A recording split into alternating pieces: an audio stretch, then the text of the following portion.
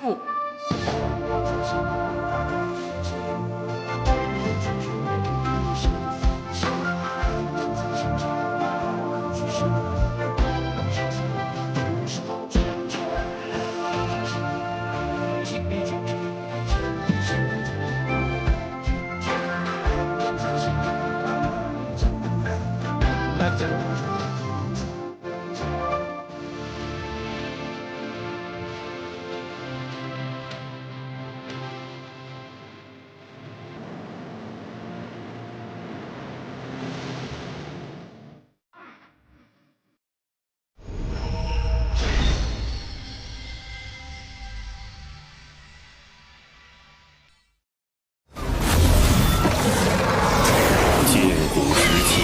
巫族崛起，欺压妖族。妖皇东皇太一于不周山顶立妖庭，与巫族展开一场大战。期间，妖族10太子化作10日炙烤大地，致使生灵涂炭。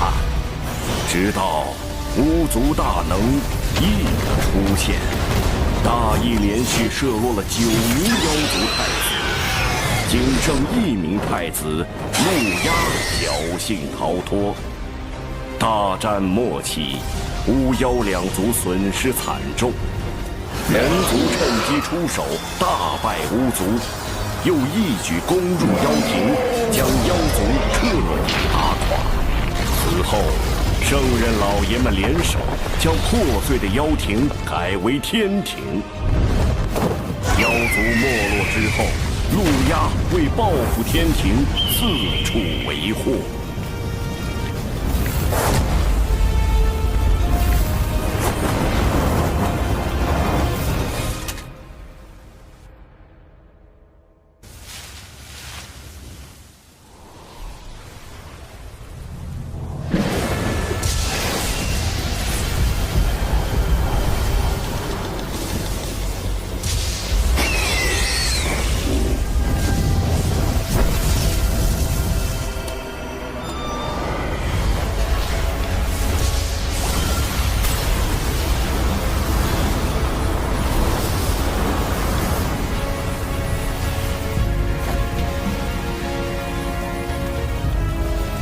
失礼了，我这儿有个小小请求。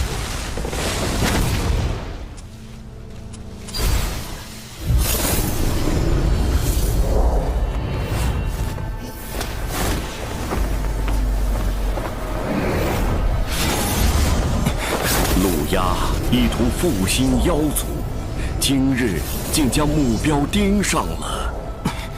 师父。还不够快，再快点，再快，要快！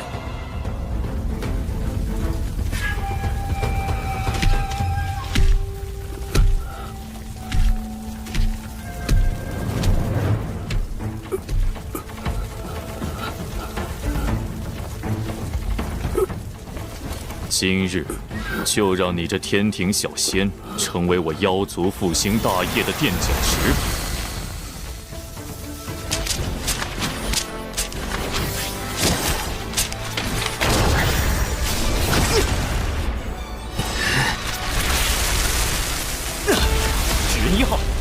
出击！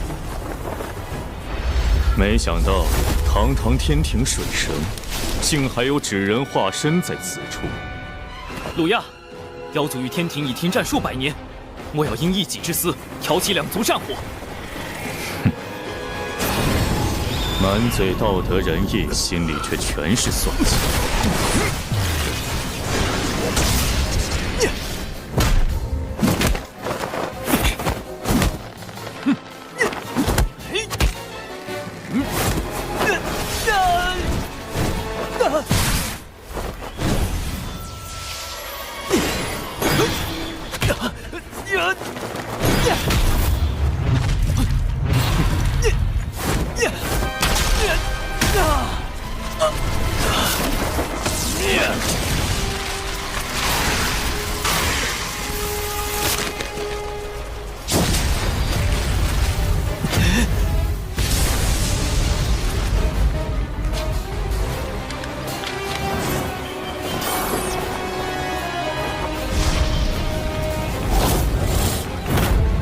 纸人2号，出动！好在提前安排了纸人化身保护师傅。我的目的当然不是跟陆压拼个你死我活。纸人1号被毁，纸人2号的师傅一旦被追上，必定……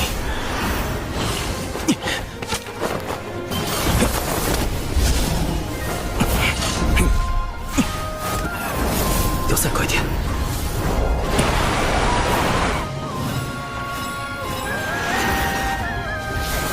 快点，再快点！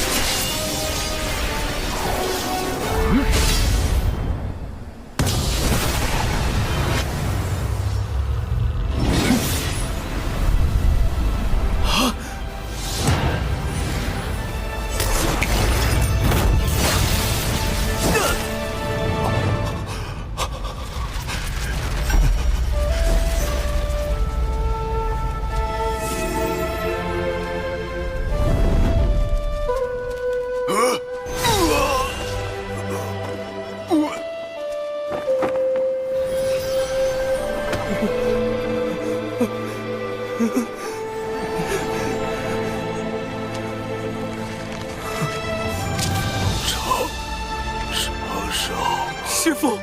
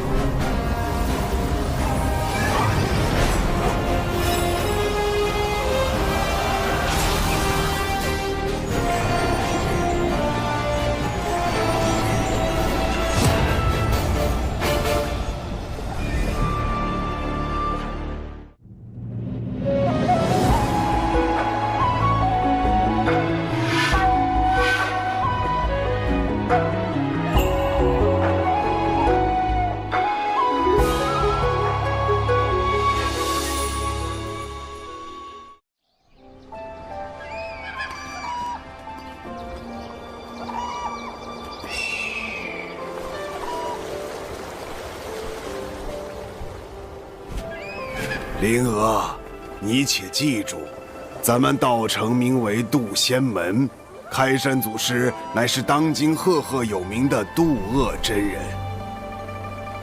渡厄真人可是与我人教祖师爷太清颇有渊源。太清，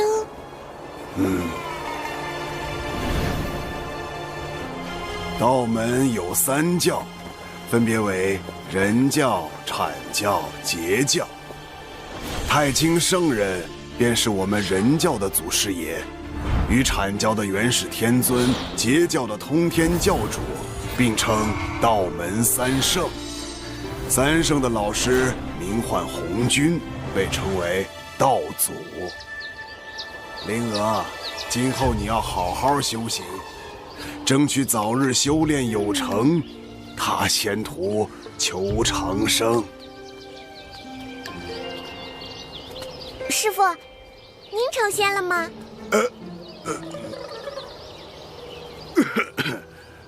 你还有一个师兄，为师100年前收的徒弟，现如今也算是能独当一面的良才了。就是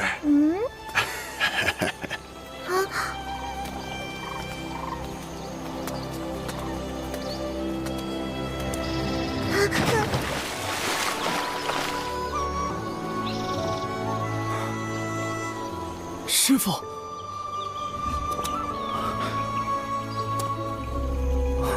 师什么父？你小子屁股又痒了是吧？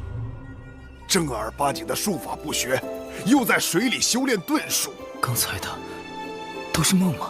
也不见你修为怎么还在长。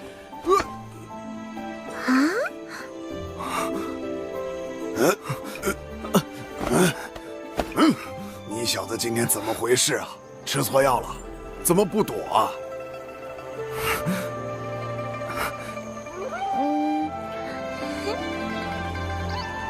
徒儿只是觉得能被师傅打，也是一件极为幸福的事。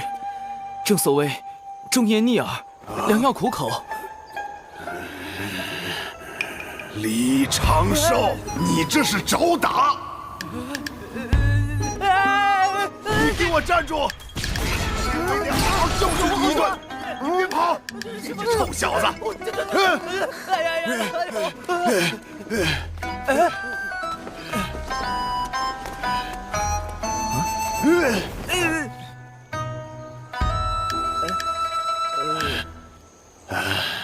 行了行了，总之你没事就好。为师这2个月要闭关，你师妹兰陵娥就交给你照顾了。记住，不许教她歪理。是，师傅。师傅再见。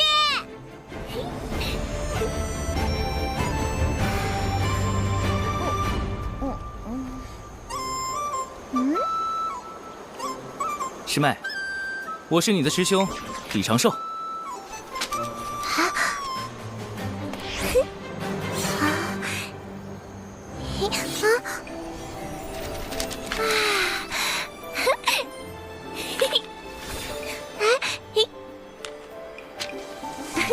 我正在给你做体检，请不要误会我，因为我是一个价值观很正的男人。价值观，仙界的名字果然很高深。没被夺舍，没有魔宠，没有被下蛊、下咒。考核通过。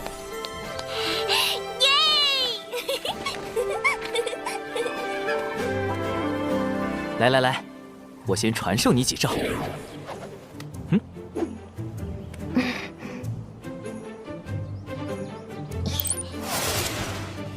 第一招，永远不要低估你的对手，在了解他的真实修为之前，不可贸然出手。冲上去弄死他！你就是正义的化身。种种无事发生，先跑再说。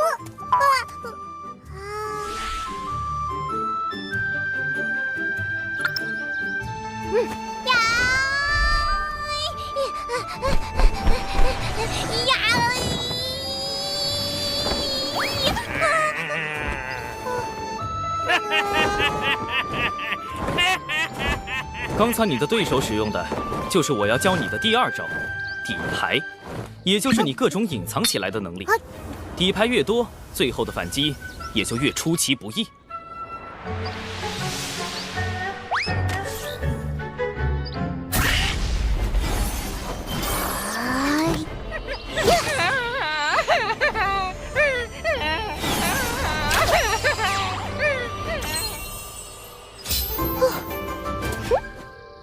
第3招，打不过就跑。如果你预估下来，觉得自己打不过对手，不如先行撤退，另找高手相救。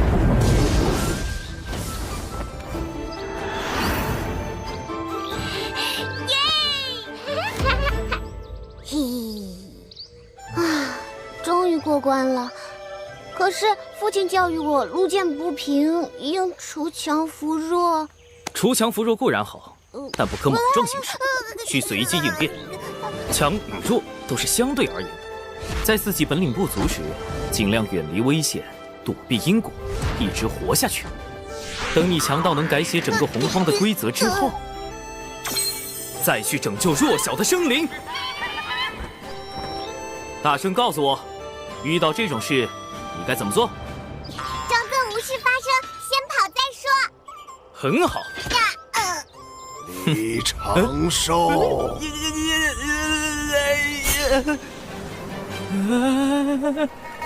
师傅，有话好好说啊，师傅。哎，你套拂尘做什么？没有啊，有话好说哎，没打着。哎呦，饶命啊，饶命！师傅，哎，哎呦，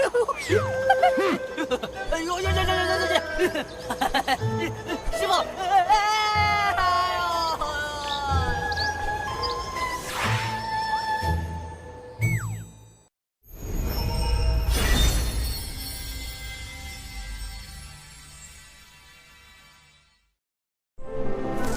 为师马上要进入长时间的闭关，灵娥就交给你照顾了。您不怕我教坏师妹了？为师不在，灵娥的确需要适当自保。师傅，当然，你那些歪理，为师绝对不认同。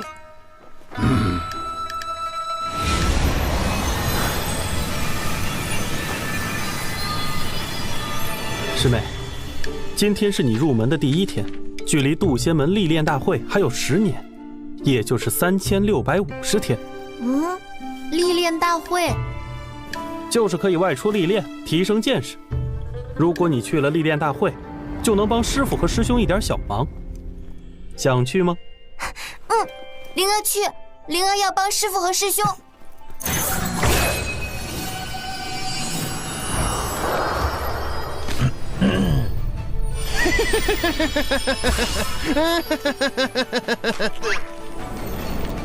要参加历练大会，首先你需要在10年内达到炼气境。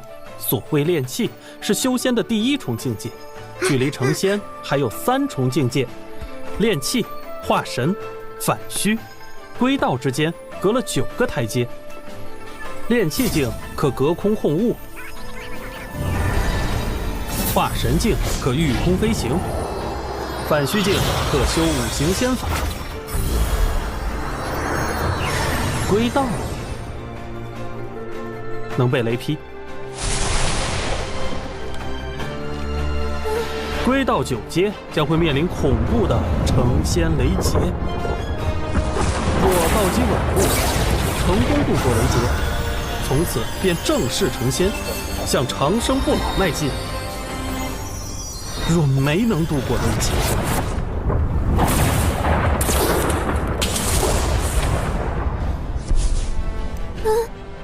生死道消，很有悟性。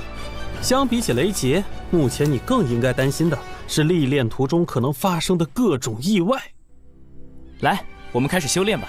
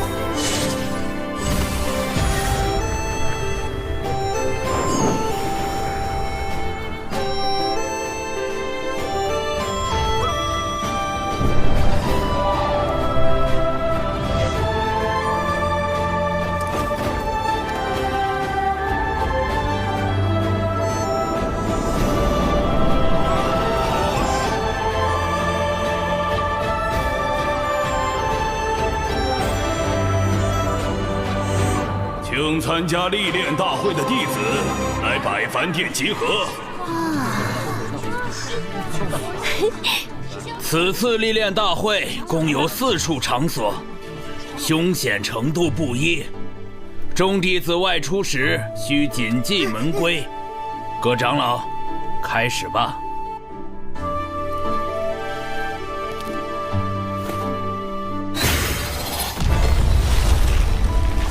阴阳为爻，八卦形生，坎水、离火、震雷、地坤，起！为方便遴选弟子，门内在坎、离、震、坤4个方位设置了关卡，分别对应东海之滨、中神州、南赡部洲、北俱泸州4处历练，难度依次增加，众弟子需酌情选师姐择。我们真的要去北周吗？北周虽然危险，但奖励也很丰厚。放心吧，师姐会保护你的。果然有北周。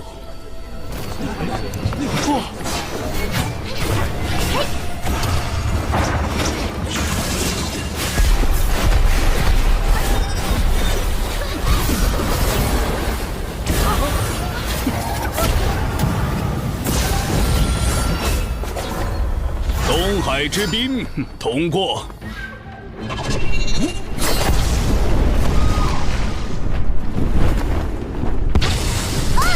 中神州失败。南赡部洲通过。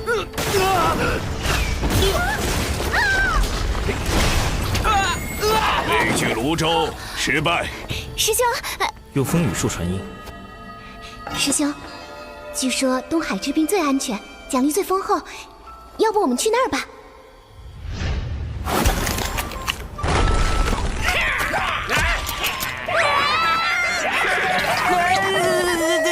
师兄，我怕。别怕，有我在。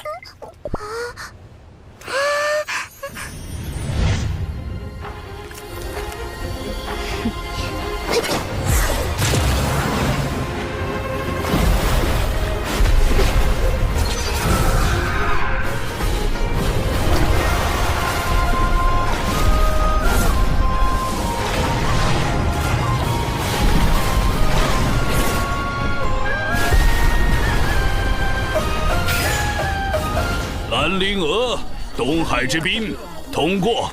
耶！你去东海之滨吧，我自有打算。臭师兄！北俱泸州失败。目前为止想去北周的都失败。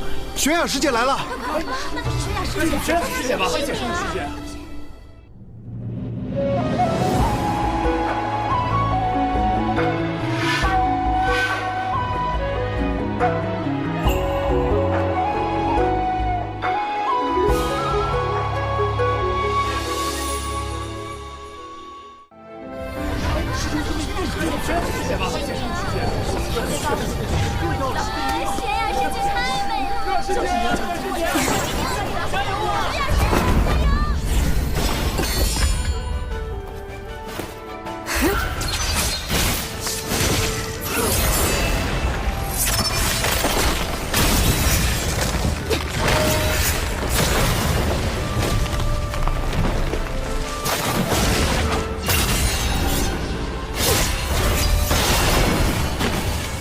友情玄雅，北俱泸州通过。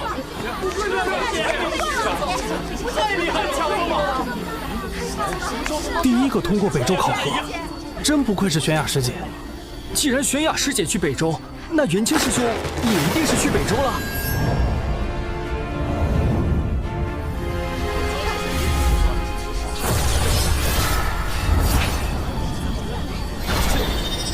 元清，北俱泸州通过。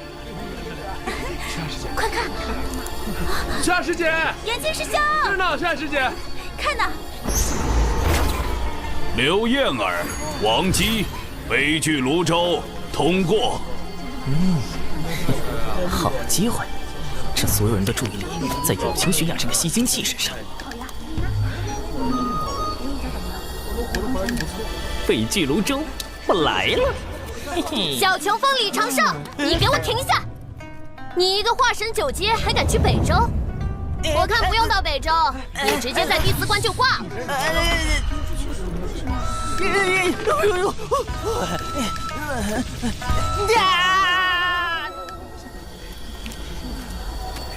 99师叔，弟子要去北周寻一味草药，门内并未限制化神境弟子前往北周，还望师叔莫要阻拦。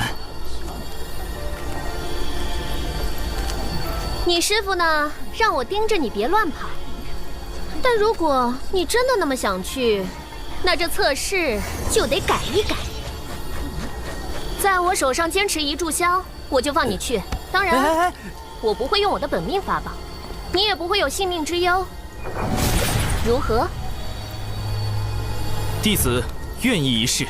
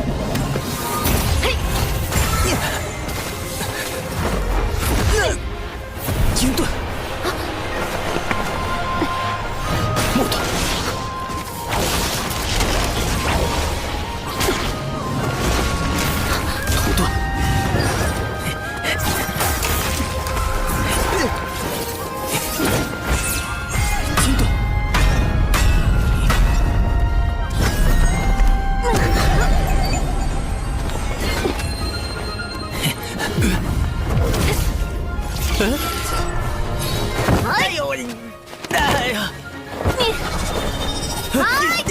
水遁，又是断水，烦死了！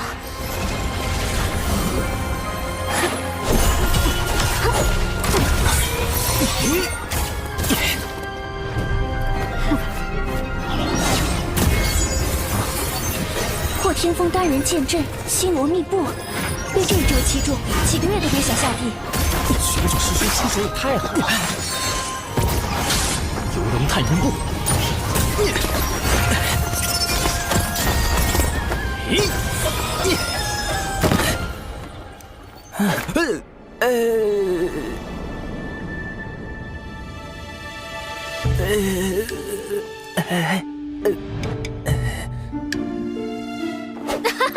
赢了，赢了！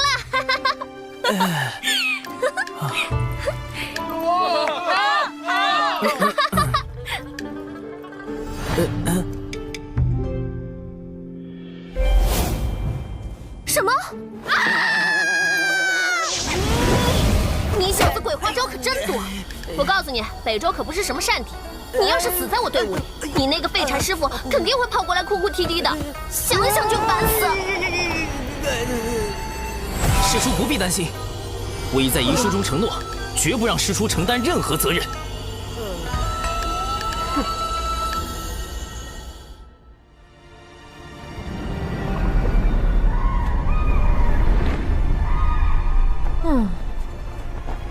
最终他还是跟来了北周，真是个麻烦虫。看在这小子样貌还不错的份上，就当放着养眼吧。总归不是一无是处。我说你小子，游龙探云步那么复杂的步法都能学会，怎么连个反虚都悟不透？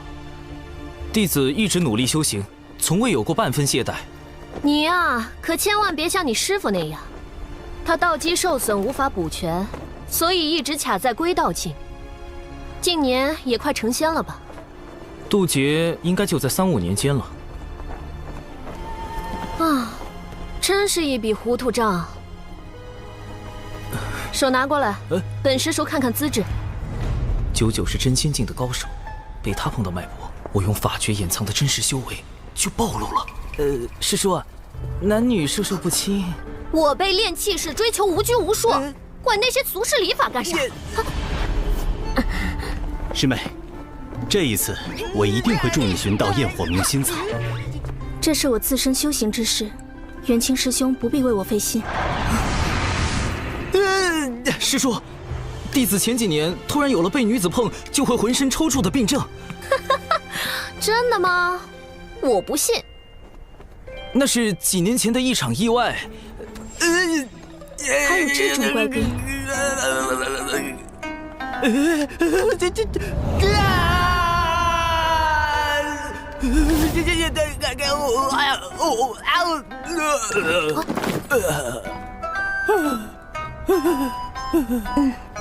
真的。友情悬崖，你不是冰山吗？混蛋！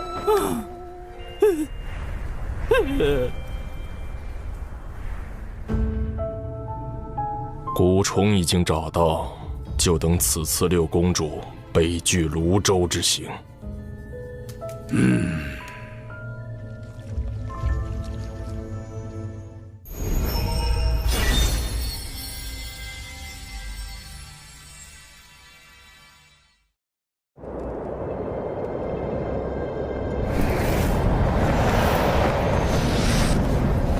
晋古巫妖大战时，天柱不周山崩塌，世间将再次归于混沌。人族圣母女娲联合道门三教的祖师爷、太清圣人、元始天尊、通天教主，剁下一先天玄龟的四角，做成天柱，护住了人间。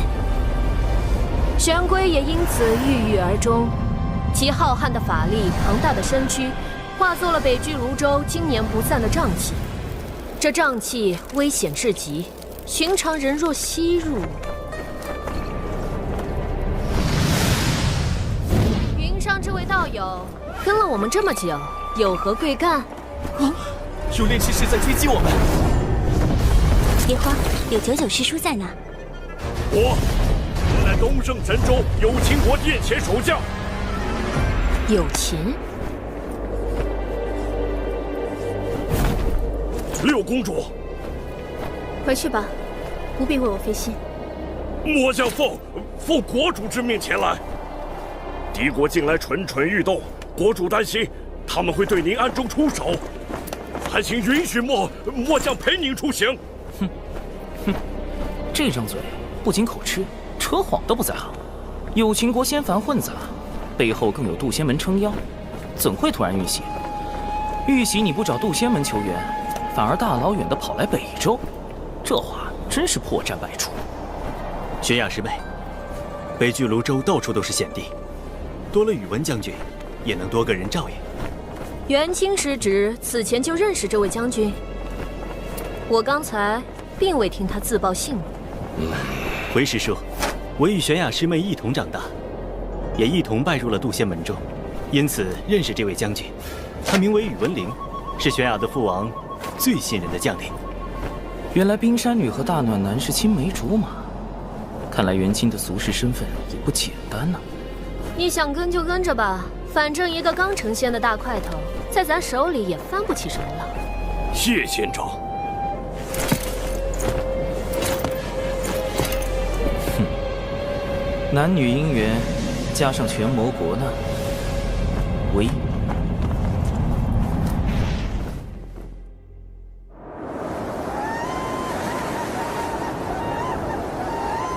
此次抵达东海之滨除妖，众弟子务必全力对战，不可懈怠。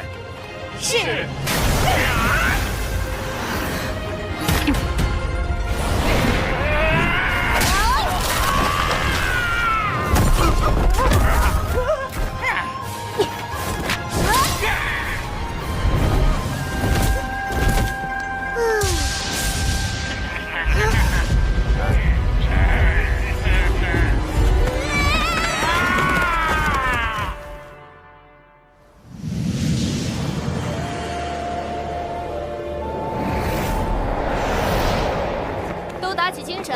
马上就要抵达北拒泸州的边界了。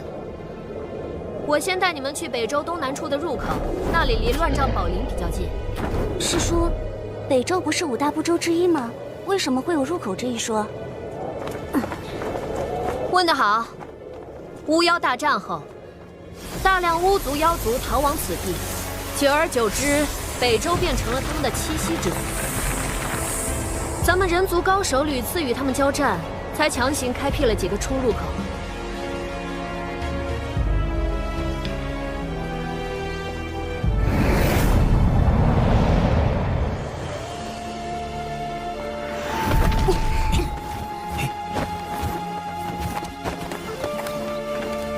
好了，你们先去附近的镇子买避障符和解毒丹，1个时辰后在这里会合。是。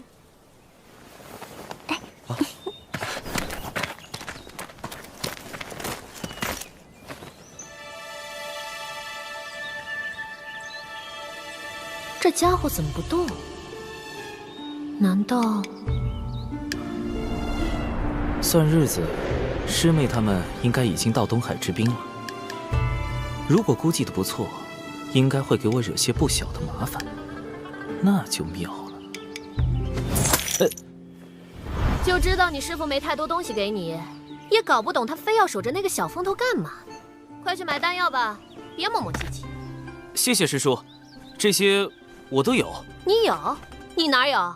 天上掉下来的？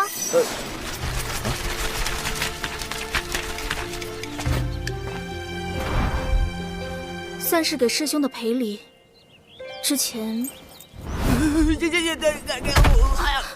这冰山绝对名不副实。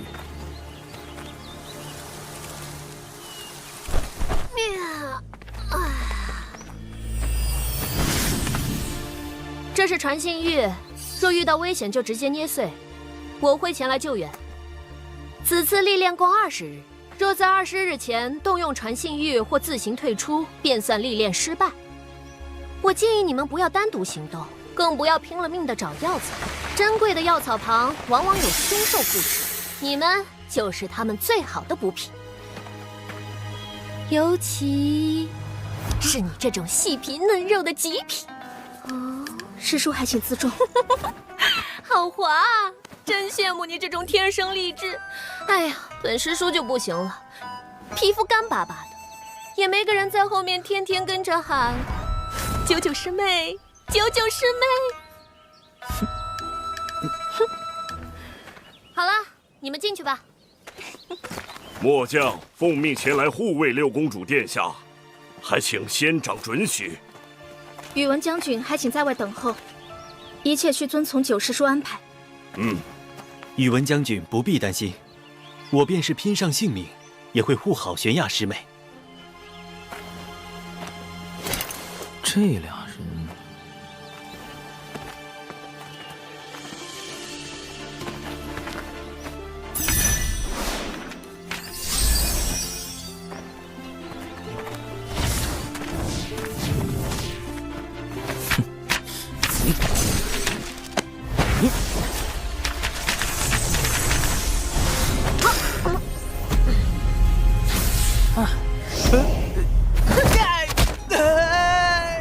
记得跟人跟紧点儿，你个化身九阶。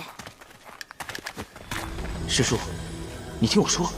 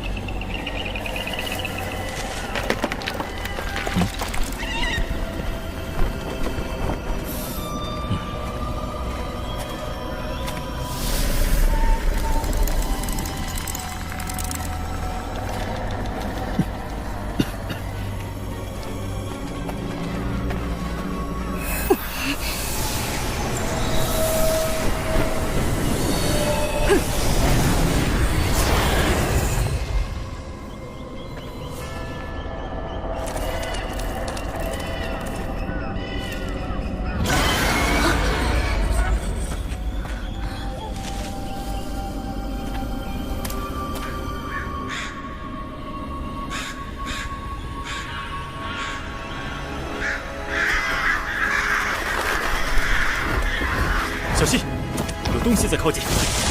叫我来。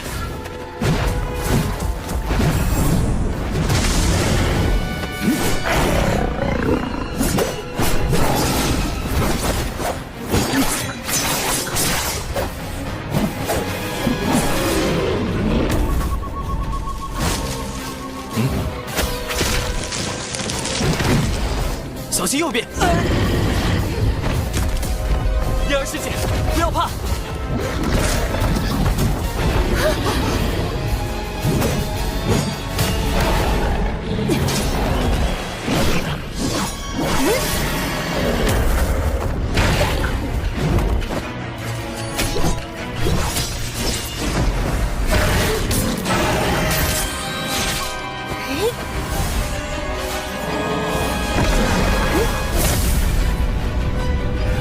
九连离火镜，这个有情悬崖竟然修成了。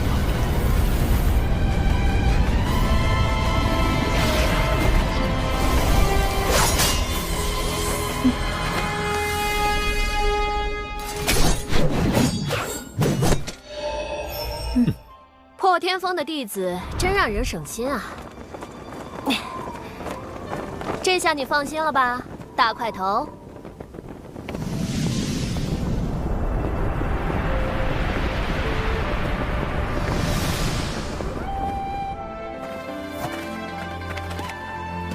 此地乃乱障宝林的外围边界，凭这几个人反虚境的修为便可应对，而我则要穿过乱障宝林。先找机会脱队，再设法摆脱跟在空中的尸树。怎么突然停下来了？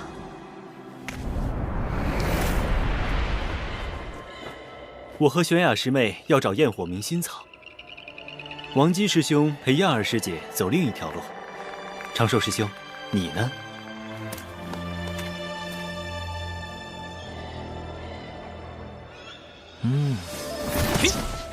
各位，多多保重，不必担心我。这个李长寿随便跟一队不就行了？怎么还分成了3路？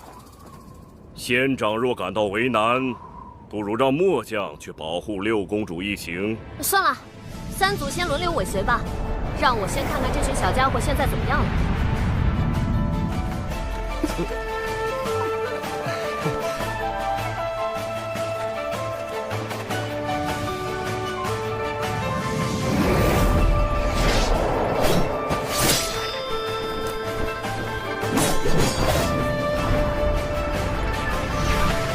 这2队倒是没太多事发生，也不知道李长寿这家伙如何了。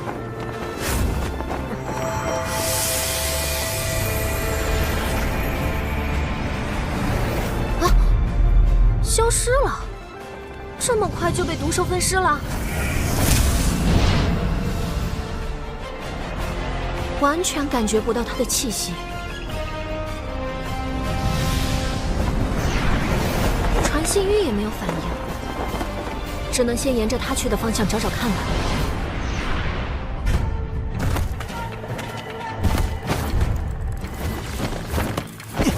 终于找到这小子了，居然已经跑得这么远，一个化神9阶的还敢往里横冲直撞，赶着去找死啊！远处的凶兽竟然没发现这家伙。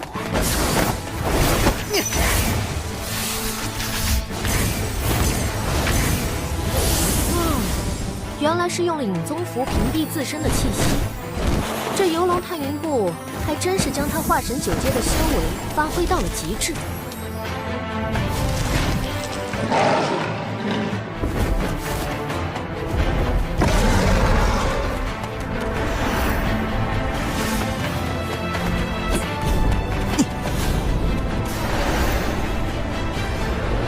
赤阳毒龙血，怪不得毒物不敢靠近。据传，10000年前赤阳毒龙已被龙族清理殆尽了，此物可是价值不菲啊！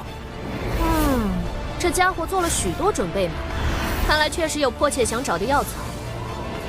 他想找什么？仙长不如下去问问。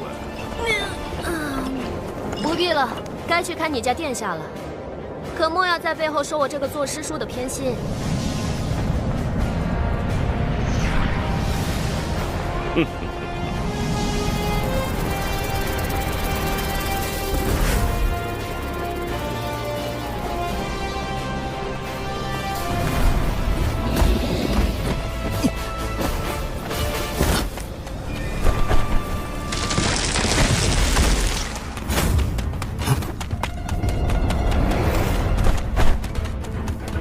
再往里走会更加凶险。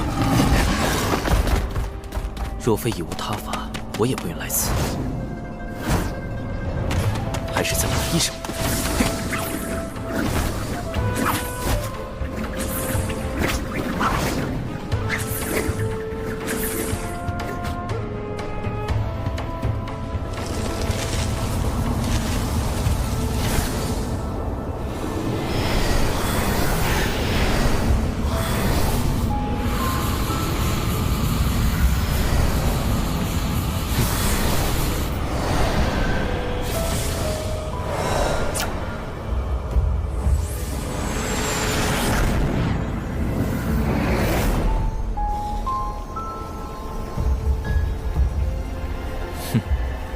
这就是蛛丝捕捉的杀意来源。此行果然被卷入了奇奇怪怪的事中了。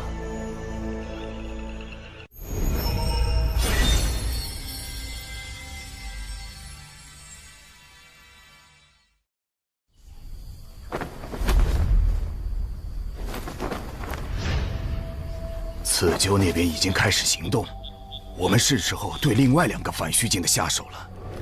昆龙阵准备的怎么样？布置完毕，绝对不会被渡仙门的人察觉。很好，此事关系到复国大业，必须让公子得偿所愿。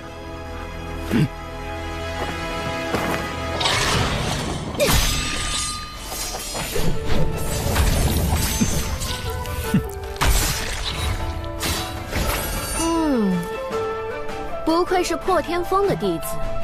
要是都像他们一样省心就好了。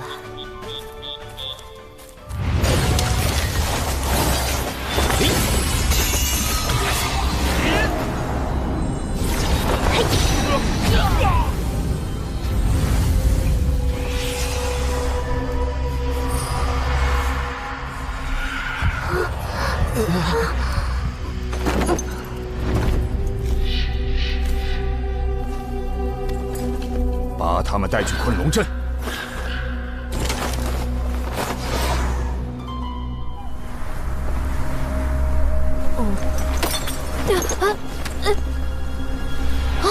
王姬、刘燕儿有危险！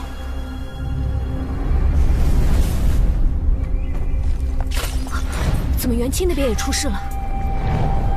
仙长，末将回去看看。好，分头行动。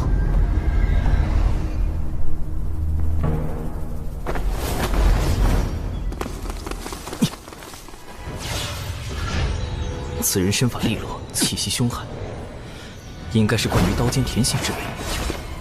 初步判定为反虚6境。这家伙可能隐藏了一些修为，但只用身法驱赶，而非御空飞行，成仙几率极低。2次判定为归道6境。跟得这么紧，恐怕他有什么能追踪我的手段。嘿。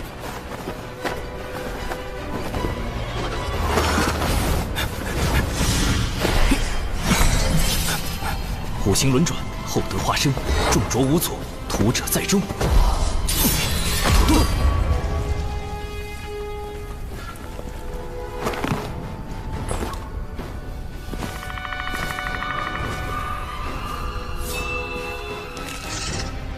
哼，倒是挺警觉。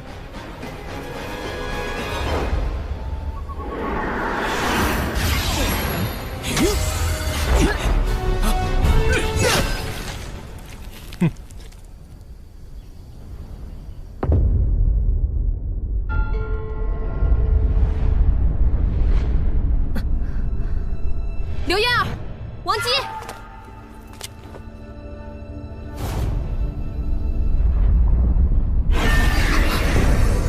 周围有股猛烈的法力波动。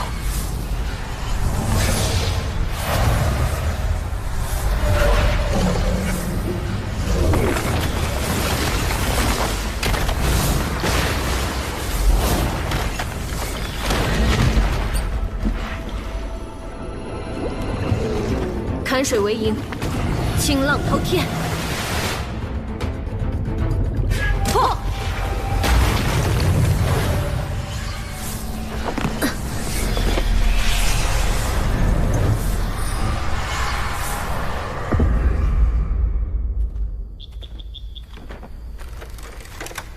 啊！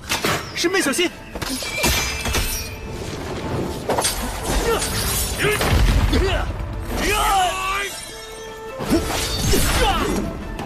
师妹，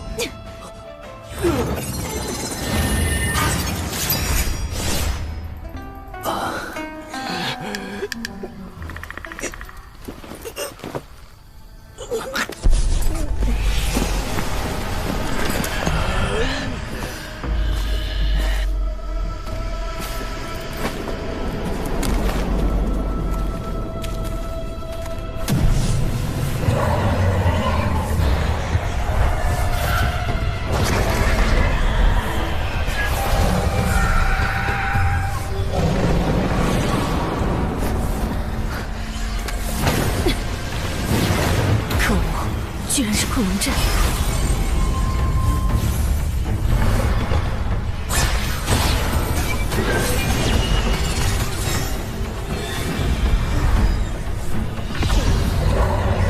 强行突破只会在迷阵里越陷越深，要出去，必须找到阵法的生门。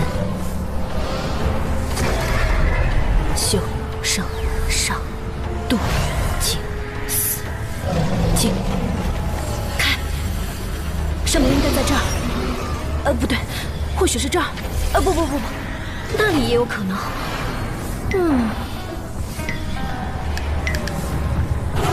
哎呀啊！何方宵小，竟然用这种下流伎俩陷害本仙！有本事出来，跟本仙大战300回合！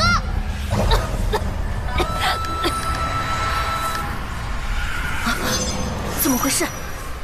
长寿和玄雅都遇险了吗？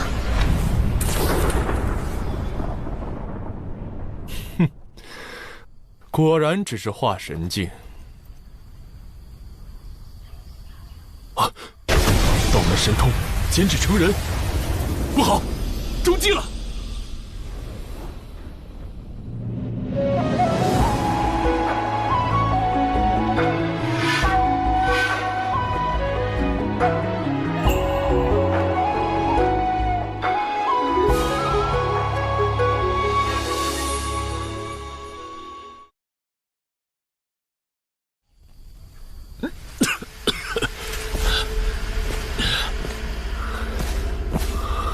好强的迷药！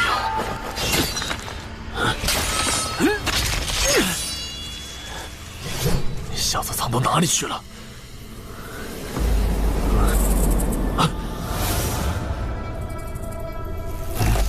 找到了！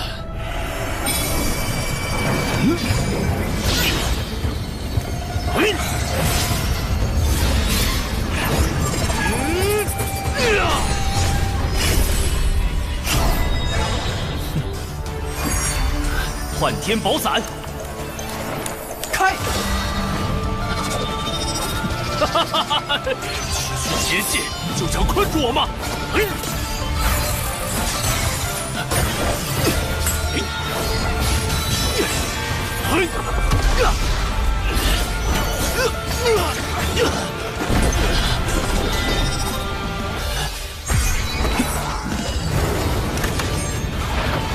第一步，封锁空间，以图制敌。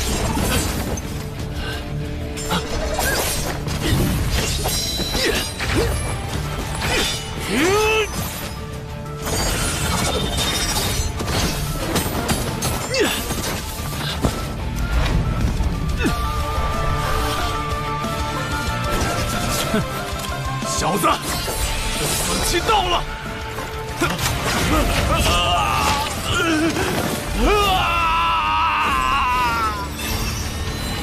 第二步，摄心夺神，深毒道消。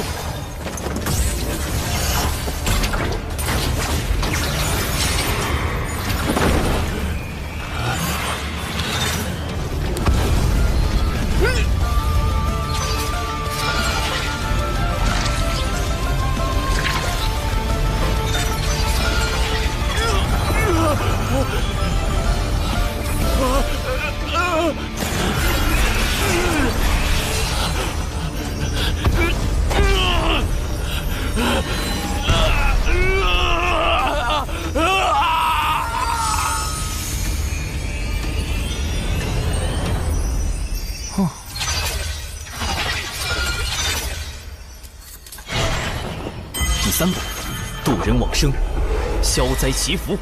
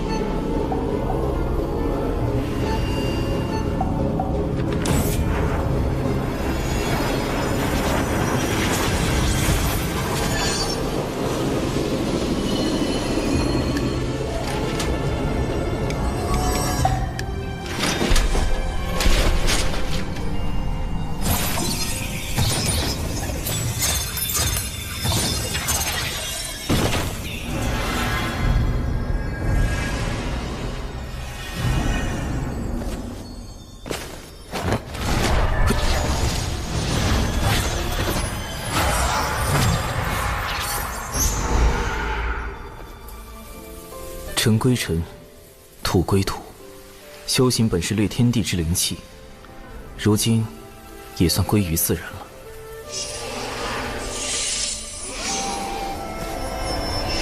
损失一个纸人，不过有这家伙的储物戒指做补偿，总体还算不亏。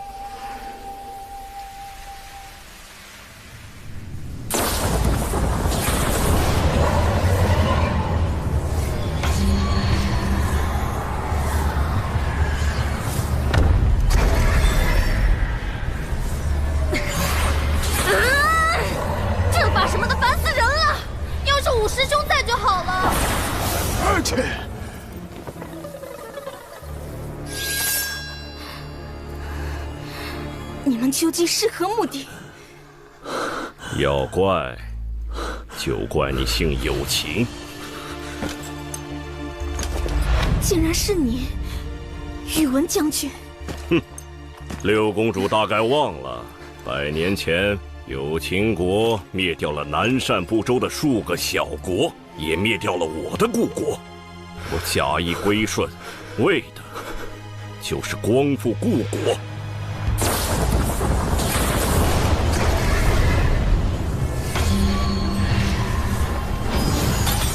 玄雅，宇文林没去救他吗？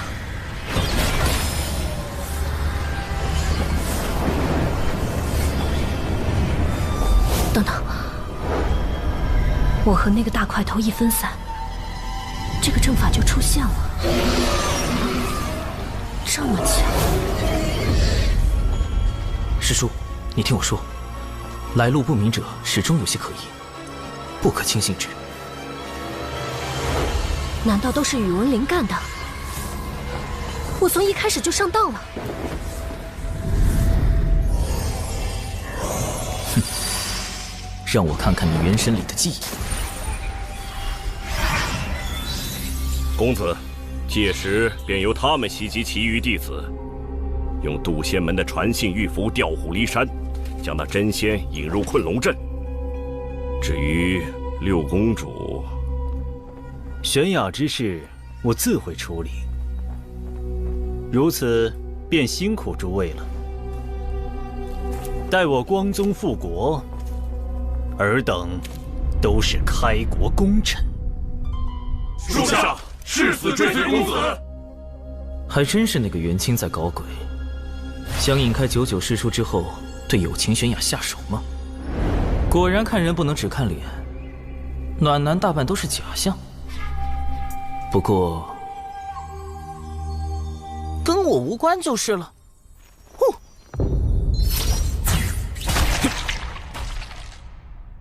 在满是毒虫的地方，用它来追踪，的确是个妙招。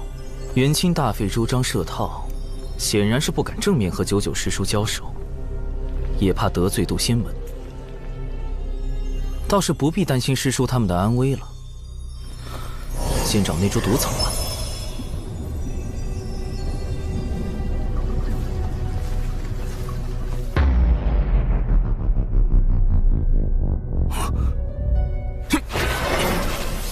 毒雨要来了，得抓紧时间搜查才行。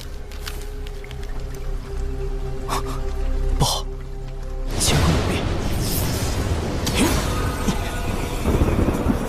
道祖在上，保佑弟子百因过斩，诛邪必异。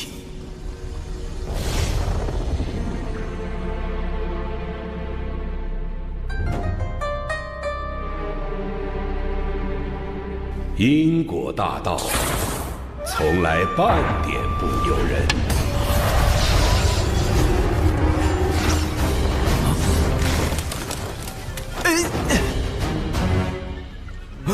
友情悬崖。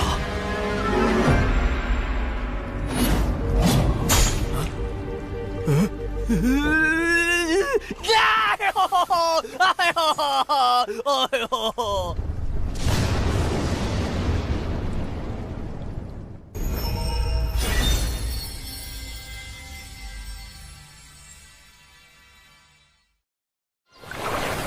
此次抵达东海之滨除妖，众弟子务必全力对战，不可懈怠。是。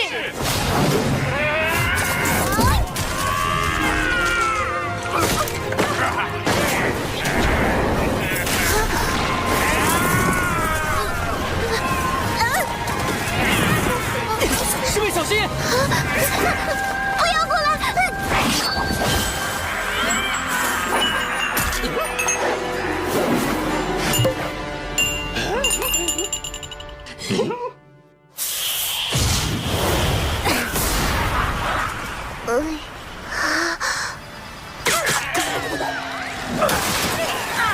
糟糕，洒毒了！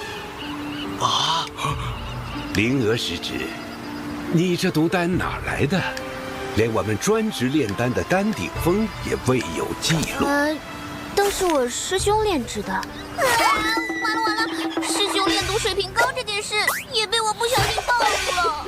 我们峰中的炼毒大家万凌云长老对各类制毒手法很感兴趣，不知能否赠予一瓶？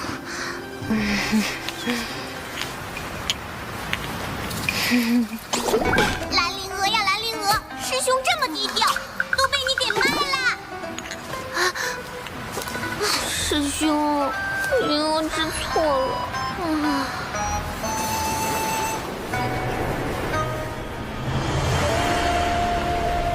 殿下，杜仙门实在太过分了，末将这就下去教训他们一顿。不费吹灰之力就能击败如此数量的下妖，这就是人族的实力吗？我龙族威也。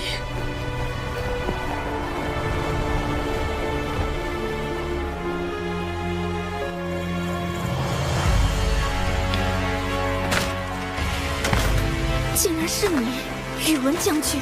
哼，六公主大概忘了，100年前柳秦国灭掉了南赡部洲的数个小国，也灭掉了我的故国。我假意归顺，为的就是光复故国。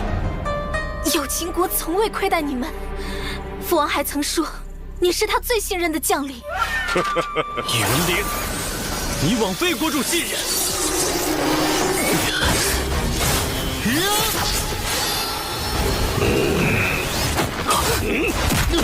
师兄，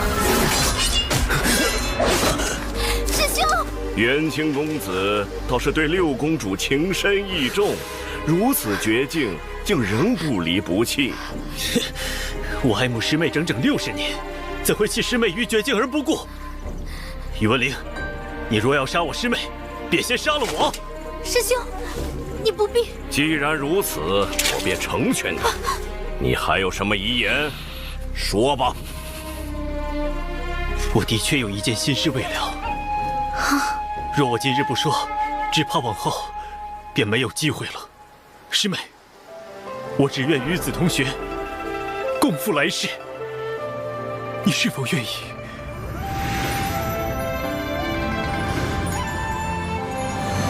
师兄，师妹。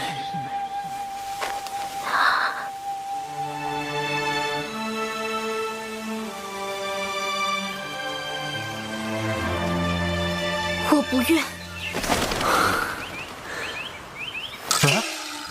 我不愿。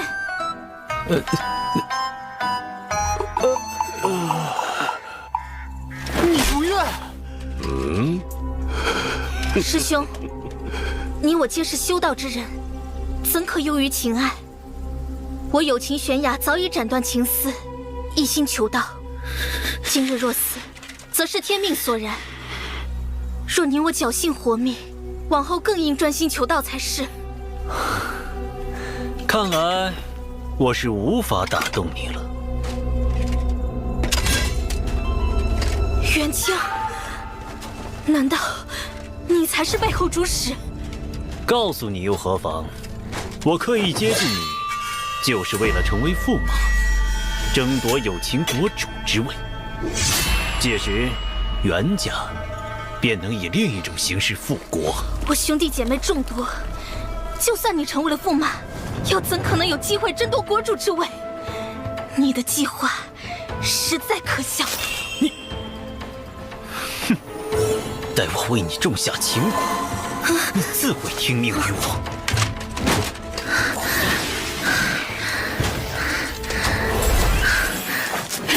我以宝符。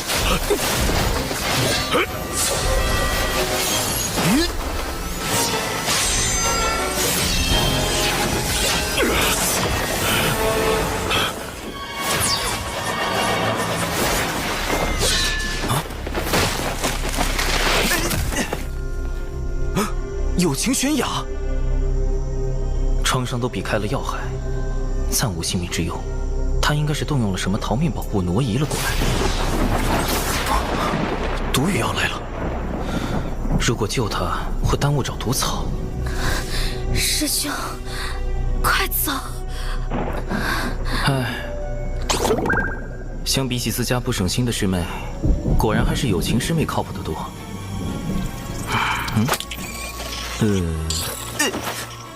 带你办成吧。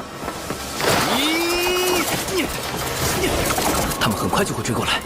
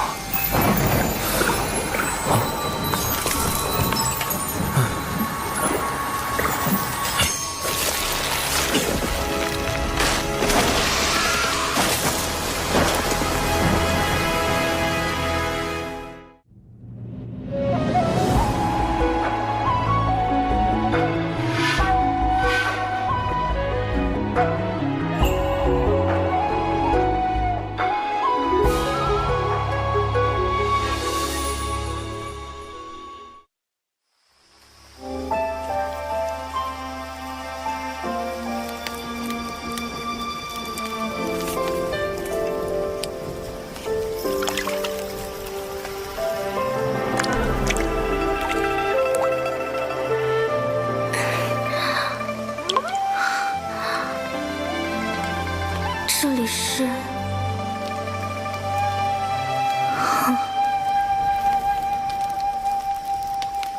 是长寿师兄救了我，他真是个好人。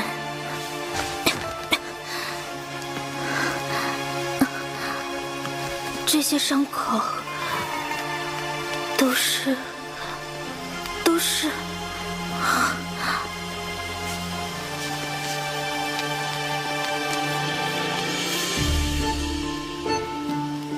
不过，长寿师兄似乎提过，弟子前几年突然有了被女子碰就会浑身抽搐的病症。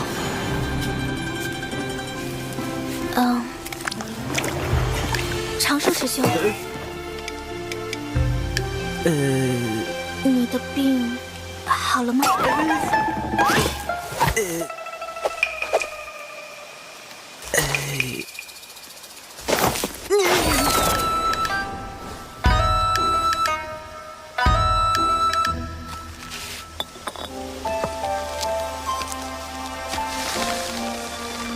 一言赠师妹，人心隔肚皮，不可轻信之。下附地图一份，可绕路离开此地。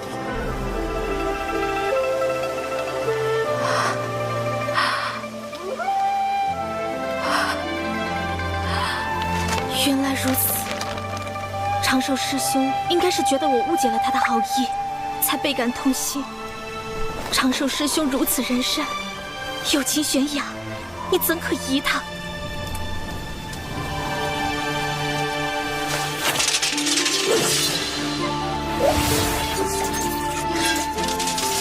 活下去，去揭穿元清的嘴脸，去报答长寿师兄这般仁善之人，去通知父王，提防恶贼，救援玉灵，牵连护心。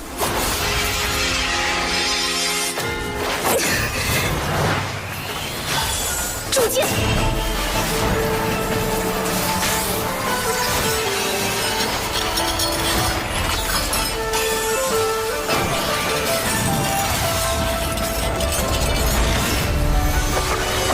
火灵剑，起！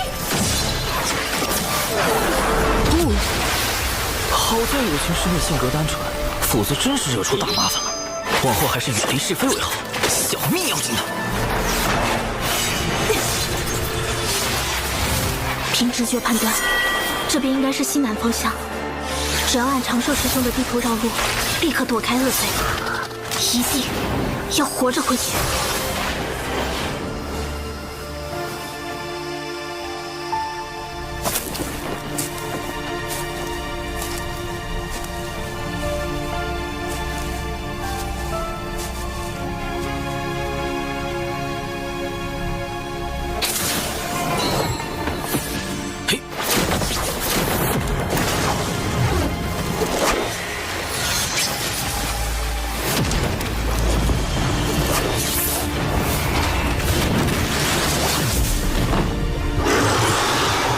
进北周找仙节草已经10来天了，一点踪影都没有。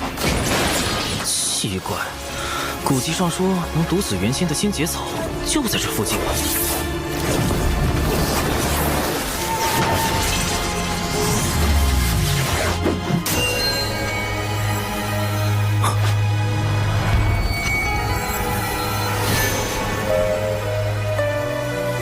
找到了，仙节草。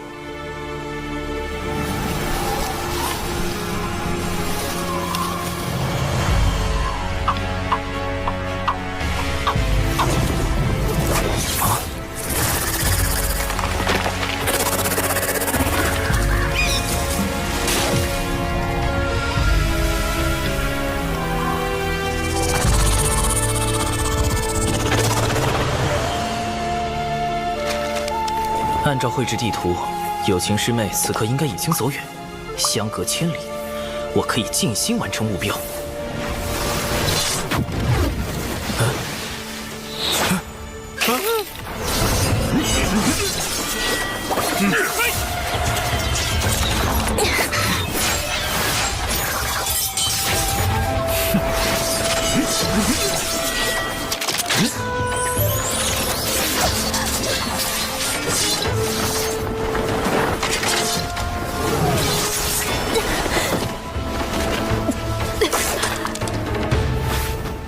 怎么又遇到他了？这个有情悬崖有毒是吧？干脆改名有毒悬崖吧！这里可跟我给他画的地图差了足足2000里。他是路痴吗？到底是救人还是救草啊？难道要我再犯一次大错？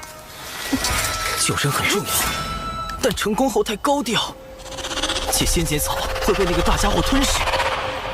救草符合北周之行的目标，但有违良心。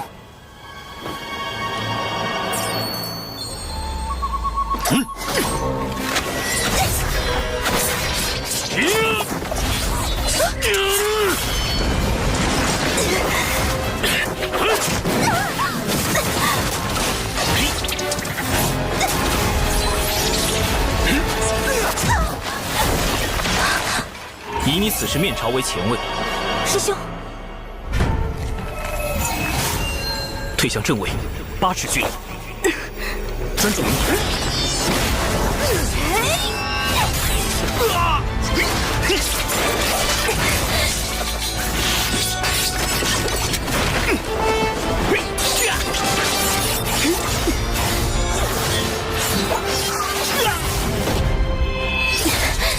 好在有长寿师兄指点。仙阶草有剧毒，我还是再吃一颗解毒丹吧。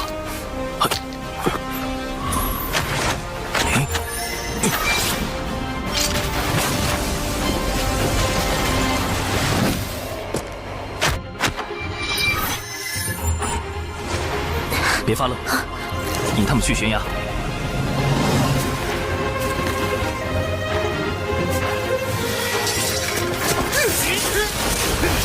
六公主已按计划被追至悬崖边，虽有临阵突破之计，但法力已不动。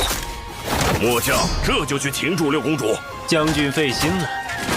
末将也很疑惑，您是如何做到60年都未能打动六公主芳心的？今日之事多有坎坷，还请您做好杀死六公主的准备。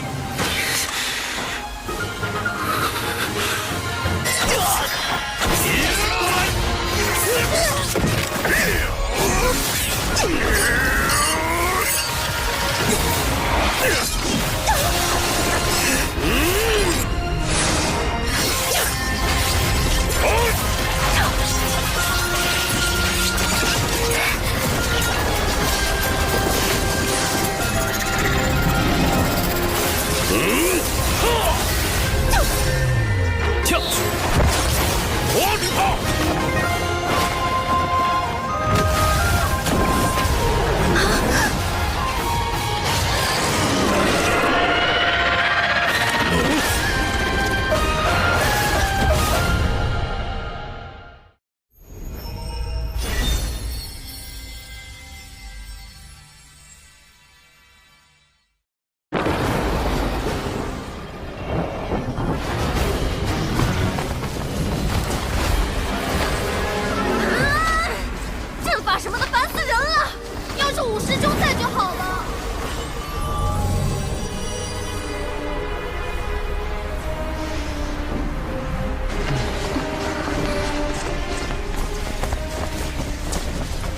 失联这么久，那3个家伙也不知道死没死。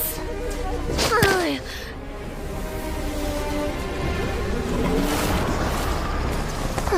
小九，亦可知罪。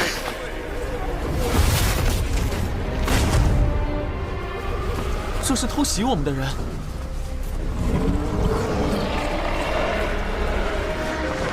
破了困龙阵，一掌震碎了2个原先的元神。这修为，难道是师父忘情上人来了？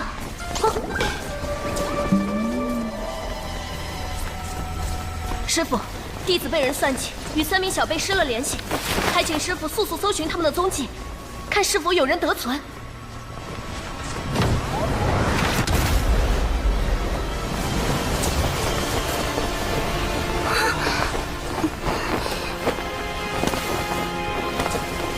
咱师父没来，是我，你足智多谋又英俊潇洒的五师兄九姑啊！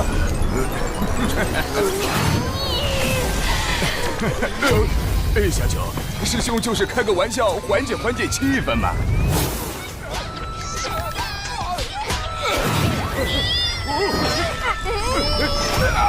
我尚未成仙，在北周难有施展，还请助我寻找徒儿长寿的下落。萧秋风一脉，不胜感激。启元师弟放心，我来时见这2名元仙不断修补阵法，应是算计小九他们的元凶之一。待我查看下他们的元神记，定能找到些线索。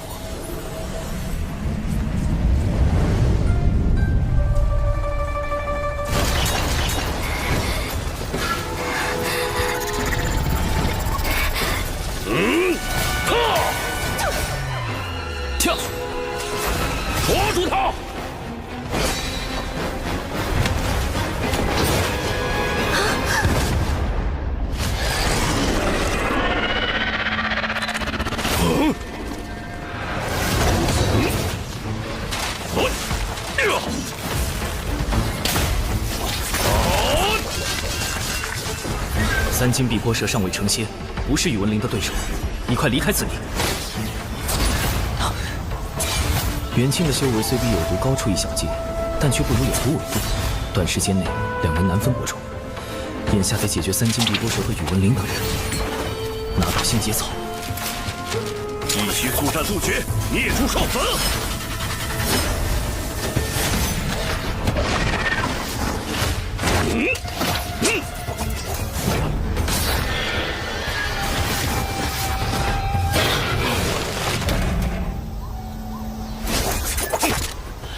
将军，我等。待我助公子抓到六公主，再来救。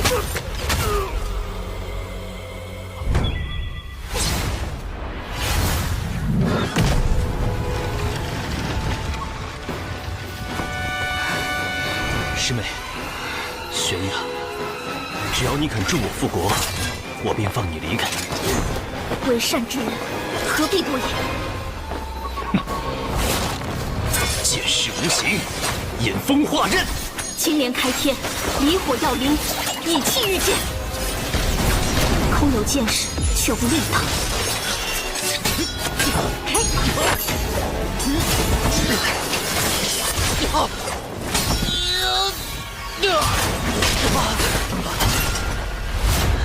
若非为了能跟上你，我又怎会靠丹药来提升修为？你急于求成，引入邪路，此后难登仙道。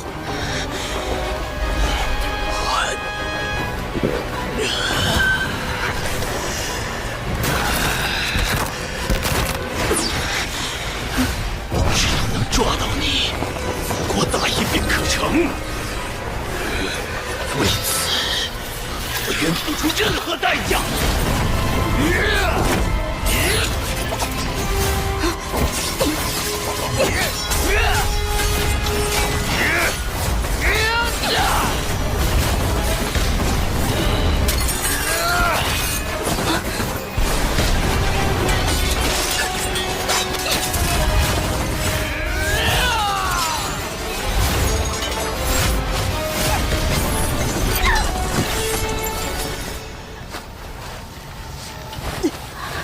若你早就倾心于我，一切何至于此？元清竟与宇文灵是同谋。按照他们的计划，还有2国人分别去袭击了玄雅师侄和长寿师侄。长寿只有化神境，如何会是这群人的对手啊？时地莫急，咱们先根据这2人记忆找到宇文灵，才能确定小辈们的安危。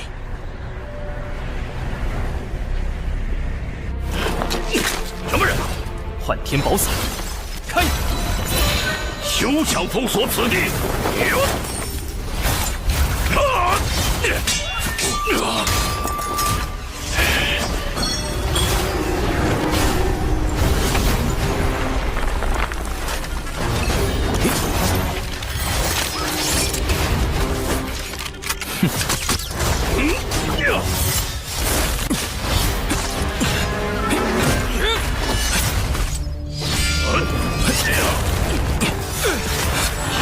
会术。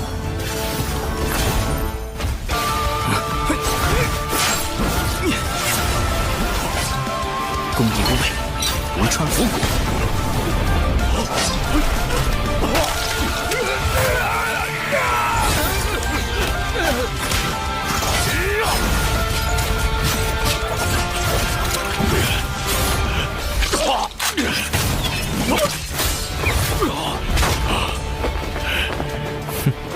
剑，是你！宇文灵至元仙境界，即便身躯受制，未尝没有其他术法，仍需小心。眼下先解决此人。绝学出鞘，幻天破魂！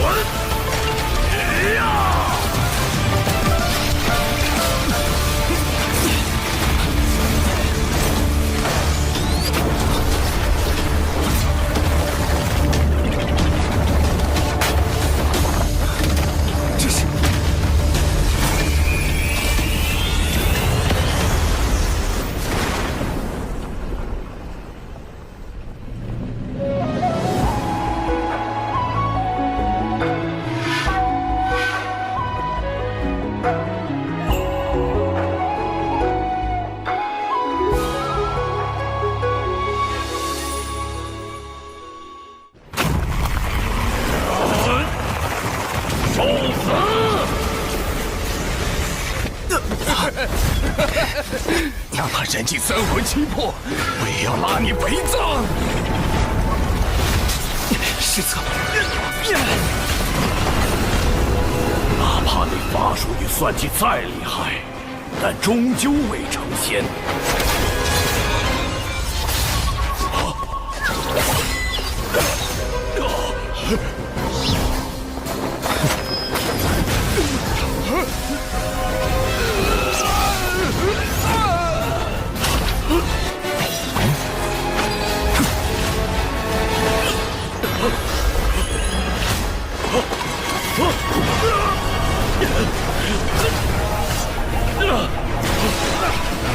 只要元神回到身躯，就能转生。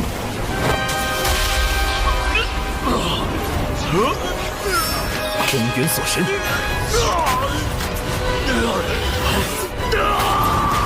仙头不去灭。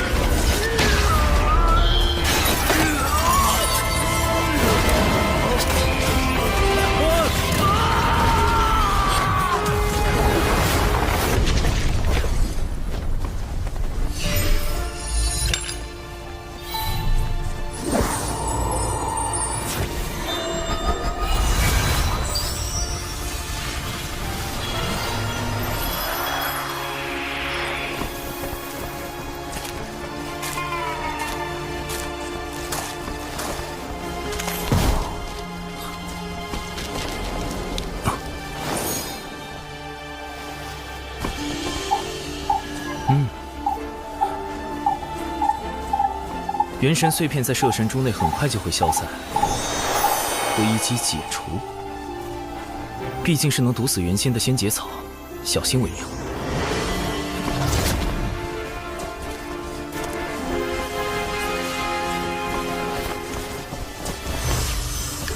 采药不绝种，福元免损竹。总算到手了，还剩最后一步。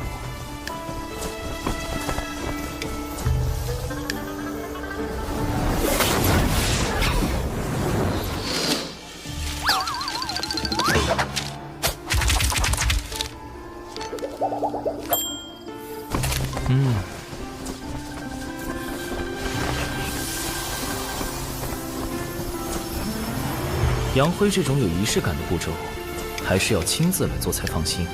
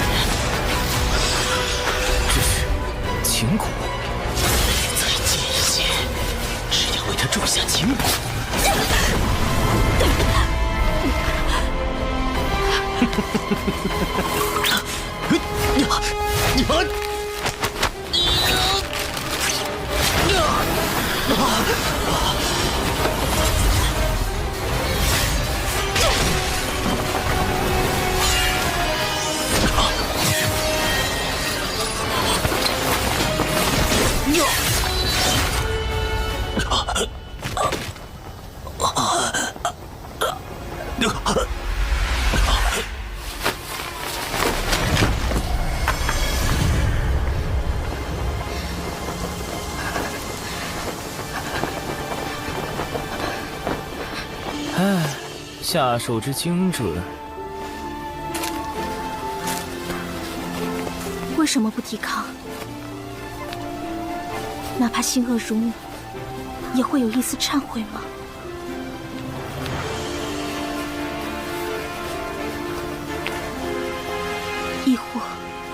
是被人逼迫。不愧是有毒师妹，竟然还有自灌鸡汤的本领。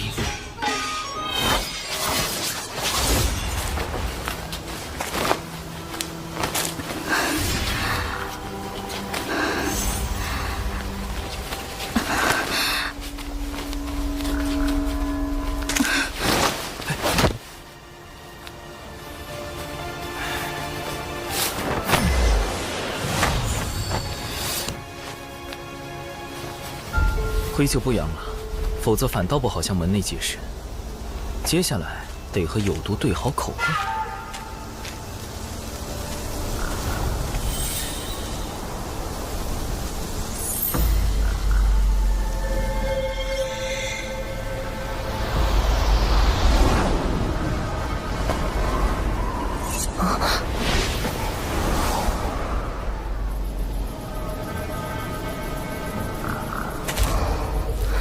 宇文灵的本命法宝碎了，这么说他已经死了。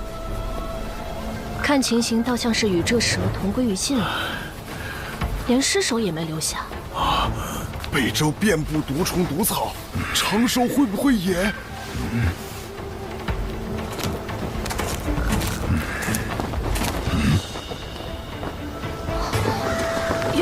元清也死了。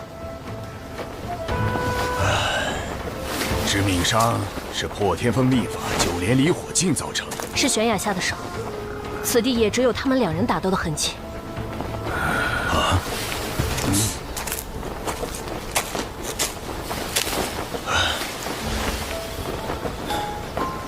重瞳三头猪的蛛丝，这里有第三人在场，此人潜藏暗处，以蛛丝事物，心思缜密，不容小觑。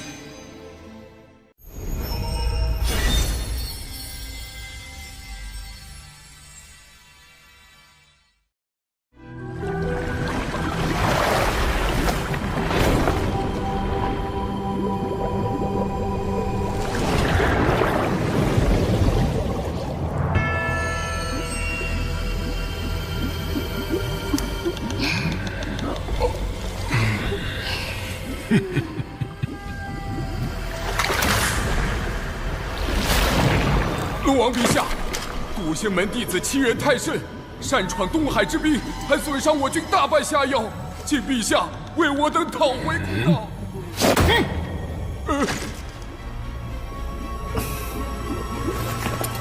父王，如今天道大兴人族，道门背后更有圣人撑腰，不宜与之为敌。二太子殿下，我龙族乃远古霸主祖龙血脉，为天地镇守四海，岂会惧这小小宗门？末将以为该让他们知道，谁才是东海真正的主人。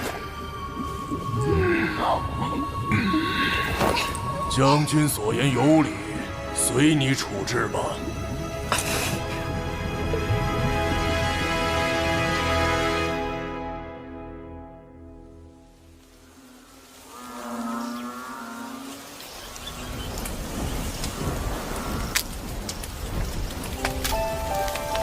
此次幸得师兄相救，我才能躲过元清与宇文灵的围杀，留得性命。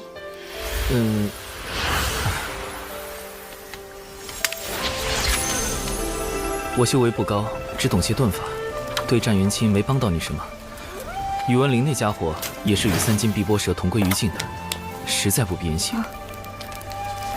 那个，有件事我想拜托有情师妹。但凭师兄吩咐，玄雅万死不辞。没这么严重，是我素来怕麻烦，不想引人关注。烦请师妹回禀师长时，不必多提与我相关之事。绝对不要把我扯进风波里，低调才能躲避因果。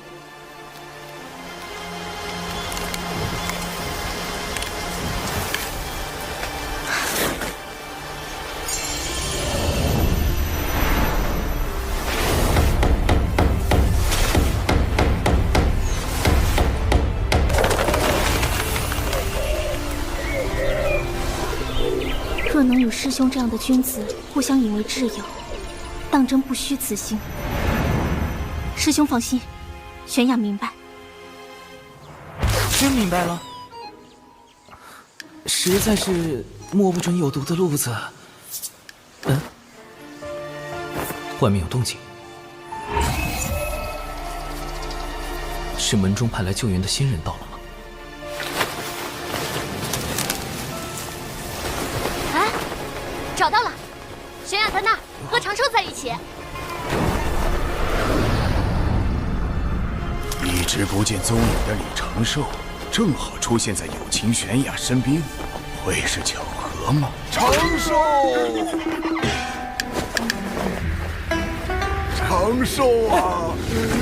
你可是小秋风的独苗啊！如果有个3长2短，不是还有师妹吗？小秋风就你们2个独苗了。师傅，你的身体？不打紧。闭关重击成仙，天劫时出了些岔子。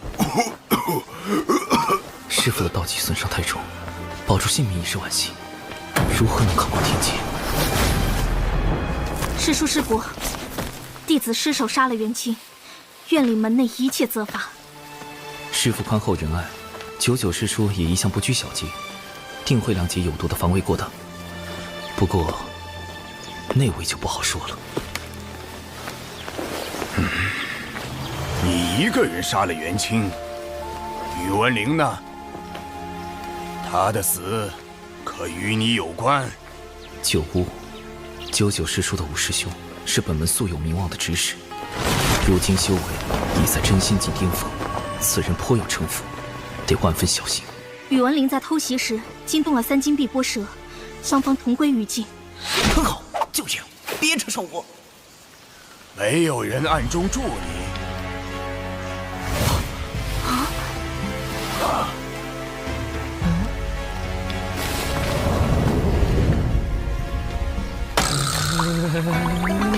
此事与长寿师兄无关，他只是见我被围攻，用遁术助我脱离危险，一切都是弟子的错。有毒，快住嘴！越描越黑了喂！长寿师侄不为他辩解吗？弟子不知道具体经过，不敢多言。你倒是稳重，玄雅师侄弑杀同门乃是大罪，回山后副掌门自会公正裁决。只是，似乎玄雅师侄还有位帮手，在暗处用重瞳3头猪的蛛丝窥探。正巧，这附近也有不少相同的蛛丝。大意了，3头蛛丝，那是什么？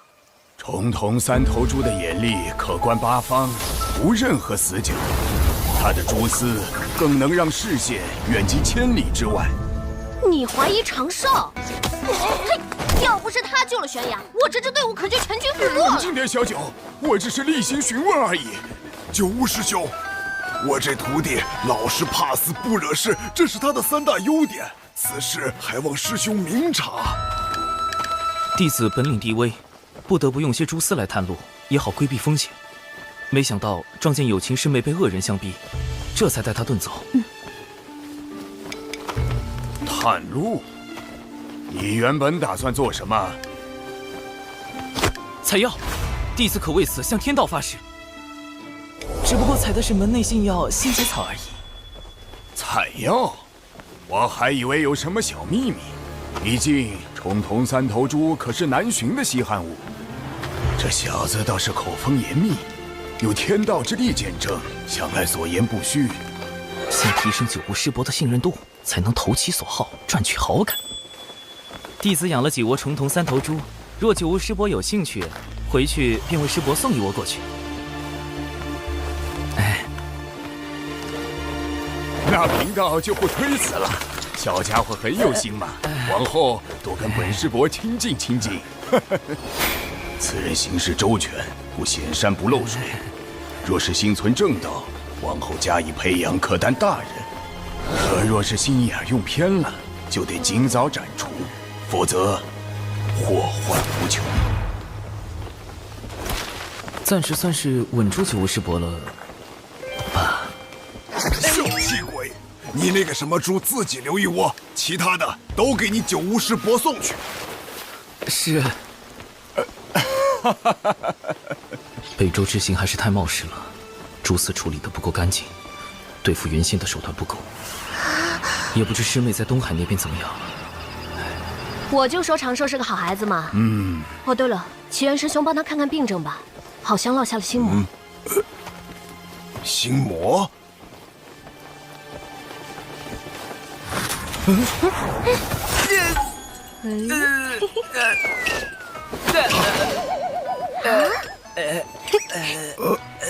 我去，这小师叔又读了什么？不对，招号里有9字的，就离谱。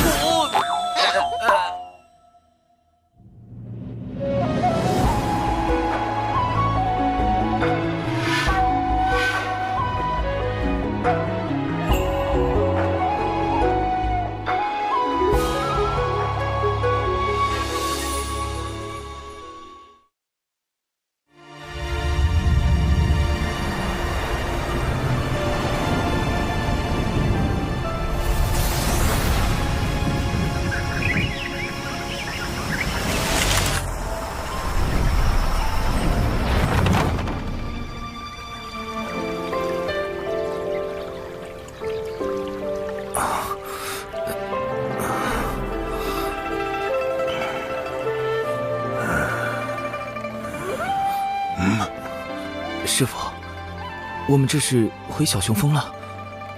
此次历练，你的心境出了些问题，好在并不严重。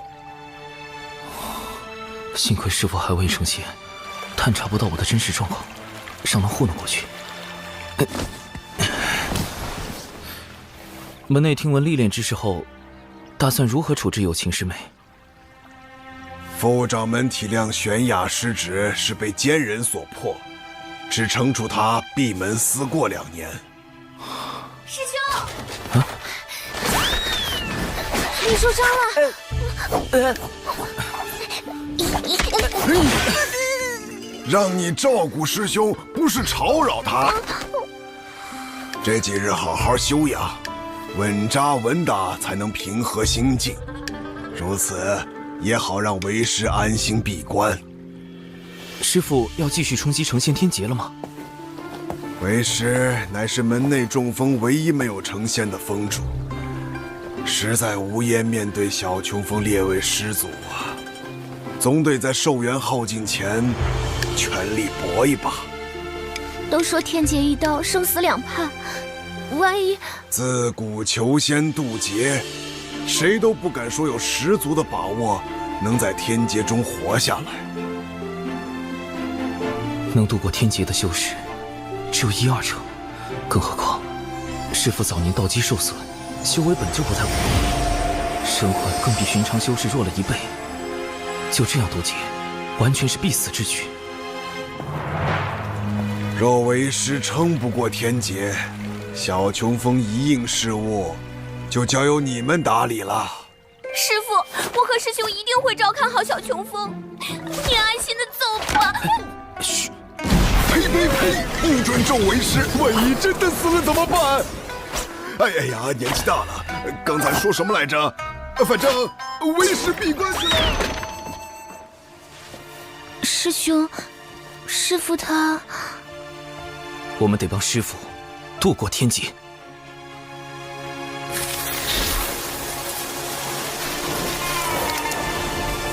成仙天劫对于所有炼气师而言，都是无法避免的历练与磨难。天道会根据渡劫者开始修道时的资质，降下不同威力的天雷。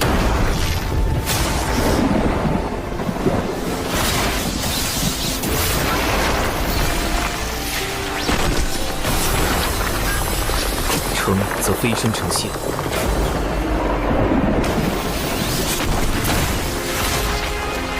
败则灰飞烟灭。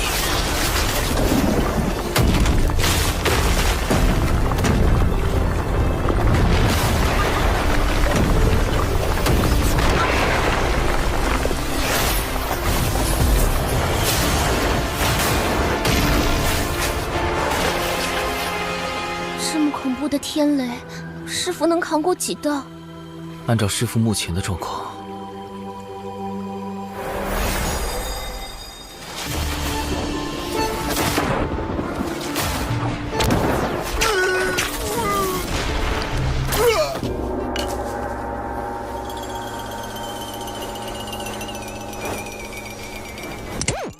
那以后就只剩下我跟师兄相依为命了。你是难过呢，还是装难过？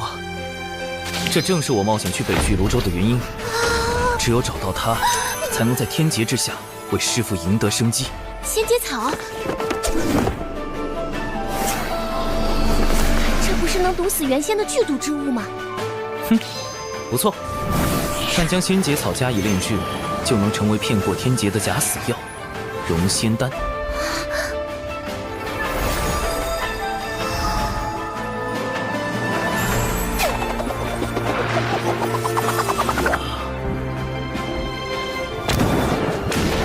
理论上，渡劫者扛住第一道天雷，自身便会产生一缕仙灵气息。若在这时服用容仙丹假死，冰解肉身，就能躲过后续的天雷，化作浊仙。虽然神通不如正常元仙，但寿元相同，还能继续向上修行。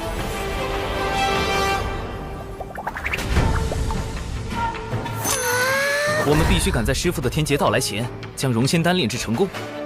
这样，师父存活下来的几率就有98%了。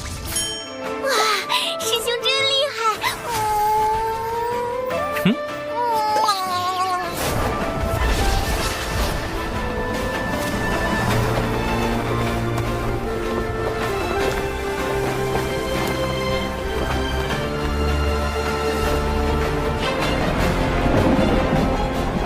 拯救师父行动开始。我师兄实在太稳健了。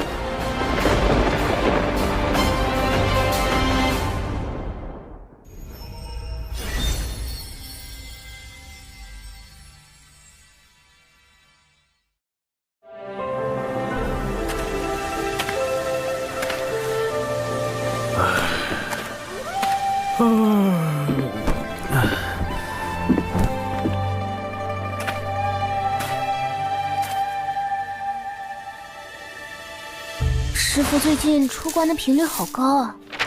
闭关都如此困难，渡劫只会更加危险。我们要加紧炼制容仙丹了。师父那么固执，要是知道我们炼制禁药帮他渡劫，所以不能让他知道。不仅是他，门内所有人都不能知道。等丹炉一事解决后，我们便要在丹房外布阵，防止泄密。丹炉？师兄，你不是有一个吗？那个丹炉等级太低，不足以炼制容仙丹这样的高级毒丹。据我调查，丹顶峰的万灵云长老有1000毒百金炉，最合适不过。万灵云，好耳熟的名字。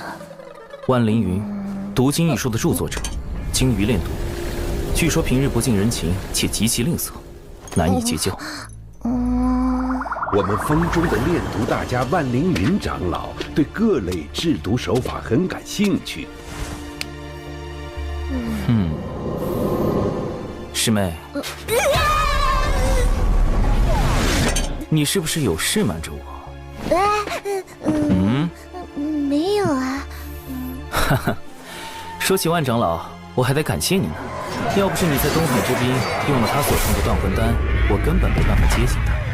那当然，我可是把你给我的断魂丹都用光了，同行的弟子都被我惊呆了。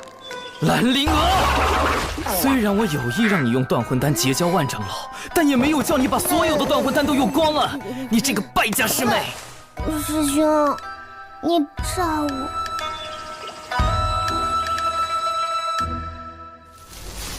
师兄，万长老来啦！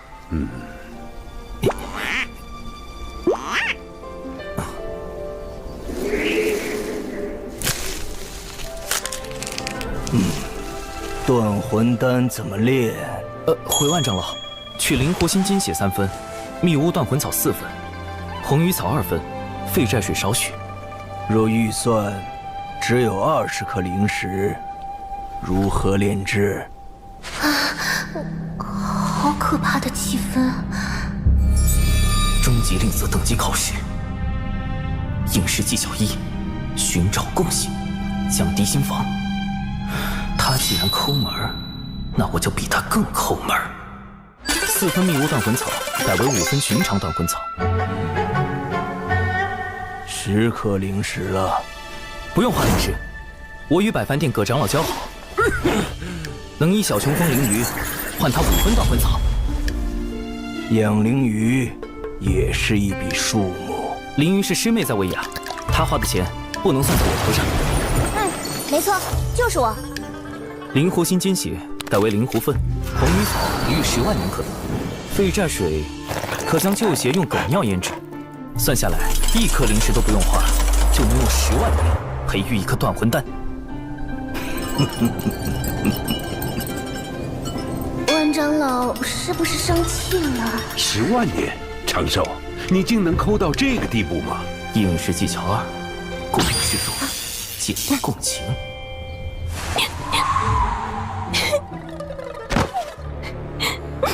灵娥从不知师兄竟然这样节俭，想到师兄用旧丹炉，好不容易为灵娥炼制了断魂丹，灵娥却在东海之滨肆意挥霍，都是灵娥的错。我日子过得苦一点没什么，只要师妹好好的就够了。师兄，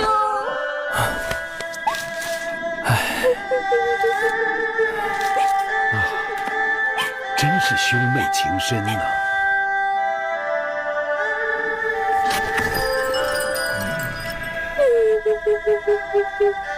万长老一句话都不说，不会是看穿了吧？保持冷静，随机应变。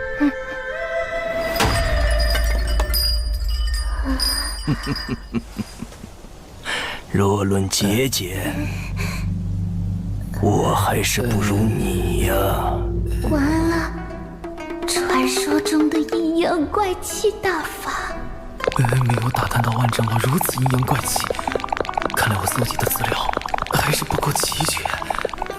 这样拮据的生活，偏偏还有个挥霍的师妹，让你本就不富的生活雪上加霜。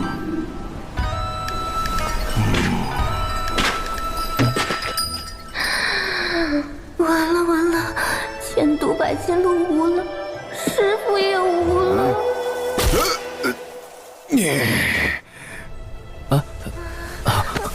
愧不敢当。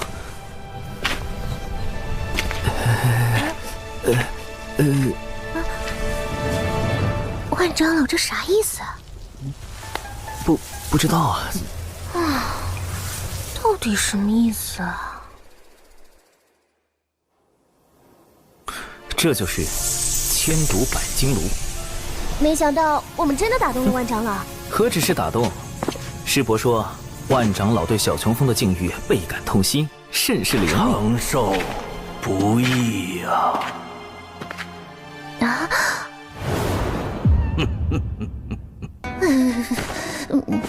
好了，也该让你看看千毒百金炉真正的模样。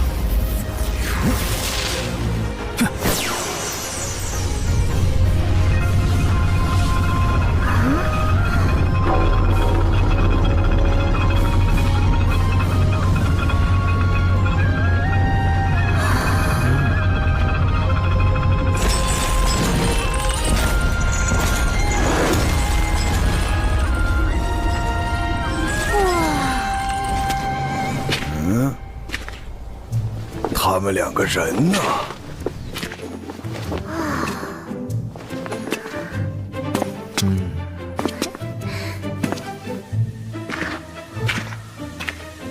你浪费毒丹，该让你长点记性。11、12、13。师兄，人家看不动了。1。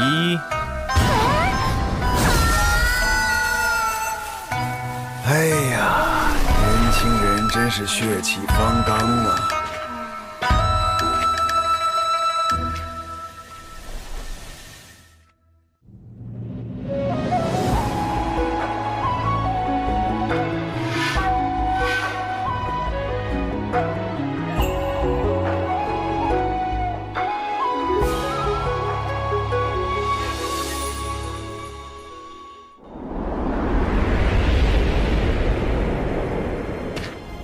体复合型组合大阵？这是我精心筹备了60年的原创阵法，与洪荒主流阵法横向分布不同，此阵纵横交错，环环相扣，甚至可以对付真仙境的仙人。师兄，阵法的威力不是与布阵者修为有关吗？我们都不是真仙，怎么困住他们？所以需要一个真仙相助，最好还是一个不懂阵法的真仙。99真仙境，不通阵法。破天峰忘情上人的9徒弟，与其师兄师姐合称9字9仙人。99就是被其中的959师这对道侣带大的。从同门成为道侣。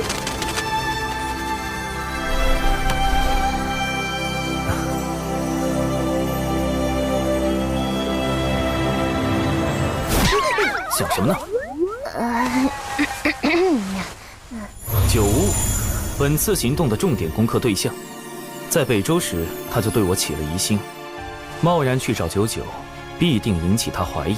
所以我们得想个办法，引开9巫师伯。9巫阴险狡诈，普通的办法对付不了他。99最近因被门内责罚戒酒而发愁，每日睡不着，一早起来就找9巫撒娇，9巫对此无可奈何。我们不如算好时间。师妹，布阵和炼制熔仙丹都需要99，你去找9巫，只许成功，不许失败。9巫师伯，求求你了！我也想帮你布阵，但我这里的订单已经排到500年以后了。可是小琼峰真的需要真仙指导布阵，就要真仙，就要真仙！哎呀，真仙，我上哪给你找真仙去啊？师兄，小九要喝酒。真仙？他就是真仙，你找他。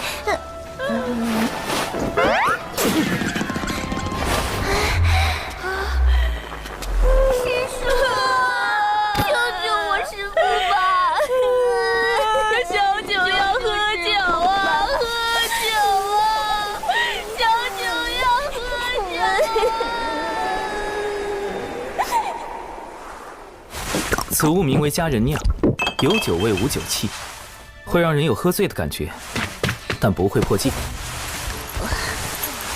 师叔，考虑的如何？不就是布阵吗？咱就是布阵小天才。99师叔已经最迷糊了，哎呀，布阵，看我布阵！救命啊，师兄！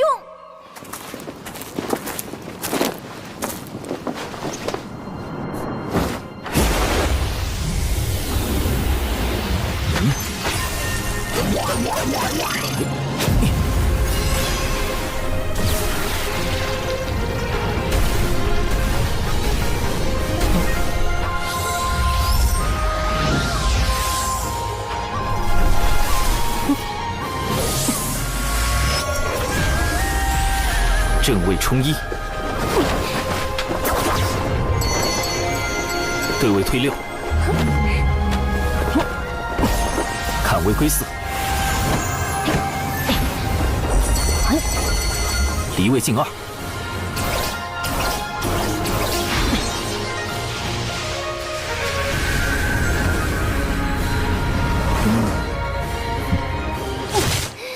什么砍树做掩护，防止被师傅发现？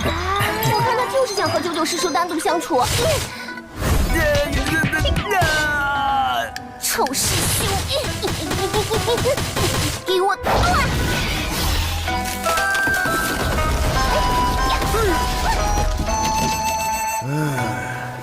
年轻人真是生龙活虎啊！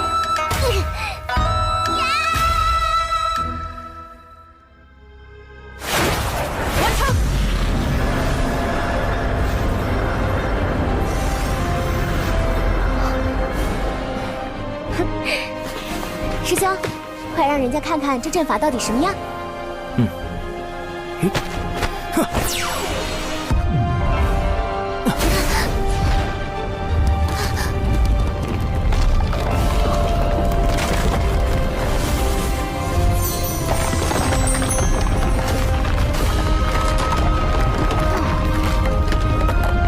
多亏了99师叔用仙力稳固阵基，我这大阵的构思才得以落实。大阵已经建成，是时候炼制熔仙丹了。可是，怎样才能让99师叔在不知情的情况下炼制熔仙丹呢？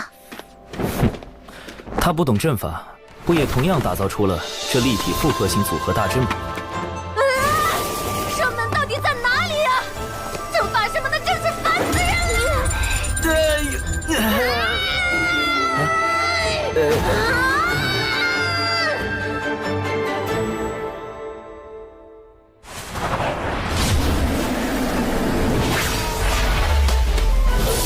起！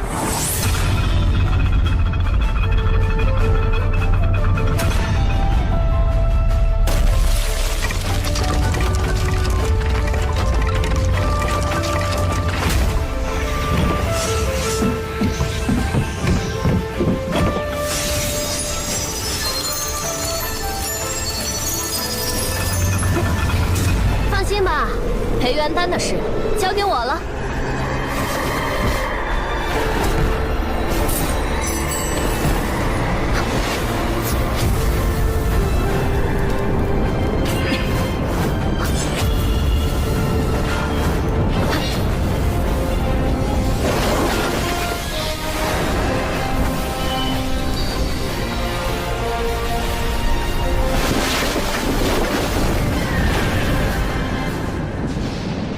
以小九的能力，绝不可能搭出这样的阵法来。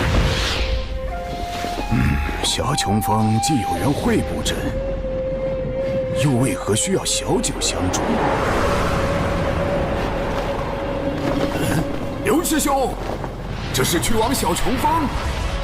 我们峰的万长老让我给小琼峰送个丹炉来。布阵。丹炉，李长寿，你究竟在捣什么鬼？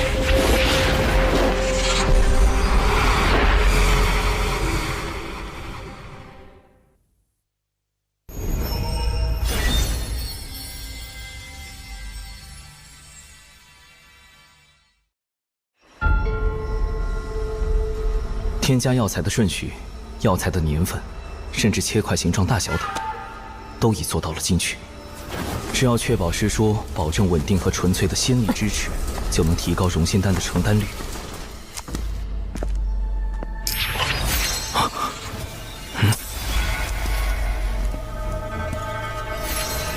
99师叔不懂药道，无法通过药材等辨别炼制的是门内禁药熔仙丹，但九巫师伯精通炼丹术，一旦被他发现，定难以善了。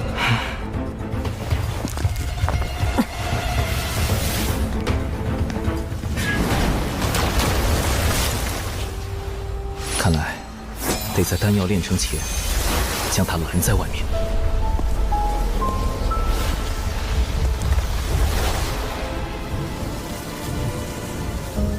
熏风化符，八门尽显。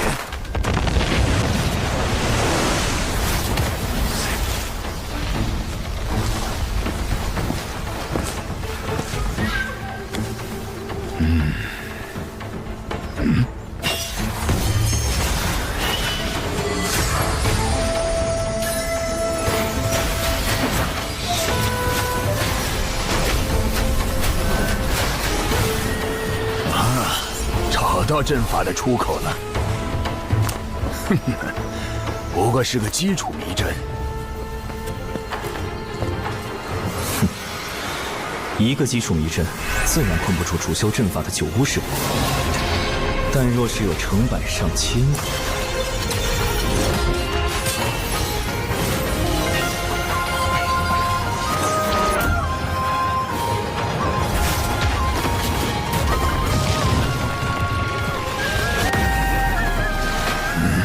还在阵中，看来是个连环阵。这次是灵月六转阵，此阵生门通常设在某一风穴内，风穴方位对应南斗六星：天府、天梁、天机、天同、天象、七杀。星分四野，为主七杀。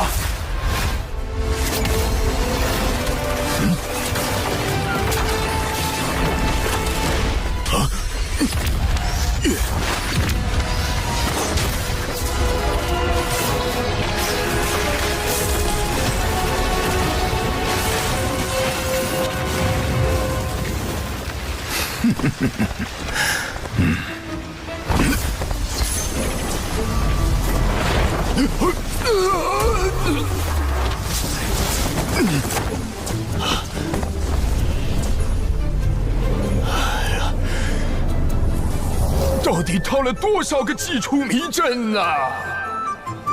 虽然暂时困住了九无师伯，但时间拖得太久，定会加深他对我的怀疑。现在最重要的是尽快练成融仙丹。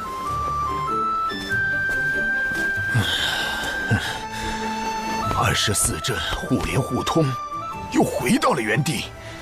好小子，我就不信奏不出你这小小的连环阵。这次一定不会错。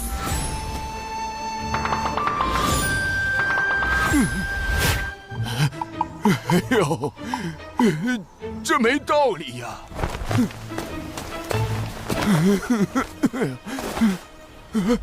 这不应该呀！我堂堂一个真仙，不破了，索性直接轰开这大阵。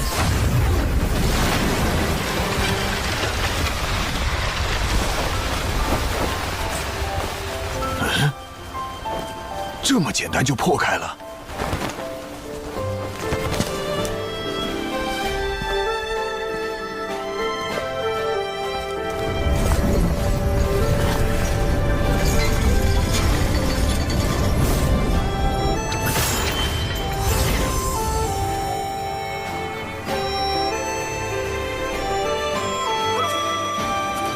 融仙丹练成了。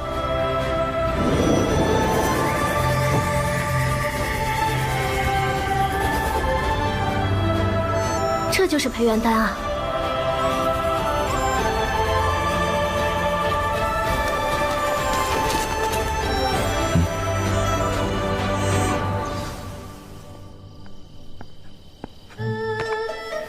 哼，我倒要看看你们究竟在这里面干什么。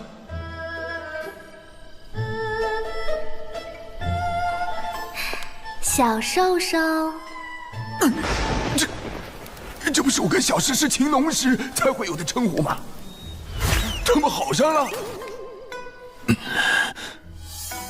你是不是忘了什么？哎呀，这事儿我怎么和诗诗交代呀？唉，事到如今，只能先回去认错了。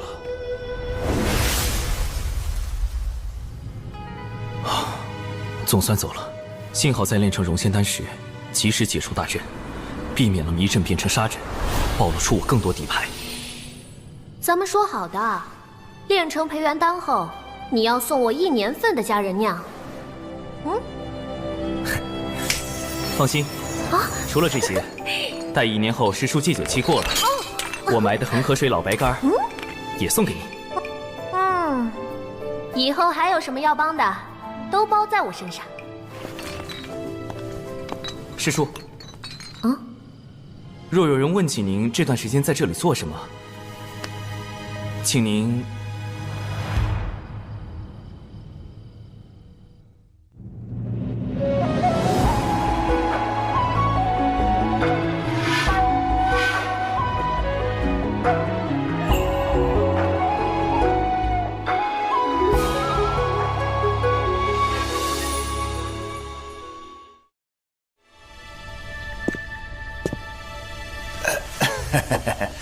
诗诗啊，其实小九是时候找个道侣了。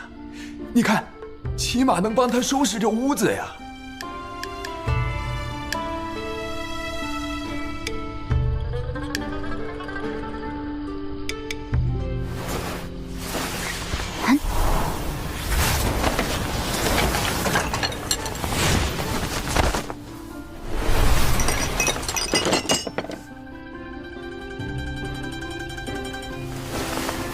我们小九何须依靠他人？更何况，他才962岁6个月零15天。四师姐、五师兄，你们怎么来了？我刚出关，陪你师兄来看看你。小九啊，你是不是对？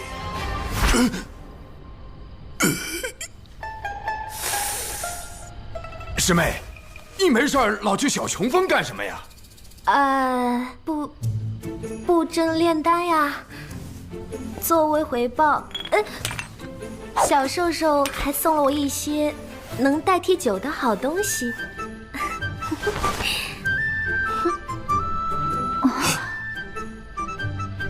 判断准确。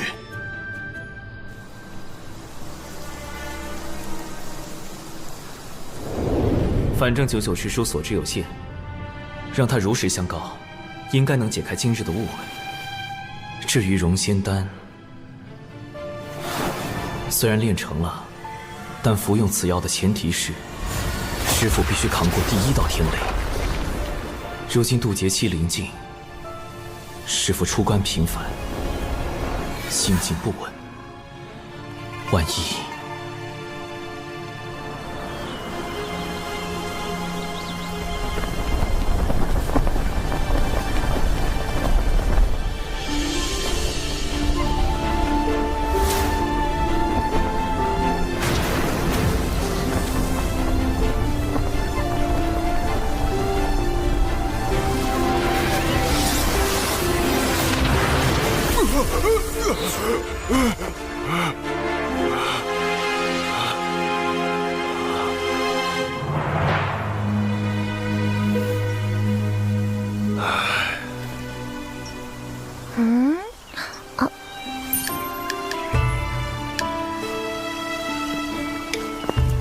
所以师兄，你让我砍树的另一个目的，就是制造第2套渡劫方案的这个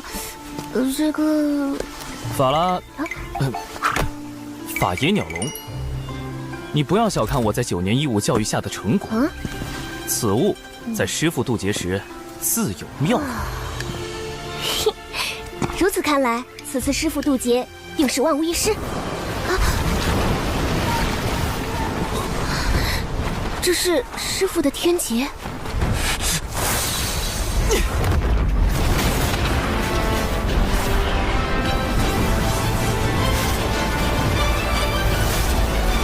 师父不在山中，师父此时不告而别，他定是怀着必死之心离开的。师妹，走，先找到师父，必须将容仙丹和法野鸟笼交给他。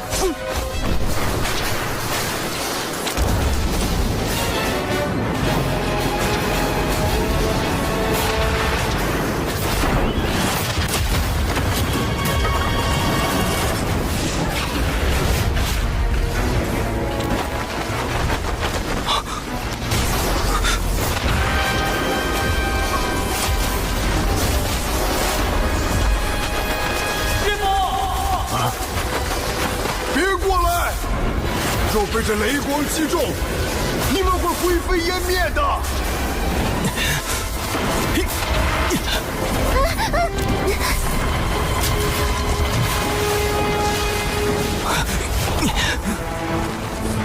师妹，你在这里等候。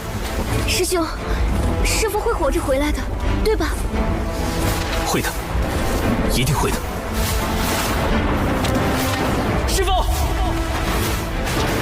长寿，为师天劫将至，你来凑什么热闹？快回去！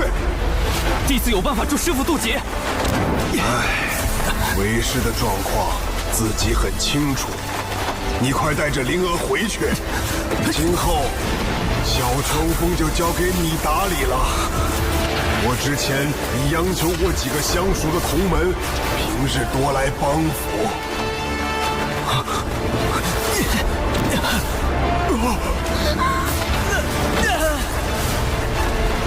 师父怀有必死之心，定会被天道认为道心不稳，怕是连第1道天雷也不能度过。为师让你回去，你没听见吗？你平日的谨小慎微去哪儿了？这天雷不比寻常，以你的修为，一击之下必死无疑。到那时，你让为师如何心安？还有灵娥怎么办？谁来照顾你师妹呀？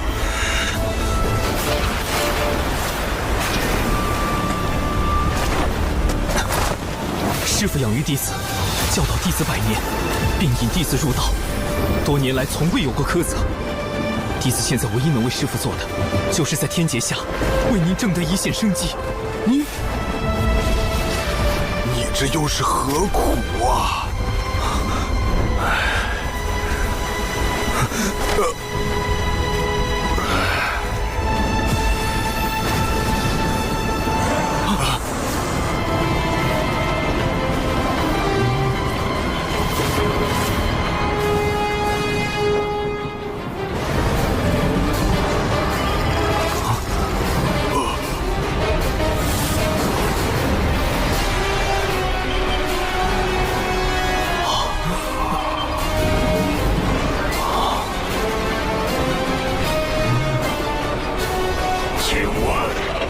仙门怎么走？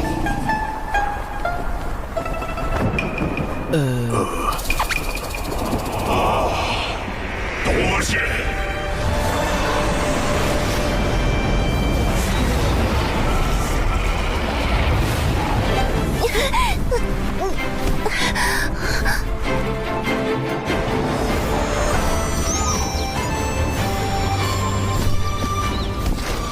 等等。现在想来，这雷云虽有压迫感，却非天威，所以刚才不是师父的天劫吗？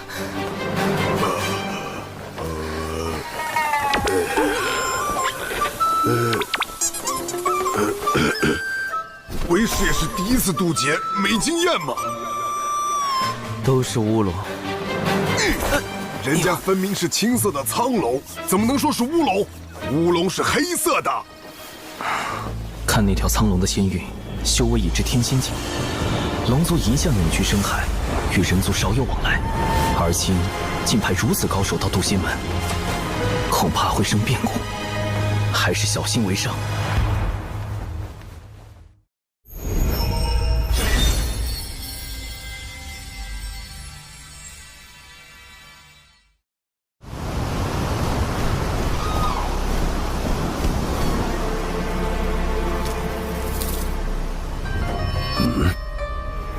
来者止步！此乃我渡仙门地界，休要擅闯！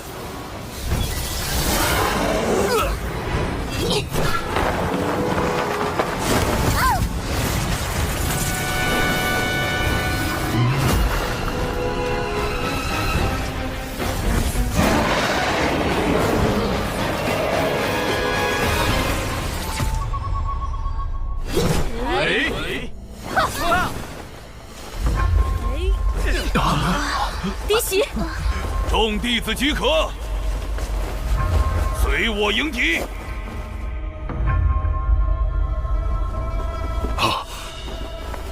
门内出事了，快回去增援！这么快就动手，龙族想做什么？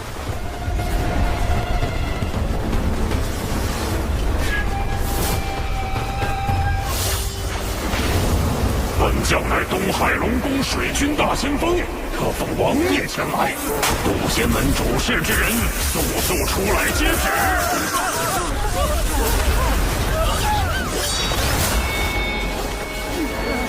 解阵！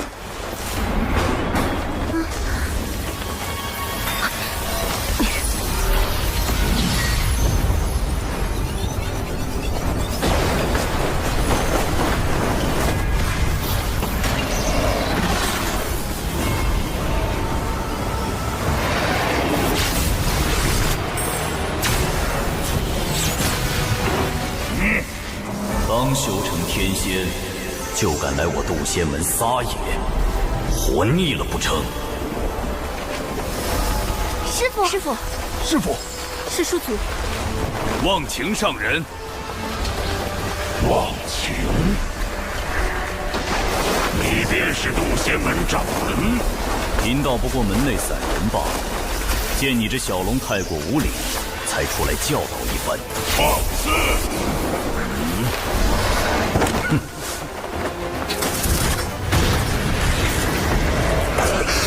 连人事也开始着手。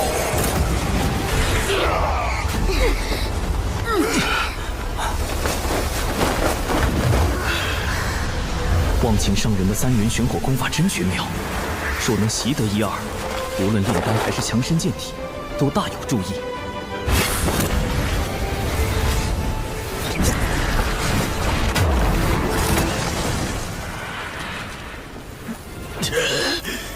这人族的3元玄火竟强横至此，法力深不可测。你当明白，如今早已不是龙族欺压百族的时代。自祖龙掀起战火，震碎洪荒起，尔等便已业障缠身。贫道奉劝你一句：知止，常止，方回正途。好个道貌岸然的渡仙门！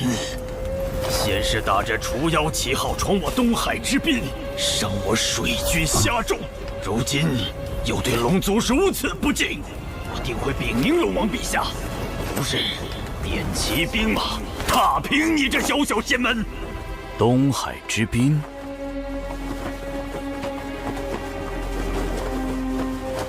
忘情上人，此前降妖历练时，小琼峰弟子蓝灵娥为保护同伴，情急之下伤了一些虾妖。小琼峰，长寿师兄的师门。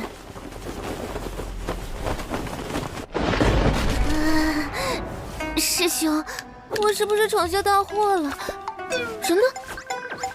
虾妖怎么突然变成了东海水军？事有蹊跷。师兄，误伤东海水军的罪业，渡仙门定会查明缘由，倾力偿还。只是，东海之滨乃五部洲交界处，有百族共享，何来闯入一说？看来是龙宫静守东海太久，让你们人族炼气师忘了。早在远古，龙族便已将东海划为属地，东海之滨亦是龙族门户，怎容人族随意踏足？龙王陛下谕旨，3日后召开东海大会，东海之滨归属何处？届时自有分晓。若龙族霸占东海之滨，就等于彻底掌控了通往五部洲的交通要塞，威慑百族。恐怕从布置虾妖之乱到召开大会，都是龙族的算计。龙族避世多年，此番大动干戈，只怕难以善了。将军使命既已完成，贫道就不远送了。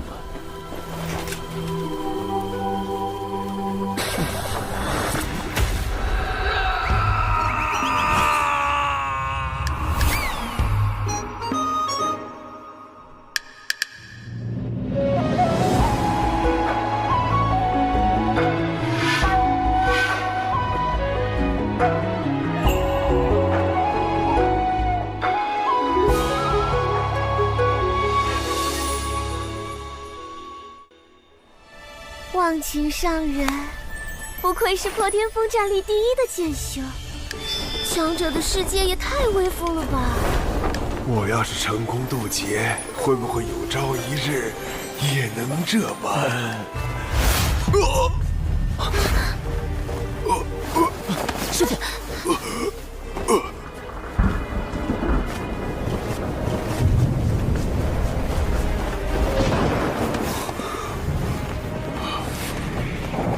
师父雷劫已至，必须马上回小琼峰，启动避雷方案。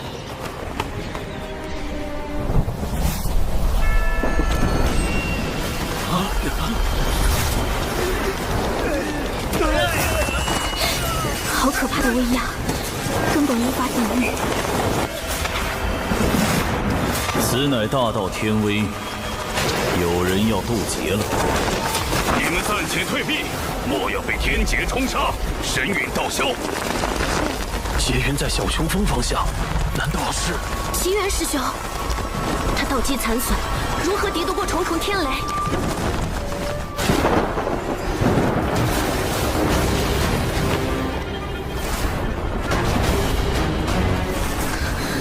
师兄，这次是真的个天劫没错吧？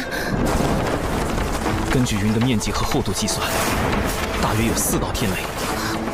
这么多！天雷就要落下，你们别管为师了，都回去。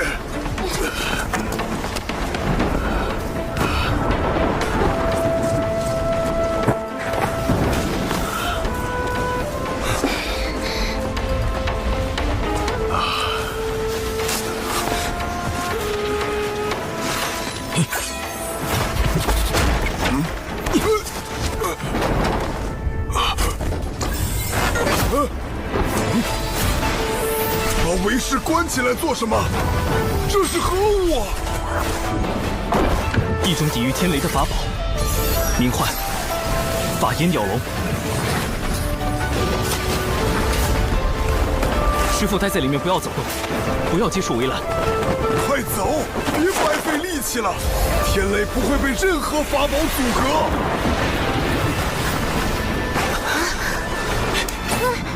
法拉第老爷，科学壁垒就靠你了。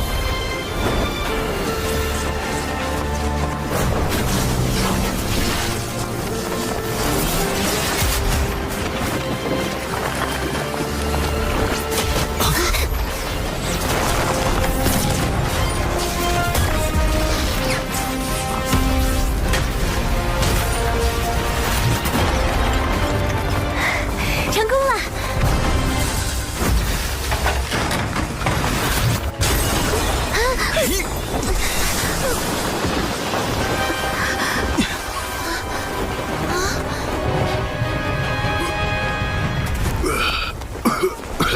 我没事，天雷也消失了。这笼子竟如此神奇！怎么办？法眼鸟笼毁了。挡住了第1道天雷，也算不错。接下来只要让师傅服下丹药，就能平安渡劫。师傅身上怎么没有丝毫仙灵气息？难道是因为没有正面承受天劫？糟糕，没有仙灵之力，师傅服下融仙丹的瞬间，就会形神俱灭。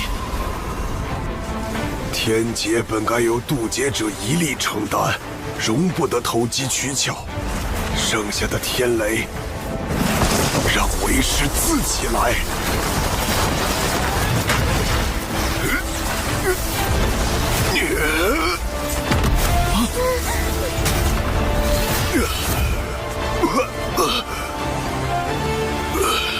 仙灵气息出现了，师傅，弟子有宝药，可助您渡过天劫。莫要浪费，留着你和灵娥渡劫使用。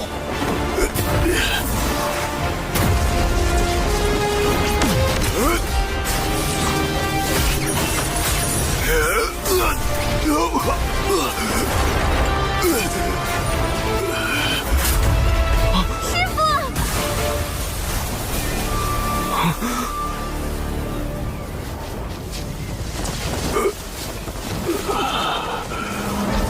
您的道基尚未修复，连受2道天雷已是极限，不可勉强。道基又如何？既是天命所为，贫道愿赴死一搏。天道，我绝不会躺在地上求饶，徒儿们就在一旁看着。哪怕他们的师傅不中用，不能像忘情上人一样给弟子庇护，贫道也要站着死，给他们最后的荣光。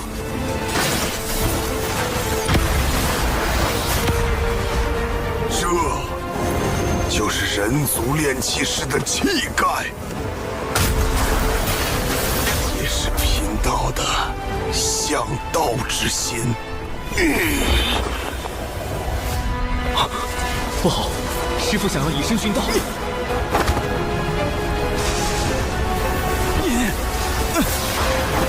长寿！弟子与师妹千辛万苦炼制宝药，只求师傅活下去。你这是干什么？快躲开！百年教养恩情，弟子心中早已将师父视若父母一般。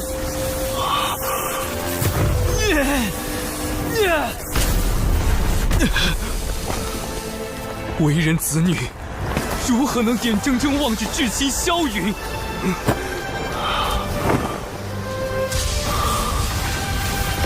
师父，为了我们活下去吧！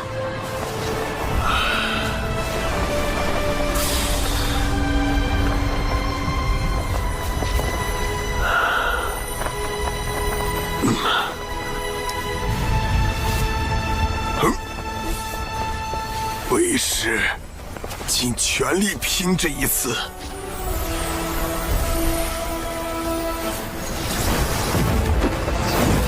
来吧，让贫道见见最后一道天雷。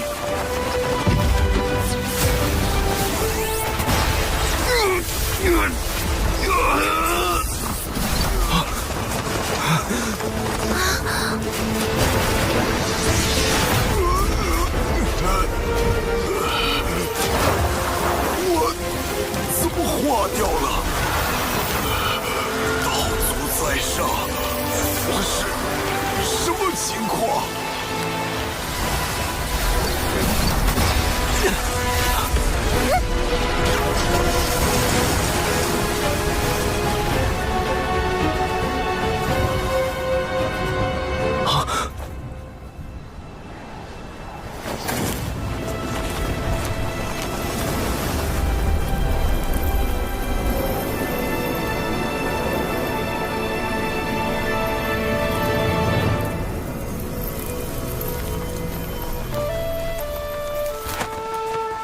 劫运无常，为道心坚毅，得天地西归。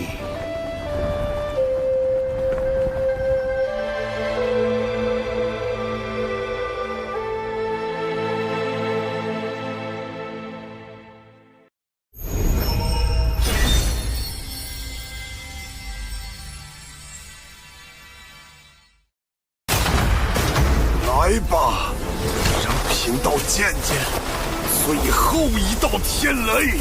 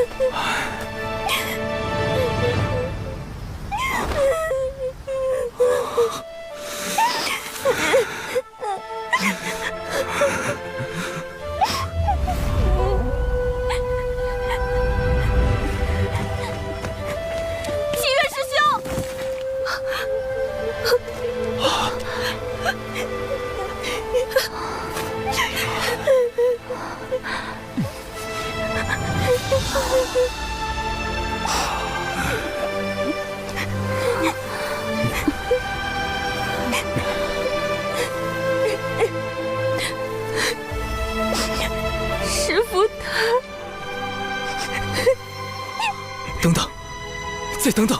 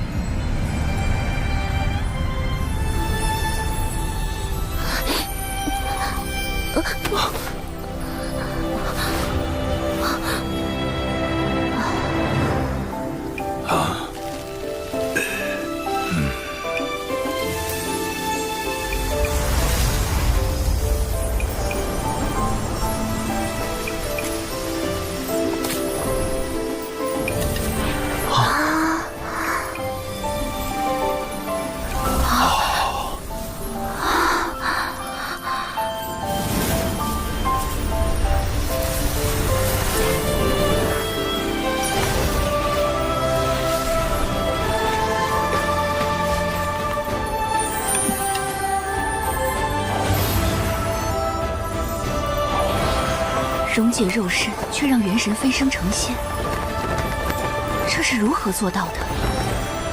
解身得道，是冰解，冰解化浊仙。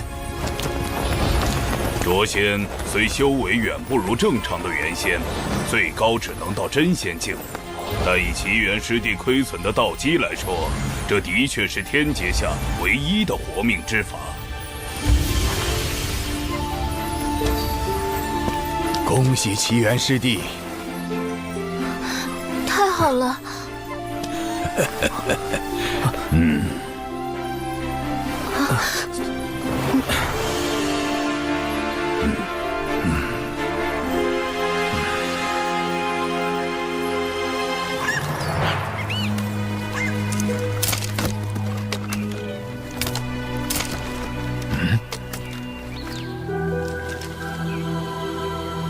容仙丹。回众与上人，望请上人，东海除妖之事已查清，当年确有下妖为祸。柳师侄带领弟子前去除妖，兰陵娥利用断魂丹重创下妖，在场并无旁人，更没有所谓的龙宫水军。倒是错怪他了。东海除妖之事已过去2年，他们为何现在才约定东海大会？可见划分东海之滨只是一个借口，他们并不想要土地。听闻近日龙宫有叛党生事，他们在此时约定东海大会，是想彰显威严，树立霸主形象。不错，东海之行必不太平。九乌，你挑一队机灵的弟子，随我们一同前往。届时若有表现优异者，可奖赏破天峰秘籍。弟子领命。渡仙门道成无为经，还能另外奖赏破天峰秘籍。怎么样，东海大会，考虑一下。若能得到3元玄火，对我渡劫确实大有裨益。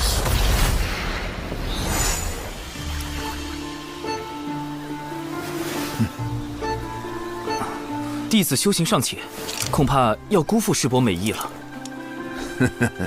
师侄谦虚了，我知你精于炼毒。你之前给灵娥炼的那个叫什么丹来着？容仙丹。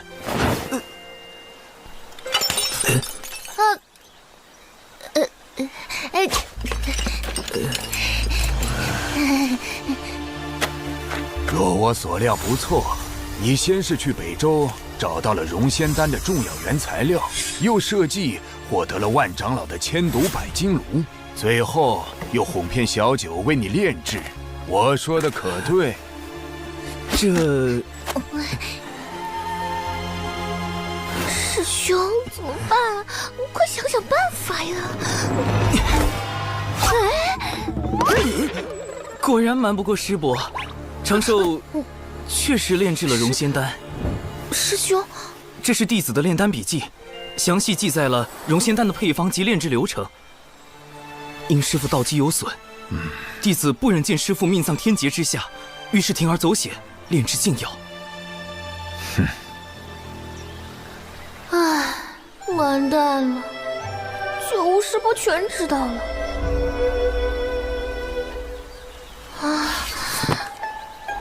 这就是暴风雨前的宁静啊！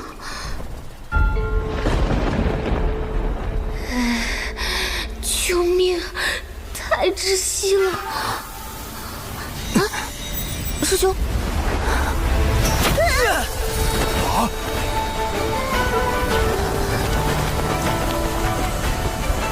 师兄！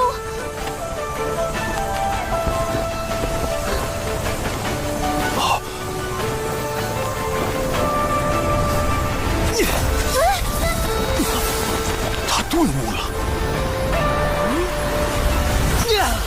半虚6阶，好小子！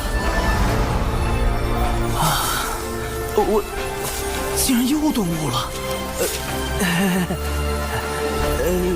什么情况？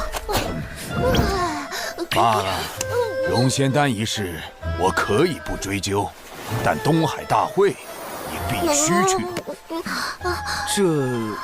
否则我治你一个私炼禁药之罪。弟子领命。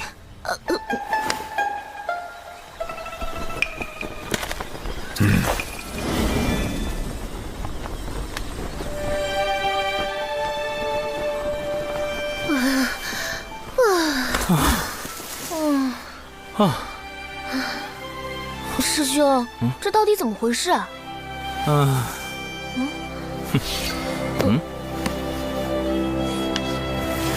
容仙丹主要成分3经碧波蛇蛇头。我故意将错误的炼丹笔记交给九巫师伯，因此他断定我有心无力，并没有炼制出真正的容仙丹。那刚才的顿悟，顿悟是真，修为是假。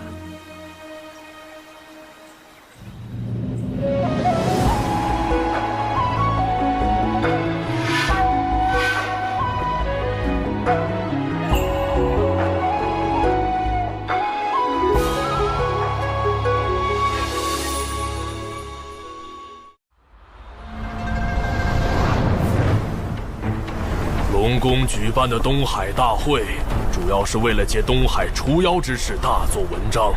你们作为随行弟子，需龙宫弟子以守类攻类的方式夺宝，届时龙宫定会找机会刁难。你们是当代弟子中修为最高，或是最为激进之人，需沉着应对，不可失我人教风度。是。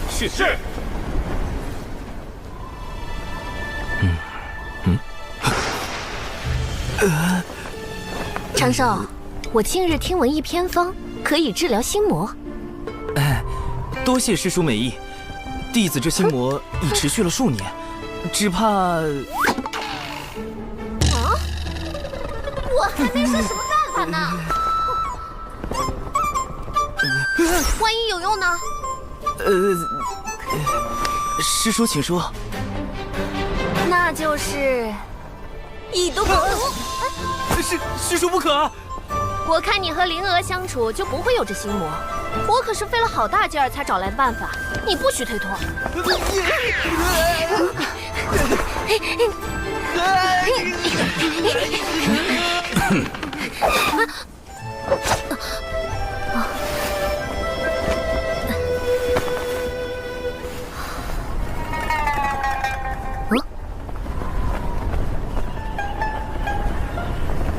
原来99师叔在忘情上人面前这么紧张，倒也有趣。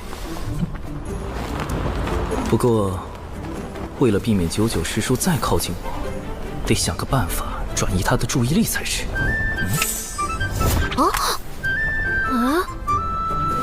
这是魔方，我教你口诀。这样。哇！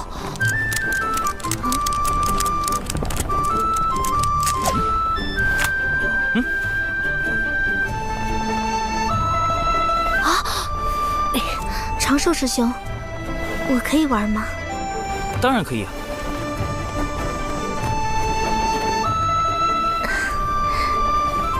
倒是有心了。糟糕，这个洞，有毒识破我了吗？他是故意的吗？我要不要抽搐？有毒，你不要靠近我！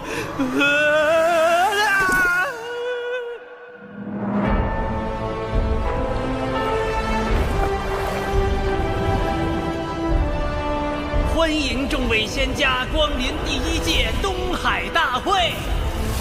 继二太子敖乙殿下10岁寿辰典礼的现场。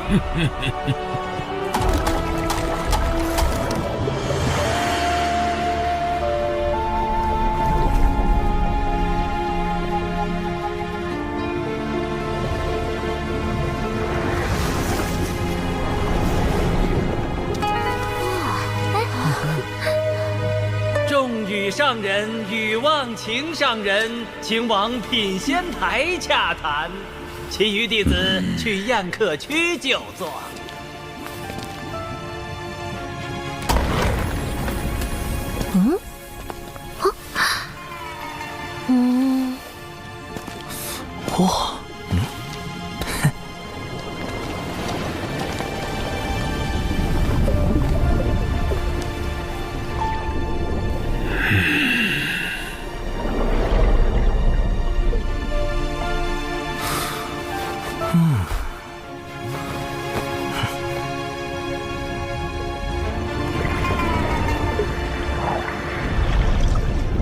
可真气派。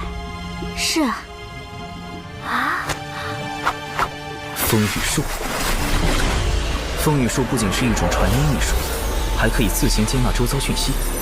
优点是不会耗损神魂之力，缺点是各类讯息一拥而入，需要甄别。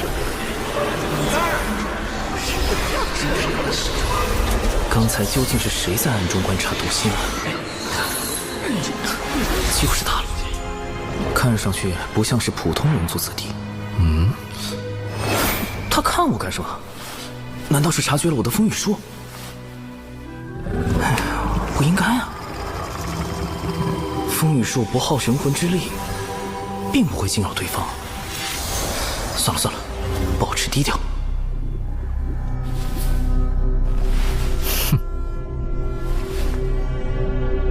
众所周知，我龙族历史悠久，自远古以来便是百族中的佼佼者，底蕴丰富，高手如云。为增强人龙友谊，我们特设弟子打擂环节，并以龙宫珍藏多年的先天灵宝作为彩头。也就是我龙宫实力雄厚，才愿拿出如此宝物，众弟子需踊跃表现。这龙族就爱搞些假把式，宣扬威风，谁不知道龙族如今的困境？慎言。龙族现状的确堪忧，经龙凤麒麟三族大战后，龙族气运折损，大不如前。如今天道大兴人族，道门三教盛行，他们却好似还沉浸在往日迷梦中。我宣布，第一场人龙打擂正式开始。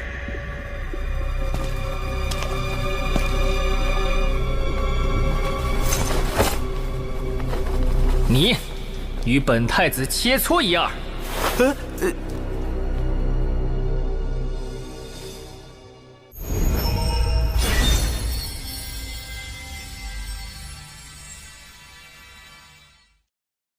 我宣布，第一场人龙打擂正式开始。我方派出的第一位选手，就是今日的寿星龙族二太子殿下。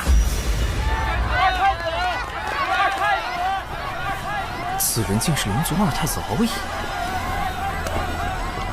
这就是10岁的二太子。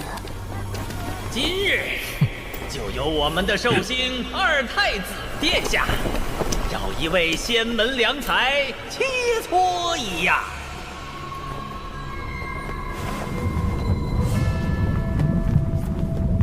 等等，他为什么一直盯着我？不妙。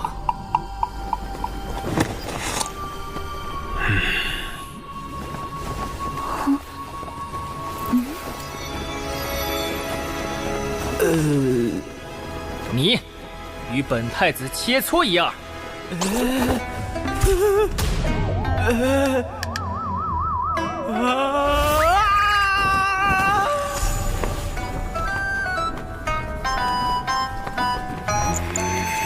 殿下是不是看错人了？那人才反虚2阶，是这仙门里最弱的人。殿下，选那个女子，还有反虚8阶。这是殿下的策略。首战要赢得有气势，才能彰显龙宫威严。当然得选个最弱的。这小龙路子这么野。长寿才刚突破到反虚2阶，怎么打得过龙宫一个归到6阶的？这简直是要羞辱我毒仙门！二太子，你是要与我长寿师侄切磋吗？不错，让他上场吧。欺人太甚！此战绝不能赢，否则比试时气息稍有不稳，就会突破到归道境巅峰。随之而来的便是成仙天劫。你，二太子，长寿自知修为浅薄，不是您的对手，还请殿下另择他人。师叔，弟子愿带长寿师兄上场。我就选定你了。如此推脱，不如让你们师门仙长直接向龙宫跪拜认输。二太子此举有些不妥吧？他的修为境界当日你渡仙门弟子伤我龙族水军时，也没见尔等顾及境界差距。龙宫竟不惜将那群东海叛党认作自家水军，也要给我渡仙门难堪。这场比试恐怕是推脱不了了。你好好叮嘱那弟子一番。长寿，你便与他过几招，万事以自身为重。我渡仙门的面皮，无需弟子流血去争。这句话似乎隐含深意，不用流血去争。流血争，这是让我尽力，即便无法获胜，也不能说得太难看。唉，看来只能硬着头皮上了。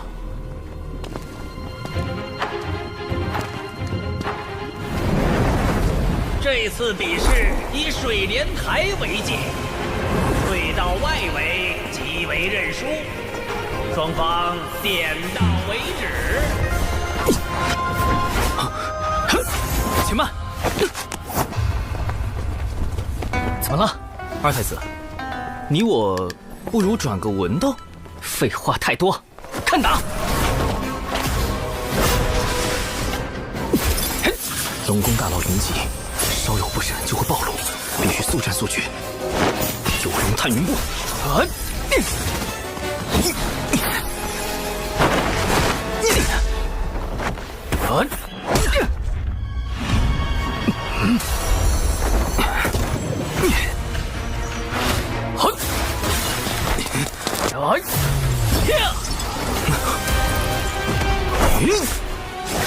以火为引，赤焰化蛇。此招虽展现出了小兽兽反徐二阶的极限实力，不过以二太子的修为，应该轻轻松松就能夺。啊，打中了！二太子大意了。反正不管怎样，小兽兽是赚到了。连殿下的仙甲都没破开，这蛊火也不过如此。殿下注意躲避呀！二太子轻敌失了先手，接下来定会谨慎对战。长寿再想伤他就难了。好厉害的符法！再来！趁现在降低术法威力，只要这个敖乙一反击。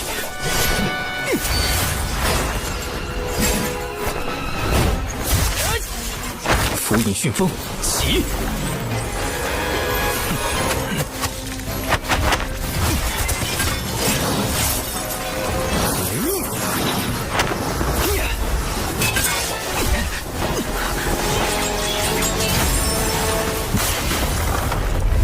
这怎么可能？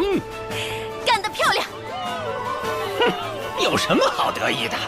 等下就让尔等见识一下我远古最强武正的实力。小兽兽，一鼓作气，好好在台上展示下什么叫楼外有人。这不应该呀，到底哪里出了问题？不对，他想输，但为什么呢？这位二太子怕是想故意受伤输掉比赛，好借此让龙宫对渡仙门发难。眼下若想解此困局，并保住渡仙门颜面，最好是让长寿打成平局或惜败给二太子。长寿绝不能赢。不愧是天仙的高度和眼界，竟能看破背后这样歹毒的奸计。高贵的龙族啊，为何到了现在还是不明白？我们早已不是最强的了。龙族引以为豪的术法招式，在人族面前不值一提。所谓的远古霸主，都只是过往。这一次，我会彻底打醒你们。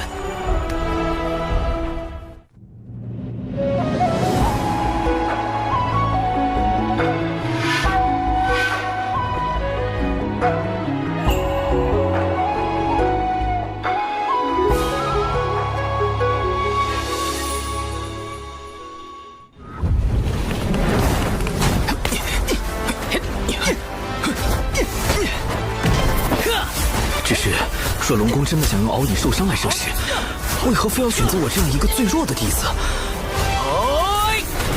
躲不掉了。奇怪，此拳并无太多威力。无论如何，先设法退出水莲台。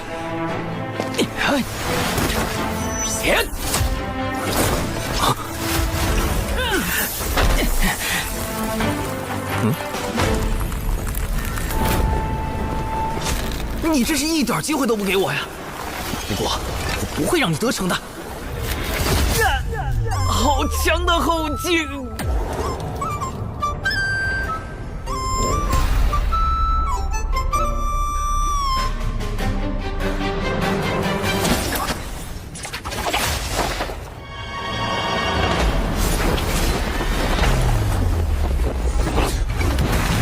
这场比试还没结束呢。我都被打出台了，你竟然还不放过！殿下不仅招式精妙，连武德都这么高尚。这怎么看都像是要把小兽兽拉回去痛扁一顿啊！不过刚刚那招真的隐藏了后劲吗？为什么我看不出来呢？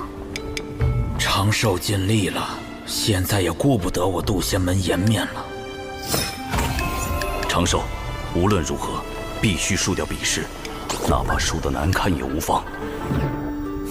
是时候展现我精湛的演技了。接下来一决胜负吧！我会让你领略到龙族真正的手段。去死吧！无影震雷，妙法归一。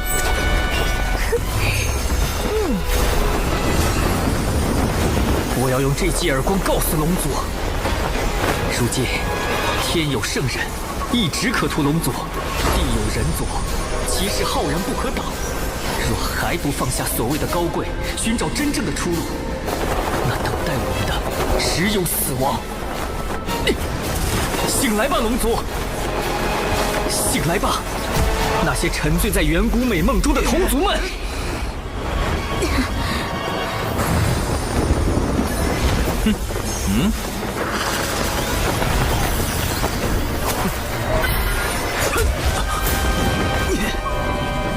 这么狠，完全不留余地。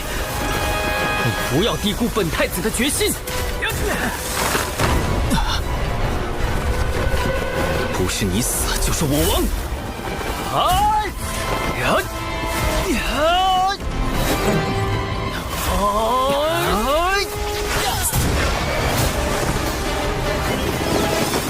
若长寿赢了，那这次的麻烦就大了。殿下，龙族的威严靠你来维护了。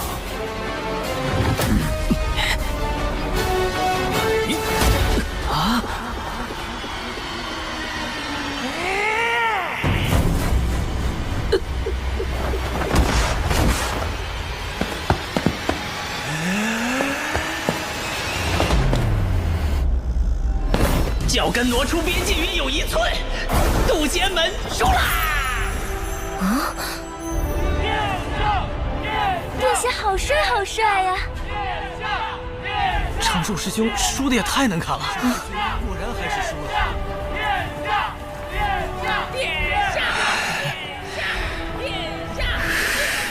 你们殿下一个脚都踏出来了，你这分明就是黑。长寿果然是可造之材，深谙输赢之道。我就知道，身为这一代中最强的龙，殿下是绝对不会输给人族的。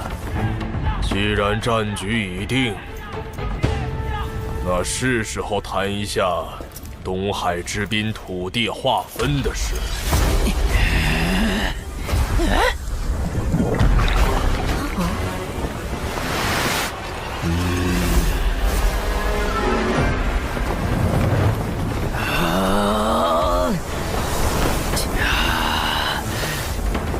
殿下放心，此战我龙宫必胜无疑。既然你们还有异议，那就接着打。还不死心？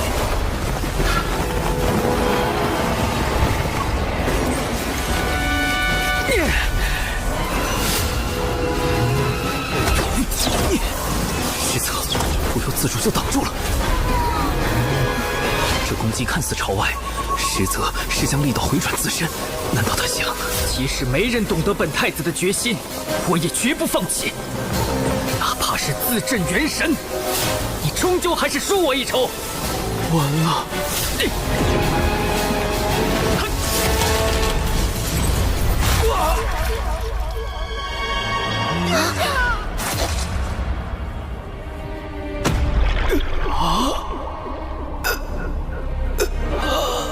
敖以千方百计要输给我这个渡仙门最弱之人，是想反向羞辱龙族，从而扭转族中不良风气。只可惜，没人明白他的心思。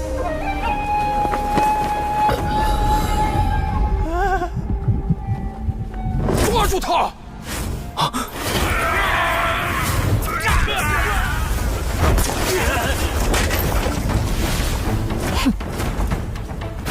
不妙，我的境界快压不住了。混账！竟敢伤殿下元神！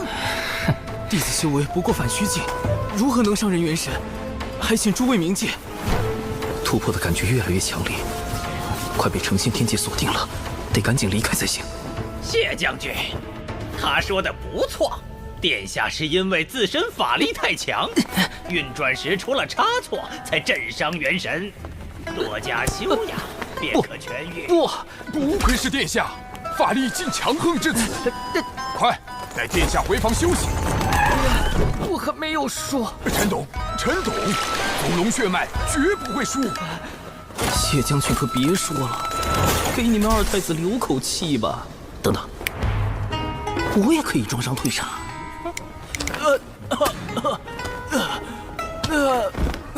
长寿师兄，你的伤势如何？无碍。哎呀，伤成这样还逞什么强？那二太子实在太过分，摆明要欺负人才故意选了长寿。玄雅，咱们一会儿为他报仇，让那些龙子龙孙知道渡仙门的厉害。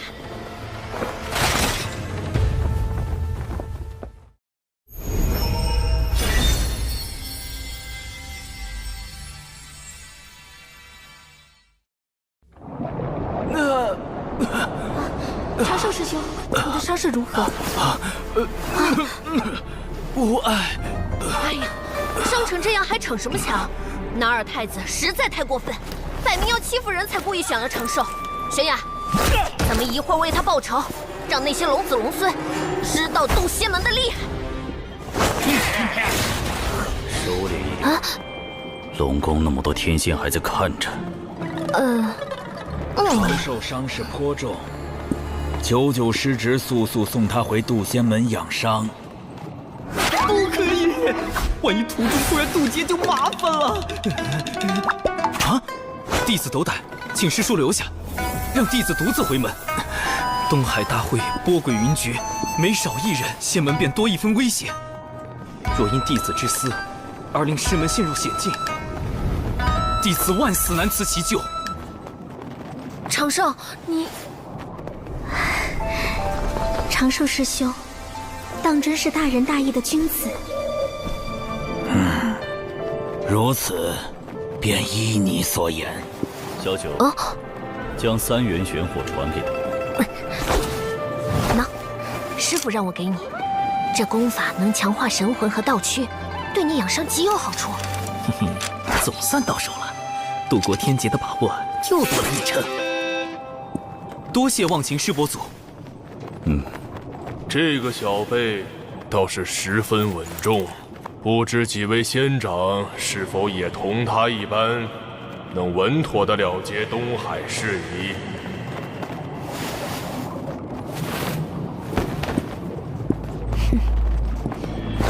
接下来，龙宫的对手是我。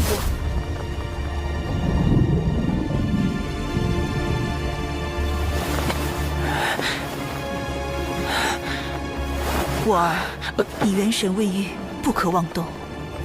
母后，放我出去！孩儿想拜师渡仙门，修行圣人道法。龙族之法可是不够你学，龙族之宝可是不够你用。那杜仙门在道门排名不过中下，有何资格教导远古龙族？可是，此事不必再提。当年道门阐教收了一条孽龙做弟子，放在池子里观赏，这般羞辱，龙族如何能忘却？我儿啊，你还是静心养伤吧。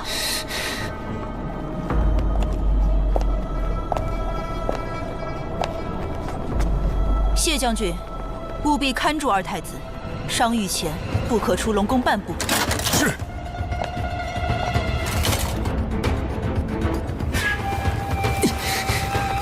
母后，你不懂，只有我这个二太子败在小小杜仙门，才能撕碎龙族扭曲的骄傲，找到挽回龙族气运的新出路。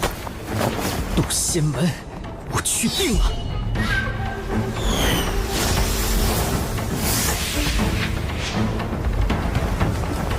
劫运已经开始聚集了，来得这么快吗？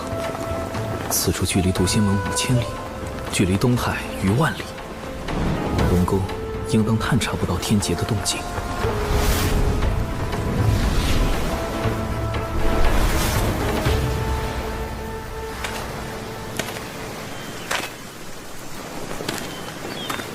糟糕，妆化了！果然，易容术和幻形术还是容易出差错，再加上防水特效妆，才算3重保险。这个岛屿虽然足够隐蔽，但结构复杂，藏身之地反而太多了。不妥。这里构造简单，不会引起旁人注意。海流有点不对劲。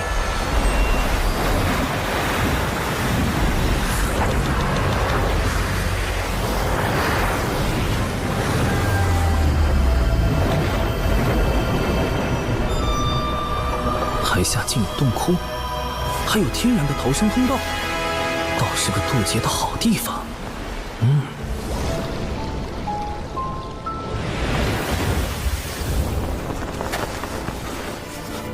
哇！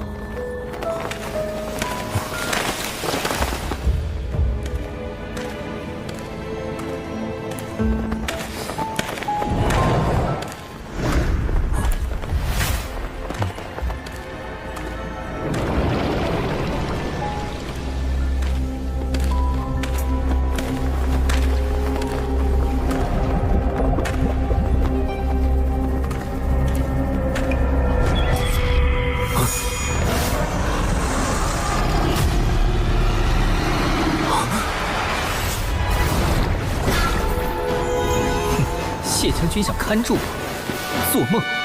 本太子6岁便已掌握我族万里引宗术乾隆诀，待我抵达渡仙门，就当众拜人族为师，让龙族颜面无存。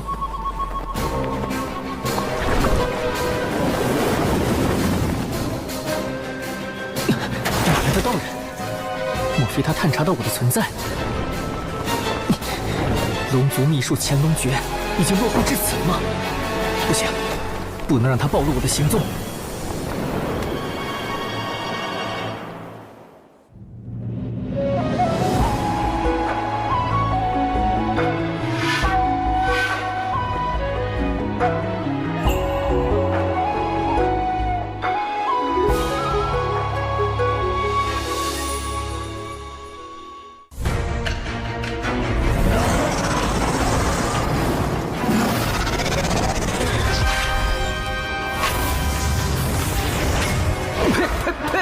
不对，我吃的是什么？迷药！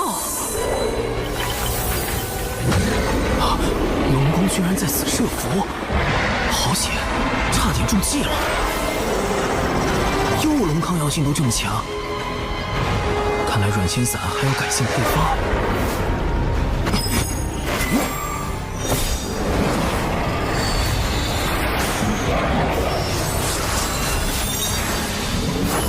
符阵，水源惊天印。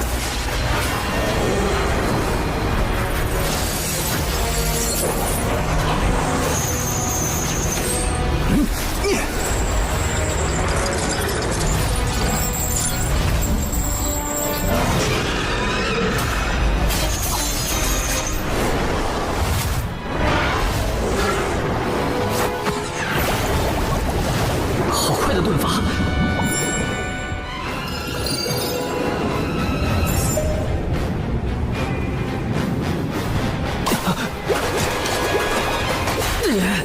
狡诈的人族，偷袭！快下毒！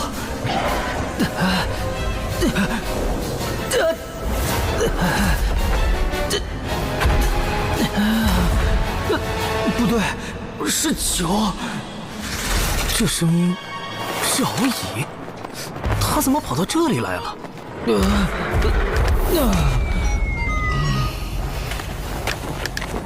难不成他打算到道门拜师，继续刺激龙族？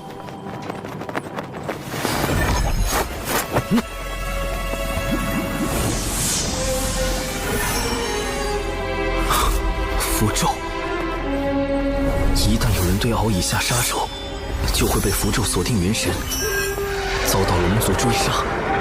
万一龙族发现是人族袭击了他，事情越闹越大，牵扯到我的天劫就不妙了。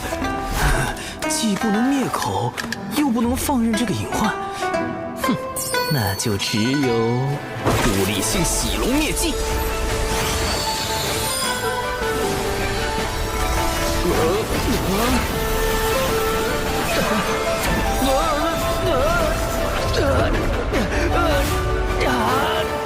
调戏式。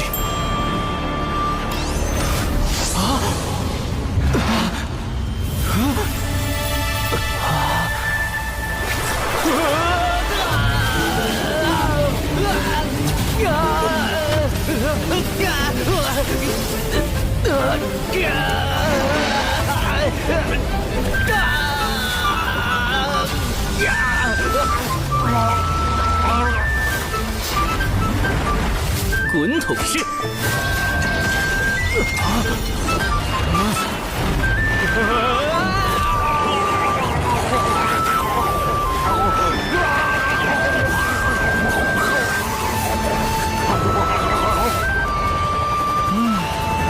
甩干式。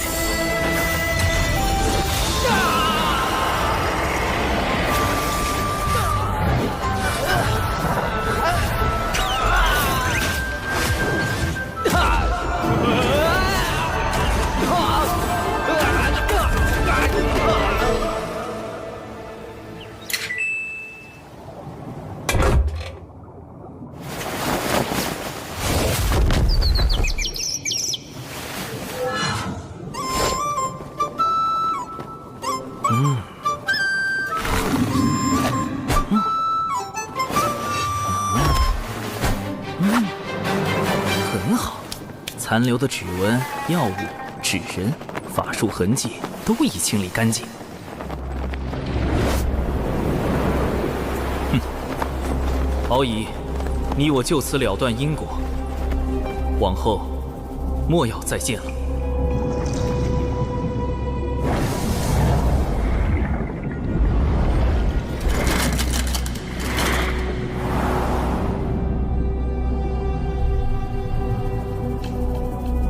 找到了，殿下在那里。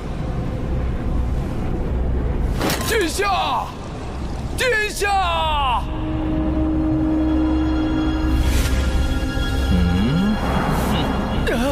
不要过来！不要靠近我！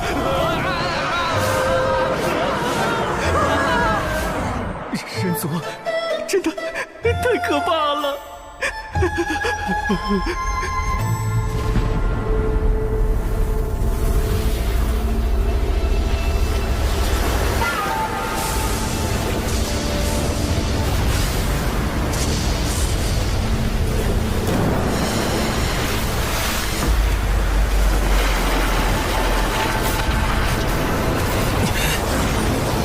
虎形遁法，水遁。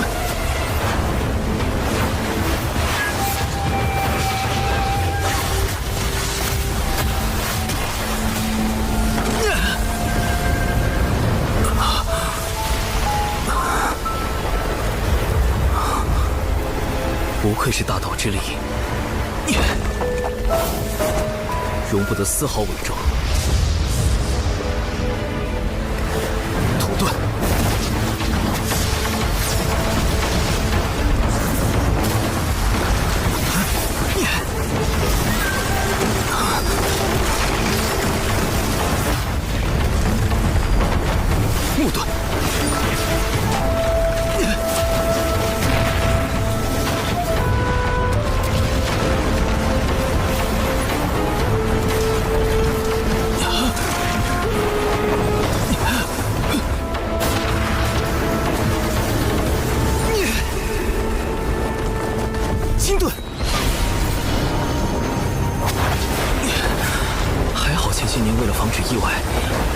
几处渡劫地印记。成仙天劫终于要来了。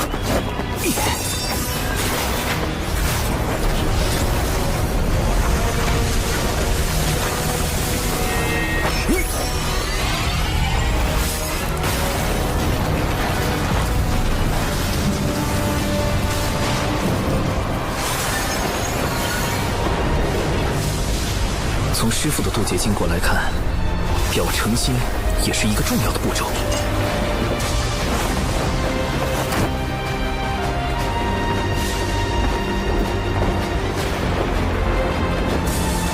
道门弟子李长寿，旌旗苍天，弟子诚心立自身之道，称无忧之仙。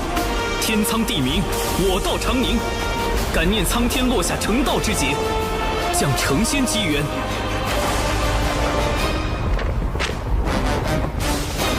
这样算是礼数周全了吧？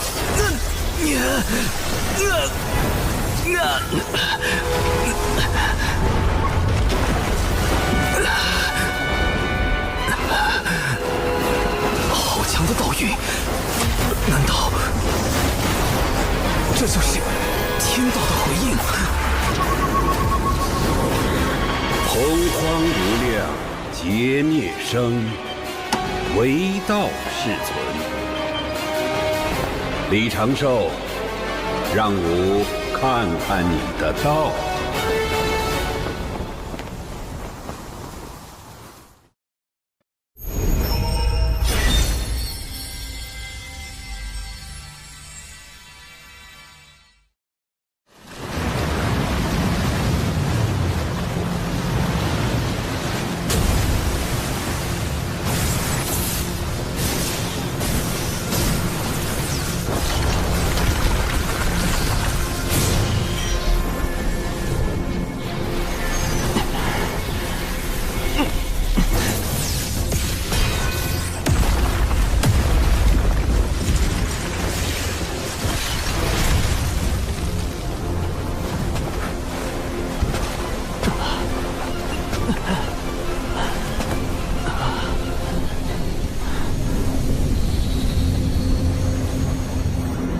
成了一个遥远的梦，短暂且美好。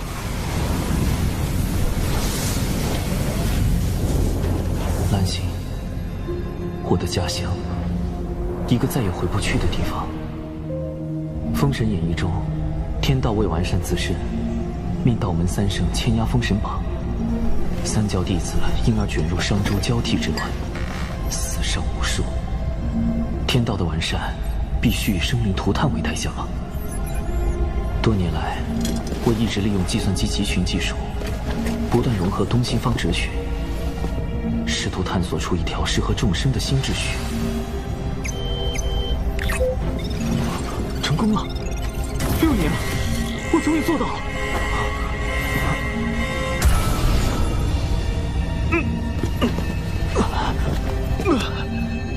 这破答案要解密6年。我要你这电脑有屁用！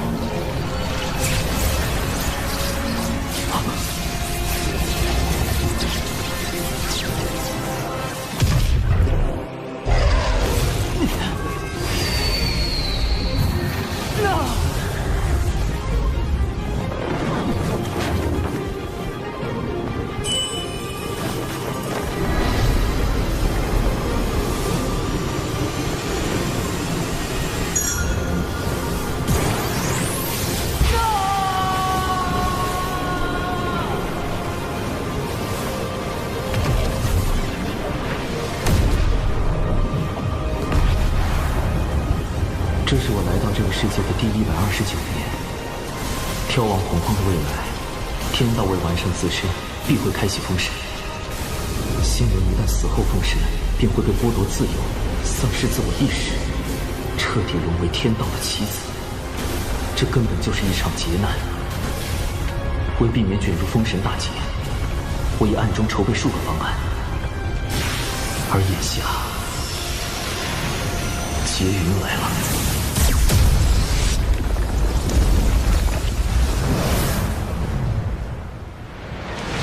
韩爵，此次随为师前往截教道场讲经布道，感觉如何？师傅，汉至今天终于见识到了，我教弟子众多，人与妖混杂，好热闹。不知和龙族的东海大会比起来，哪个更热闹？龙族向来骄傲自满，你可不许学他们。你天资聪颖，颇有悟性，为师相信，不久后你就会迎来成仙天劫。师傅，上次您夸赞的那位弟子已经殒命了。不夸了，不夸了。啊，有人渡劫！快，汉之，这是观摩天劫的最佳时机。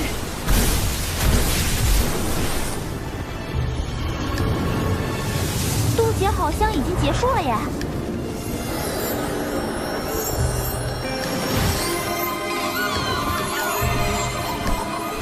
我这是成功了。师傅，他要飞升了。这大门后便是仙路吧？不错，依我看，他潜力无限，马上就要飞升成为天仙了。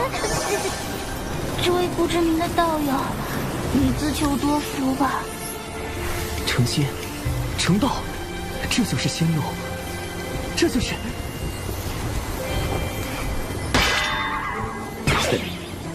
这，等会儿。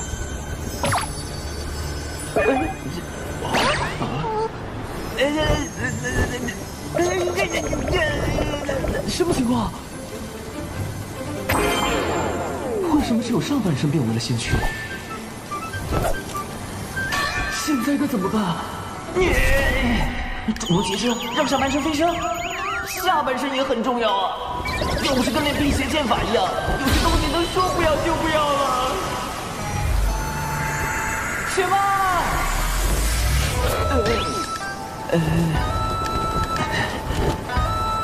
莫非是天道错判我的实力，以至于没有降下足够强度的天雷，导致我如今只有半身仙躯的情况？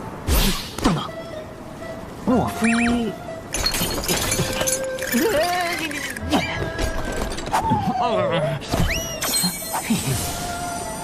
果然是火德玉遮蔽了天道。火德玉防推算，可以防止被人推算修为、来历。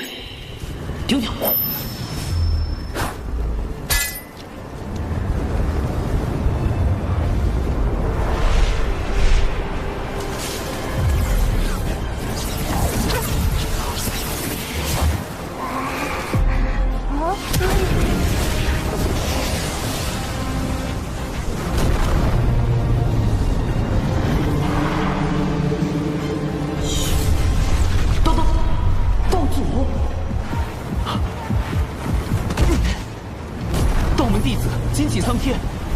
劫之变数，实非弟子有心算计。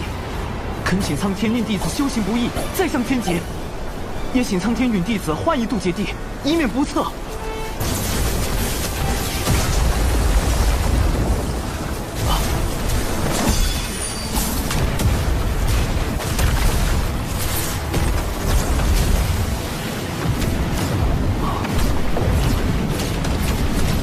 好在此前为防渡劫有人捣乱，特意多选了几处渡劫地。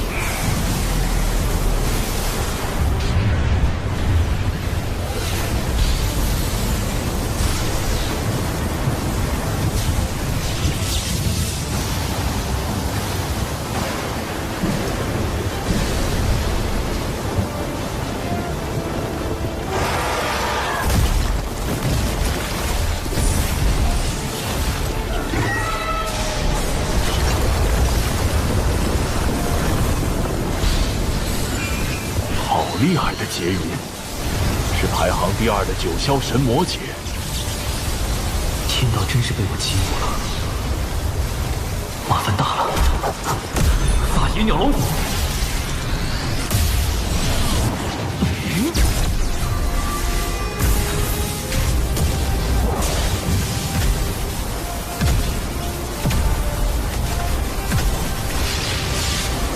看来此此人多数要死在天劫之下了。看来此人还有一线生机。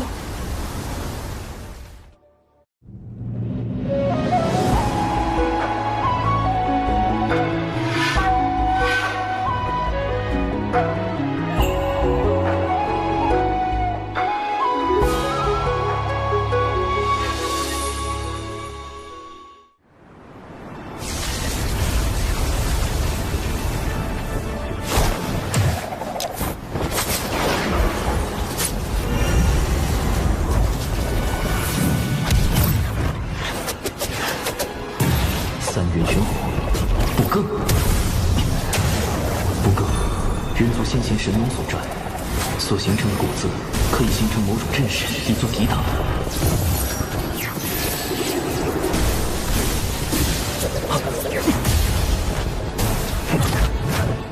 最后一道天劫不对劲，奇怪，除了天劫，好像还有其他东西。不急，在此地看看他能否撑过最后一道，理应是撑不过的。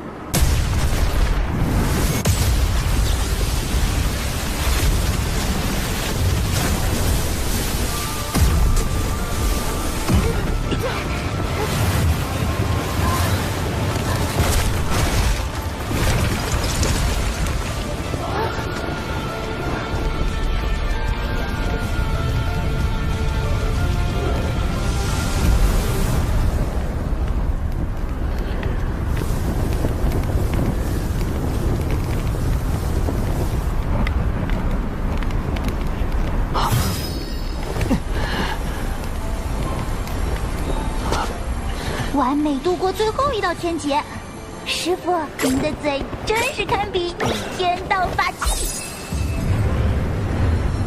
车线，成道，这就是仙路，这就是竟能撑过此劫，咱们可过去结交，说不定他就要直接飞升天仙。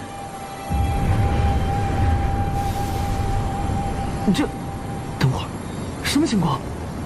师傅，你快别说话了！哎，是天罚，天道判定此人有违常理，降下天雷责罚。不讲武德！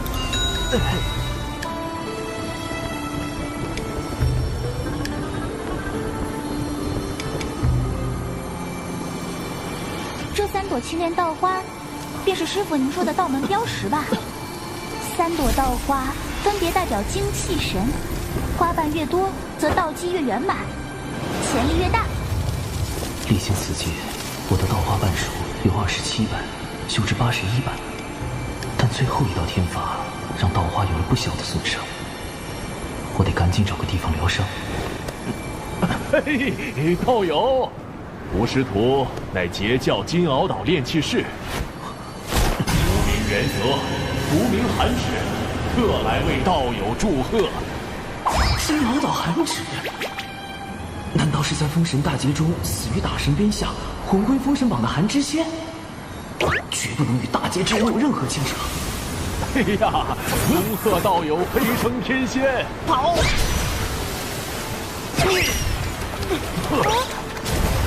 往后修行之路必定顺遂无比，还望道友入我截教。师傅，可惜连道友的脸都没看着，就错过了。放过这位道友吧。仙路缥缈，世事无常。大道千载，终须自渡。万般因果，方显机缘。道化修复期间，不可随意移动。这渔父倒是个绝佳的修炼场所。好大的鱼！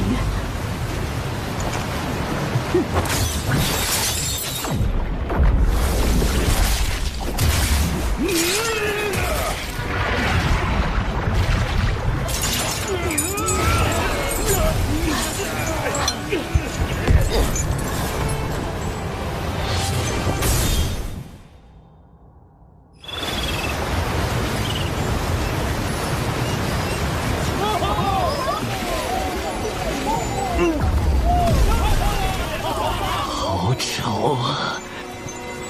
为什么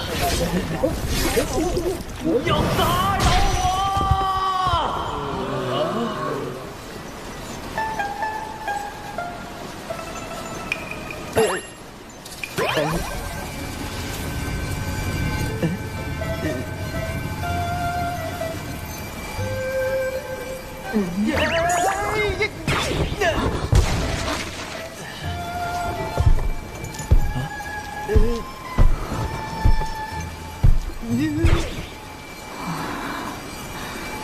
这是海神。啊，从鱼肚子里生出来的海神，海神，海神！快把海神从寨里好生供着，通知巡寨全体寨民，搭建神像，摆坛祷祝。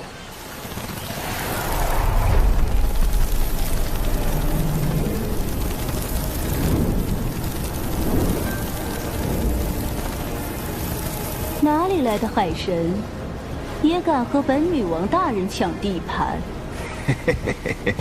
女王大人，熊寨之事便交给属下吧。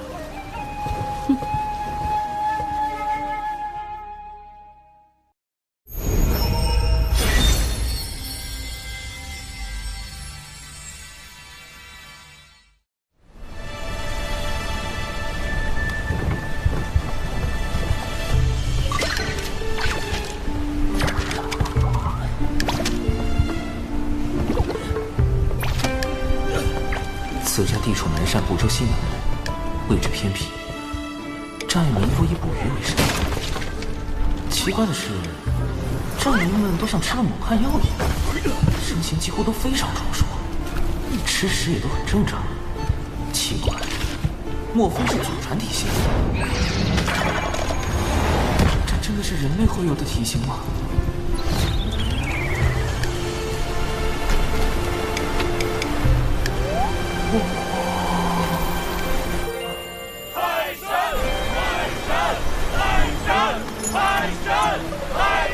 好大的石像，竟然真的被他们打起来了！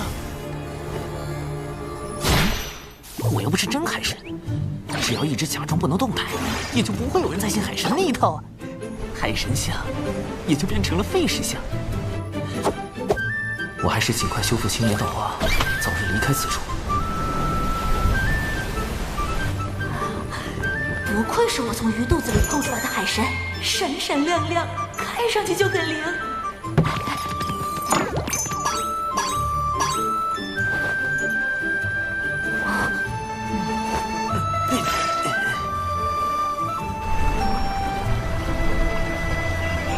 道化总算彻底修复，我可以隐藏修为，模拟出魏成仙的模样了。得尽快了断与熊寨的因果，别惹上什么是非。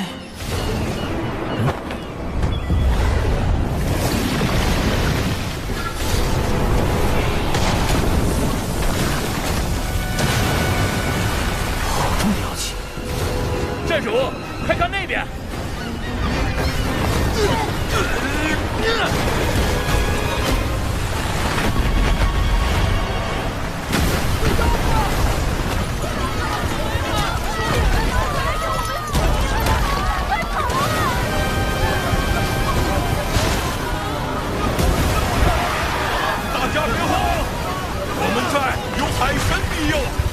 定会平安无事。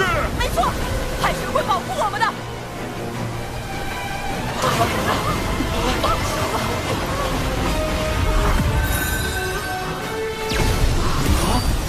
西方二超凡玄中妙法，传福泽。寨主，这是……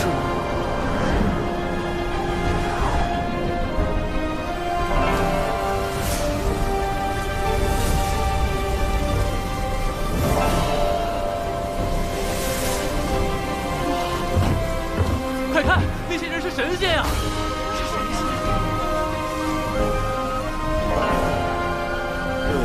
西法二圣是什么？与我们熊寨的海神里业吗？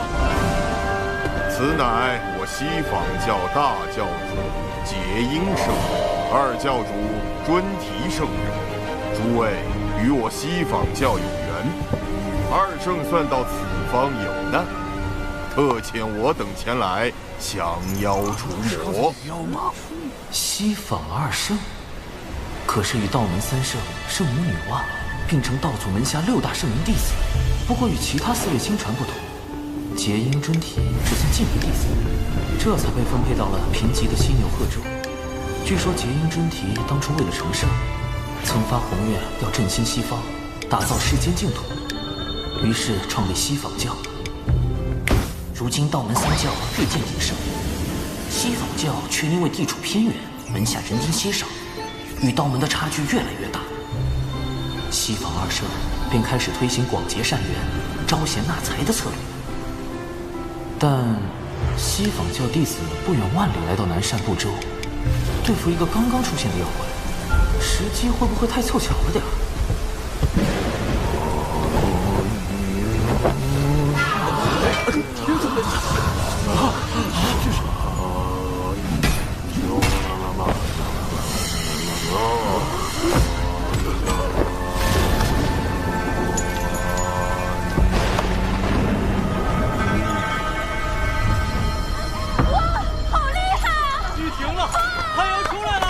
看来你们的海神不怎么灵啊，还得靠我等出手。你胡说，海神会显灵的。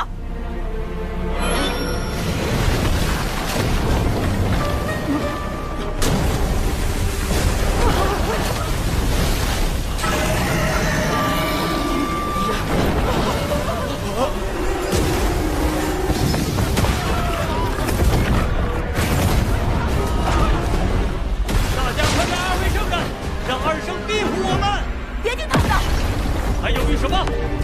你们想被鱼妖吃掉吗？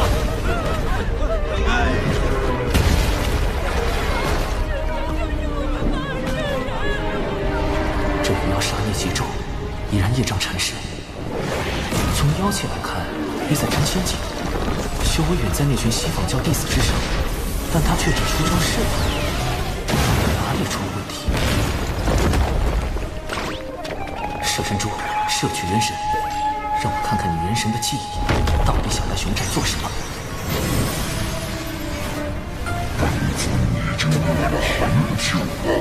这次你的任务是袭击熊寨，你不是最喜欢人肉吗？只是记住，你最后一定要被我降服。原来都是一伙的，这鱼妖就是西方教豢养的大妖。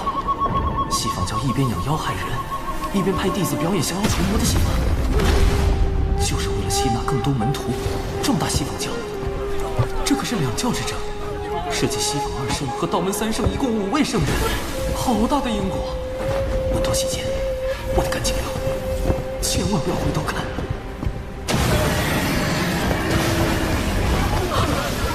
圣灵里，海神没啥用，快来拜圣人老爷！不，相信海神大人，他一定会救我们。西方2圣，救救我们！救救我们！救命啊！孽障胆大包天，西法2圣在上，请赐予行道力量。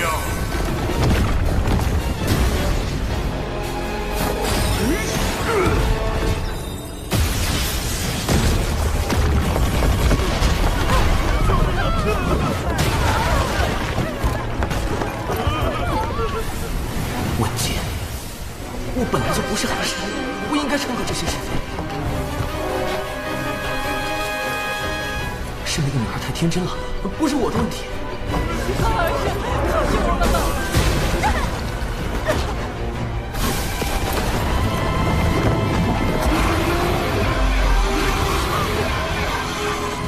海神大人，求求你，快显灵吧！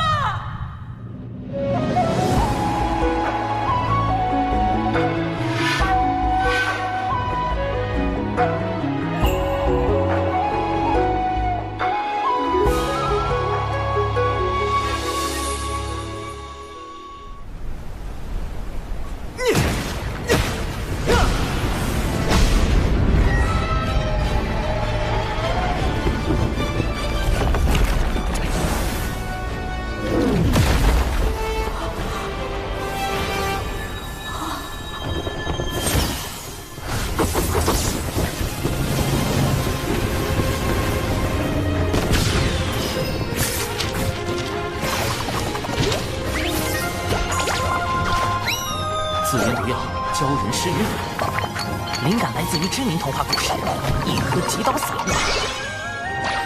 嘿嘿。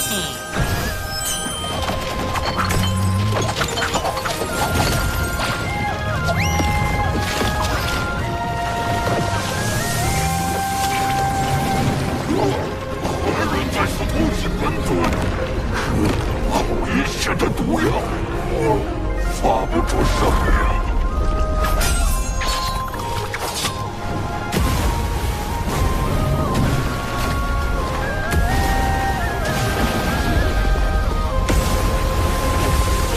迷药升级版，注射型软仙散，一针立马晕，2针双保险。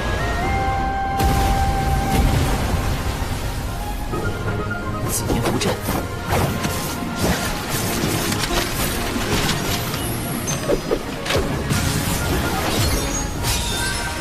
，3元玄虎剑阵。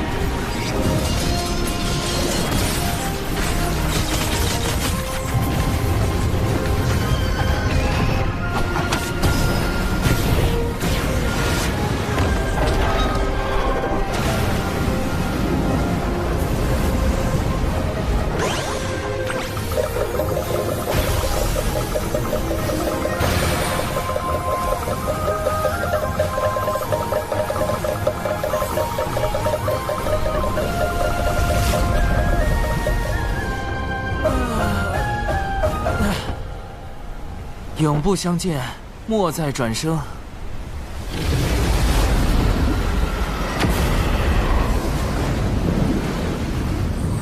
这个鱼妖找对了，演得太逼真了，下回还找他。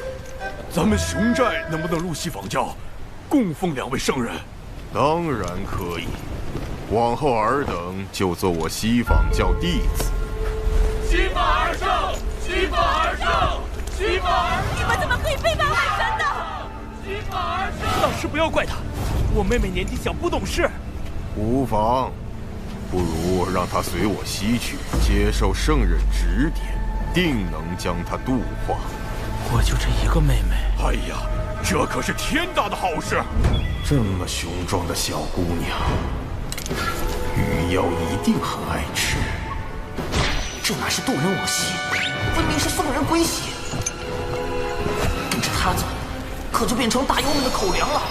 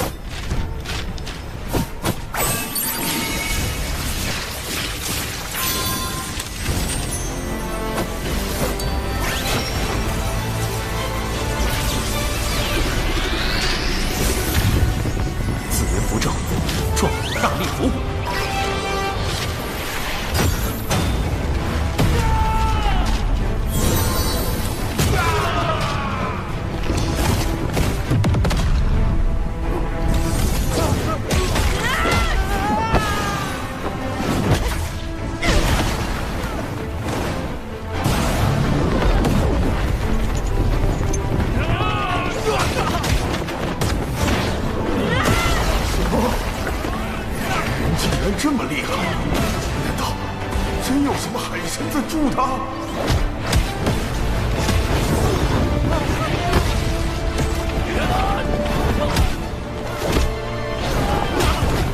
我说过，我们战的海神是最强、最灵的。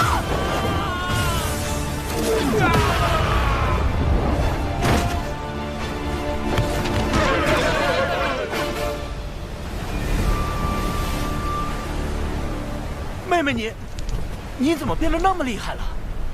刚刚身体里突然出现一股神奇的力量，一定是海神大人显灵了。赶紧跑，就没有人发现。等等，巡寨里还有一个我的神像，万一被西方二圣看到神像找到我头上，发现是我破坏了他们的计划。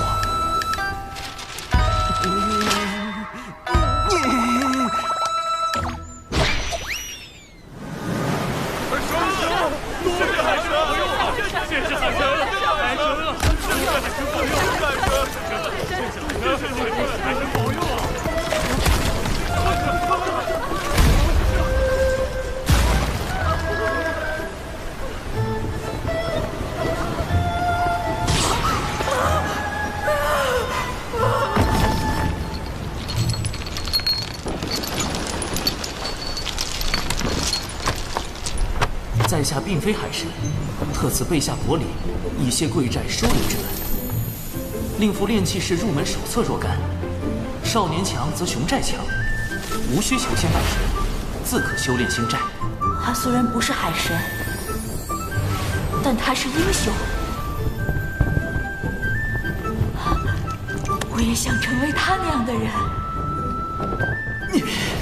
现在立刻马上回到道门的地盘。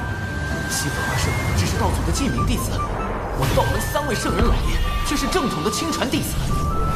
道门3圣罩着，就不怕那西方二圣了。能拜入道门麾下的渡仙门，真是一大幸事。恐慌太邪恶了，人心太复杂了，因果太害人了。以后还是得贯彻在小冲锋老死不外出的方针。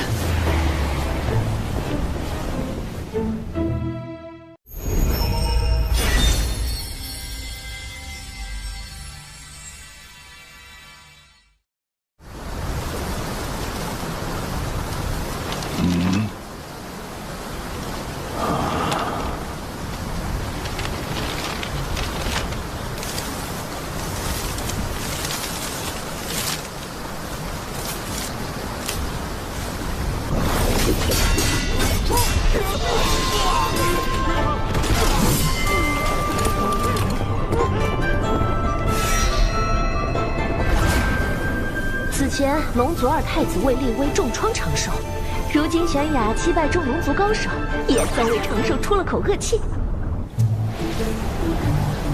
出来这几天，小冲锋应该没事吧？走前叮嘱师妹要好好休息。师傅刚成卓贤，应该也在闭关。师兄，你终于回来了！到底是谁布下了这连环困阵？究竟有何算计？啊，这字有些眼熟。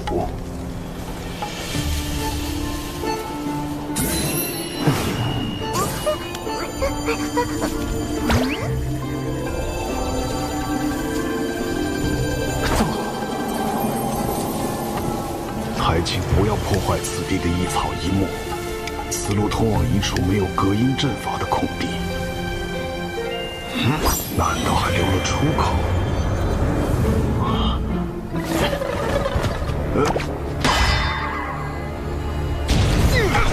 没化血可以不血，怎么控制不住就上头了？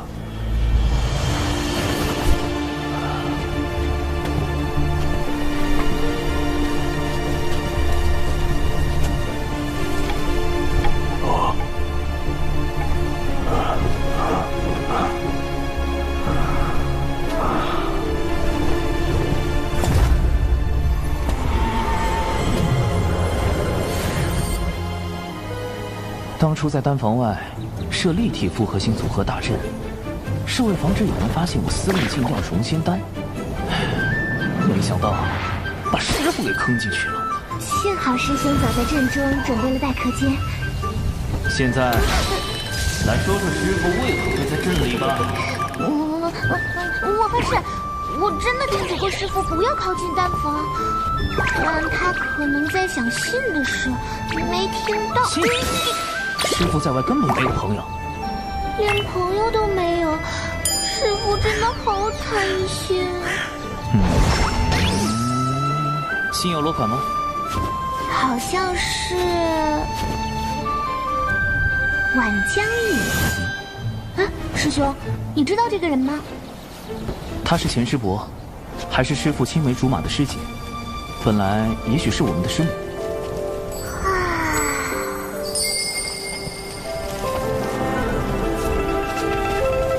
能看上师父这么认死理的人，晚师伯一定是一个很好的人。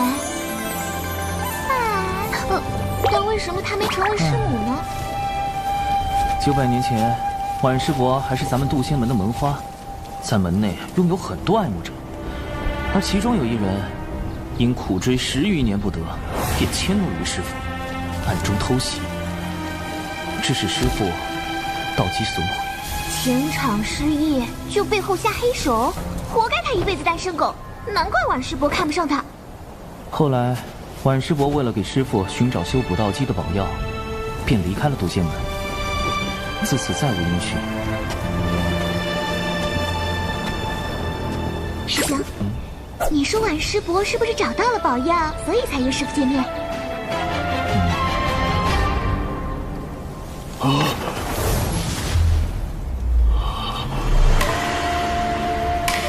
这阵是我设的，此计确实是我的，但我为何全无记忆？难道我所经历的都是假的？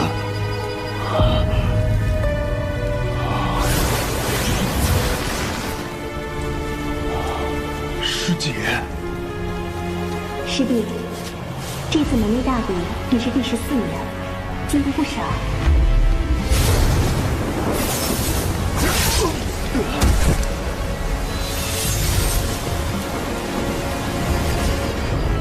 师弟，你在门内好好养伤，我一定会为你找到修补道基的宝药。师姐，不要走，不要走！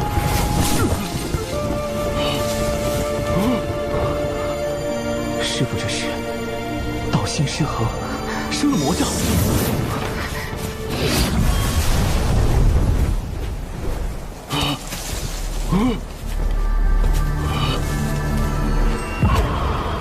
道基残损，心爱之人离去，挣扎半生只修成一个浊仙，你的过往还真是凄惨啊！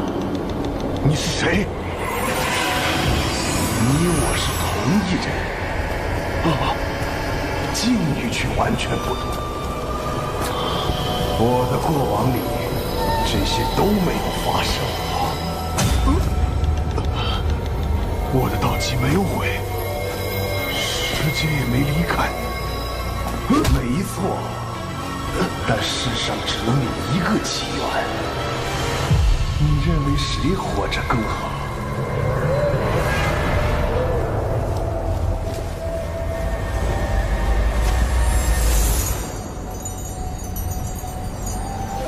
那么，只要我不在了，一切都会是最好的样子。只要我不在，只要我不在，只要我不在。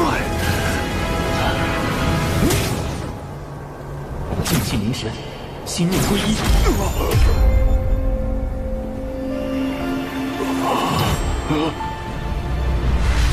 长寿，灵娥。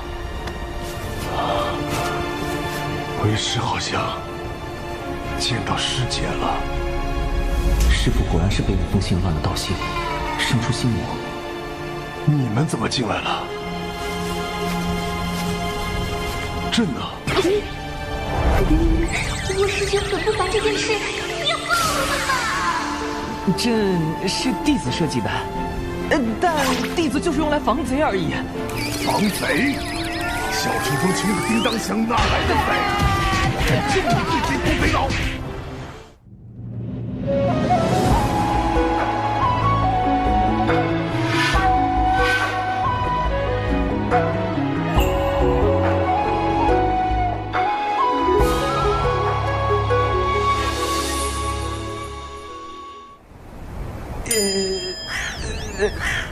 为师有要事得出门一趟，小穷风，再由你打理。信我这是。师傅，晚师伯多年未归，门内应该已经将他从小穷风除名了。安门归等于叛出师门。师父身为一峰之主，若与他私下会面，该如何向长老们交代？那你说该如何做？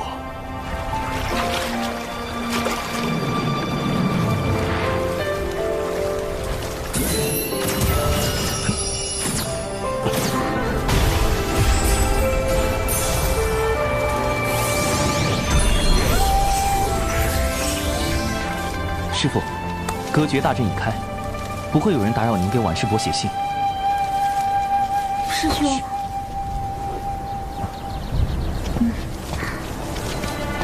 师兄，你真要去给师父送信啊？万一……最坏的可能就是晚师伯已经遇害，这封信是有人要引师父外出，除掉的。啊！师兄，你是不是已经有怀疑对象了？不错，此人就是毁掉师父道基的那个情敌，如今就在西南宫。一个武力仅次于九次九仙所在的破天峰。但财力第一的封号，门内不会因为小穷风穷便任由他封欺负吧？事发时并无旁人，门内无法判定事情经过，只能略作惩处。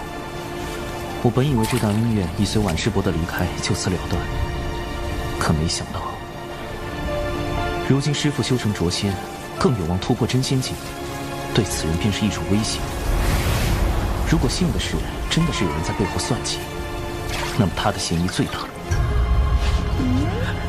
师兄，这人是仙宁峰峰主的弟子快思。原来是他，他不是已经修到真仙境巅峰了吗？师父却因为他苦修900年才成浊仙，还险些惨死在天劫下。我会盯紧此人，一旦发现此事与他有关，那么我会连同当年的恩怨一并清算。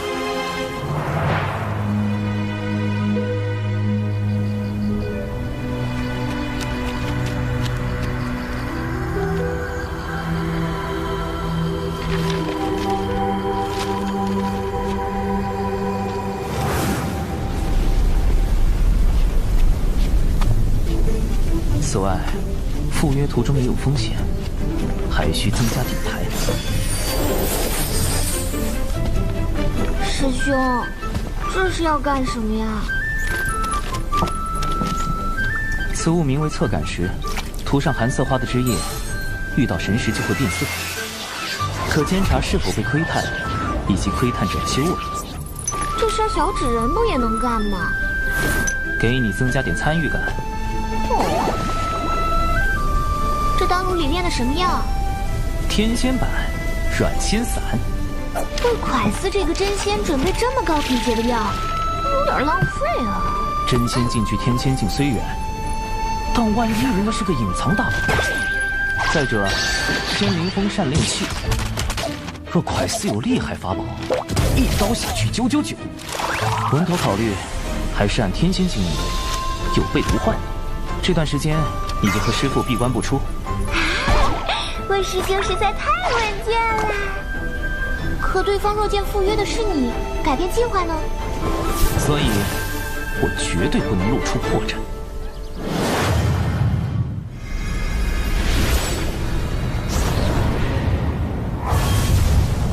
怎么刚好碰上从东海大会回来的人？假装没看到。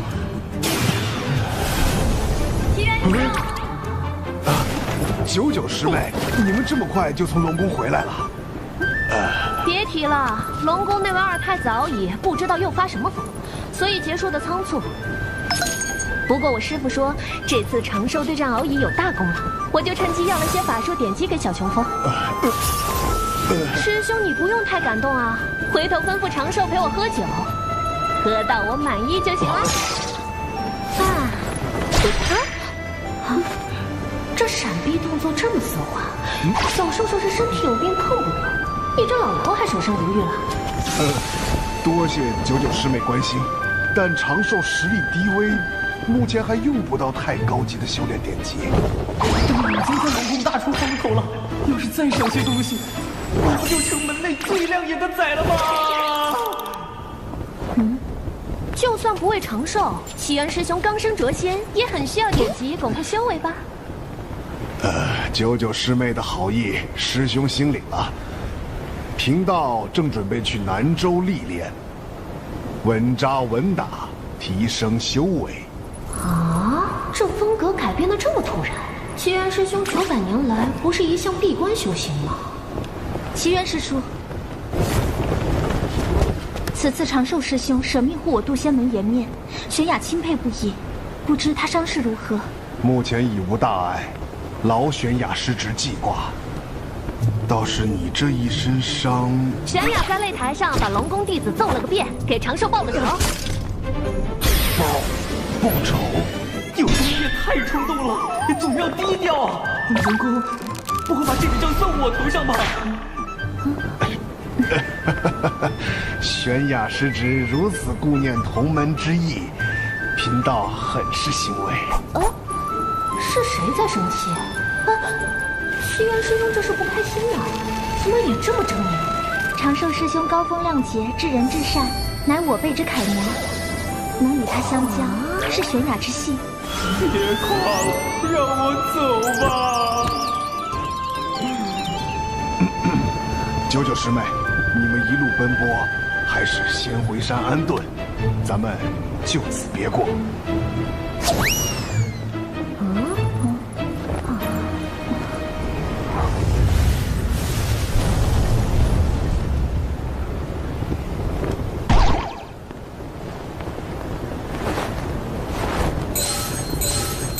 侧本是有反应，我被神识锁定了。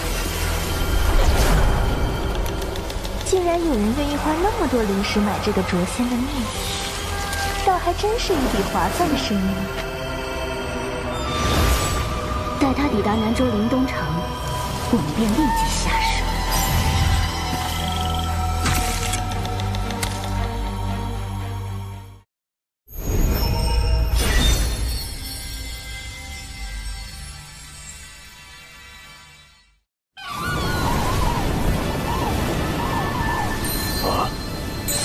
根据测反时的反应，共有3道神识锁定我，2个元仙境的不足为惧。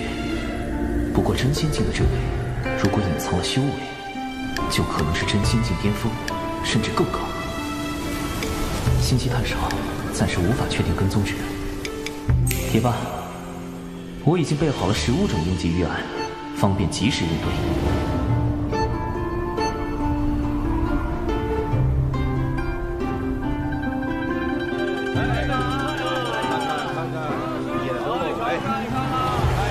这就是信中约定的见面地点。南州不愧是人族气运汇聚之所，都开始追求精神需求了。不过，神识锁定解除，这就现身了。我还什么都没做呢。依然是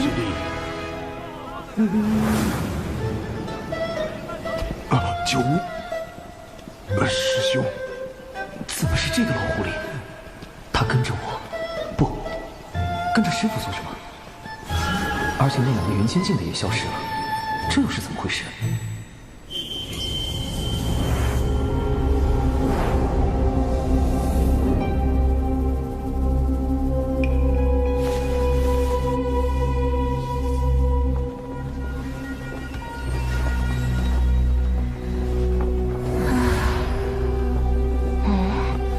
他旁边那人是？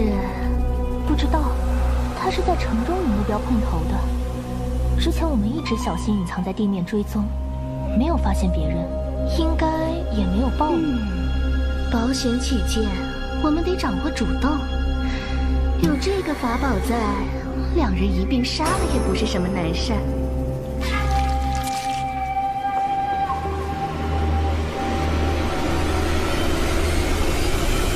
师兄，你怎么会在这里？唉，小九担心你独自外出不安全，托我暗中相护。想不到，唉，师弟，你向来洁身自好，怎么升仙后突然性情大变，往红尘俗世里钻呢？九如师伯暗中相护也是好心，如果他跟踪的不是无理长寿的话，危险！他对师傅十分了解，祖龙是露出破绽，地盘就藏不住了。幕后之人也会被惊动的。师兄，你误会我了。吾辈炼气士一心求道，岂会恋慕俗世污浊？我停在这里，是另有原因。什么原因？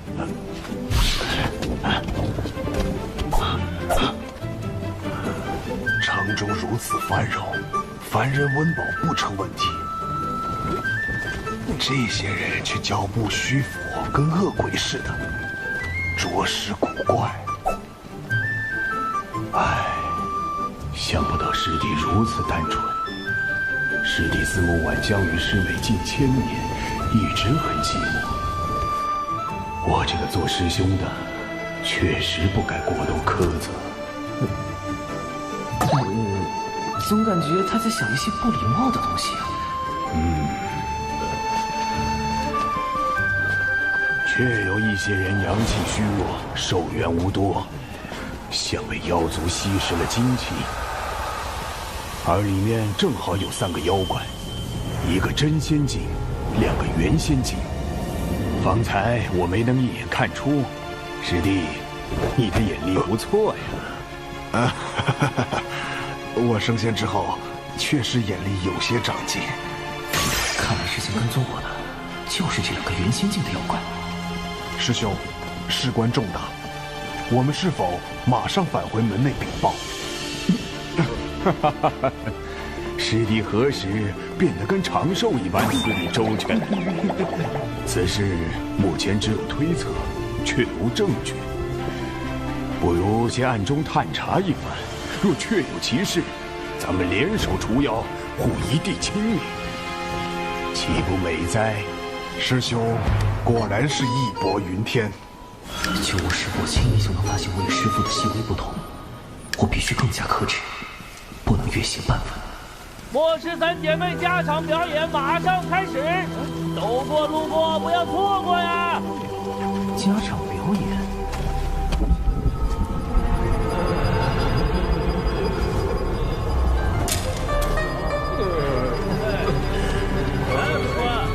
看看这个，新鲜的。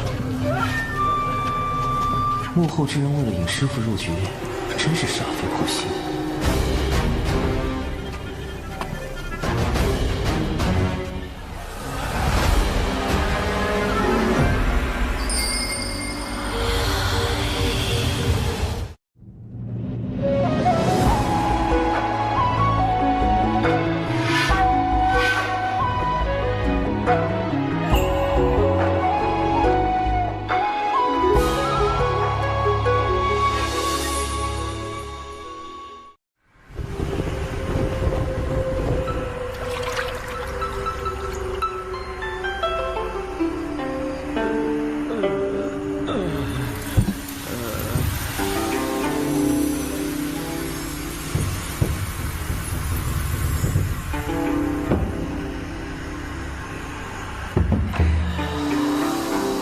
跟九如师伯一起行动就是暗器，竟然抓到了妖怪吸食人族精气的现行。话说这么熟练，他们到底吸食了多少精气啊？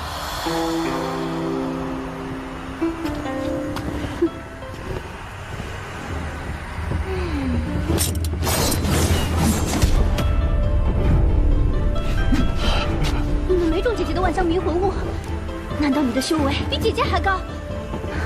那只手是真仙境巅峰，怎么会跟一个浊仙在一起？妹妹们，先杀了那个浊仙。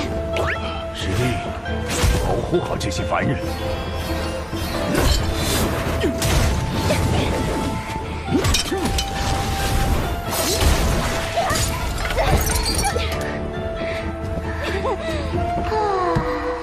好吵，发生什么事啊？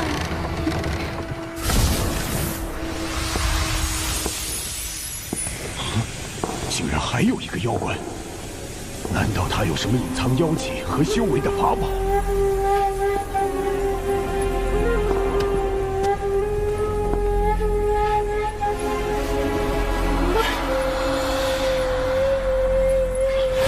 掌柜的，他打伤了我的2个妹妹。小兰姐姐，你要为我们做主啊！敢在我店里？师弟，千万保护好自己。我绝饶不了你！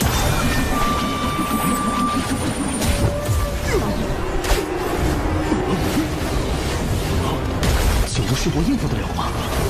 不对，现在好像我比较危险。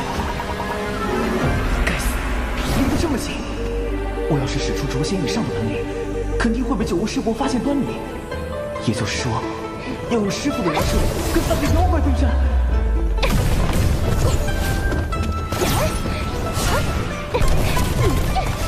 是个糟老头子，怎么这么能跑？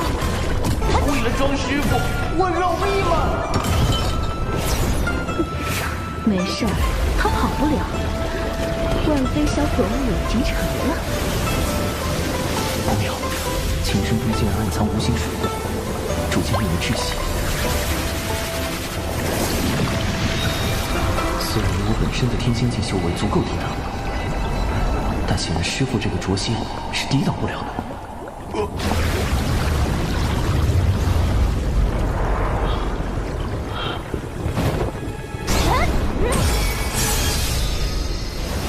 九无师伯，你怎么还不回来？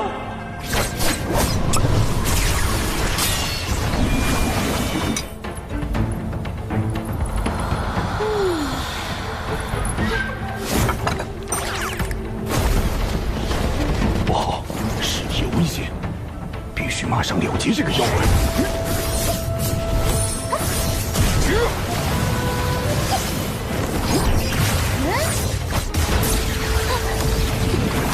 别以为我拿你没办法。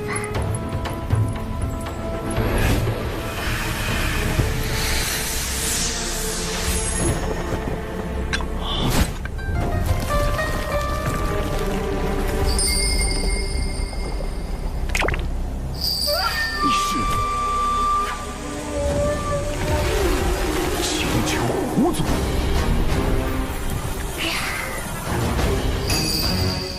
这下可麻烦了。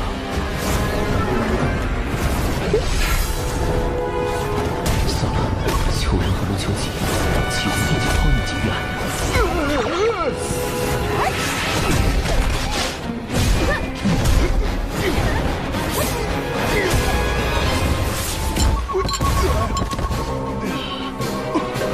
没用的，这万飞销魂物以我的法力驱动，凭你区区一个浊仙，根本不可能破解。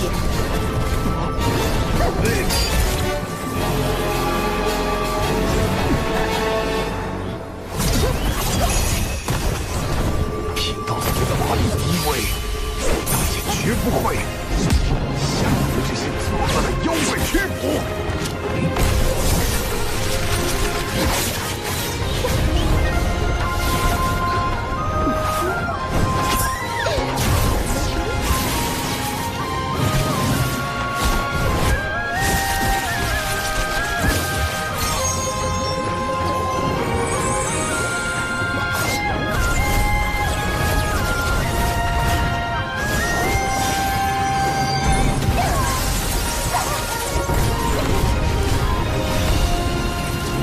纸人1号、2号、3号，出动！4人符阵，进行离宫。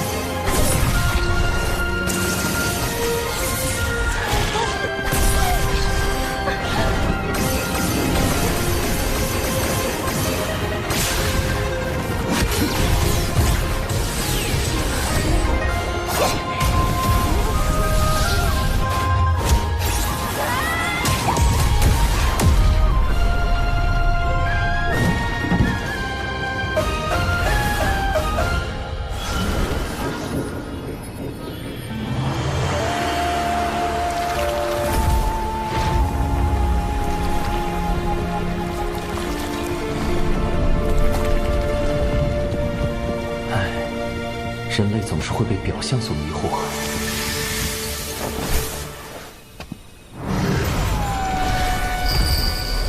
青丘狐族蒙圣母女娲硬币，素来与人为善，为何你却自甘堕落，干起了吸食人族精气的勾当？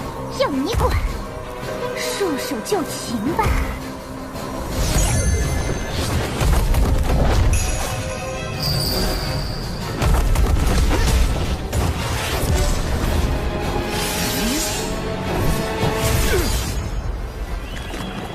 我要杀了你！妹妹们，把力量借给我！又来了！万毒噬魂物！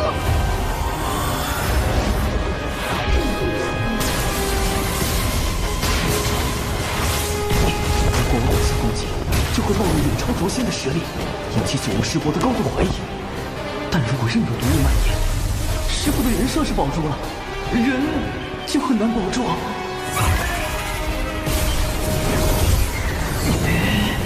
不能，千万不能打！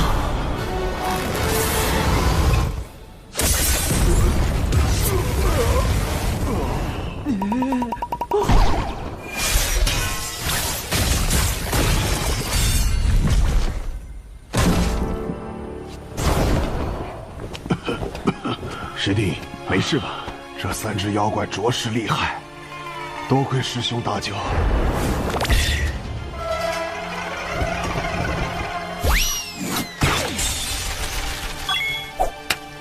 师弟太谦虚了，没想到你竟能和3只妖怪纠缠到这种程度。出门前，长寿给了我许多符箓防身。原来如此，长寿师侄那么多鬼主意。别说原仙遭不住，真仙栽跟头，待他成仙，怕是连天仙都敢算计。你师傅的一身幽灵，我忍了。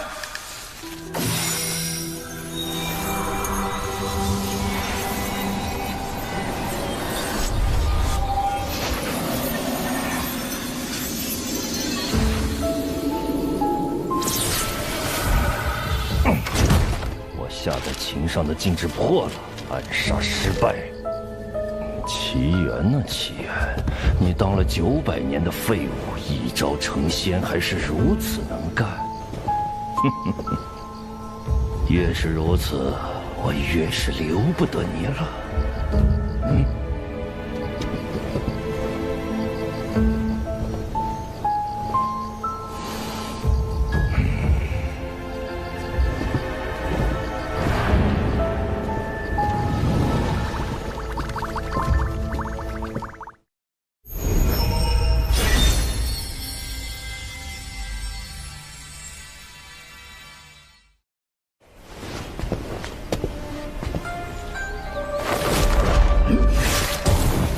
小指游的剑识，基本可以确定快思就是幕后真凶。他以晚江鱼为名，应师父前来云龙城，欲买凶除掉师父。如今快思得知蛤蟆药失败，已在赶来的路上。他最快1个时辰就能到。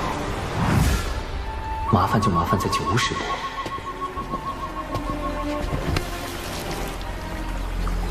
蛤蟆妖身上的业障真多。这狐妖隶属的青丘狐族，与人族圣母女娲颇有渊源，不太好办。先想办法引开九无师伯。不如等他醒后再拷问。附近有个偏僻海边，正合适。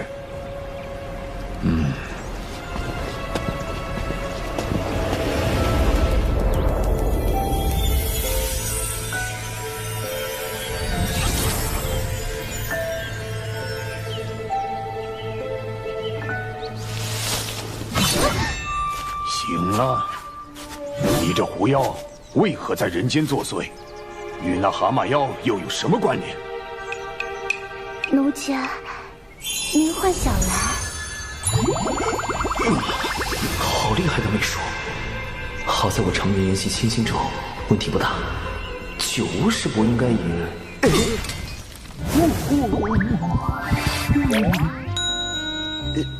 是吴师伯，你冷静一点啊！师傅，对不住了。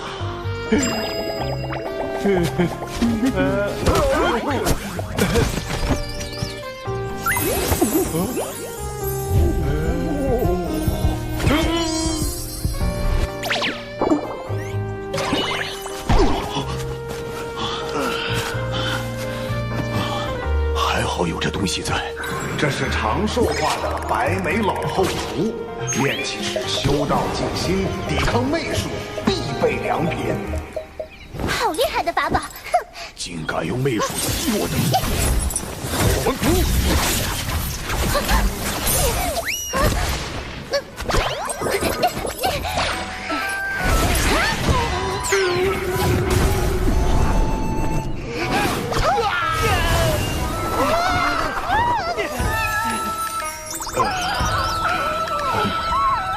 趁此时，哎呦！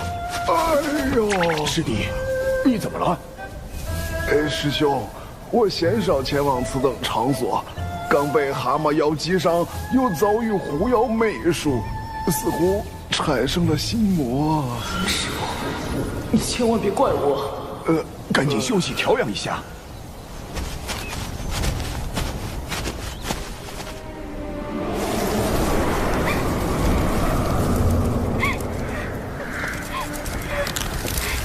姐姐们，你们死得好惨！说，那个谪仙是怎么杀死你姐姐的？他有什么特别手段？姐姐们已经死了，告诉你这些又有什么意义？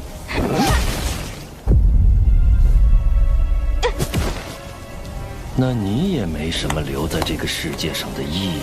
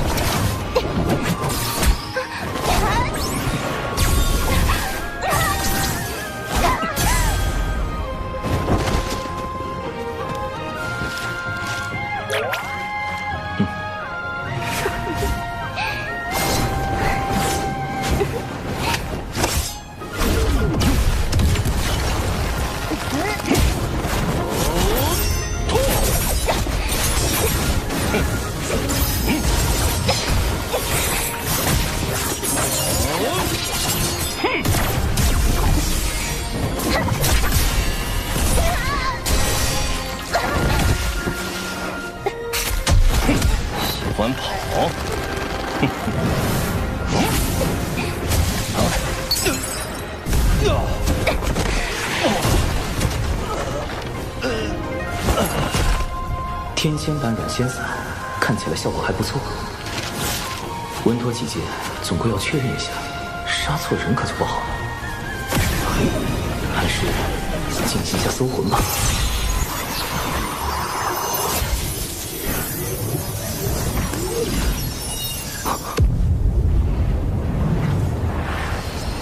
师傅。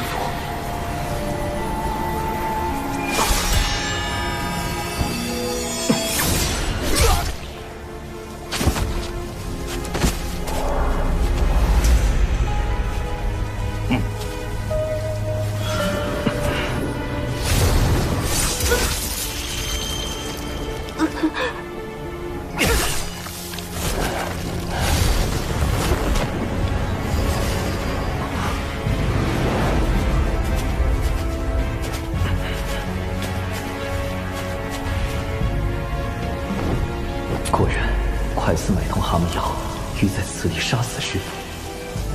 师傅，万师伯，令东城百修杀人事件确认完毕。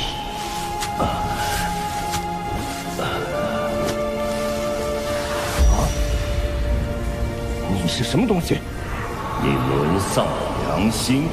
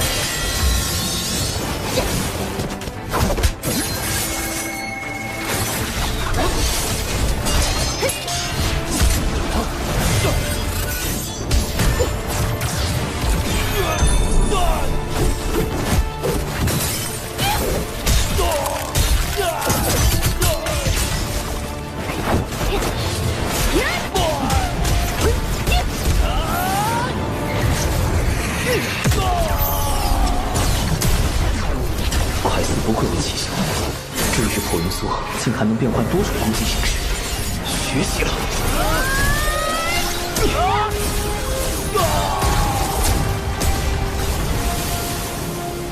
怎么可能？你不是捉仙，你是真仙。错，我是天仙。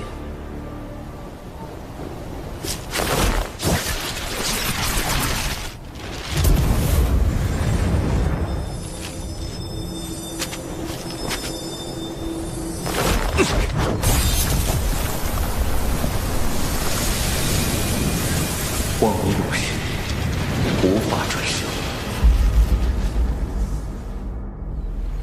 我确实没有参与吸食人族精气，不信的话，竟有功德。一般来说，行善带来功德，作恶带来业障。等功德积攒到一定程度，便可获得成圣契机。机缘上佳者，可凭借功德成圣。当今6圣都是以功德成圣，道门3圣以教化取功德，西方2圣以发宏愿取功德，圣母女娲则以造人取功德。但这狐妖身上的功德，这是祖传功德。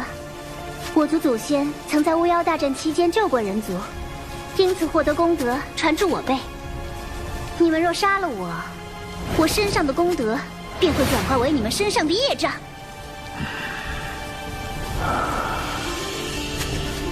师兄，此女虽狂妄，但所言不无道理。只有将她带回门内发落。我出来的太急，没带能收束活物的宝囊。啊，我带了。出门前，长寿特意为我备着的。符箓、宝囊。契元师弟似乎谨慎过了头，这些东西真是长寿师侄给他的，还是说……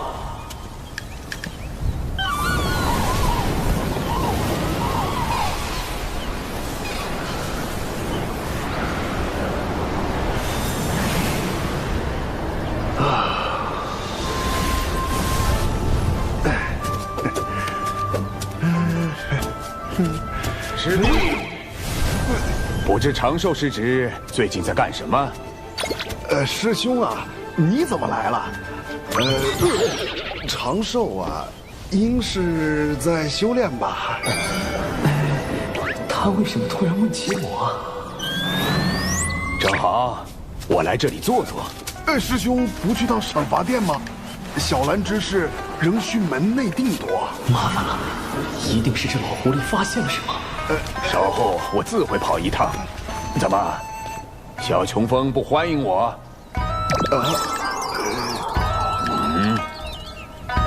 那怎么会呢？师兄造访，必令小琼峰蓬荜生辉啊！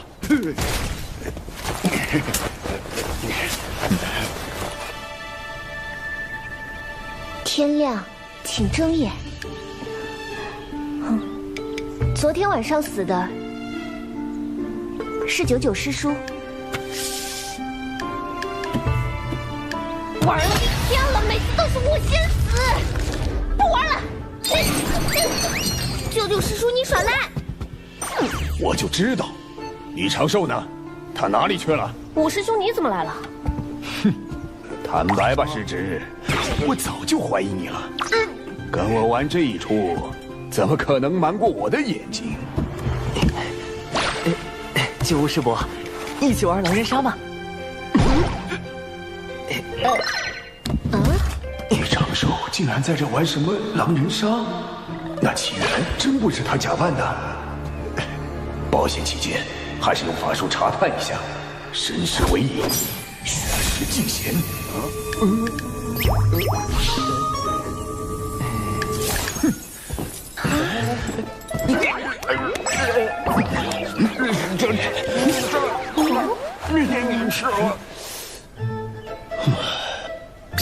真是我想多了。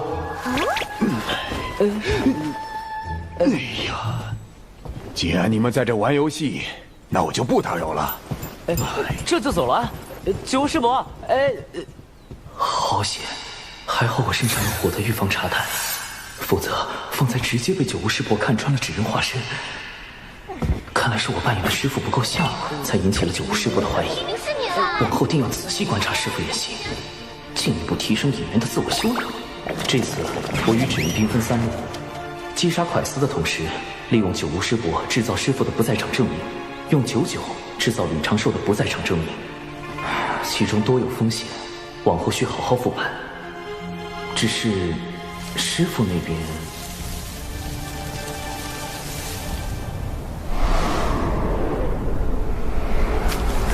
西元那个废物，为什么只等你花那么多心思？我到底哪里比不上他？你这样心思歹毒的人，也配和七元师弟相提并论？也配和七元师弟相提并论？既然如此，你就别怪我心狠了。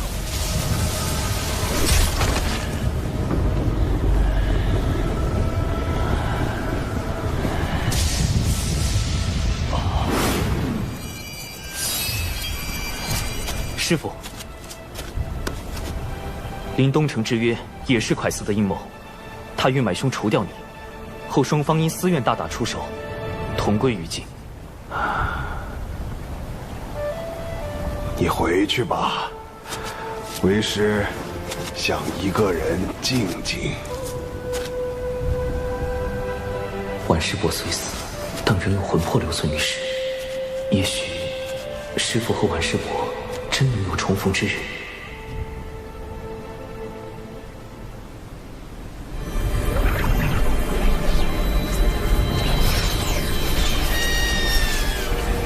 贫道代表金鳌岛来访，与贵门论道切磋，此为拜帖。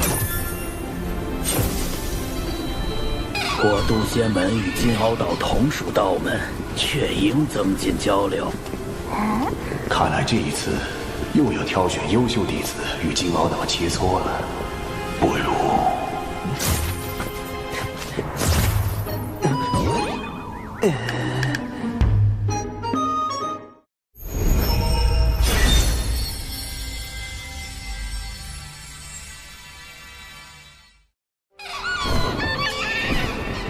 我等想与小琼峰的高徒切磋。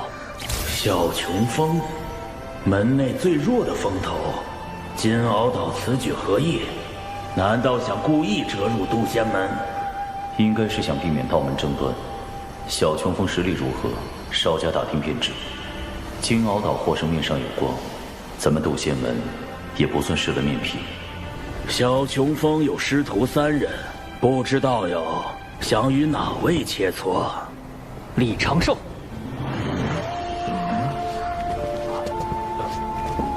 敖乙，他拜入了金鳌岛。龙族一向傲慢，如何会与道门为伍？为了打败蓝衣老道，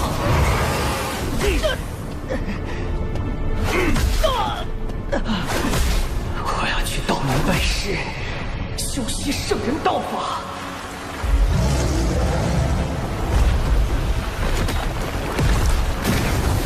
为了重整龙族，我要扬名四海，引领族中弟子拜入道门。扬名计划第一步，洗清龙宫一战的污点。回众女上人，我师兄李长寿修行遇到瓶颈，必死关了。还好准备了避敌计划。着实不巧，敖乙太子不如另择一位弟子切磋。友情悬崖，愿向敖乙太子请教。你是小雄风弟子吗？不是。那便不行。师兄，我是为了你才不稳健的，不许发无超说。小琼峰弟子兰陵娥，愿向敖乙太子请教。我的对手非长寿道友不可。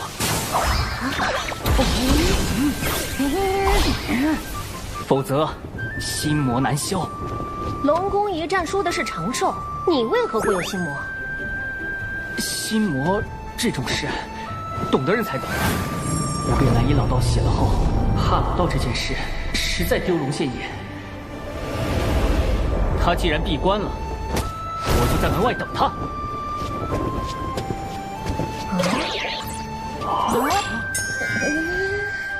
这小人做事这么绝，都开始堵门了。事关龙族兴衰，我绝不会放弃。那就这么耗着吧，看谁熬死谁。我龙族寿命长得很，熬死你还不是绰绰有余。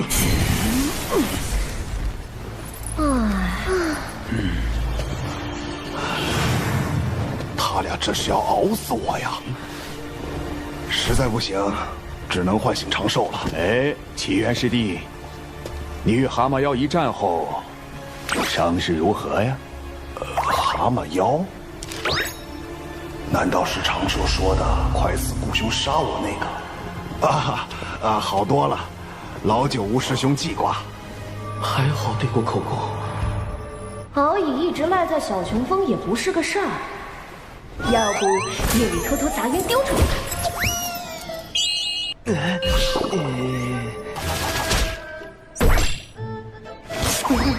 我会被龙族暗杀吧？小妖精，赶紧出关，调整2层伪装。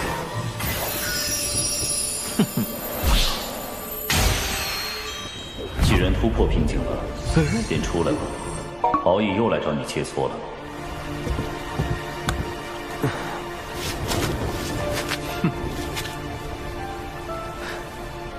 敖乙以渡劫成仙，而弟子不过反虚境，怕是难以取胜。师父，弟子有一个既不与敖乙交手，又能让渡仙门稳赢的法子。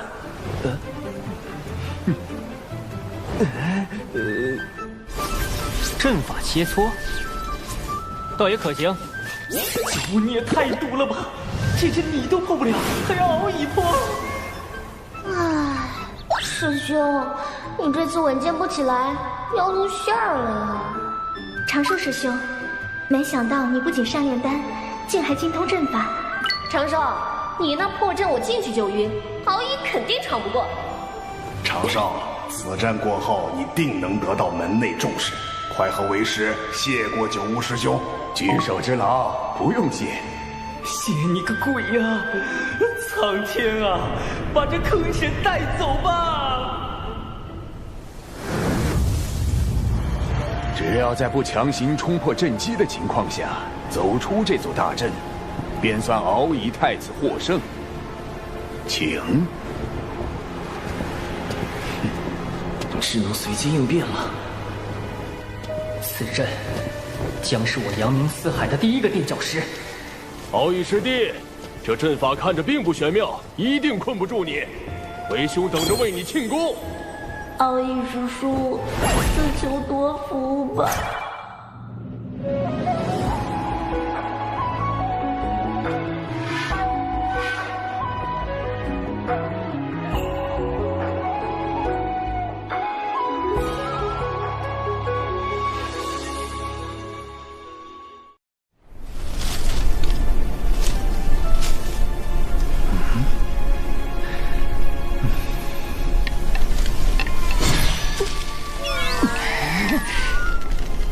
回来了。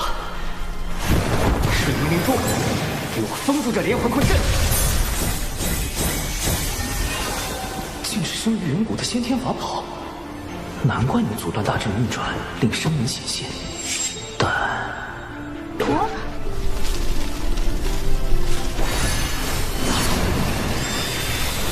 冰离剑，给我斩了这方寸之地！又一件先天法宝，奥义真是旷里有家。只是阵法造诣差得令人发指。啊！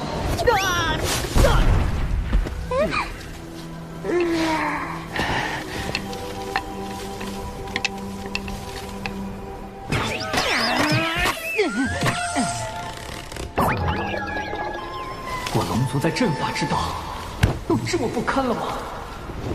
此阵颇为玄妙，想当初我也险些出不来。九窝师伯说笑了，这就是最普通的迷阵。师傅，敖乙师叔入岛尚短，所学有限，弟子们倒是学过些阵法之道，想去试试。为师相信你们一定能破阵。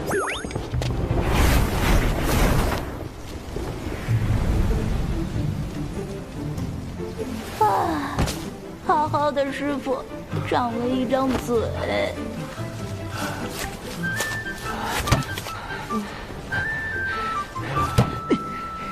我定能破此阵。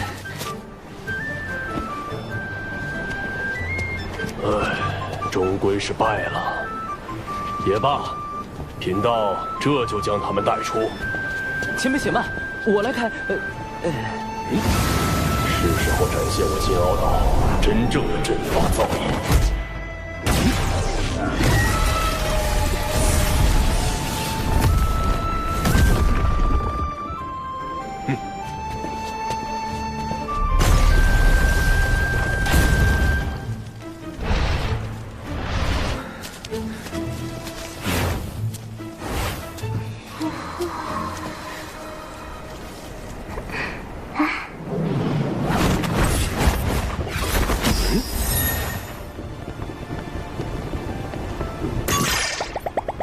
我居然也迷路了，不能被看出来。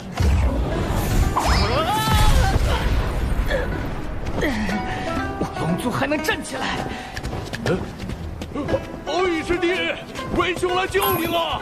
连天仙都被困住了。长寿在阵法上的造诣确实不凡。长寿啊，这个优秀仙苗，你当定了。谁爱当谁当，不要给我！金鳌岛也不过如此嘛。九九师叔，既然你主动吸引火力了，一定不介意我再把祸水引向你吧？此阵能有如此威力，九九师叔居功至伟。这座大阵一直是靠您浑厚而又纯粹的法力在运转，对吧，师妹？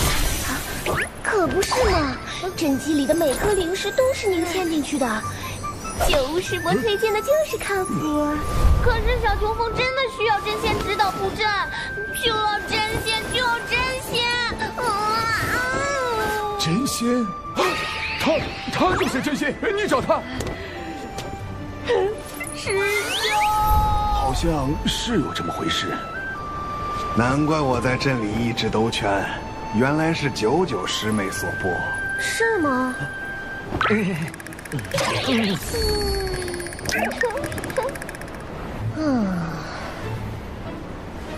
我也没想到自己这么厉害，这大概就是天赋吧。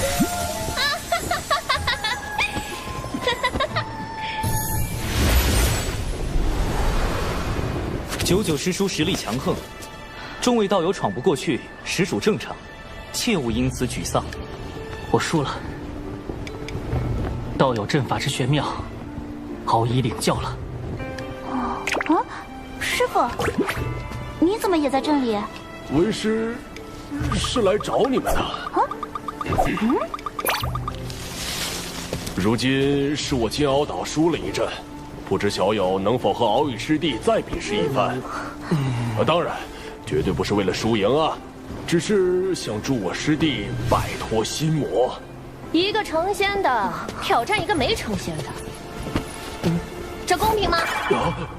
请元泽师兄将我的修为封到反虚境。这倒是公平了。那便再切磋一次吧，莫要让人觉得咱们渡仙门拒战。这熟悉的剧情走向，弟子遵命。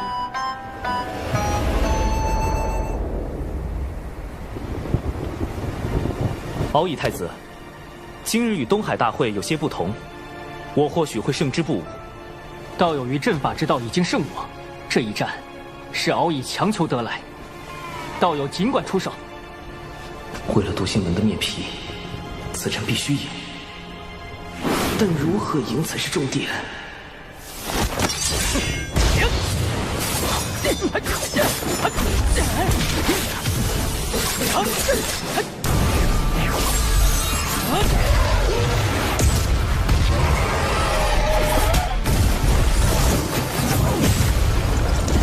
好快的盾法！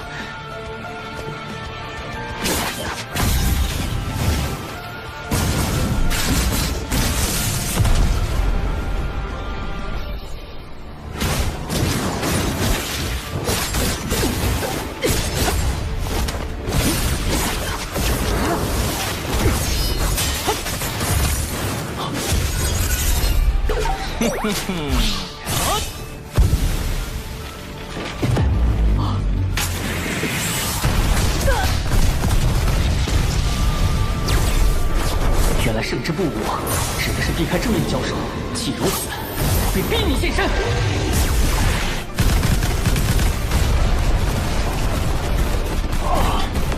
都炸成这样了还不出来，这人的打法真是一言难尽。总之，敖乙太子拿土豆没办法，承受也算立于不败之地。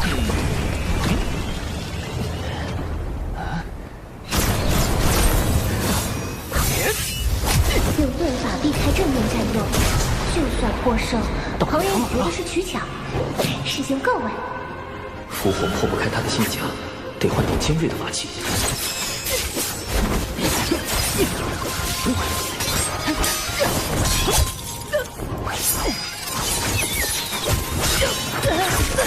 攻击如此密集，来不及细杀此人踪影。再这么打下去，敖乙师叔要被炸成刺猬了。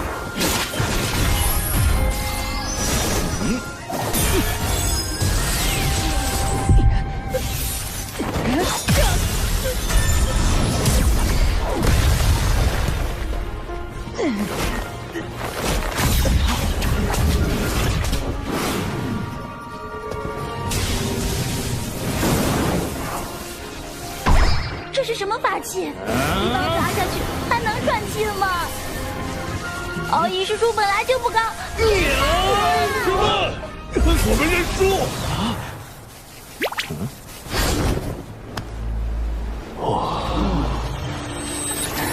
输了，我又输了。多有得罪，这次可否算作平局？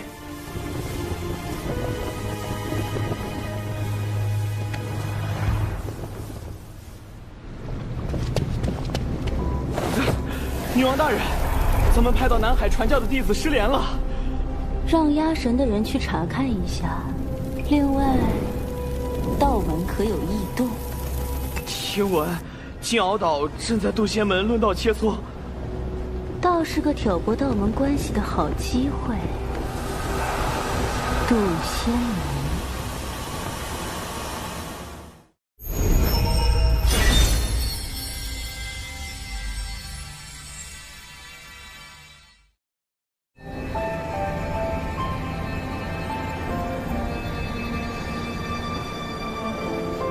长寿道友，不，长寿兄，如此光风霁月，已心有所感。此番回师门，定会好好参悟。敖乙兄客气。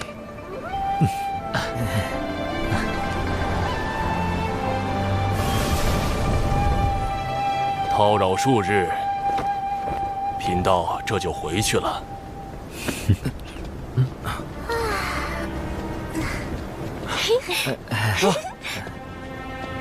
禀众羽上人，望秦上人，人教逍遥仙宗借来传信玉符，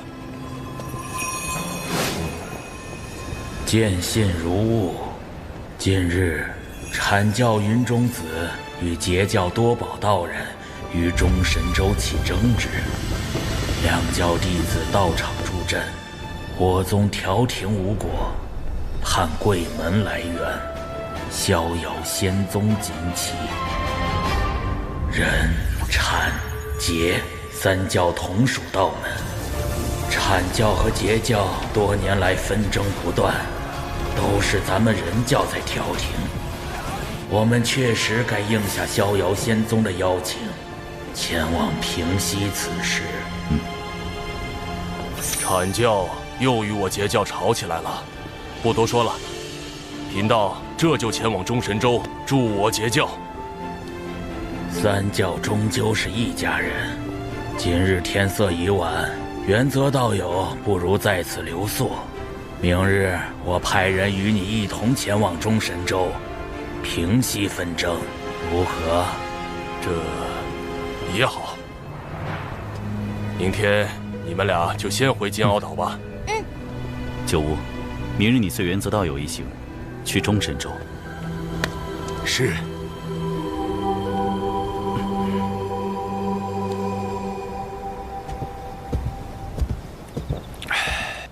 师伯，这是万凌云长老炼制的腐仙灵魂丹，可用以防身。用时需闭气，以防自伤。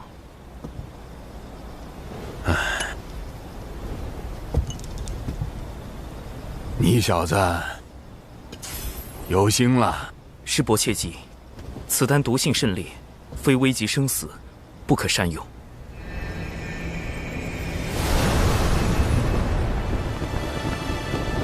师兄，阐教和截教吵架究竟是怎么回事？门内那么急着派人去劝架。这次冲突的主角，阐教的云中子和截教的多宝道人，听说他们都喜欢法宝，只不过云中子喜欢仿造赝品，而多宝道人则喜欢收藏真品。也许是因为法宝，二人吵了起来。那法宝是假的，你的法宝才是假的。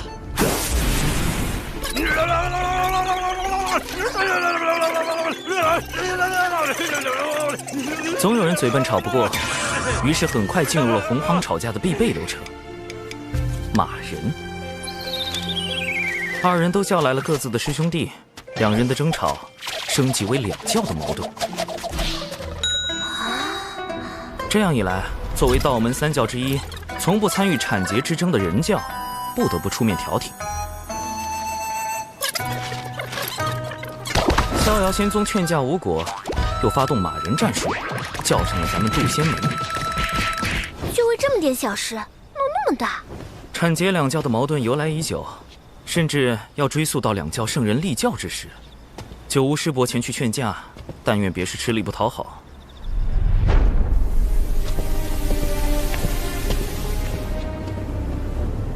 回女王大人，渡仙门和金鳌岛派人一同前往中神州，为阐截两教劝架。阐截两教的矛盾，或许可以升级为人、阐、截三教的矛盾。属下明白了。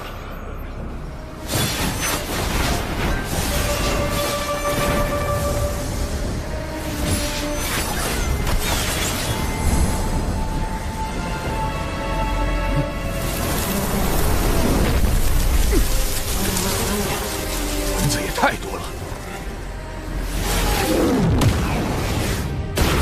有埋伏，是隔绝法阵，趁法阵还没彻底结成，冲出去！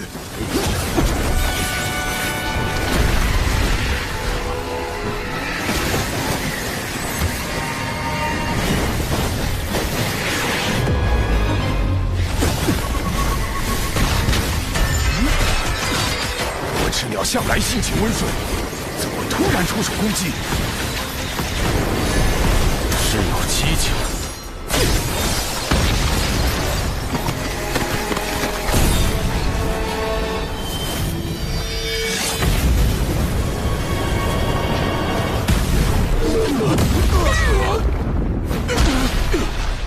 我赤鸟来势汹汹，带头那只的实力正逼近天仙境巅峰。我虽也是天仙，但不是他的对手。隔绝法阵困住了我们，必须想办法尽快破阵。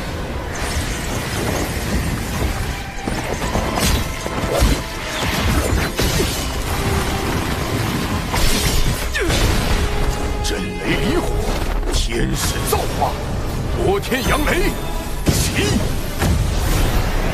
天光熠熠，黑影如梭，万影剑阵，去！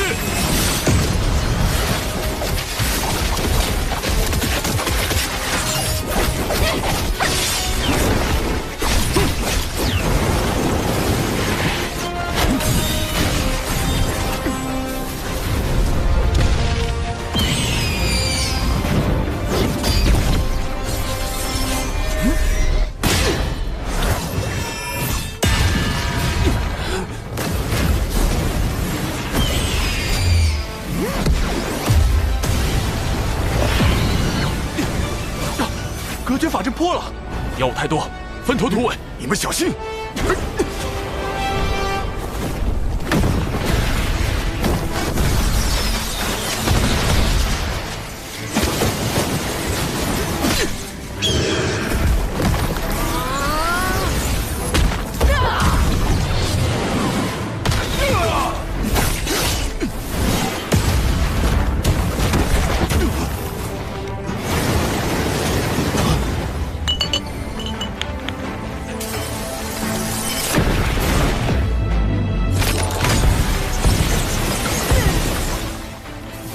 丹药四品禁制被破，九无师伯出事了。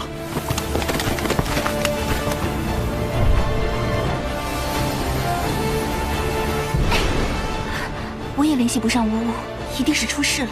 我现在就去找师傅。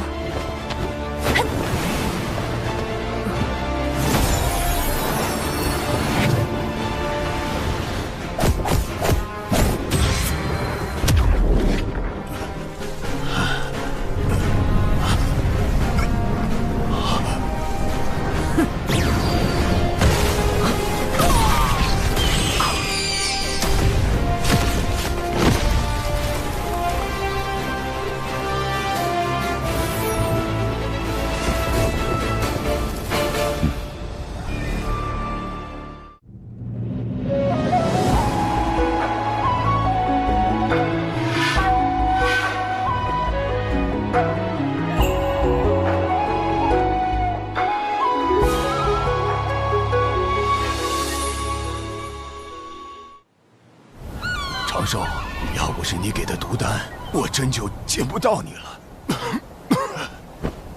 当时究竟发生了什么？九巫一行因是遭到了火赤鸟伏击，2位渡仙门长老殒命，九巫受重创，元泽等人不知所踪，金鳌岛也没有他们的消息。火赤鸟，他们怎么会突然对渡仙门和金鳌岛的人下手？此事不简单。这些火赤鸟被我们击毙后，身上闪过一缕血光。我仔细检查过他们的尸身，发现其元神被抽空，早已死去多时。看来，他们的元神被操控了。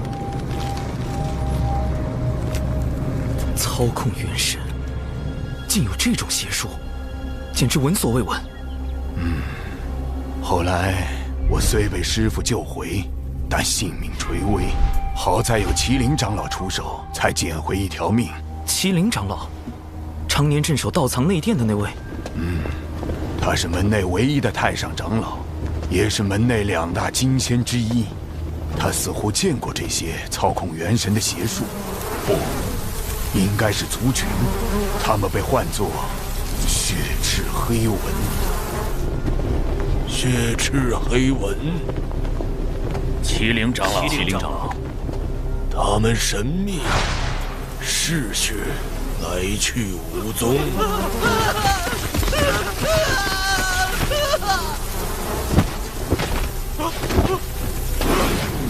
通过吸附他人骨血，从而附身操控。操控火赤鸟的真凶，只是一群蚊子。千万不要小瞧了这群蚊子。远古时，他们曾经用类似的手段挑起了一个族群的内部纷争，甚至引发了族灭。灭族于无形之中。没有任何判别的方法吗？灭一个族群都这么容易，那我杜仙门近日有血赤黑蚊作祟，此蚊凶猛异常，请各峰严加戒备。门内也开始戒备血赤黑蚊了，这日子真不太平。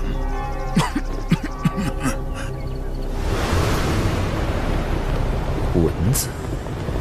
封神大劫之时，西坊教真提道人手下确有一只蚊子，能够操控他人元神。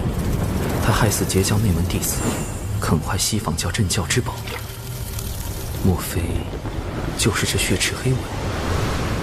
血赤黑蚊消失已久，此时忽然出现，定有缘由。难道与产劫之争有关？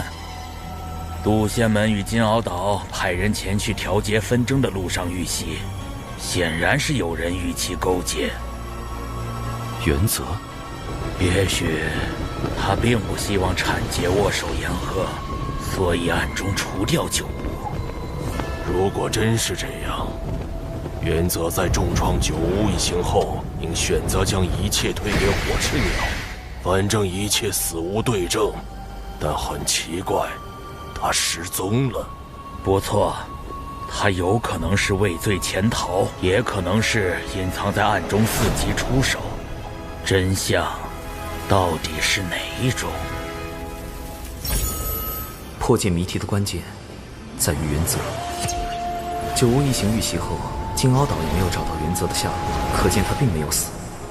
既然没死，他去了哪里？为什么毫无消息？如果是被俘虏了，俘虏他的只可能是血赤黑蚊。血赤黑蚊为什么要抓原则等人？如果没有腐现灵魂丹，九巫极有可能会死，因为同行的2个长老都死了。显然，血赤黑蚊是想对杜仙门下死手，可是为什么？产劫2教发生冲突，幕后主使对前去劝和的人教杜仙门是杀，对截教的金鳌岛却是不杀。他们到底在谋划什么？原则的失踪，加上血赤黑蚊的特殊能力，杜仙门也不再安全了。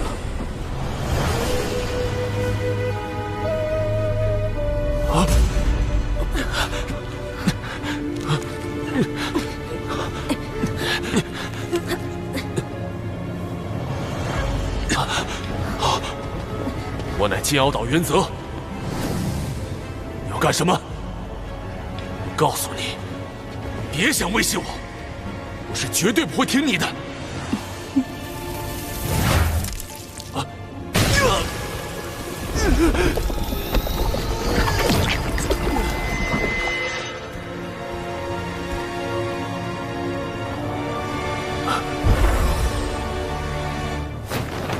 拜见女王大人。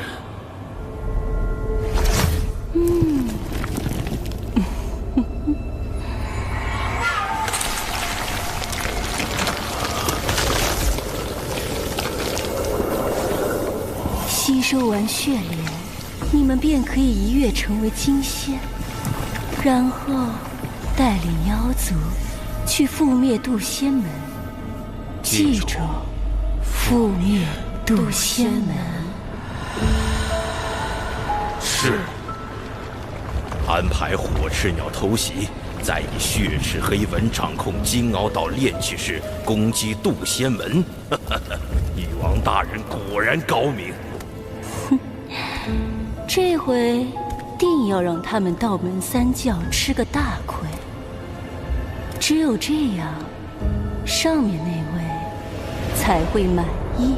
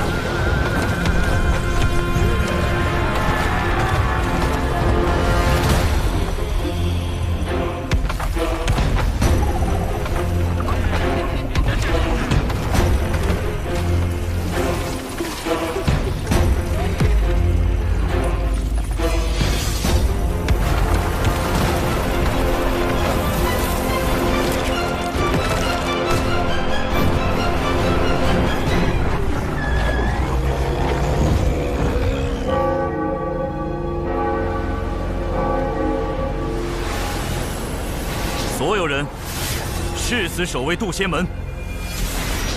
门内有数千人，未成仙弟子占大半，元仙以上弟子、长老有数百人，不知有多少会葬身在这场血腥浩劫中。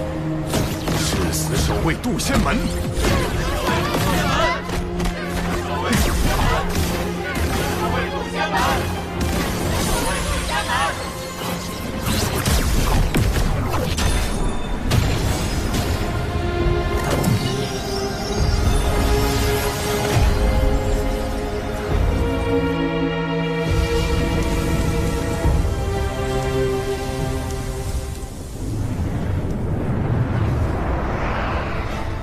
为应对血池黑纹，我紧急组建了一支纸人军团，将所有纸人按实力由强到弱分为鬼、神、天、地、人5个大队，安插埋伏在门内各处，可随意变化各类形态。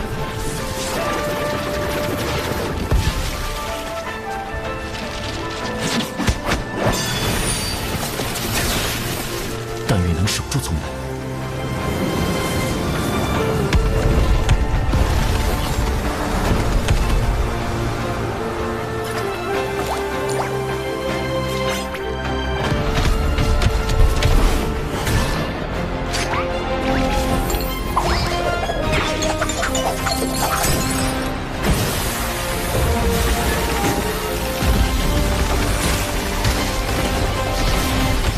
好在提前安置了重瞳3头蛛蛛丝监控，弟子纸人善独战和阵法，是我埋伏在门外的第一道防线。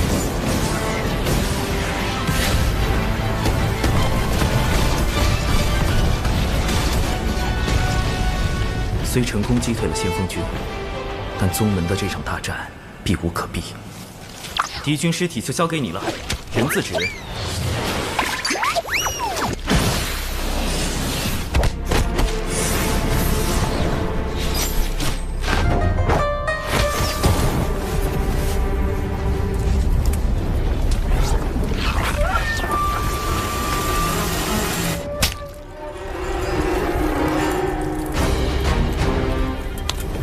是何方高人？我竟无法找到他的原始。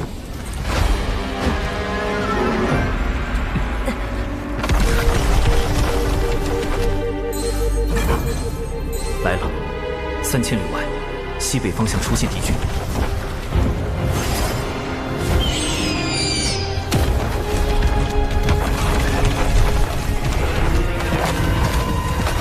看来被控制了之后，这些家伙的神智也出了问题。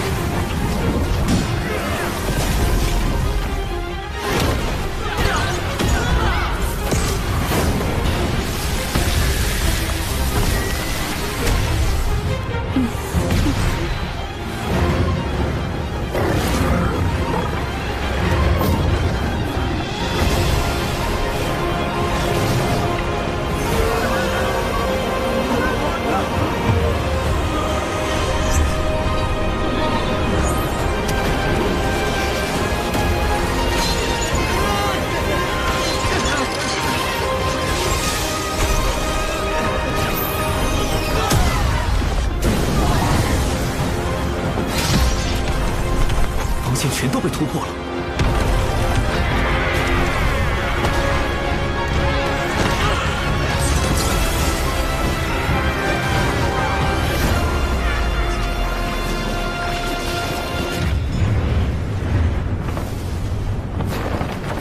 劫护池大阵。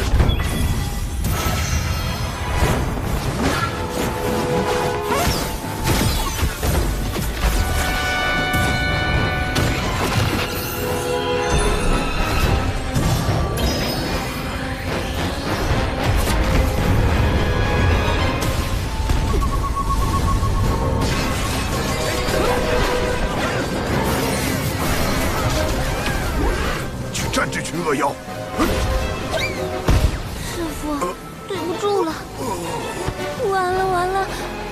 师兄同流合污了。此次来袭的大妖，修为都在元仙至天仙境不等，师父只是着线，恐怕难以应对。到时我自会和师父解释。快走！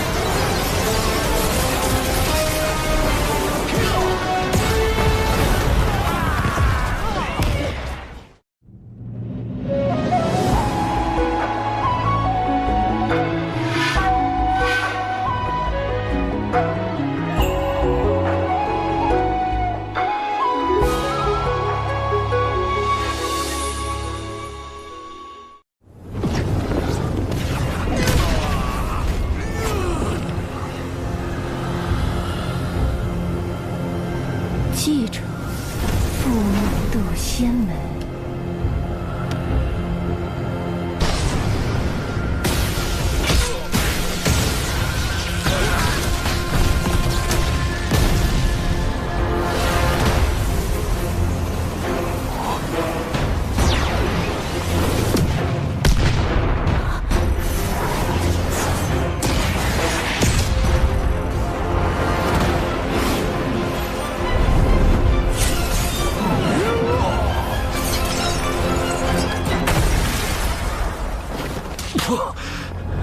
竟是3名金仙！金仙一击，竟能击退门内那么多天仙。金仙之道早已得天道认可，可半道而生，长生不死。面对金仙，我再多的算计都是徒劳。今日就算门内天仙全部冲上去，也只能是送死。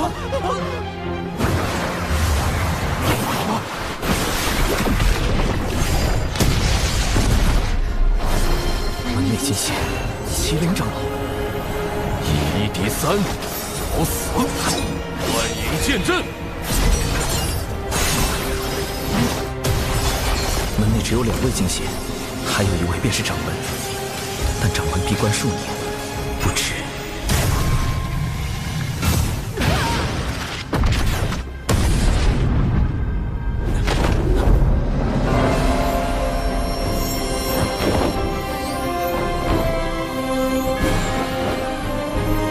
何方宵小，胆敢来犯？掌门出关了。掌门代表着渡仙门最后一道防线，一旦掌门落败，既无忧现身，渡仙门无计可施。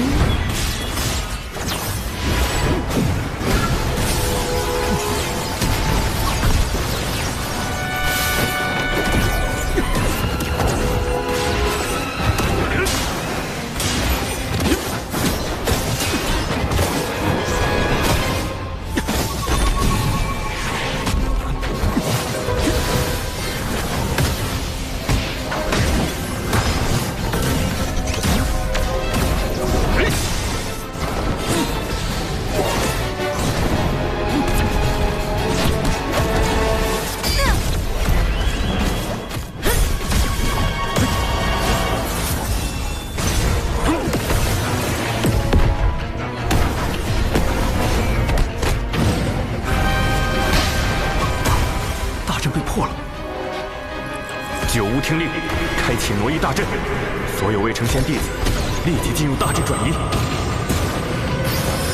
挪移大阵已开启，此阵顺地脉方向挪移，瞬间便可出现在万里之外。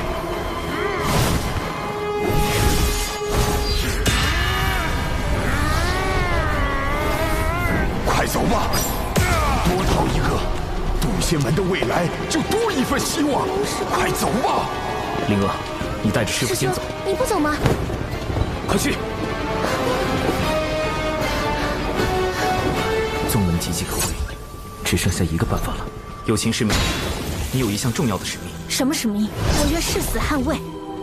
不是要你死，而是要你去哭。渡仙门弟子有情玄雅，今起本门道成之缘，人叫太清圣人。师兄，我早淡了凡尘情欲，哭不出来。想象你有一只心爱的宠物，某天它被山石砸到，不幸离世，你将它埋葬，却发现它的尸身被人挖出来烤了。就是这样，继续往下说。渡仙门奉渡尔真人为开山祖师，因渡尔真人师承太清圣人，故渡仙门以人教正统而居。我渡仙门惨遭寻妖算计，望太清圣人明察。不论血池黑纹背后是否为西方教，其目的都是挑拨道门三教。此事涉及圣人之责，唯有人教太清圣人才能化解。有情心思澄澈，是哭拜太清的不二人选。但愿太清圣人真能听到。是挪移大阵，竟想安排弟子逃跑，做梦！进攻挪移大阵。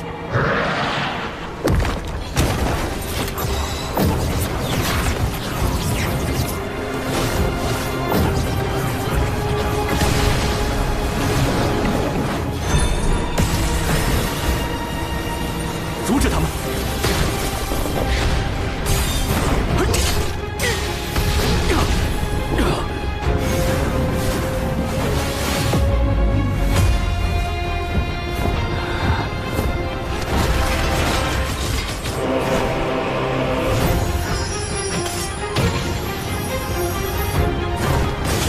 凌云破邪，一焰明国。麒麟长老亮了麒麟本体，这是准备以死相拼。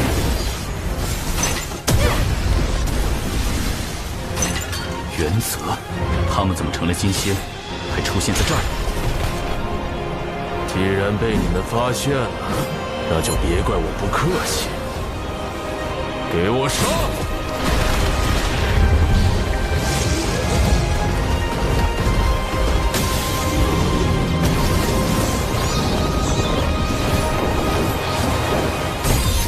必须拦截他们！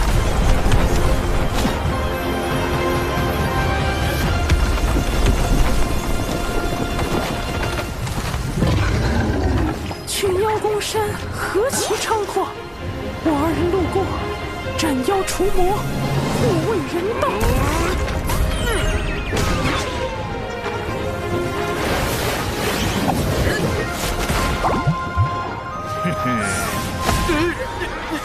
你们有本事正面战贫道，老子逼毙了你们妖祖宗！老子逼毙了你们妖祖宗！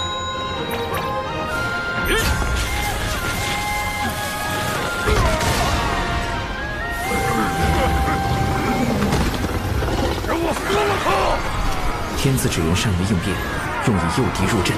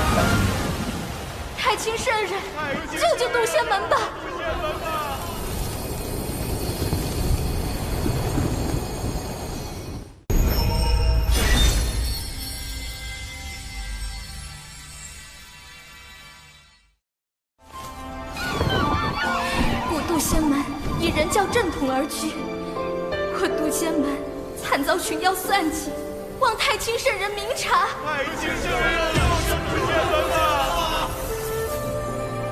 老师，他们拜的是您的太清圣人像，您不愿走动，弟子也想安心修行啊。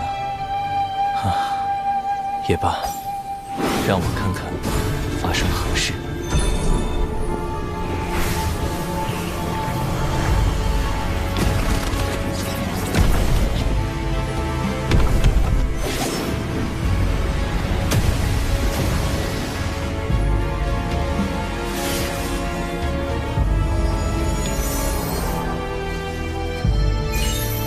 人教奉无为之道，旨在少沾因果，专心修德修行，却不代表事事无为。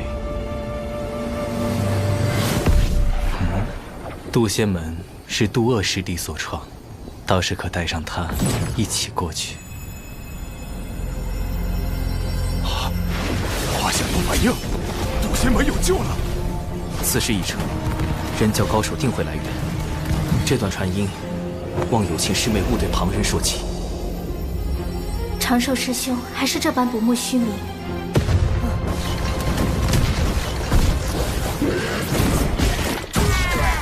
快挡不住了！所有弟子，肃静如一大阵。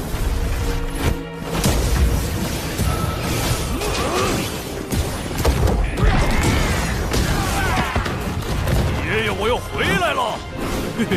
开启第二波诱敌行动。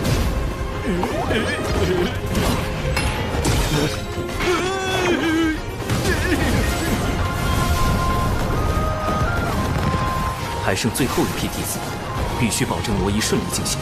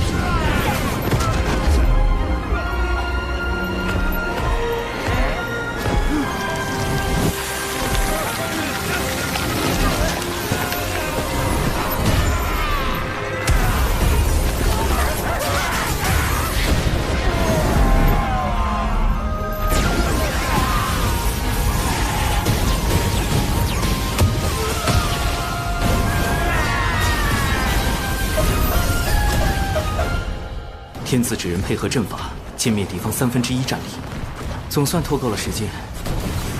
死这么多傀儡，什么都没干成，废物！看来本女王大人得冒一次险。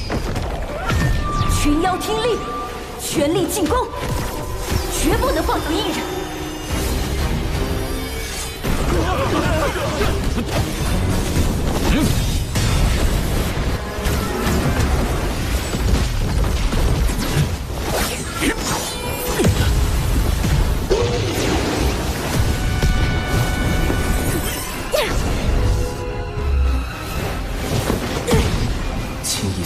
天仙境怎么比金星更有威压？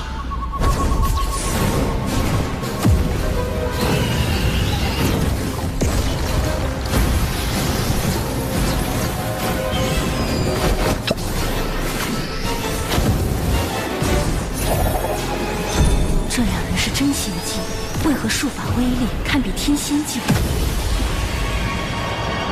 这并非本体。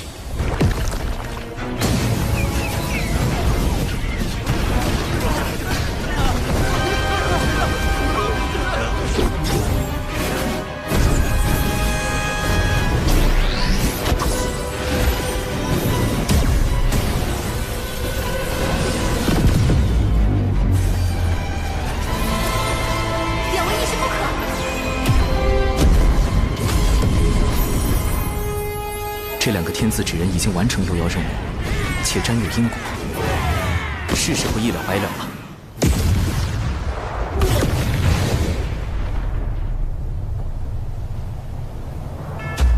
竟不惜神魂俱灭，护我门中弟子。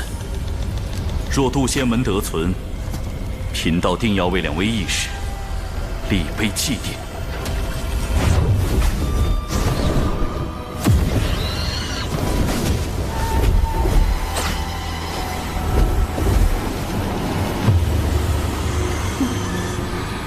以为乍镇就安全吗？地脉乃天地间唯一的大道会员无极圣人，盘古的经络所化，走势朝向有迹可循。而被挪移大阵连通的地脉，定有法力残留。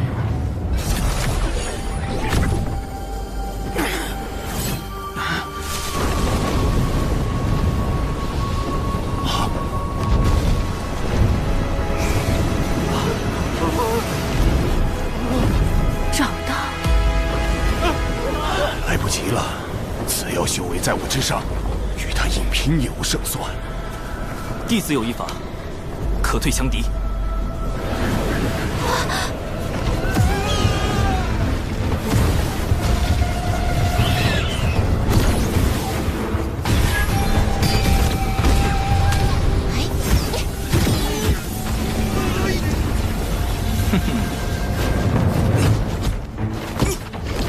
想跑！渡仙门一个都不能放过！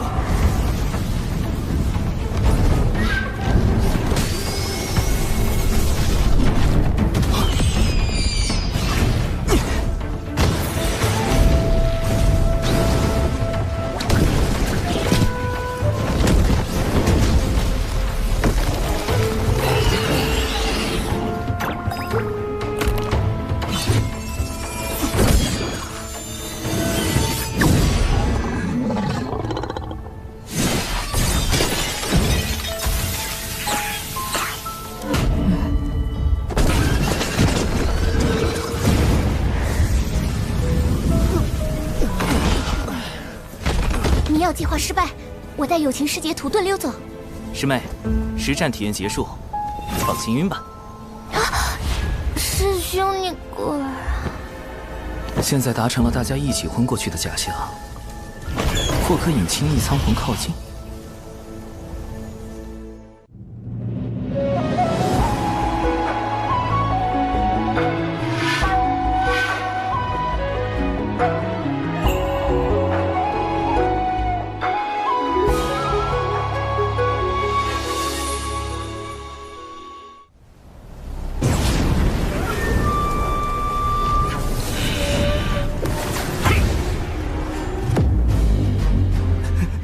补刀，这是遇到同道中，这对手竟如此难缠。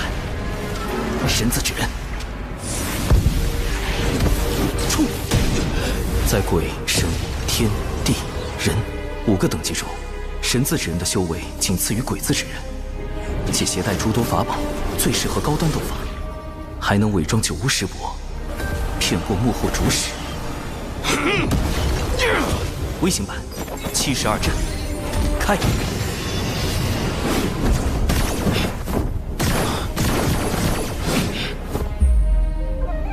趁现在，将大家转移到地下。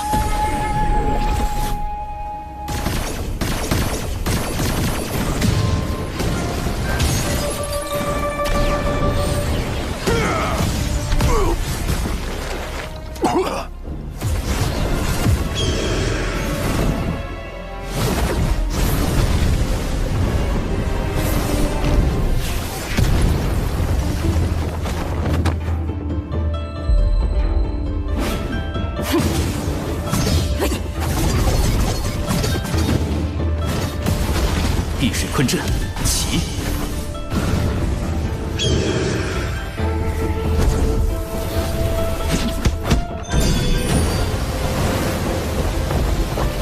风寒杀阵，开！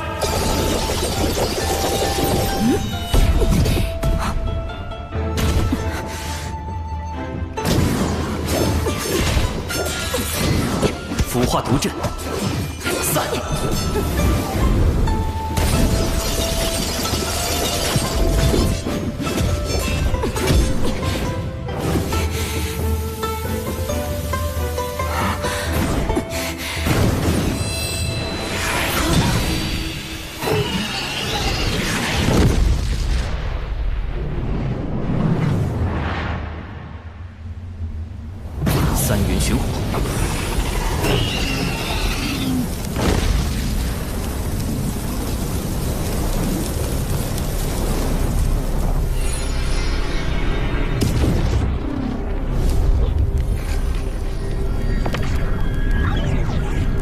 文道人，阿成是了。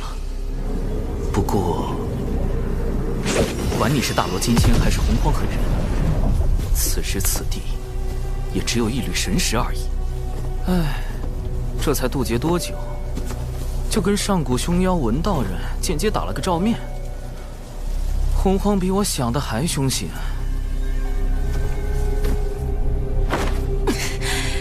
本女王大人神识清零，还什么都没做，就被烧成灰了。谁在说话？算了一路，也算不出你是谁。竟能逼出少爷为我设下的遮掩法术，借了太极图的威能，还算不出你的身份。果然是某位圣人师叔在为你遮掩。太极图，那不是太清圣人的至宝吗？难道他是？贫道玄都，人教太清圣人座下大弟子。这可是连妖皇都敢揍的玄都大法师啊！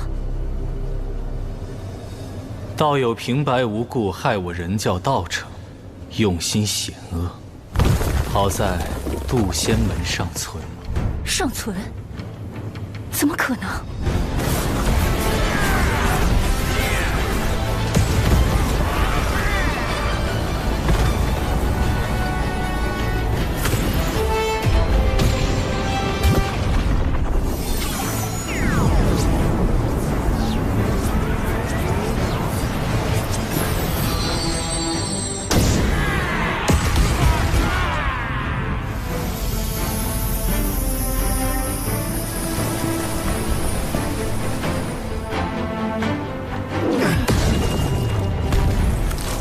师傅，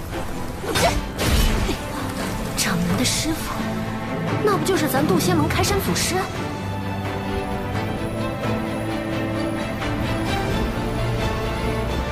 渡恶真人，以下来了俩圣人弟子，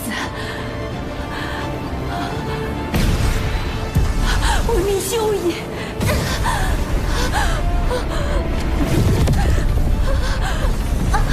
贫道暂且不动，请转告那位圣人师叔，与其让道门内耗，徒增业障，不如教化人族，积善行，攒功德，方是正途。至于你，若再敢犯我人教，任谁也护不了你。计划失败不要紧，闻命要紧。惹不起！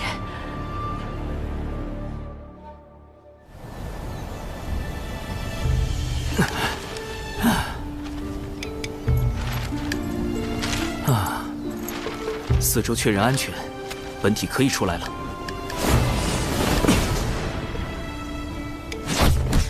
纸人军团开始回收。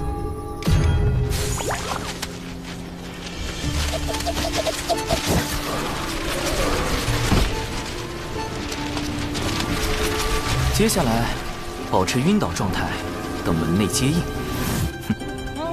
怎么全躺着了？其他弟子呢？你，五师兄、灵娥、玄雅，你们怎么了？长寿呢？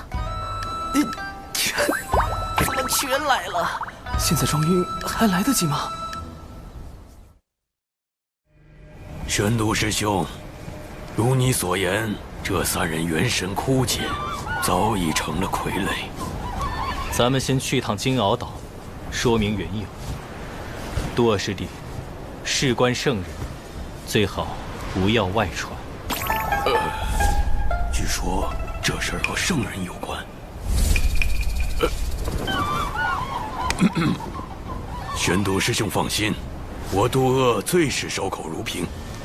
渡仙门什么都不知道，现在已经去接应弟子了。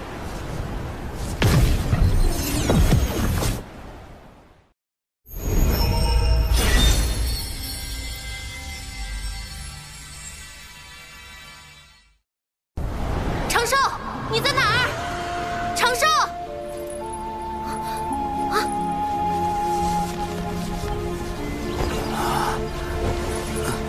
师叔，我们中了迷药，其他弟子在农医大阵出口旁的树林里，你们快去！长寿！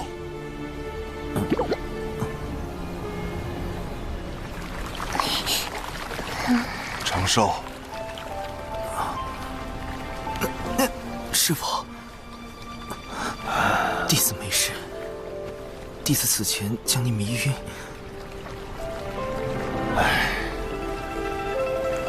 你也是为了为师着想，为师不怪你。师父，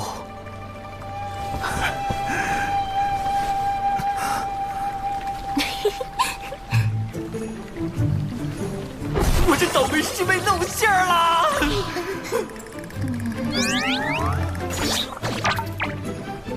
李长寿，你装病骗我！我没有啊，师父。我都说了我没事，您自己误解的嘛。抓到师兄了！这件事都是师兄逼我做的，不关我的事啊！兰陵娥，李长寿，师兄你教的，死两个不如死一个。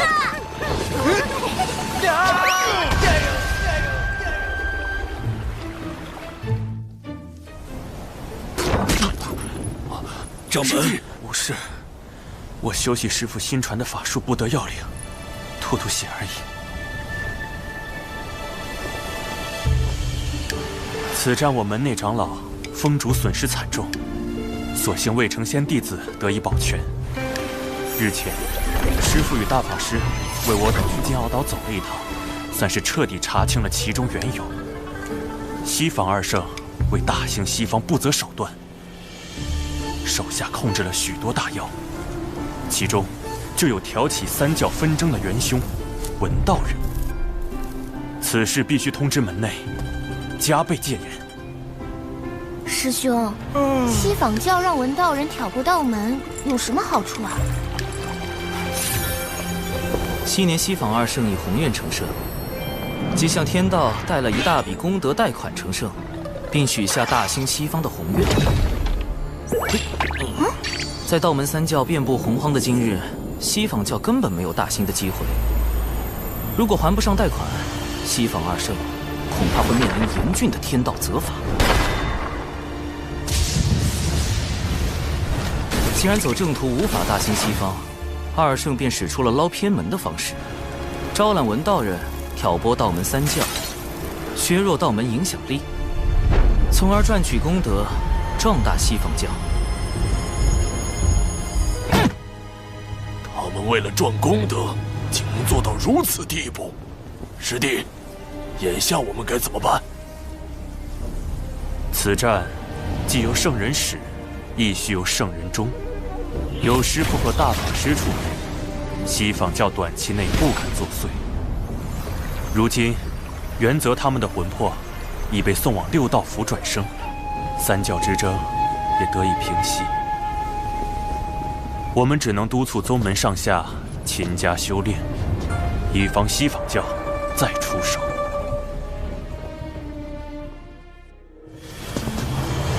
六道府原打算安排元泽转生人族，可谁知元泽和忘忧汤前说了句话。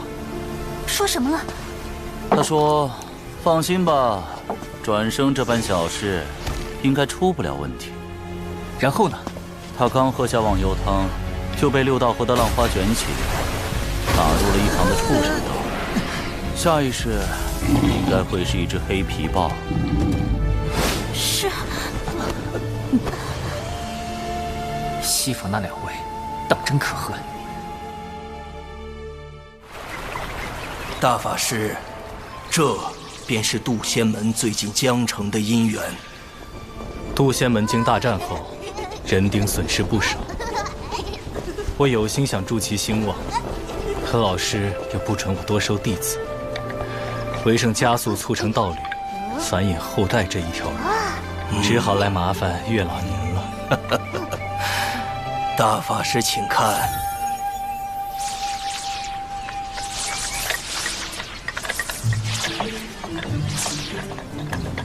大家都生了情愫，唯独这三星拱月的男弟子没有变化。月老，不如帮帮他。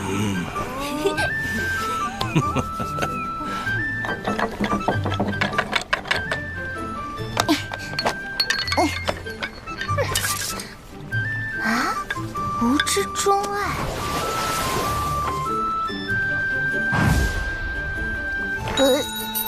原来师兄喜欢这样的。林娥，把我最新研发的吻字经抄写300遍。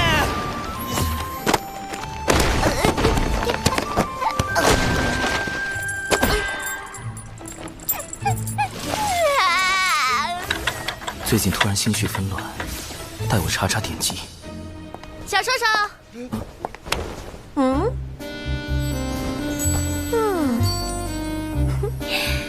咱这新裙子、新妆容，好看吧？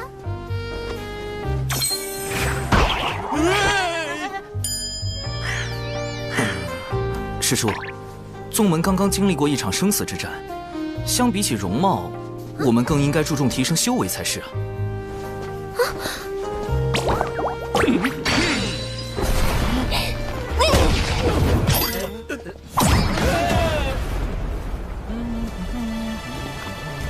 长寿师兄，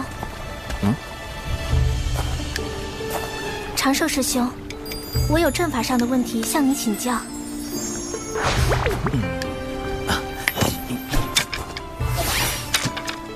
有情师妹，我急着闭关，这是我收藏的阵法典籍，我能为你开导一二。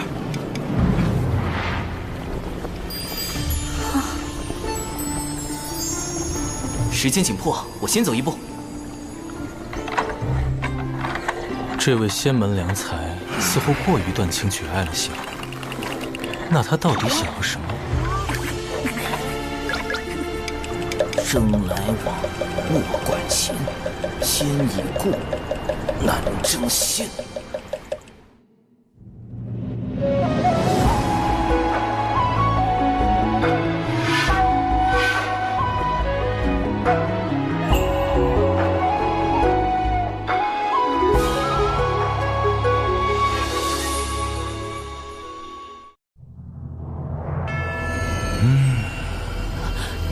文静知错，文静办事不力，还请您暂且放过文静一马。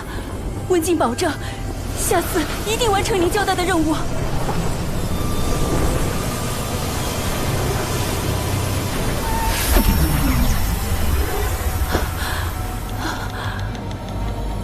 女王大人，进来吧。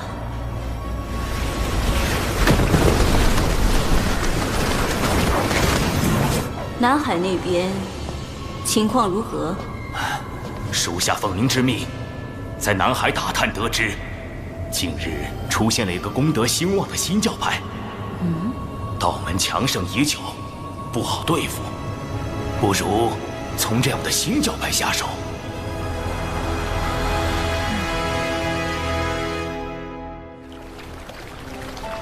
西方教此战虽落败，但绝不会就此罢手。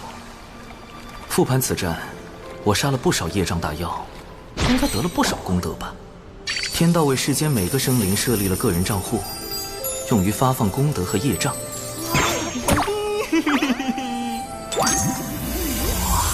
为确保安全，我一直随身佩戴获得玉，防助他人推测来历的同时，也将天道发放的功德和业障拦截在个人账户外，待来日一次性接手。业障！我造什么孽了？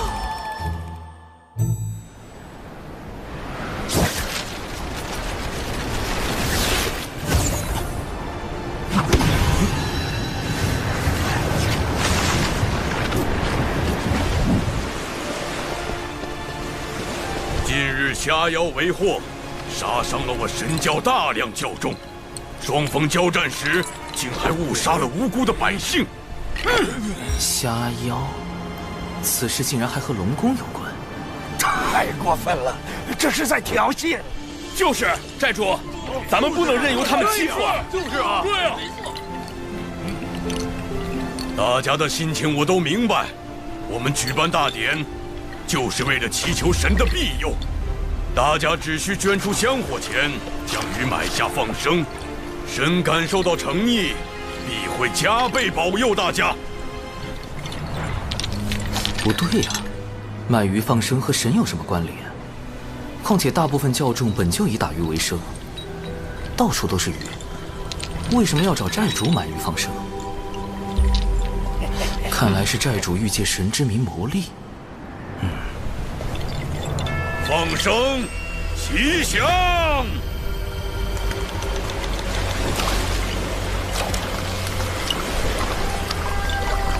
这是妙珠吧？怎么鬼鬼祟祟的和这乌鸦碰头？我们安排在南海龙宫的内应来报，南海龙宫已整装待发，很快就能攻来。鸦神，您放心，经过我的努力，他们现在对南海龙宫可是满腹恨意，定会与之以命相搏。很好，等到双方混战无暇顾及时，我们再派出血赤黑纹吸走功德。届时，女王大人此计真是高明。血赤黑纹，女王大人，又是文道人和西坊教的阴谋。他们在熊寨和龙宫分别安插内应，先挑起双方战事，再借机夺取功德，好歹毒的算计！大太子殿下，数日前我们刚整治过他们，今天他们居然还敢举办大典。我已召集所有南海附近的龙族子弟前来相助，好好收拾他们。敖某表兄。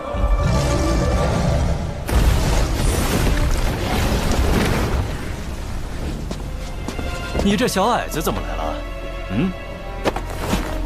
敖某表兄，我近日在南海金鳌岛修炼，得知你召集龙族子弟欲进攻熊寨大典。表兄，大典上有许多无辜百姓，贸然开战会给龙族增加更多业障。龙族背负滔天业障数千万年，何惧在天上几笔？南海使军听令，踏平熊寨！奇怪，这些破事跟我的功德又有什么关系？熊寨的神教难道就是保佑我们吧，海神！海神！海神！海神一定会保护我们的。海神！海神！海神！海神！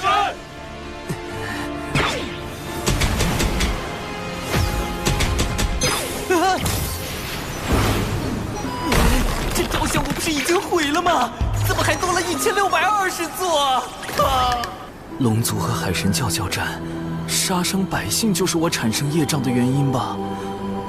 而一旦海神教卷入战争，我这个名义上的海神也会背上一笔滔天的业障。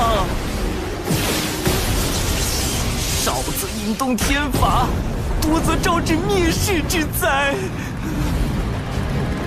必须阻止战事发生，之后再想办法解散海神教。指挥军团出发。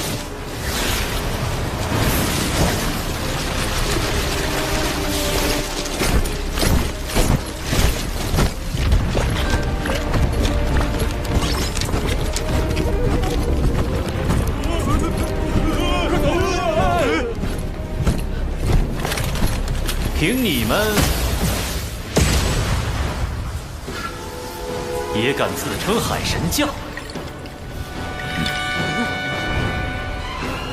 那个海神像就交给你砸了。表弟，敖乙，不能砸！他怎么跑到南海来了？糟糕，他认识我的真容，现在海神像上还刻着我的大脸，完了，我的身份要暴露了。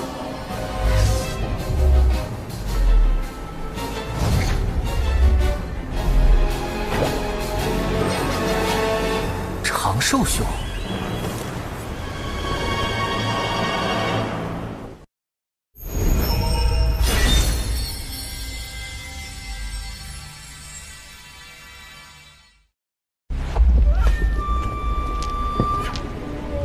若敖乙将海神师渡仙门弟子李长寿的事泄露出去，文道人、西方二圣诸多恶果找上门来，怕是要生死道消啊！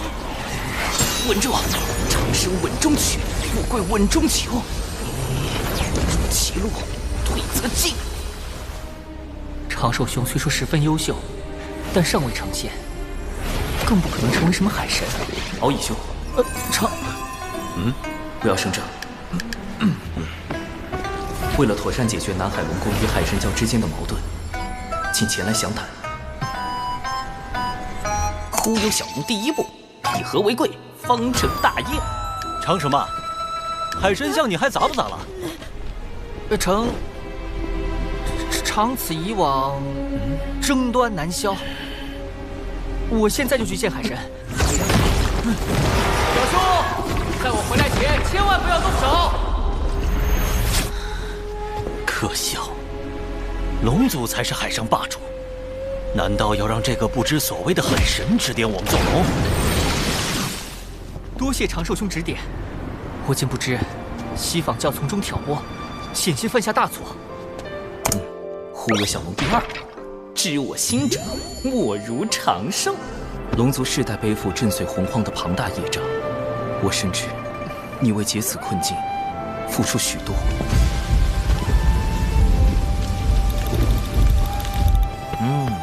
长寿兄果然懂我。不过这海神教，忽悠小龙第三步，以退为进，演技之王。唉，此事说来话长啊。总之，海神教并非我立起来的，这种身不由己的滋味，你应该明白。这就对了，圣人们也需要功德加持，人教圣人不便自己出面，便选中长寿兄来代管海神教。唉，偏偏他这般不慕名利。长寿兄放心，我向天道起誓，此事我绝不会泄露分毫。成了，果然，面对敖乙这种想法很多的龙，留白就是最好的答案。我有个不情之请，不知我能否加入海神教？行善立功，为我族攒些功德。唉，南海龙宫与海神教又起冲突了，请与我一同平息干戈。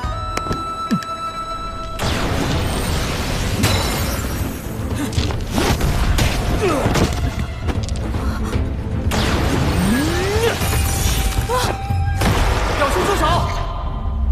尔等休要再徒增杀戮。是海神。海神大人显灵了！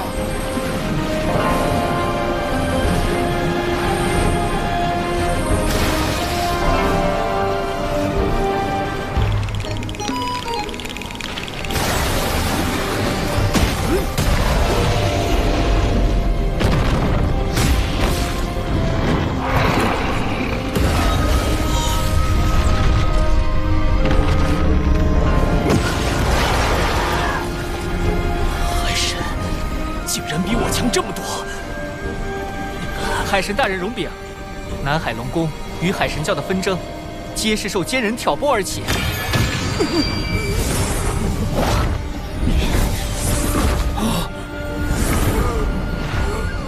哎呦，海神大人饶命！我招，我全都招。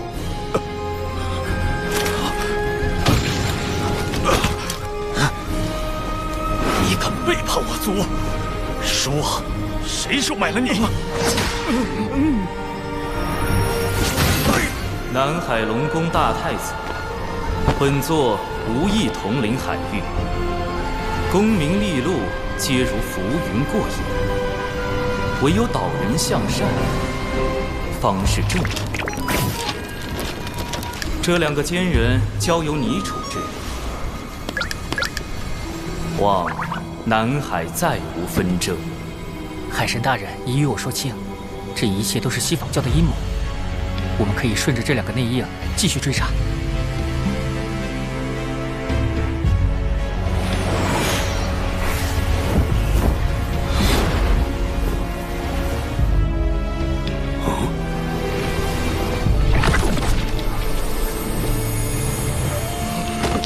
海神大人，我不该善用您的名义敛财，求您责罚。念你尚未酿成大祸，解除债主之职，以作惩戒。今后债主便由熊不憨担当，首要任务便是将不法获利尽数归还，可有异议？海神大人看得起我，我一定好好干。总算处理完了。虽然不得已忽悠了敖乙，但避免了冲突和杀戮，也算阻止了龙族的业障加剧。至于他需要的功德，再另为他想办法。总之，先解散海神教再说。今日种种，本座自责难当，立教本非我意，不如圣人。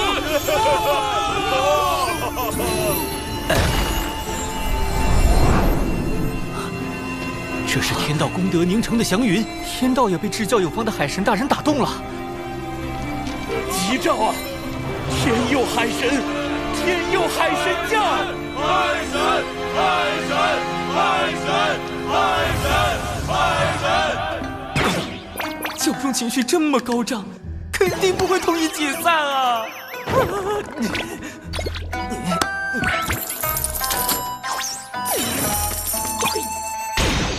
天道降下这么多功德，看来是要大兴海神教。我再推脱，恐怕会得罪天道老爷。这个海神，我是不当也得当了。稳住！谁说做海神一定要高调？我可以找个形象代言人啊。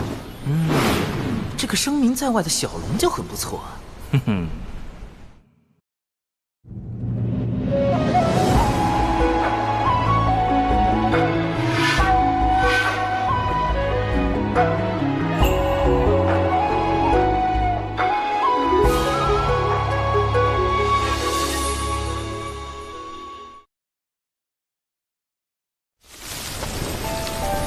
东海龙宫2太子，今日幸得你相助，不知你可愿加入我教，担任2教主兼护教真龙大护法之职？海神大人对我实在太好了，我敖乙誓将海神教发扬光大。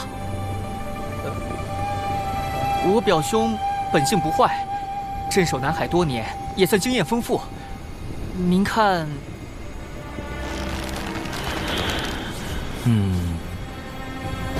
敖乙作为2教主发光发热，给他找个助手也好。我可以安心在后方做好一切预防，顺便藏好我的底牌。南海龙宫大太子，你可愿担任我教真龙2护法之职？可是我想，敖某定不辱使命。海神不计前嫌，当真大仁大义。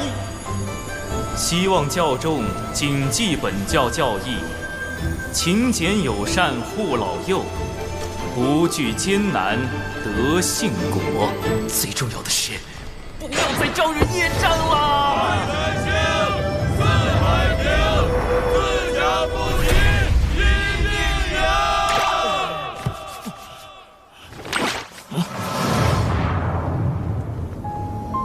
女王大人，接下来。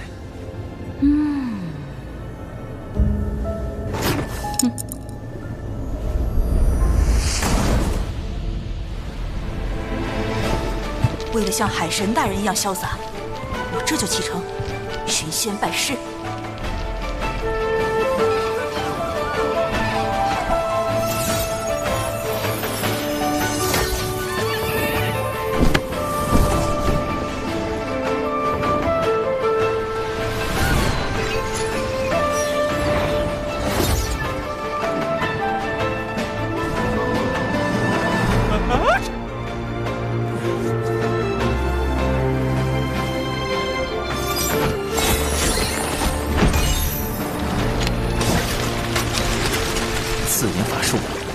风如幻影。这是一种面容模糊术，让人转眼即忘，绝不留把柄。啊，总算给这1621座海神像都化了妆。以后这个形象就代表着海神。希望不会再有人联想到人教弟子李长寿。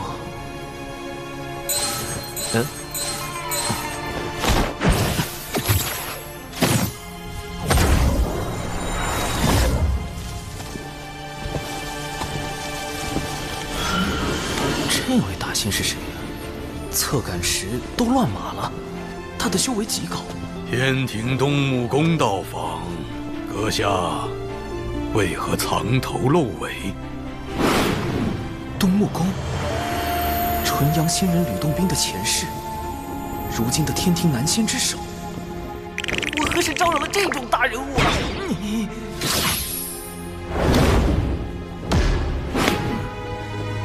东木宫来此，有何贵干？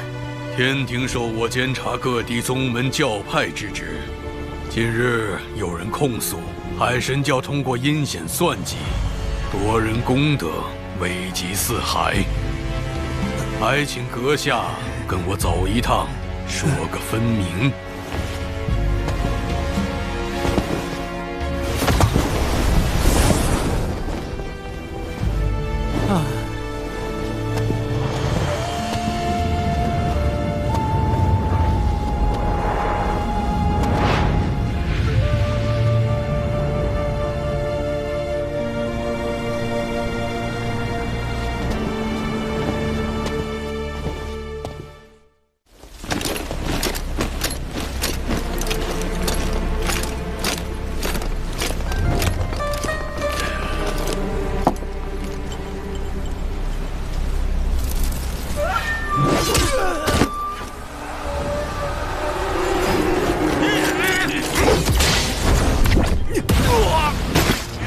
这两个内应果然掌握了关键信息，逼得幕后主使杀人灭口。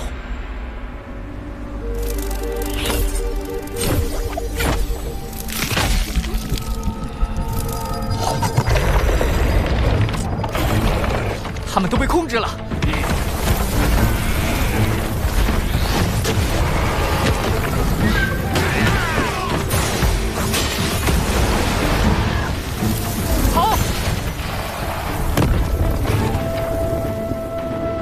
女王大人英明，一封无名送状，便令天庭出动牵制海神，再以血赤黑纹控制南海水军，实施灭口。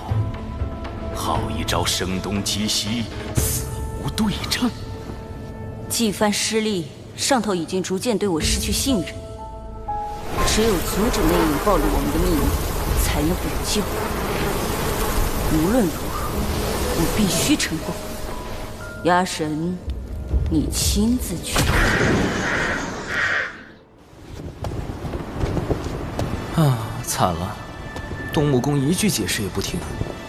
虽然天庭目前处于初创的艰难时期，但等到封神后期就会一统天地。要想对付我一个小小的海神，简直易如反掌。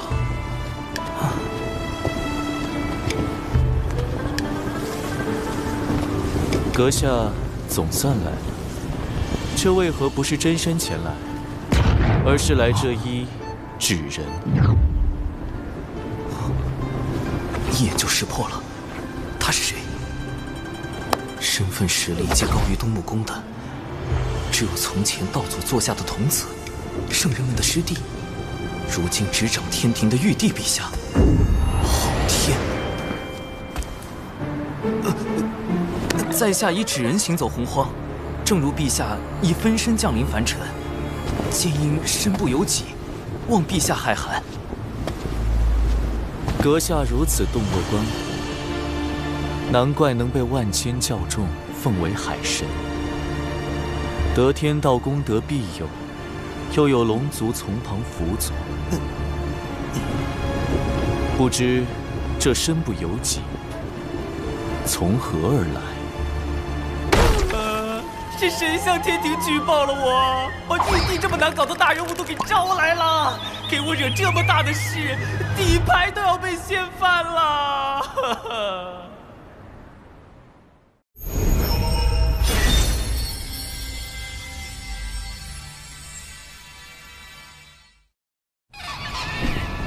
阁下如此洞若观火，难怪能被万千教众奉为海神，得天道功德庇佑，又有龙族从旁辅佐，不知这身不由己，从何而来？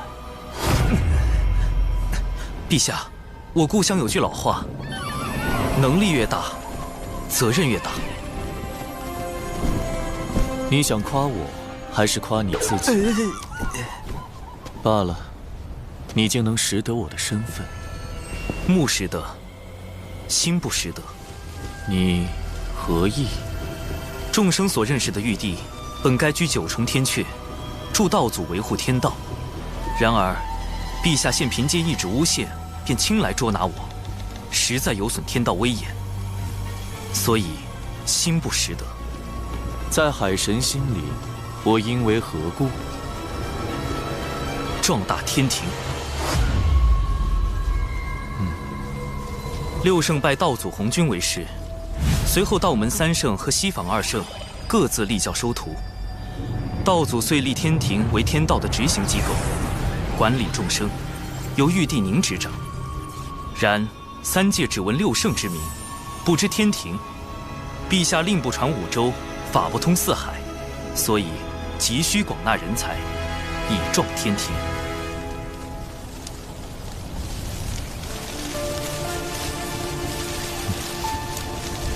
知吾者，南海海神矣。不错，我曾亲访凡间，发现你备受爱戴。那宋状确实是诬告，我此行是否来对？在下斗胆。你懂兵法？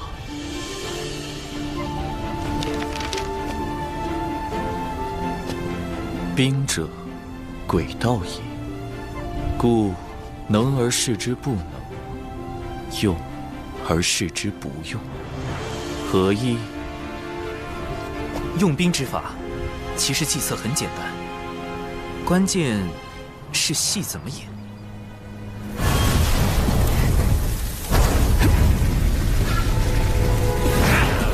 交出骄兵将领，饶你们不死！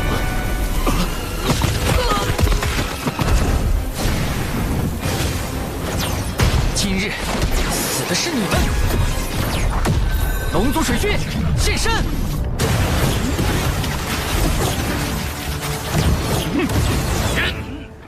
啊，有埋伏！接九天十地阵，反围攻！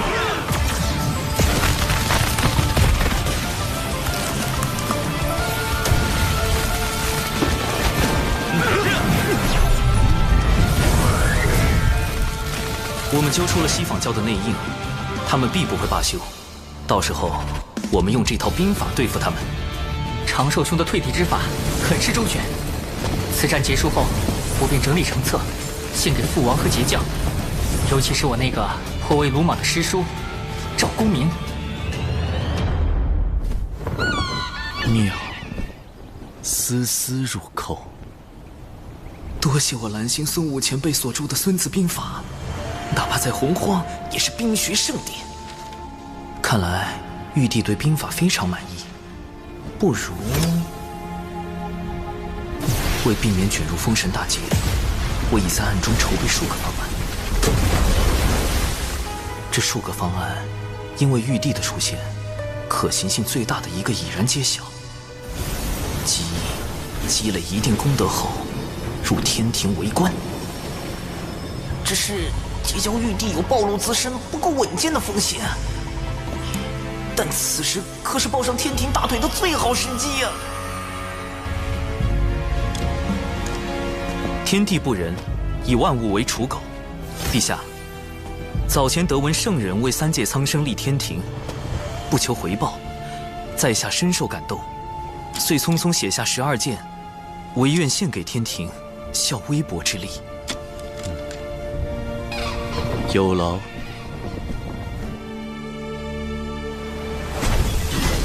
龙族竟然会暗中设下埋伏，莫非背后有人指点？既然你们执意斗到底，我的孩儿们，化形，把他们全部杀光。鸭神，你知道该怎么做？明白。多谢女王大人多年教化，今日一定完成任务，以我之血肉助大军之躯。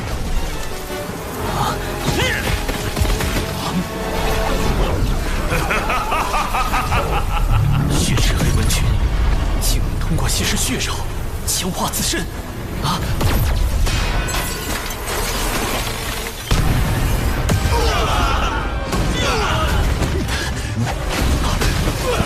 惨了，我们抓到的2个内应都死了。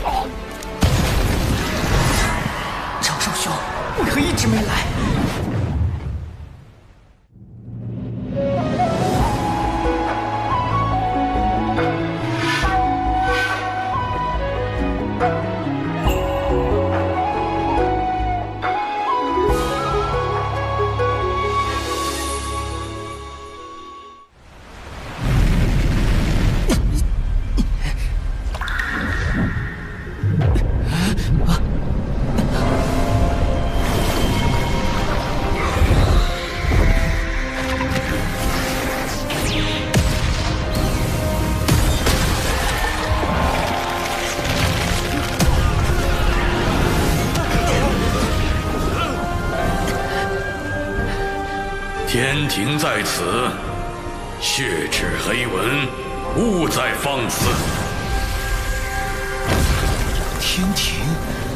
天庭竟然会救我们？龙族上天，龙族罪孽滔天，且还在怀念远古其霸主之姿。天庭为何要收复龙族？他们又如何能被收复？敖乙那边形势不明，既然我脱不开身，只能说服陛下。收复龙族有2例：四海3界之重地，龙族远古之大族。虽有天地罪孽，然高手众多。若龙族能入天庭效命，则四海尽归，此1例。若是龙族掌管江河湖海，可扬天庭之威，此2例。想必陛下也已推算到，今日诬告案表面针对我，其实针对龙族。龙族此刻处于危机中，不如……天庭怎么会插手龙族之事？南海海神，又是你！抢我南海功德，又坏我图谋龙族之计，现在还联手天庭折损我大半孩儿。天庭我动不了，一个野神，我还杀不得吗？老师又传话了，命运发生了微妙的变动，起因竟是一个人教小弟子。老师，您的意思是，龙族上天是他？还不知海神道号是？唉，如果让玉帝知道海神只是一个人教小弟子，就没神秘感了。但也不可骗。东有启明，西有长庚，长庚行，长庚一同长寿，嘿，好主意。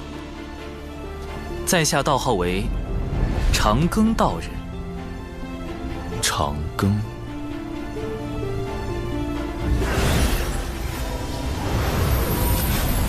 没想到我竟因祸得福。文道人，他怎么亲自来海神庙了？南海海神，受死！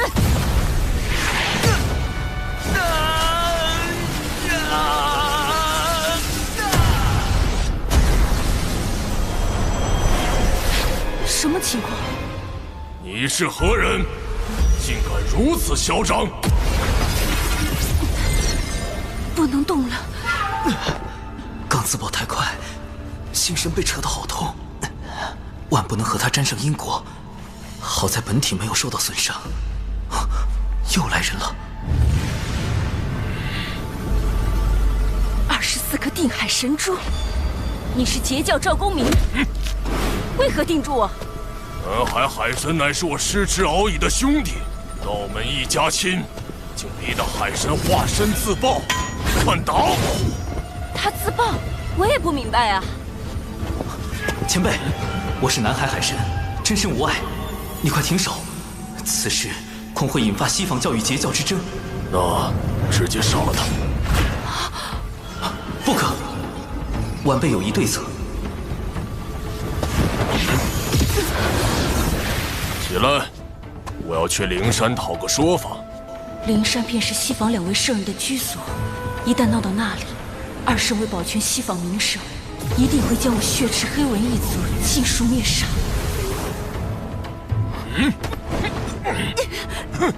横死！我被你震伤了道基，伤势为证。你要不要面皮？我也会。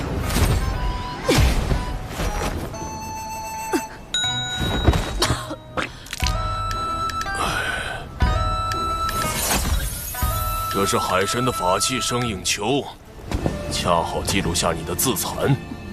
你可是想借此挑起道门与西方教之争？赵公明，你到底想怎么样？咱们不如小事化了，否则我只能拿它去找各教好友观摩。你看，太精彩了吧！好，我立大道誓言，此事作罢。人教，南海海神，这个弟子有点意思。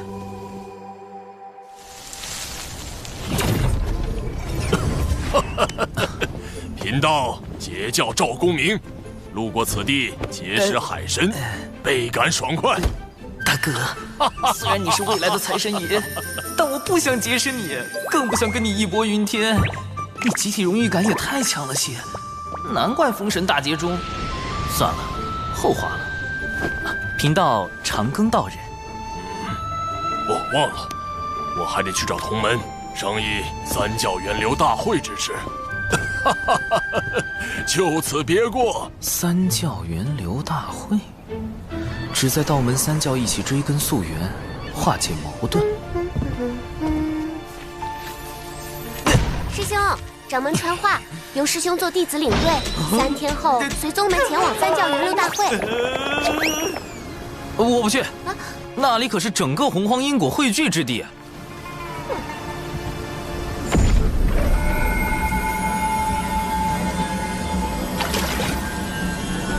去。前辈是？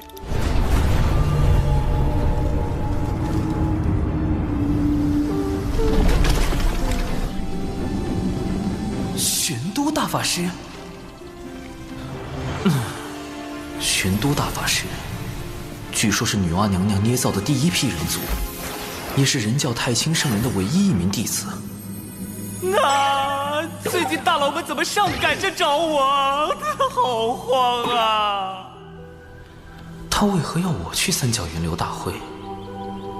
长寿兄，多亏了摄神珠摄取西方教内应的残魂神石，我已发现他们的阴谋。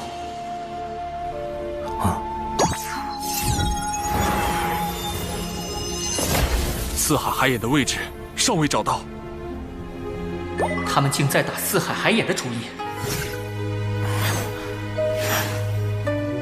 海眼凝聚着天地间的业障，每隔数年便会爆发，吞噬生灵。龙族为偿还业障，一直派高手入身躯，填补海眼。海眼是龙族软肋，一旦暴露，轻则龙族受制于人，重则有灭族之祸。事关紧急，我必须将此事告知父王，让龙族防备。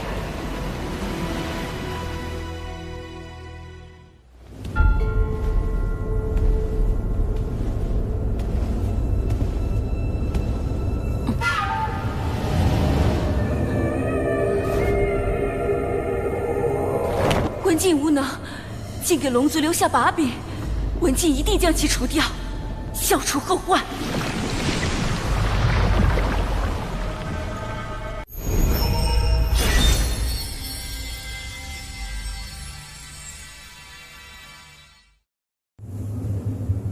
道门的注意力都在三教源流大会上，不会留意东海。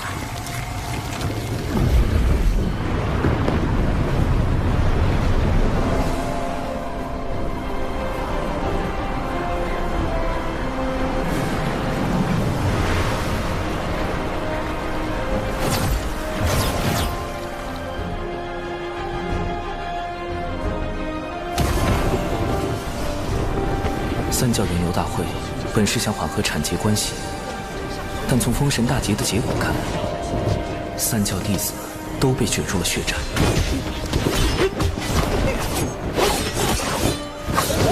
都说了产劫弟子不得互殴，你们当我人教逍遥仙宗是摆设吗？有点眼熟。熊灵力，他怎么拜入逍遥仙宗了？这么多人在，也不能把他扬了，只能……表妹，终于找到你了！你若暴露我身份，熊占威仪，快喊表兄！表兄，好险！表妹，难得遇到，以后跟着表兄混，修炼吧。长寿师兄的表妹，竟也如此优秀。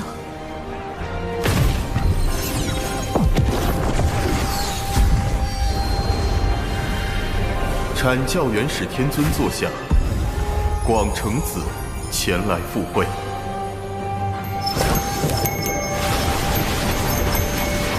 阐教元始天尊座下，云中子前来赴会。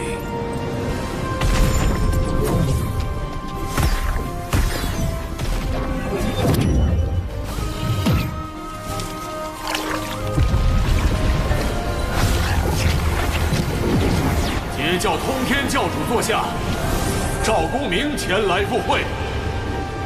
截教通天教主座下，多宝前来赴会。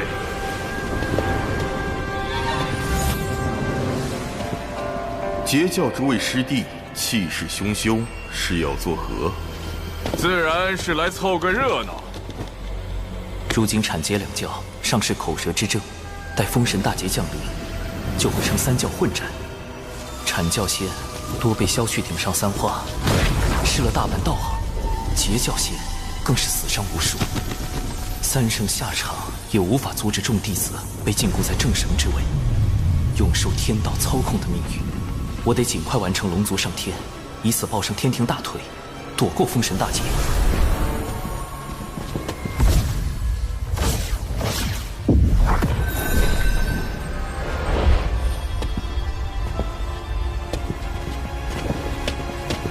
阐教弟子随我见过玄都师兄、礼拜人教太清大师伯。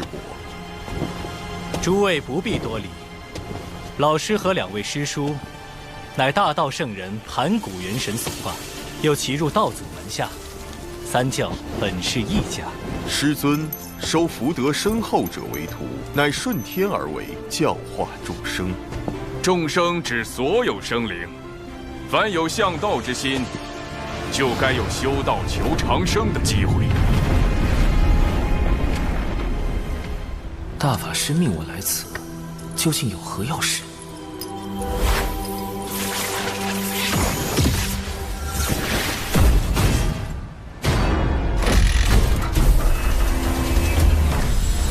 此乃江山小设计图，内藏数百法宝，三教年轻弟子皆可入内搜寻。连圣母女娲的法宝江山社稷图都敢仿，云中子不愧是洪荒赝品大师。贫道也添1、2千个法宝做彩头。多宝道人，这位截教大师兄真是人如其名，我就不去给毒仙门丢人了。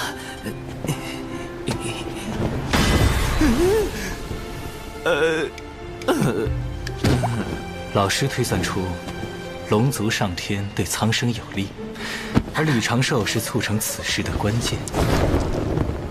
正好借大会，探下他的品行和实力。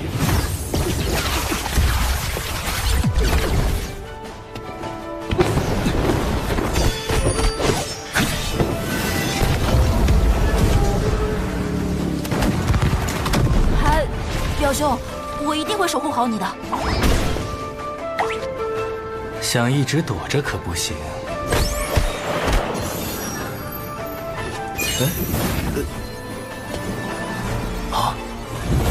人教扬威，原来大法师想让人教大出风头，但这是有一个专业的人形吸精器更合适。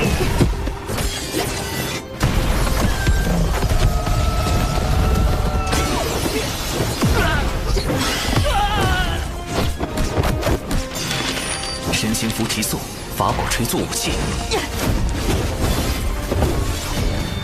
人教弟子前来相助！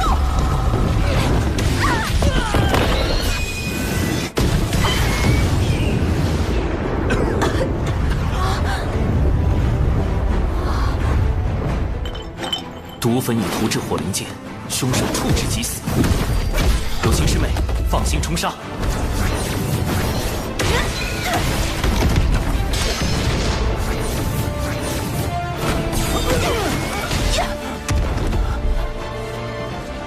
这两位人教道友太强了吧！西北20里有凶手出没。长寿师兄总是默默做下所有事，却把功劳推给别人。有情玄雅，你要竭力出扬，扬人教威名，绝不可辜负长寿师兄的嘱托。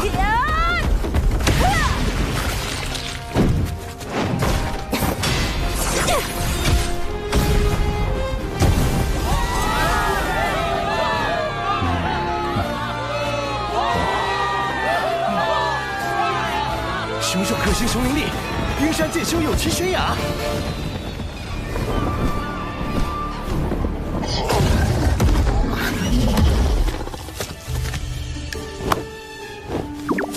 攻防得当，配合默契，人教这两个小弟子未来可期。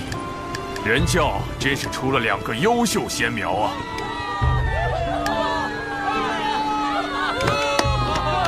长寿种种行为，皆是围绕稳字。强为不如无为，强争不如不争。清净可循自然，万法终归妙境。今日倒从长寿身上感悟良多。若他能成为我的小师弟，入兜率宫中处理人教教务，老师定会欣慰。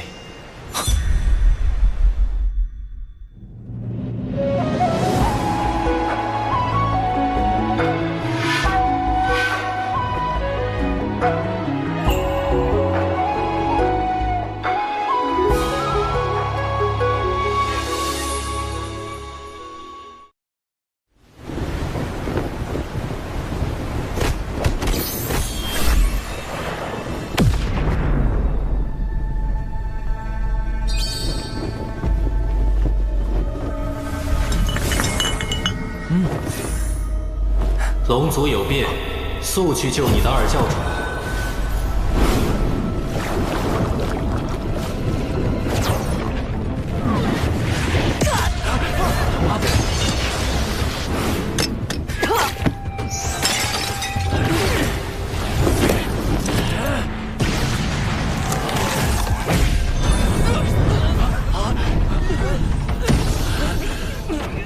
西方交想毁证据，杀龙灭口。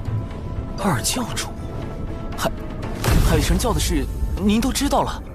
你以为仅凭自己的火德玉，就能拦住所有圣人的推算吗？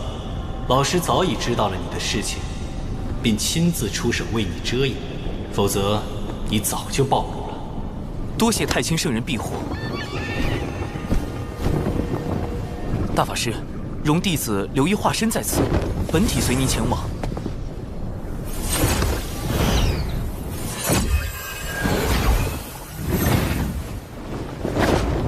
诸位师弟，贫道有事，先行一步。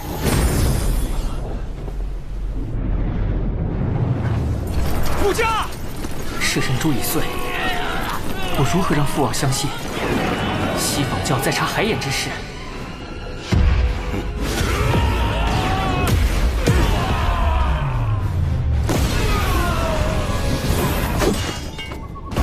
竟是个金仙，但根基不稳，与渡仙门一战中被血流强行提升到金仙境的原则一样，看来又是血石黑纹的算计。虽是伪金仙，但实力远胜你。若能救下敖乙，我便说服老师收你入兜率宫，如何？兜率宫，太清圣人的化身，太上老君的居所，这大腿必须抱。弟子愿望。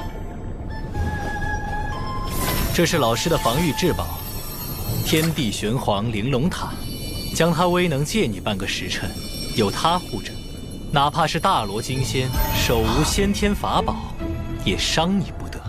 真锁血外挂体验版，水遁。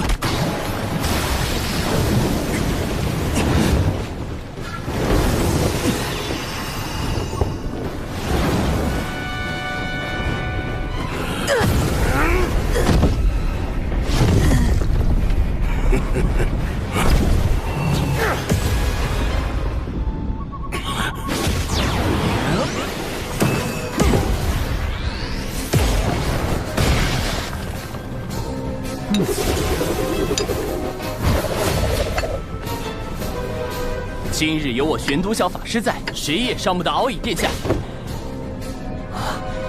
从大法师话中可知，锁血外挂并不绝对安全。万一有大罗金仙，比如幕后主使文道人，手持先天法宝突然发难，一下就能给我破防了。玄都小法师，他与玄都大法师有何关系？亦或是故弄玄虚？区区天仙境还想蹭玄都大法师的威名，找死！一气化三浊，这分明是道门神通之减脂成人。长寿故意喊错，想震慑对方，抢占先机，但这纸人确实做到了以假乱真。这一气化三浊，莫非也是人教秘法？第一重，枷锁困阵。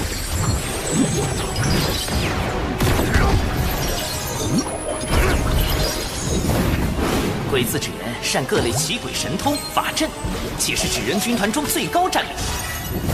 第二重，灭魂杀阵。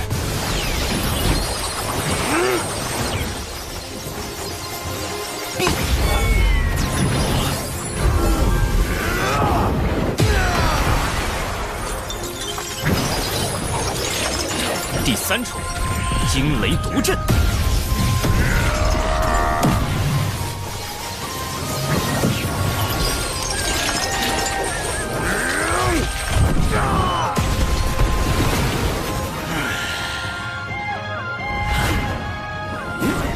只有他用的是上等法宝，应该就是本体。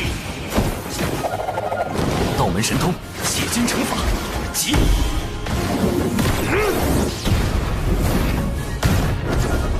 中计了！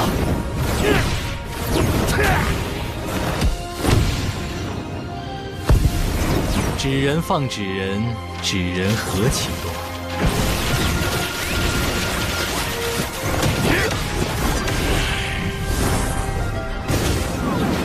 一门减脂成人，搞出这么多花样，若换成天罡36法之撒豆成兵，岂不是能做出更多新玩意儿？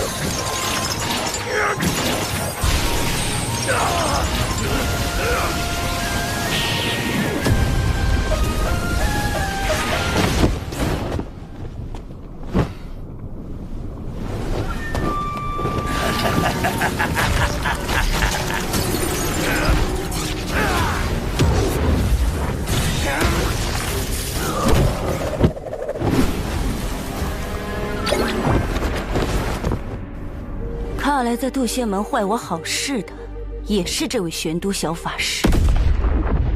区区妖物，也敢在我玄都小法师面前逞凶？三位护法，处理残魂。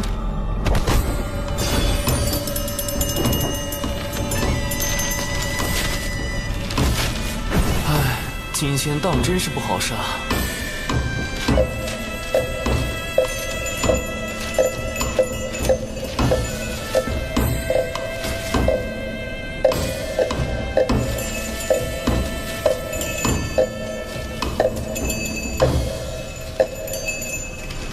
除掉伪金仙，救下敖乙，总算完成了大法师交付的任务。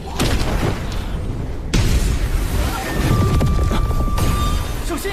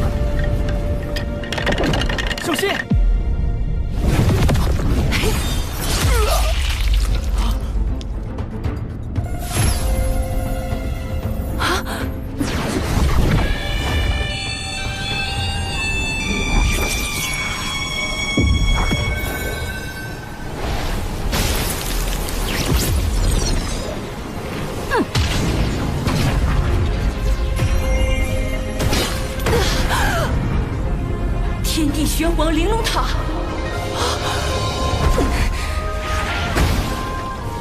他真是玄都小法师。太清圣人什么时候又收了个徒弟？这就走了？还好有大法师给的这层外挂。二太子殿下，二太子殿下，臣护驾来迟。原来道友是人教高手。一定要禀明父王，好好答谢。贫道还要找陛下复命。敖乙殿下，咱们就此别过。陛下，除龙族外，洪荒有此称呼的。天庭的玉帝陛下，不直接点出救兵是玉帝小师叔派来的，而是让敖乙自己退出，既降低龙族警惕性，又增加天庭好感度。这分寸拿捏得很到位。龙族上天的重任非你不可，我赠你一门神通，此为天罡36法之撒豆成兵。另外，日后若有麻烦，可亮此牌。保命底牌加1，我这玄都小法师也算是持证上岗了。弟子谨记。不过也不用太担心。西坊教暂时不敢对道门出手，他们豢养血赤黑纹，残害道门弟子之事，我已告知老师和阐节两教的圣人师叔。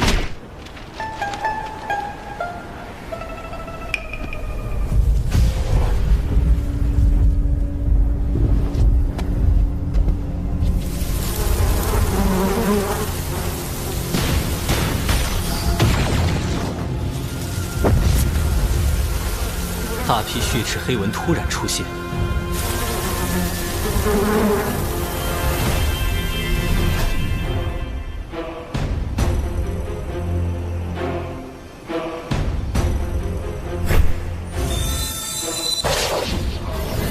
西坊教此时将他们放出，难道是孽畜？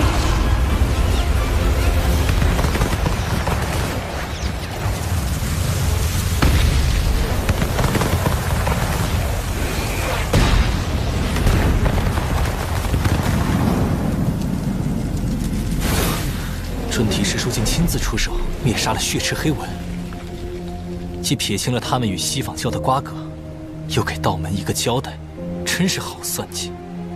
如今圣迹昭显，三教弟子应该都已知晓。族文被害，文道人绝不可能无动于衷。你挑拨道门失利，攫取功德不成，还暴露了龙族内应。如今刺杀敖乙也失败，我灭你3成族文，在人前划清界限，以示手下留情。之后我会另派人来接手，你不可妄动。但凭圣人吩咐。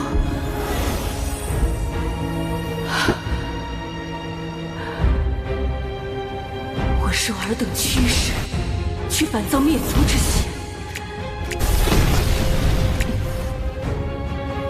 那不如拼死一搏，救出族文，离开洪荒。杀点蚊子就算完了，必须让西坊教付出点代价。多宝师兄，大会快结束了，师弟先行一步。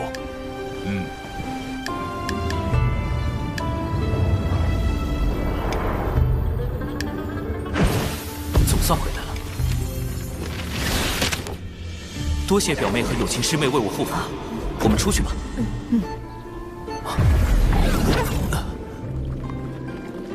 怎么刚和大法师分别就有事交代了？不对，是他师父太清圣人。这对师徒怎么都爱突然传信啊？不过大法师只会发短信，太清圣人已经开通5级发视频了，修为高低一目了然。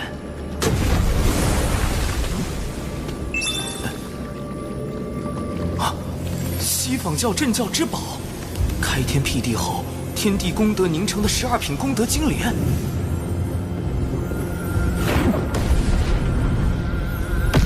这不是封神大劫中文道人啃金莲的情形吗？太清圣人这都能推演出来，不愧是洪荒战力天花板级别的大佬。但为何把画面传给我呢？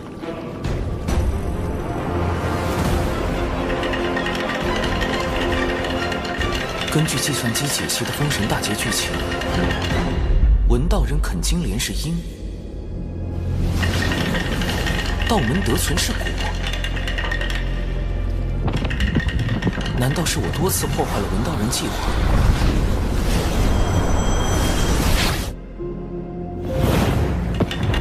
改变了他的命数，影响了未来？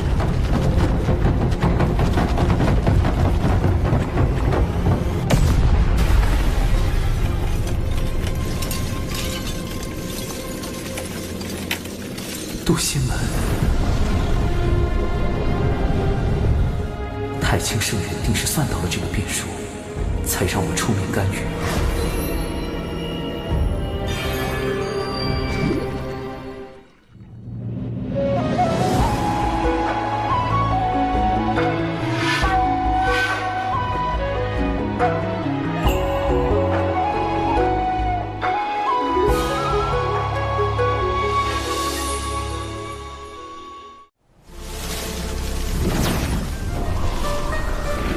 为确保他能在封神大劫时啃金莲，道友留步，我最好将他收归己用。南海海神，那天我去海神庙杀你不成，你竟自己送上门来了。道友被西坊教当众割席的滋味，如何？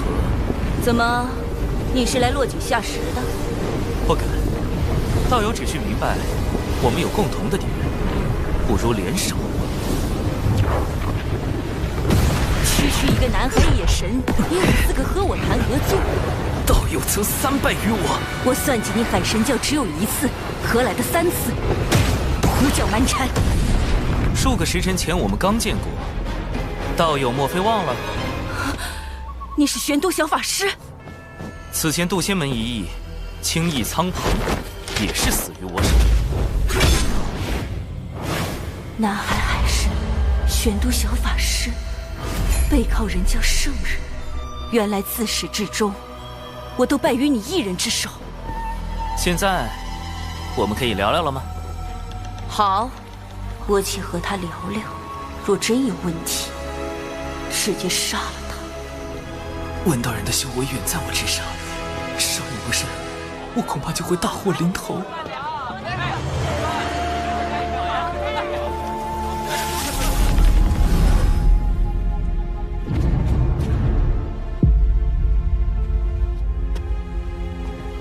他为何带我来人族地盘？不怕我出手杀人？除非是陷阱。这里人流密集，能消除他的戒备，方便我进一步套话。接下来，这就要动手吗？一点征兆也没有啊！道友，不累吗？他发现了吗？那他为何不躲？苍天哪！我说这个有什么用啊？他还不是要分分钟碎了我！看他神情如此淡定，难道还有后手？等等，这招有用？众生有玲珑心，故有千百张面孔。道友且看，世人为生存奔波，为衣食烦恼，被迫摆出虚伪的面孔，咱们又何尝不是如此？洪荒如棋，圣人之子，你我皆是棋子。道友和你的族文，不也因此受制于西方？少陪我来这一套！你竟敢坏我大事，让我在教主前颜面扫地！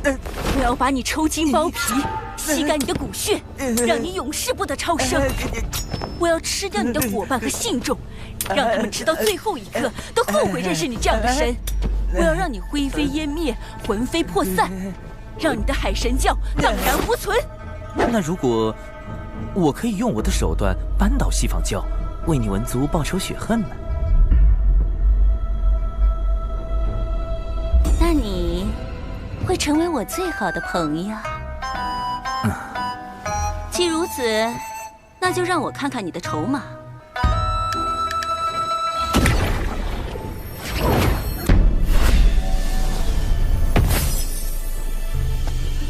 万物有阴有阳，此地要崛起，除了明面的威仪，还需暗处的锋锐。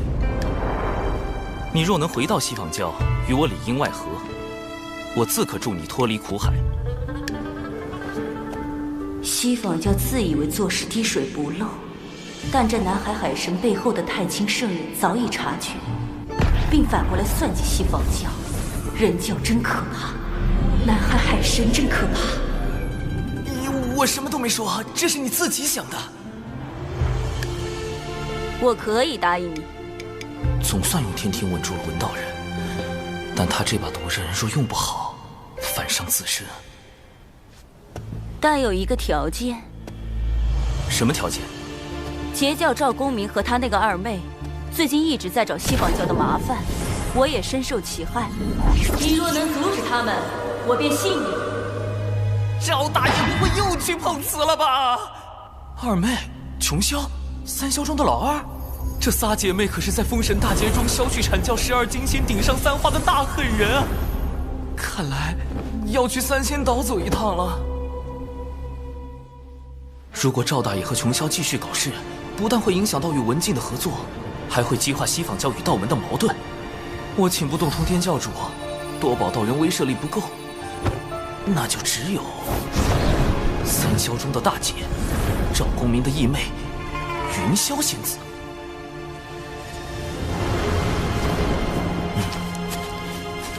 以云雾为阵基，看似柔和，实则遍布杀机。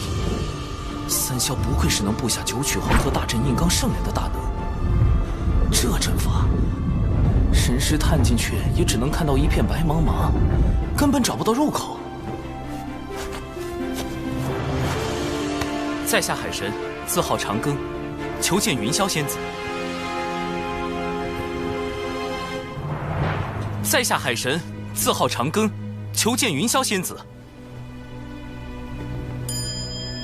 无人应门，只好噪音扰灵了。人自指人，吹拉弹唱小分队，出！公明道友，琼霄仙子，你们好惨呐！呸！晦气！我我大哥和二姐好得很，何须你们哭丧？陛下仙子，在下已将事情经过写在拜帖中，还请转交云霄仙子。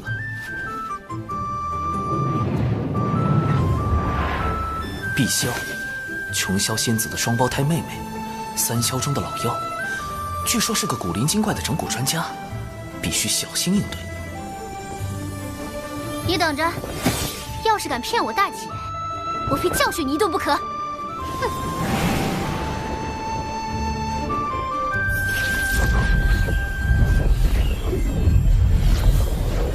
这是在给我指路？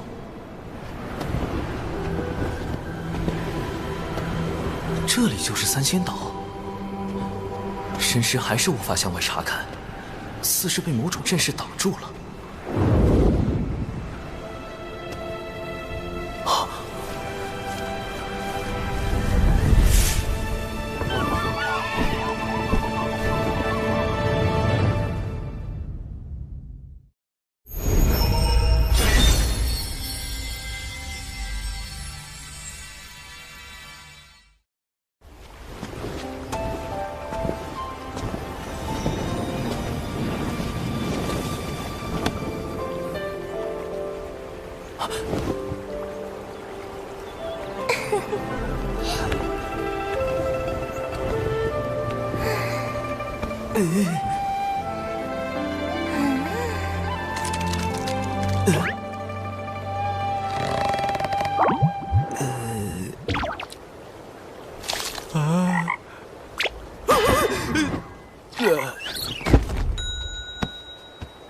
这就吓死了！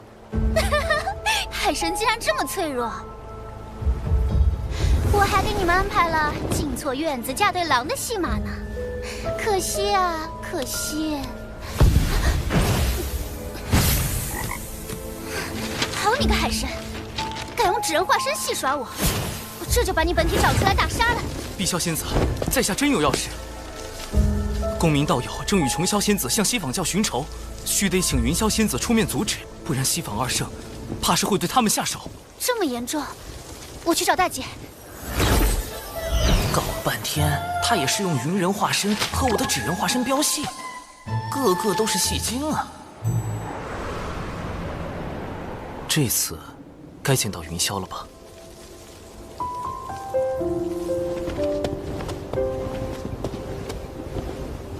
海神长庚拜见云霄仙子。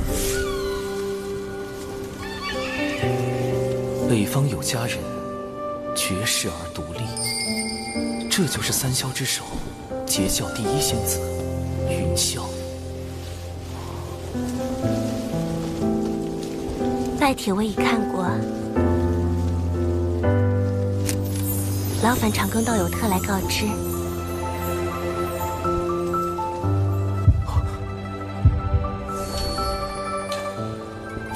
有些悸动，怎么回事？难道中了什么摄魂术？不，周围没有法力波动，这不是法术，是我的因果在变动。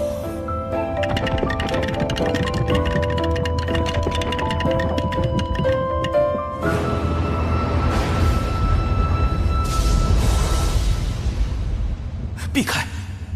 必须避开这个大因果。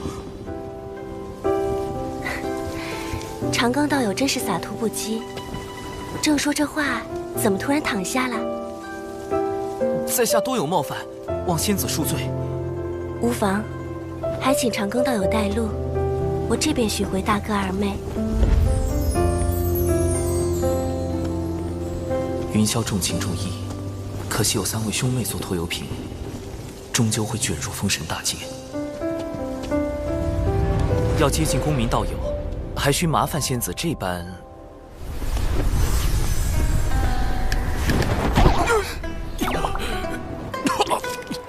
西方道友，何故偷袭伤我？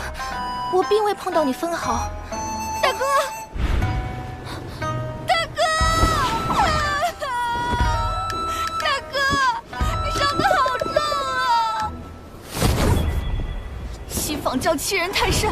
我兄妹定要找西坊二圣讨个公道，这次就拿你来祭旗，拿命来！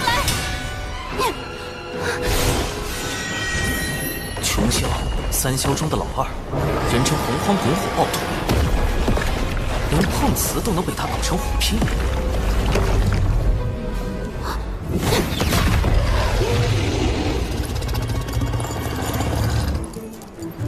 大妹，大姐，跪下！四面树敌，徒增冤孽。你们2个都给我回3仙岛，闭关思过。干脆利落，不愧是云霄。解决完赵公明他们，应当能和文道人初步达成合作意向了吧？能把赵公明和琼霄关在3仙岛，那海神倒是有点本事。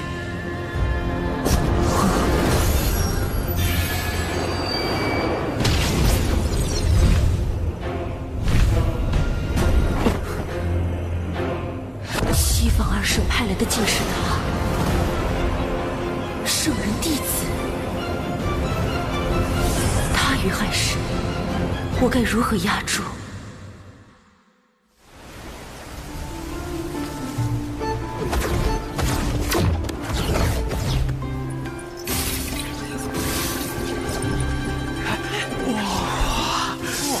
好。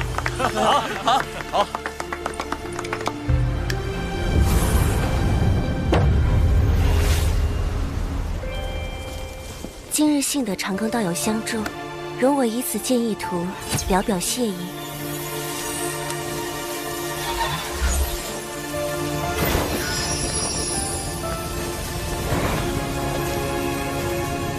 好妙的笔墨，里面隐隐透露无穷道韵。高尚动源，物生九天。截教圣人，通天教主。莫非图中剑意是出自通天教主的杀伐至宝清平剑？好厉害的悟性，只看一眼就能感受到师尊剑中道韵。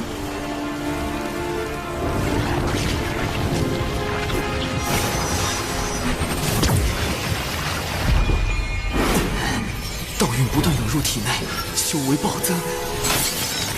这具纸人化身要撑爆了！表兄，你怎么了，表兄？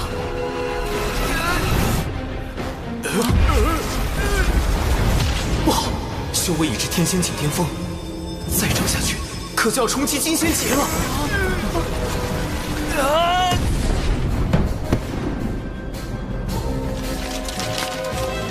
长寿师兄是纸人，连我也没看出他是具化身，还藏有如此道韵。这个弟子不简单。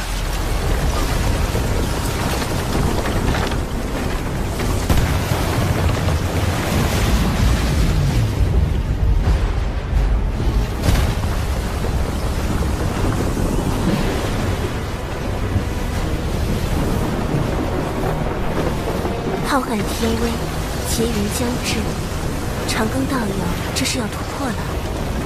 我还没做渡劫准备啊喂！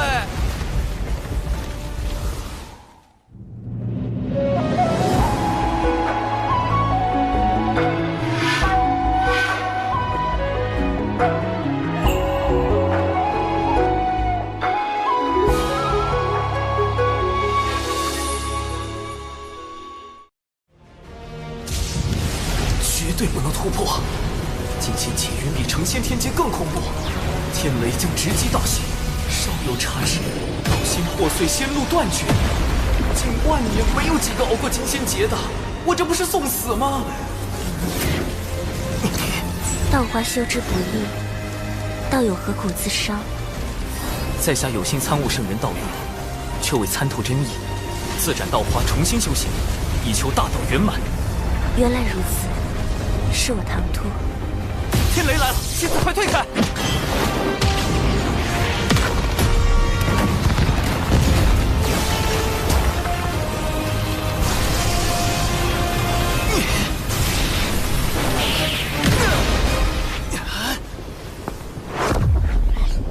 长长庚道友莫怕，我来助你。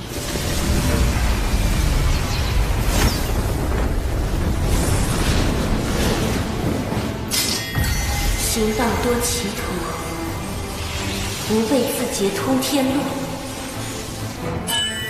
混元金斗，看，这就是号称装进乾坤并四海的顶级法宝，在封神大劫里，捉龙鸦、求阳涧，生擒阐教12金仙，逼圣人出手的混元金斗。云霄仙子，多谢。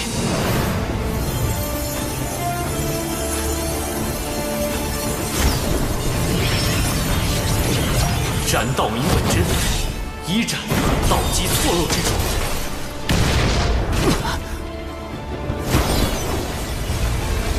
二斩晦涩不明之处，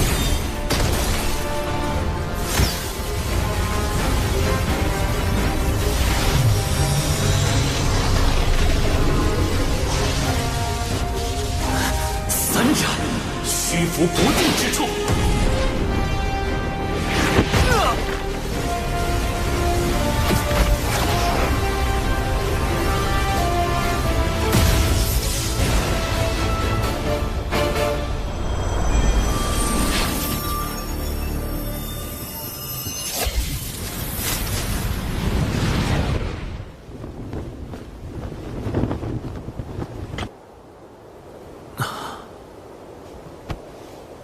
完了，欠了这么大一个人情，因果已经结下。好在已经恢复成原本的修为，接下来还得去了结一下都仙门那边纸人暴露的事。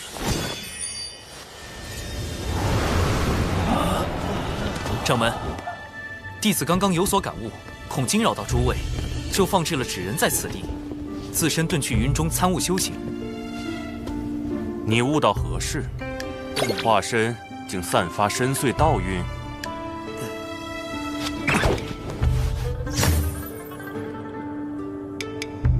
长寿竟有此渊源。放心，贫道定会为你保守秘密。启动玄都大法师保护伞，问，道韵就是大法师的。掌门倒是意外的好忽悠，但有毒这家伙好像又发现了什么不得了的东西。啊？怎么突然传音过来了？长寿师兄，当日渡仙门遇袭，有2位义士救渡仙门于危难，他们自证神魂时的反应与纸人很是相似。这2位义士可是师兄的纸人？今天累死了，好些了。是。我本以为刻苦修行，便能在前路等师兄，却不曾想，我从未真正看到过师兄的背影。今后，师兄依然是玄雅的指路明灯。太社死了吧！以后还是得多准备底牌，以防纸人身份暴露。海眼关乎我龙族命脉，岂容西坊就觊觎？陛下，末将这便调遣大军严守海眼。不可，西坊教内应已渗透龙宫，万一军中也有内应，反而会暴露海眼所在。本无旨意，召开四海盟会，集结四海真龙，共布万龙阵。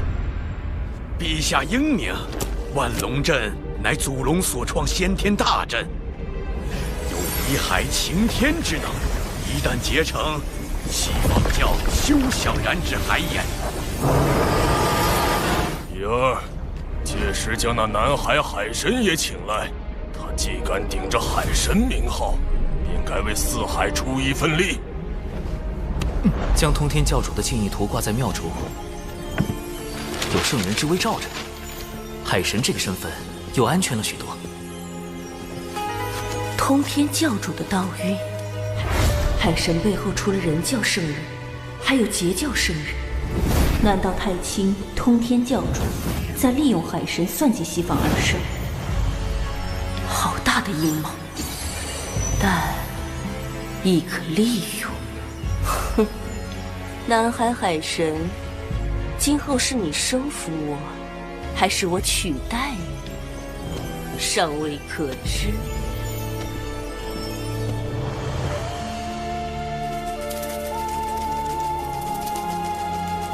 文道人，这么快就适应间谍身份了？西方二圣派遣了一位弟子前来主持四海事宜。圣人弟子是谁？他与我同是上古凶妖，却不知为何入了二圣法眼，将他收为记名弟子，予以功德豢养，命其名为金蝉。金蝉，不就是东土大唐那位玉帝哥哥的前世身？他有何打算？离间四海。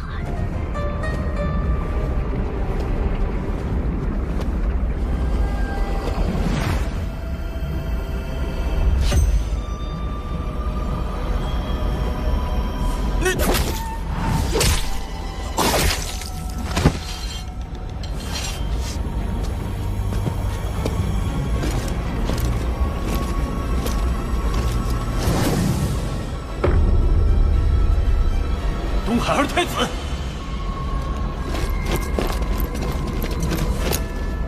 丞相大人，快禀报陛下，东海二太子私闯北海，刺杀北海丞相。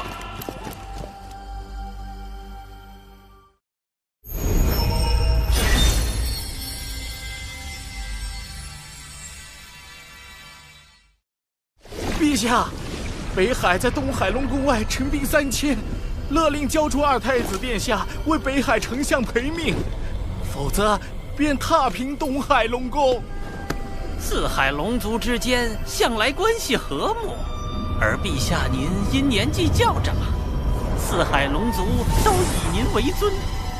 如今北海丞相遇刺一案，尚未确认真凶，北海却直接发兵，陛下这不合理呀！不合理的不止这一处，女儿日前还在与我商讨筹备四海盟会，不可能去北海行刺。我等寻找数日，仍然没有下落，北海那边也加紧了搜查，务必在他们之前找到怡儿。是。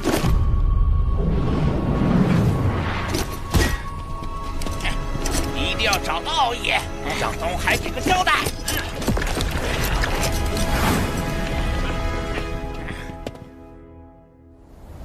长寿兄，我没有杀北海丞相，有人要毁我名声。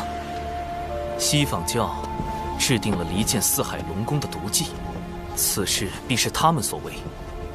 你的凶手身份一旦坐实，北海、东海便会反目，不仅四海盟会开不成，四海还会分崩离析。西方教，对，四海不稳，万龙阵未成，他们便可趁机图谋海眼。四海分裂，龙族上天一事也会落空，我就上不了天庭。那封神大劫，必须抓住真凶，洗清你的嫌疑。长寿兄懂我。事发后，我曾暗中追查假扮我的贼子。他最后一次现身是在天涯阁，我原想进去直接拿下，可天涯阁是方圆百里最受欢迎的女子武馆，由洪荒富户卞氏家族所创，唯一能进出的男子，只有天涯阁少阁主卞庄。天涯阁背后势力不小，不可贸然进入。不过，那贼子是怎么混进去的？他用了化形的技巧。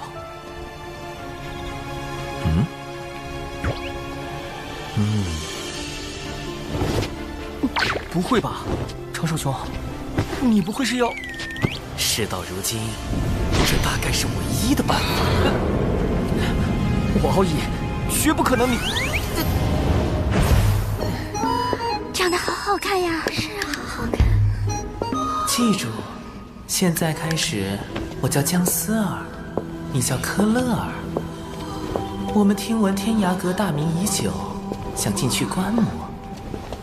姜丝可乐，驱寒暖胃，好喝不贵。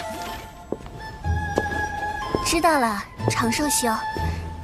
姜丝儿，原来不是武馆，是武馆。我天涯阁必在聚集洪荒女炼气士，切磋对战，共同进步，增强对大道的感悟与理解。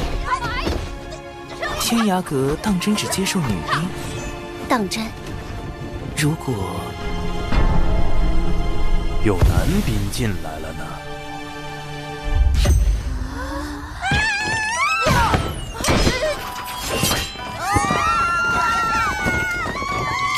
何事吵嚷？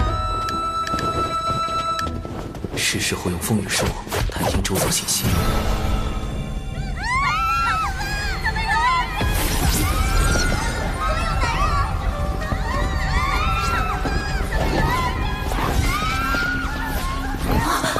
他不是死了吗？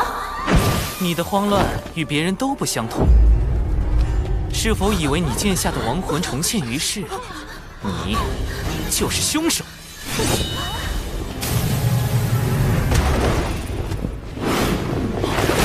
都别过来！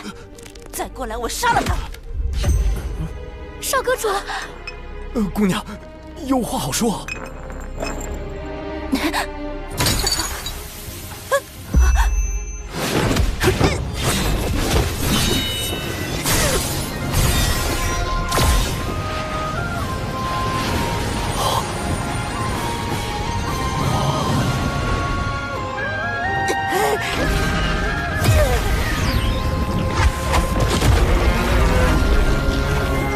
是八爪巨兽，难怪能变成别人的模样形似。快随我与科勒尔返回天庭，听候发落。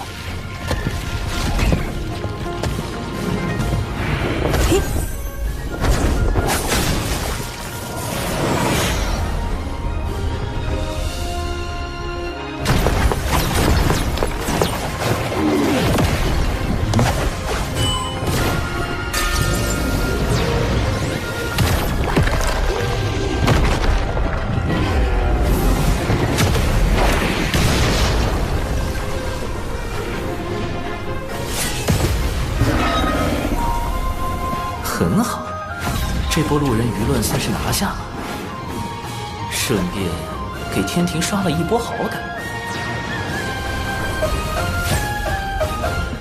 感谢二位相救。那个，我乃天涯阁少阁主卞庄，敢问科勒尔仙子芳名？芳龄？我是说，仙子可有道侣？滚！这般奇女子，只是看一眼就让人割舍不下。科勒尔，乐乐，真是病得不轻。什么北海丞相？我不知道。此物唤作摄神珠，可以搜集元神内的所有记忆。即便你畏罪自杀，摄神珠照样可以读取你生前的记忆。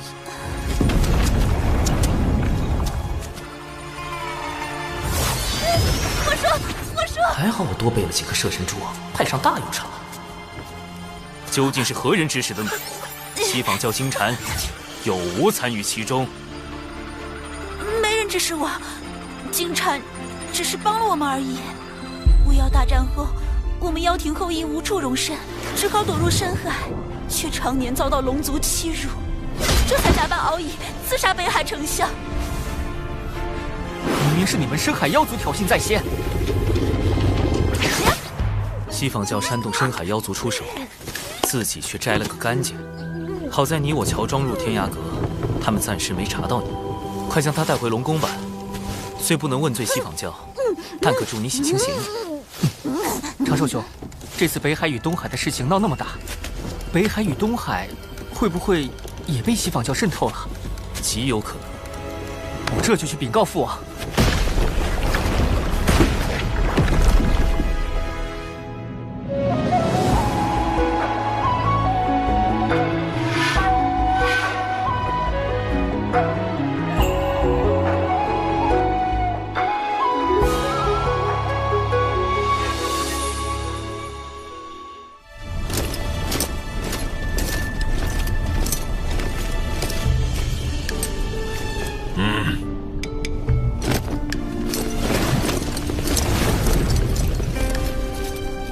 3日后照常举办四海盟会。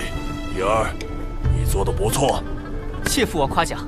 父王，北海丞相遇刺一案，乃西坊教从中挑拨，儿臣已将疑似内贼的人选记在册中，还望父王严查，以防四海盟会生变。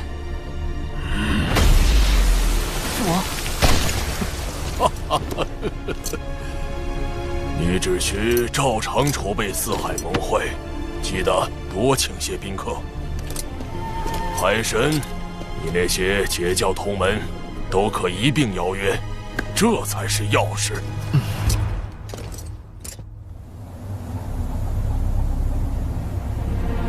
金蝉突然召集这么多金仙，难道又有什么大动作？此次挑拨四海之计不成，还招来了天体。你们中有些人是不是透露了风声，自己心里清楚？糟糕，金蝉开始起疑了。当然，四海盟会举办在即，我不会同你们计较。只要你们好好表现，届时定有风声。是。金蝉大人，四海的内应已全部就位，只等您一声令下。好，此次行动兵分12路，每路邀军则由在座各位统帅。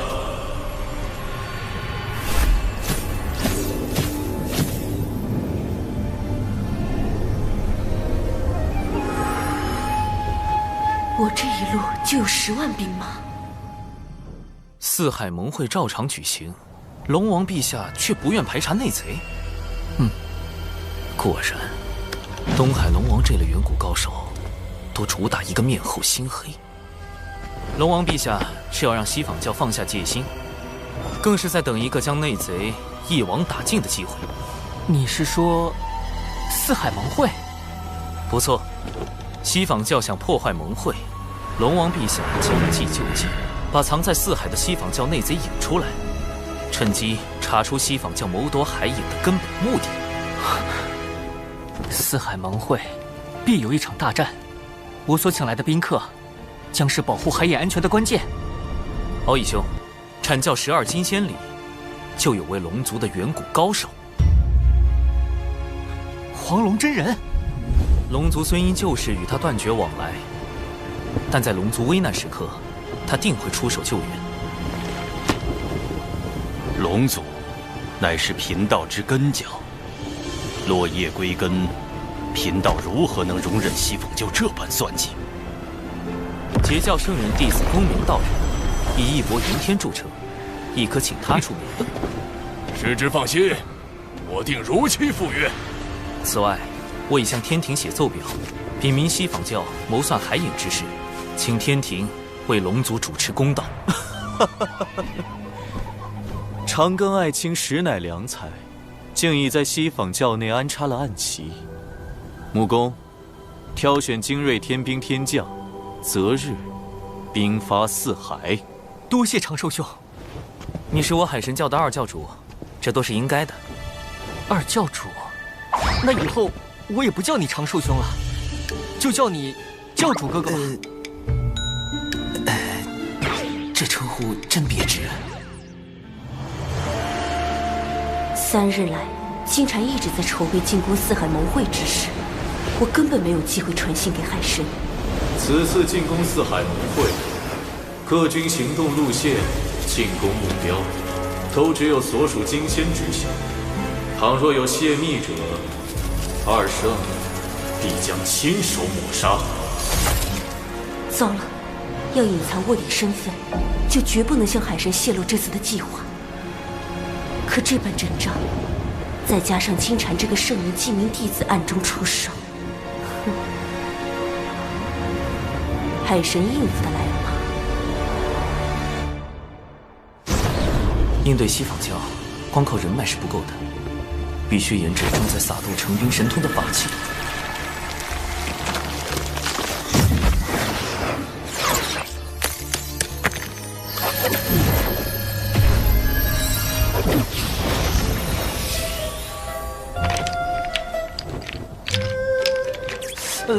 原版的撒豆成兵看着不太聪明的样子。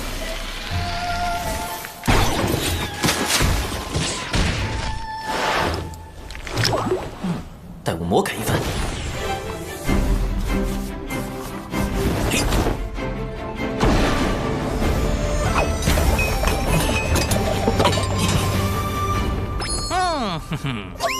或许是看在玄都大法师的面子上，掌门将熊灵帝从逍遥深尊过户到渡仙门，并收作记名弟子，安排他住在小泉峰，倒也方便了我魔改撒豆成兵。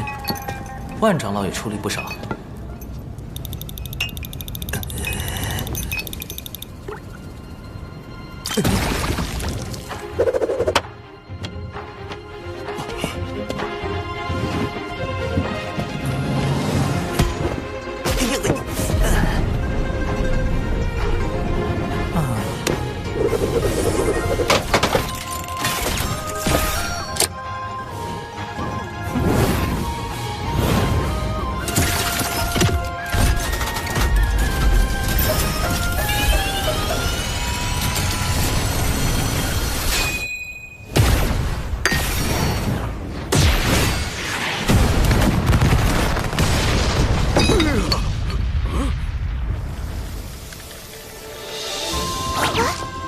成功了！自研法器，仙斗加特林，届时配合天庭大军，嘿嘿嘿。今日就是四海盟会了，文道人那边怎么一直没动静？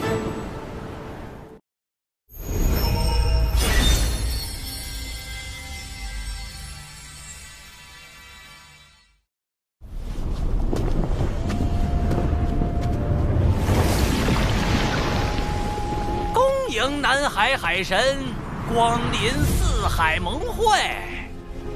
东海龙宫已经戒严，不知骄兵中有多少内贼，搞不好那4位老龙王里也有西方教内应。近日始终没收到文道人消息，才刚被策反，不会转脸就倒戈了吧？千百万年来，我龙族为镇守四海，不断用祖龙直系血脉填补海眼，以消解其中所纳的天地业障。今却有深海妖族觊觎海眼，不惜挑拨四海龙族情谊。幸有大哥明察秋毫，免我北海与东海手足相残。我东海特召四海盟会，共商重启万龙大阵。便是要龙族团结御敌，护卫海眼。大哥高义，我西海必当跟随。我南海亦追随大哥，共守海眼安危。教主哥哥，你我请来的帮手都已就位。金蝉随时可能发动袭击，按计划行事。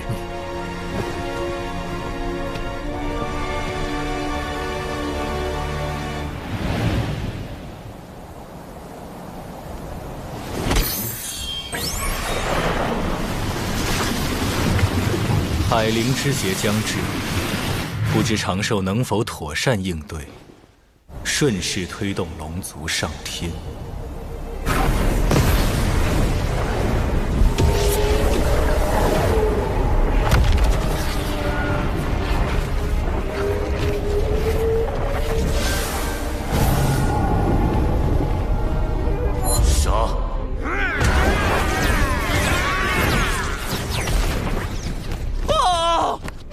妖族攻入西海！报！南海遭深海妖族袭击！报！北海被深海妖族包围！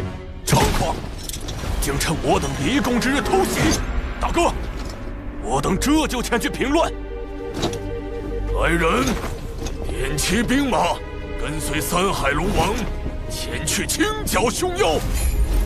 三海皆有动乱，金蝉为何还没现身？除非三海只是佯攻，那金蝉真正的目标就是东海。敖义兄，你务必守好海眼。龙族暴虐无道，四海苦龙族久矣。今日杀龙王，夺龙宫，以正四海清明。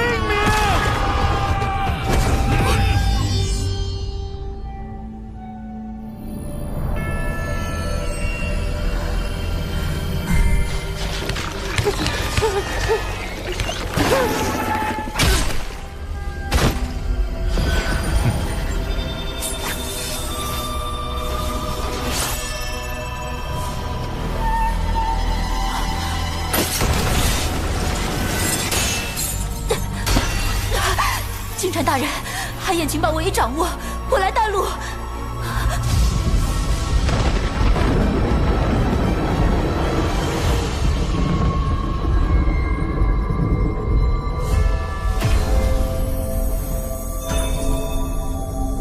二太子殿下，海眼位置为真龙可知，况且您已请黄龙真人相助，应当无虞。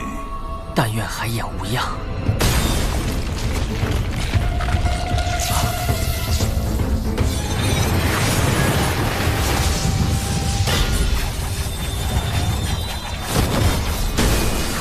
八爪巨兽怎么逃出来了？救他的是金蝉。迎敌！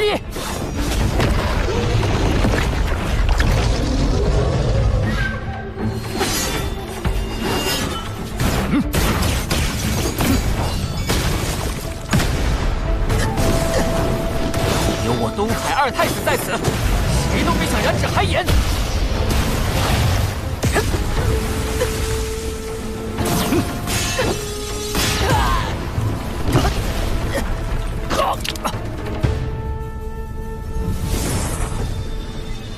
龙族当真没落了，竟如此不堪一击。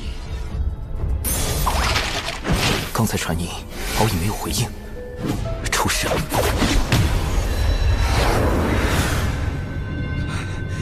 龙族远古为祸洪荒，为赎罪孽，只得不断用祖龙血脉填补四海海眼，以致如今血脉凋零。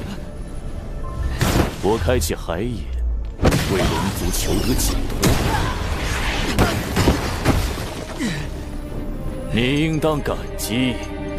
海眼封印天地业障，一旦开启，业障倾泻，洪荒必将生灵涂炭。龙族更是要举足以命相填，直至血脉断绝。我绝不会让你得逞。龙宫兵力被我分往四海，你父亲东海龙王亦被我派深海妖族围困于龙宫，没有援兵，凭你一条未成金仙的血龙，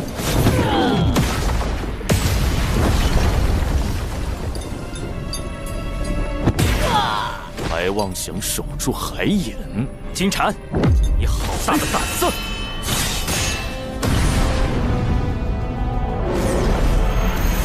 贫道乃南海海神，你胆敢图谋海眼，贫道特来替天行道。区区南海野神，连神位都未得封，倒管上东海的闲事了。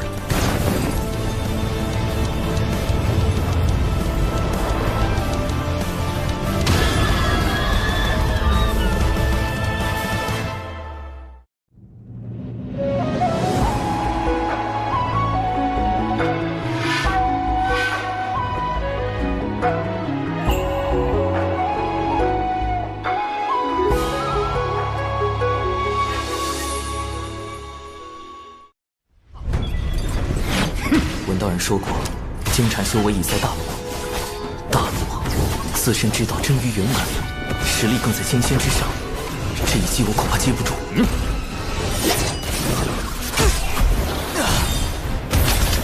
南海海神不过如此。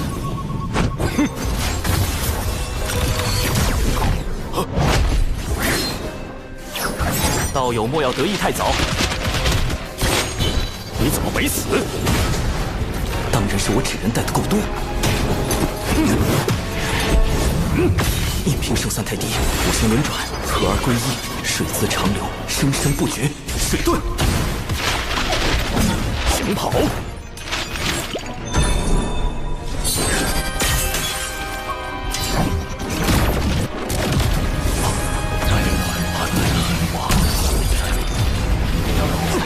好厉害的生活攻击，可能降速，胜过别人了。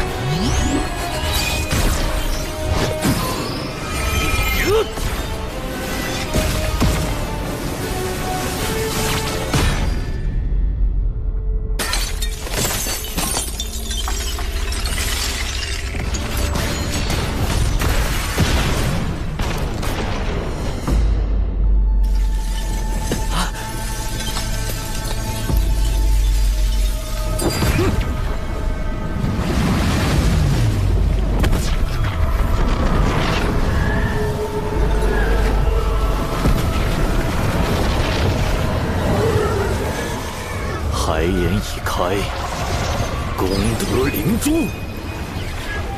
功德灵珠，金蝉真正的目的是吸取龙族天海眼的功德。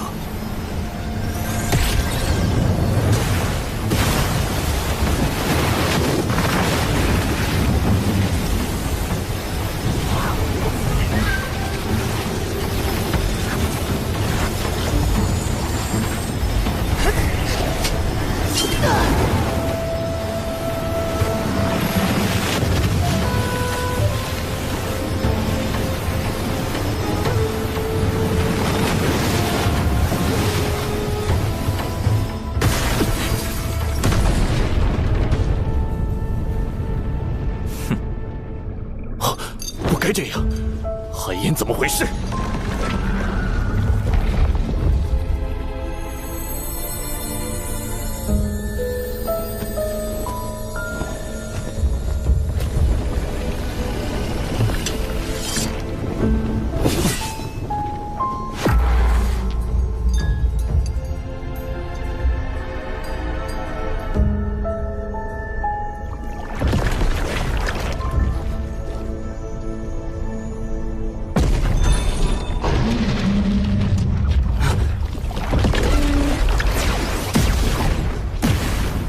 海神道友说，有人要来扰袭海燕，没看到人呢。海也是假的。啊！海燕有真龙镇守，遍地白骨龙魂。我的确探听到，海燕就在此处。啊！中计还不自知，蠢货！这里一切布置都比照真海眼，唯有海眼本身是假。故意松懈地牢戒备，让我救出八爪巨蛸，就是为了借他之口，引我来这假海眼。南海海神，是我小瞧你了。已经陷入重围，金蝉却毫不慌张，他还有其他帮手。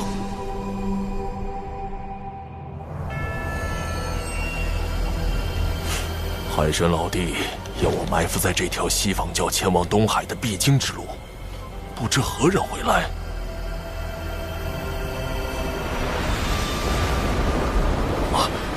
西方教执法长老白莲道人，他的修为已在大罗，表面笑脸迎人，下手却极其狠辣，更有一本命法宝莲花，颇为锋锐，可不好对付。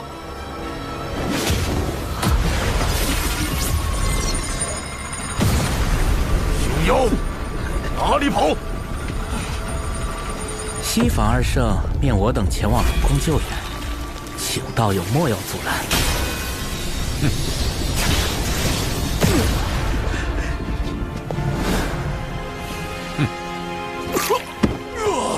贫道在此祭妖，你们为何伤我？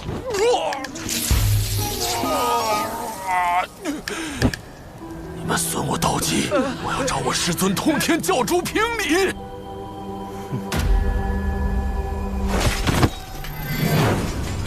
大胆叛军！今日我东海龙宫就要清理门户，永绝后患。奉东海龙王令，清理龙宫内贼，剿灭深海妖族。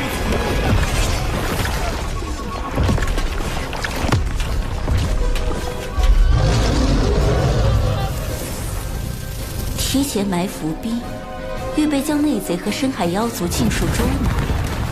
这帮龙也不是太蠢。文静，白莲长老也赶往东海，你现在进宫，方便长老施救龙族。白莲长老也来了，金蝉的计划倒是瞒了我许多，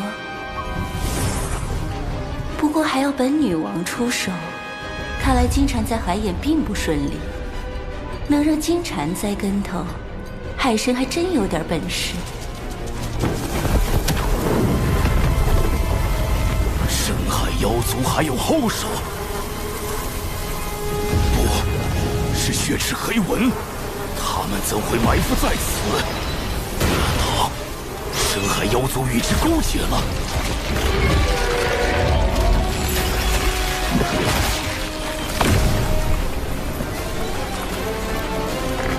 南海海神，你以为你这就赢了吗？金蝉，原话奉还。你以为请来高手相助，就能万无一失吗？木工，请天庭施救龙族。今武混天将军画傲天听令：四海有难，玉帝陛下特命尔等前去清剿凶妖。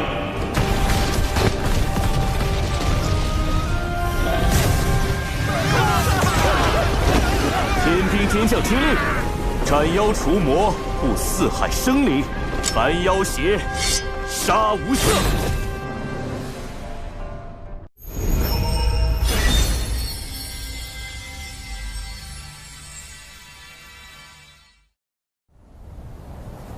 天道在此纪要，你们为何伤我？赵公明，我等何曾动过你？莫要阻拦贫道6人前往东海。先偷袭再营救，手段这么脏，休想得逞！你西方教的词，我碰定了。你竟又暗侵偷袭，幸好被圣人丘录下了。胡说！贫道根本没用力。来呀，打我呀！给你随时录下来。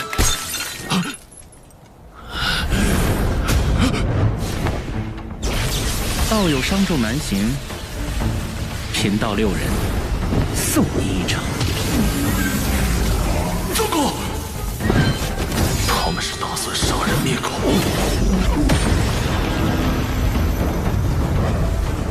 贫道告辞。赵公明，你竟敢坏我教大计！不必追，我们的对手是设局之人。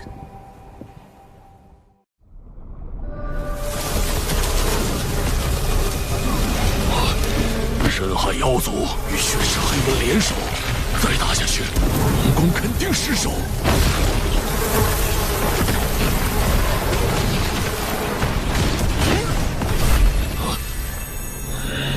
今武混天将军画傲天听令。他怎么来了？玉帝陛下特命尔等前去清剿凶妖。我且不告诉长寿，看他能否认出。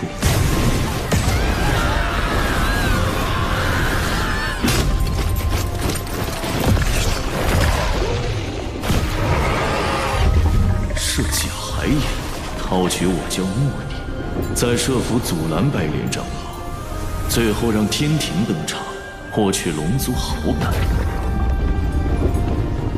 海神，你以为凭4万天兵就能扭转颓势？再加12万呢？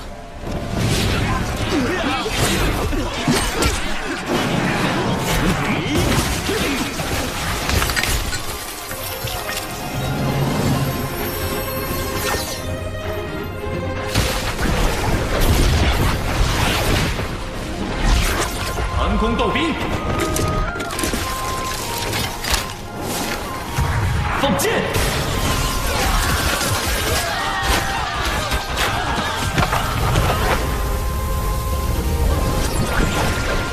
神盾斗兵，掩护进攻！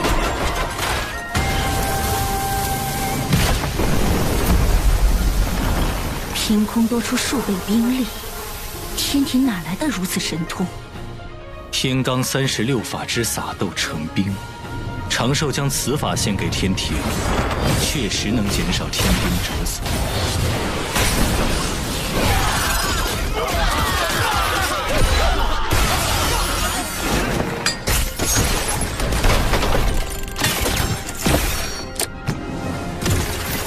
仙斗加特林，开火！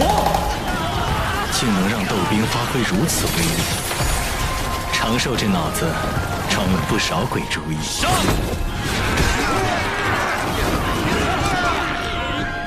金蝉，你输了。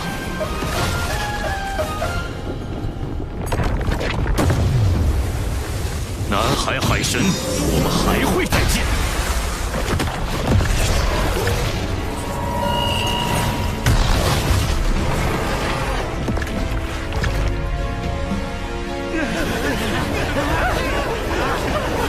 收兵，不必再追，灾乱平息，不要摆宴庆祝。不知天庭诸位可否留下？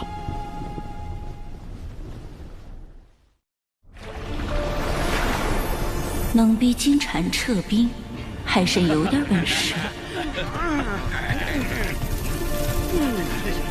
本女王赠你个消息。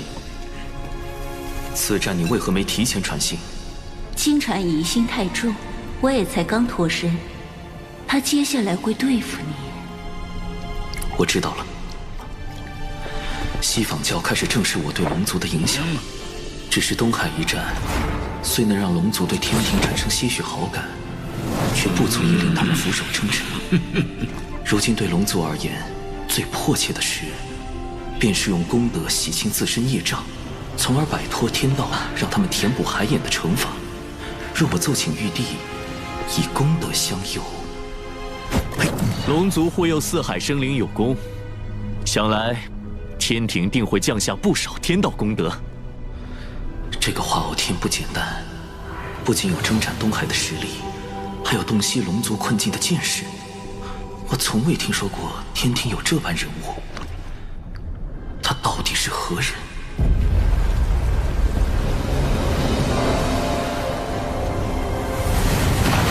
化傲天刚说完，功德就来了。玉帝派发功德之事，连天庭重臣东陆宫事先都不知，他又从何处得来？难不成化傲天就是玉帝？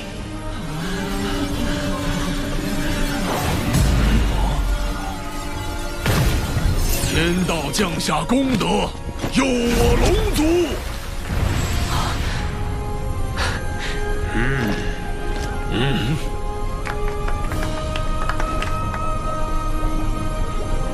奇怪，明明有6道功德落下，这第6道功德去了何处？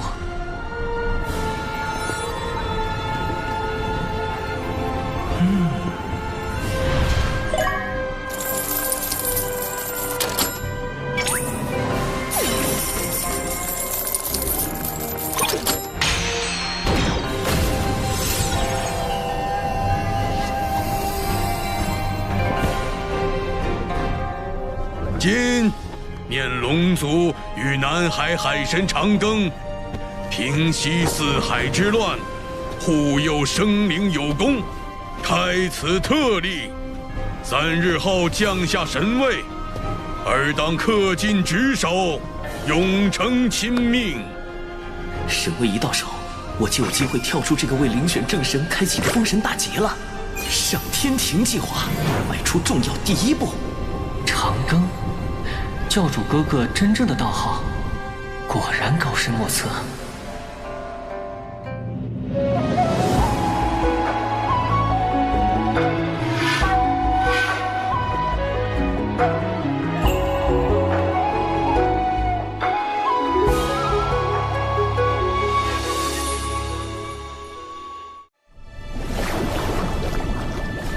以仙斗斩凶妖，以妙计安四海。玉帝陛下得海神相助，果幸事矣。天庭大运如此，我不敢居功。陛下要装，我也装。多亏天庭义助，方能清除叛党。如今四海海眼已被万龙阵封藏，暂时无虞，龙族不胜感激。长庚爱卿，东海龙王好像认出吾了，快帮吾挡一挡。陛下，不知玉帝有何喜好，吾明日便备一份厚礼。吾这化身在天庭为官数万年，若被当众爆出，有损玉帝威仪。原来化傲天是玉帝藏在百官之中，监察天庭各处的化身。龙王若再上前，便是冒犯天威了。多谢龙王美意，天庭虽刚起步，却是秉天道、立秩序之地。而今四海生灵惨遭劫难，陛下特遣华将军维护天地清明。那吾便以此酒谢华将军，谢天庭相助。长寿果然认出玉帝小师叔了，这小子行事周全，既截胡西方算计，又促成天庭与龙族的往来。但此诏既出，长寿拆台西访教一事，便瞒不住了。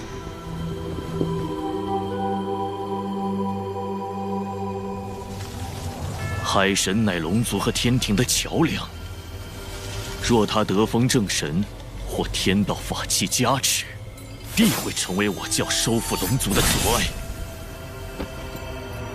小金蝉，白莲长老，明明你看起来比谁都凶。海神背后势力庞杂，未免惹祸上身，最好是借他人之手除之。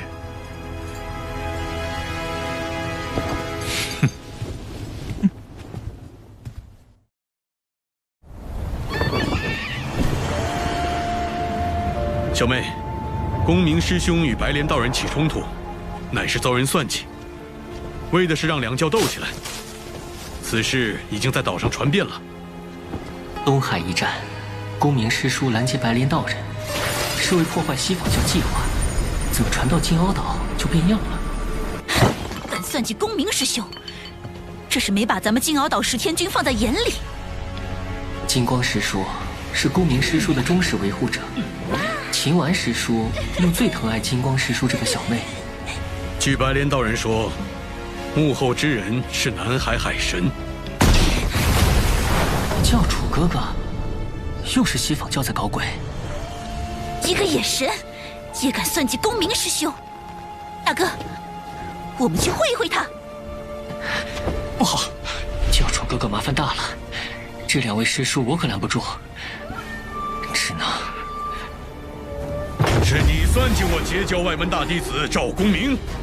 大哥，何必多问？白莲道人亲口所说，还能有假？秦丸、金光圣母，这2个可都是在封神大劫中布石绝阵的狠人，竟然这么容易被煽动？绝无此事，还请看在通天教主建议图上，听贫道解释几句。好啊，还从公明师兄处骗来了师尊的建议图。这是送的。若有此图，我等供着都来不及，怎会送人？你好草率的推理！为了公明师兄的声誉，大哥，绑了骗话狂徒，送去西方谢罪。那我还有命活？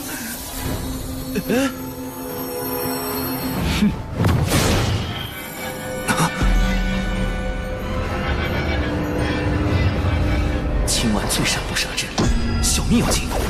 土遁，地裂阵。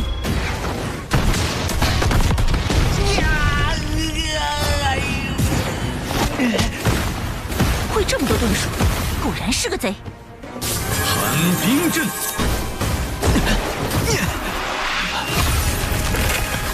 妙啊，阵法还能被遁术破解。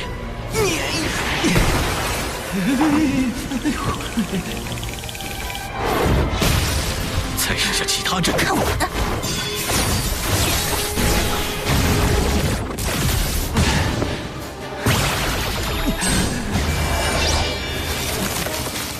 根本打不过。要不子阳的这句真人，但谣言的事也没解决。住手！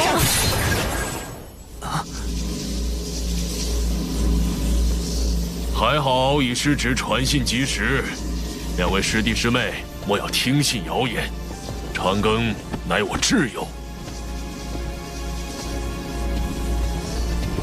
多谢2位。原来是误会，还请长庚道友给贫道一个赔罪的机会。咱顺便到镇里逛。长庚道友，都是我的错。你是公明师兄的挚友，便是我的挚友。今日起，谁敢说你，便是与我作对。金光圣母难不成是赵大爷的铁粉？误会虽结，但还需到金鳌岛彻底澄清谣言。云霄仙子竟险些将我看透。长庚道友能想出劫西、救龙、应天庭，自然能看破谣言背后的算计。一切小心。如此聪慧之人，却仍在封神大劫时选择主动应劫，可敬可悲之处，皆在重情重义。唉，最近得加倍小心，以防西方教后手。谣言这么快就被澄清，看来借刀杀人的法子行不通，那就只能用最直接的手段了。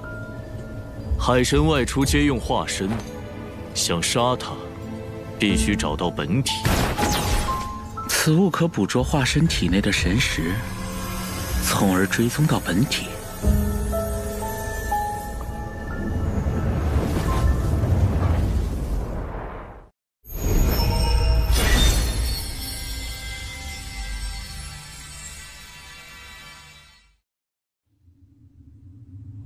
2天后便是海神册封大典，想要击杀海神，这2天是唯一的机会。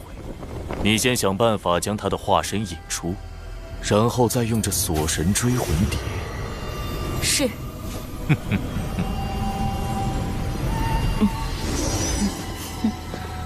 当我傻的，我若真杀死了海神，玄都大法师肯定不会放过我。且慢，姿势体大，我亲自为你护法。不好，金蝉还是不信我。愣着干什么？是，金蝉大人。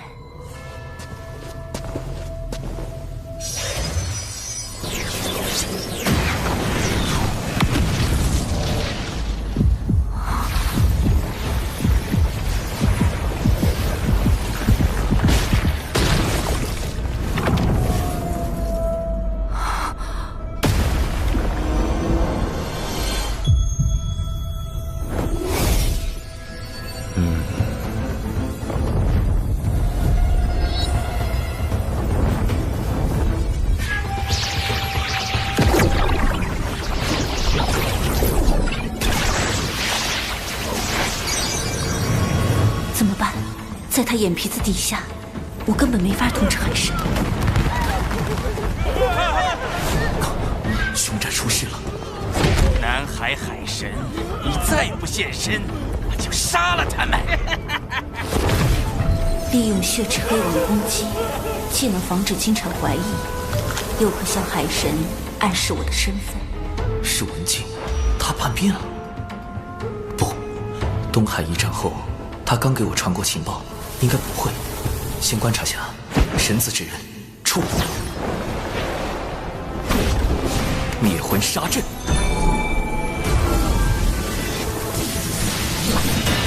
血池黑纹，为何伤及无辜？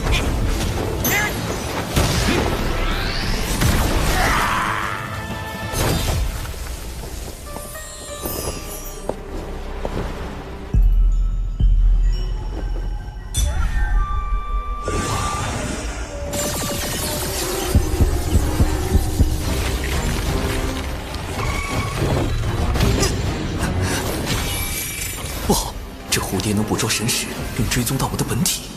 纸人触发式自爆程序启动。那海神化身不过是个天仙，你的血纹傀儡可是个金仙，如此轻易就让那海神化身自爆逃脱，文静，你很难不让我怀疑。请大人再给属下一次机会。海神，对不住了。文静刚才似乎有意放我一马。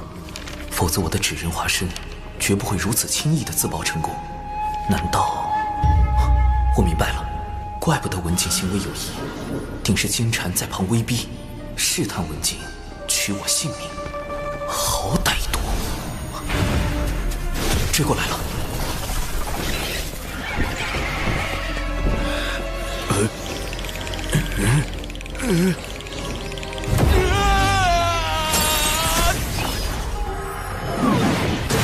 我安插在外的纸人全都被这蝴蝶找到了，再这样下去，迟早会被他找到本体。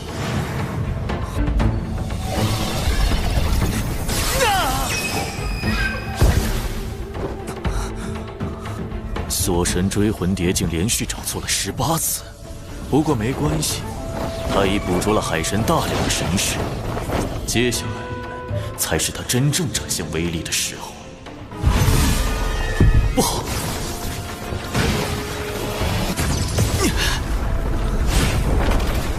所有我神识存在的地方都会形成血界，一旦确认我的本体，蝴蝶将会被直接传送过来，而我只能用纸人不断的掩护本体。这蝴蝶变强了。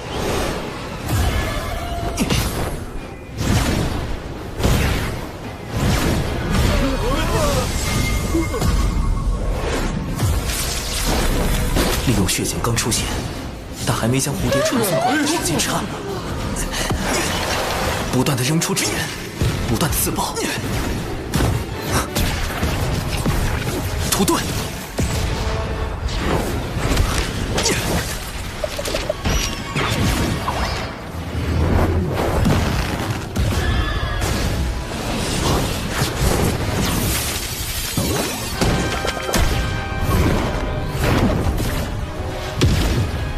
怎么办？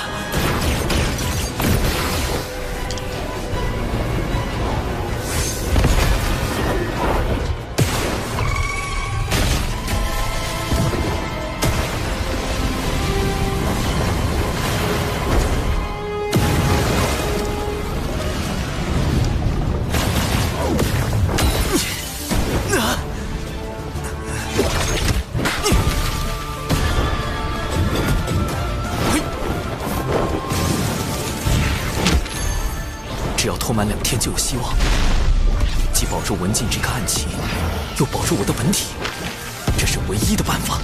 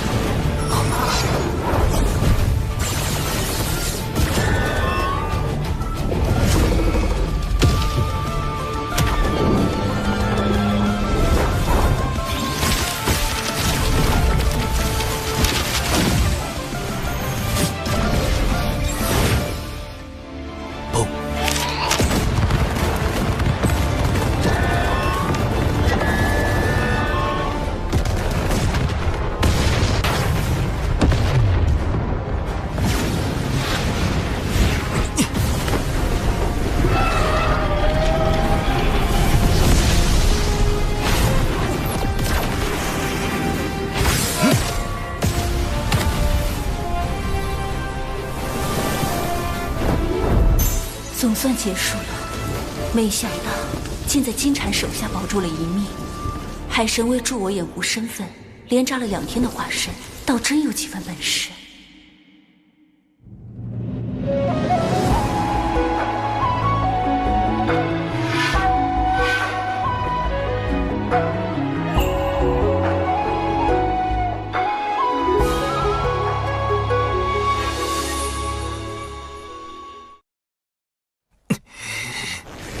3681个纸人，2天竟然自爆了3681个纸人，浪费呀！我花了多少个日夜才打造出来的？苍天啊！应对这次危机紧急预案太少，对抗蝴蝶的法宝不足，回去之后一定要好好复盘。他背后有天庭，我背后亦有灵山。灵山，他要去找尊提圣人，我必须马上通知海神。金蝉竟请动尊提出手推演我本体所在。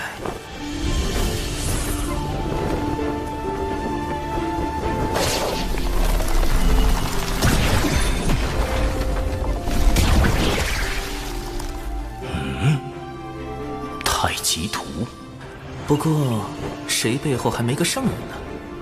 太清师兄在为他遮掩。哼！前面就是海神册封大典的现场了。先受封成为海神，再做打算。他也来了。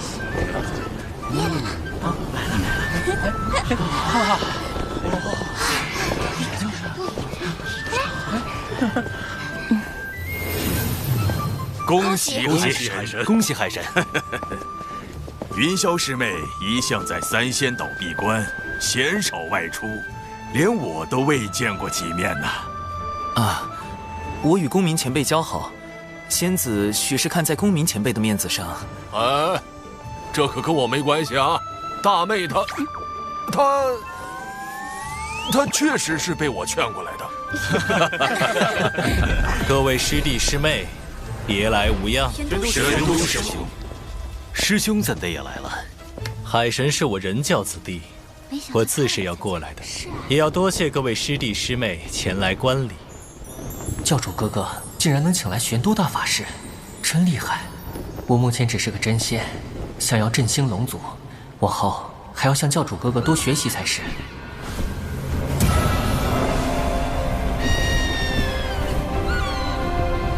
海神听风。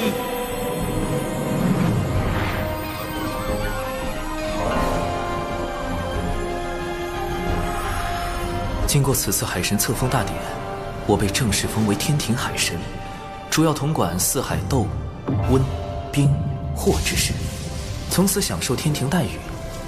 每年都会有固定的功德收入。敖乙子成了四海大将军，协助我收服四海。玉帝还赐下龙族16神位，分别由16位龙族真龙获得。是龙族的业障，他们从出生之日起就背负的龙族业障，被功德全部洗净。业障被清空了，我龙族有救了。从今日起，我长庚道人终于成为天庭海神了。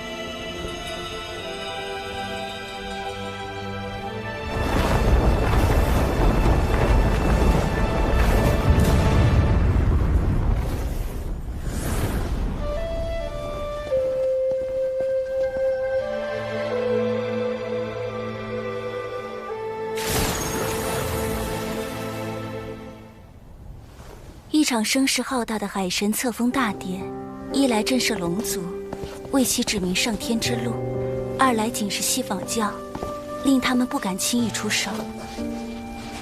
仙子冰雪聪明，对海神册封大典背后的风云勇斗了若指掌。但我始终不明，你为何如此忌惮西方教？你背靠人教，西方教便是一教双胜，也应不会为难你。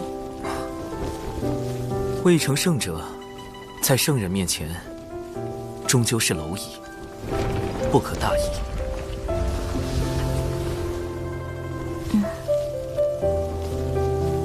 你所言不无道理。唉，实在不忍云霄仙子殒命封神大劫之下，忍不住出言提醒，也不知是否真的能影响到仙子。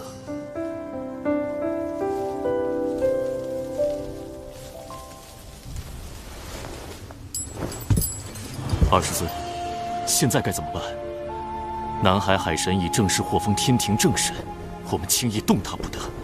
杀海神是手段，不是目的。目的只有一个，而手段可以有很多。您是说，龙族？我且问你，通过这场海神册封大典，你看到了什么？天庭自龙族16神位，龙族挑选了16条出身高贵、毫无实际的真龙受封。此前颇有功劳的低等骄兵，反而未得封赏，无怪乎龙族叛党四起了。四海龙王为何没来观礼？海神册封大典，龙族高层一个都没来。这对龙族而言，是一步可进可退之棋。哦，进可促成龙族上天，退可延续其海中的霸主地位。以今日局势来看，想要让四海龙王都臣服于天庭，恐怕还有很长一段路要走。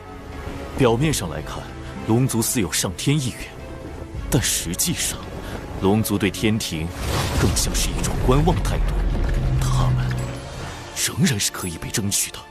很好，你知道该怎么做了。多谢二师尊提点，我们安插在阐教的暗棋可以发挥作用了。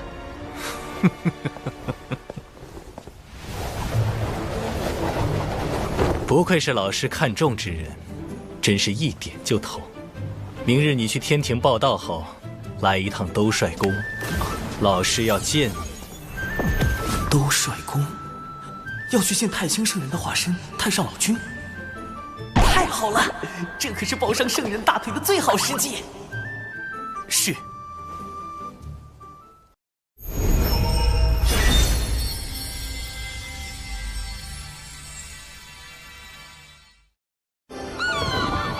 此次入凌霄宝殿听宣，感觉如何？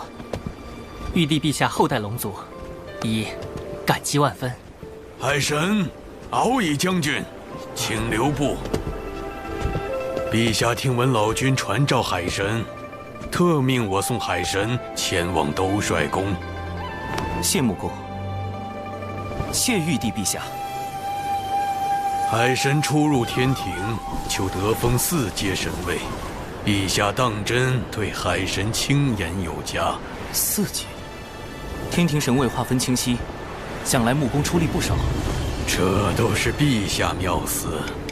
陛下将天庭神位分为6阶，第1阶为陛下与王母，第2阶为十全封疆大神仙，唯有1位例外。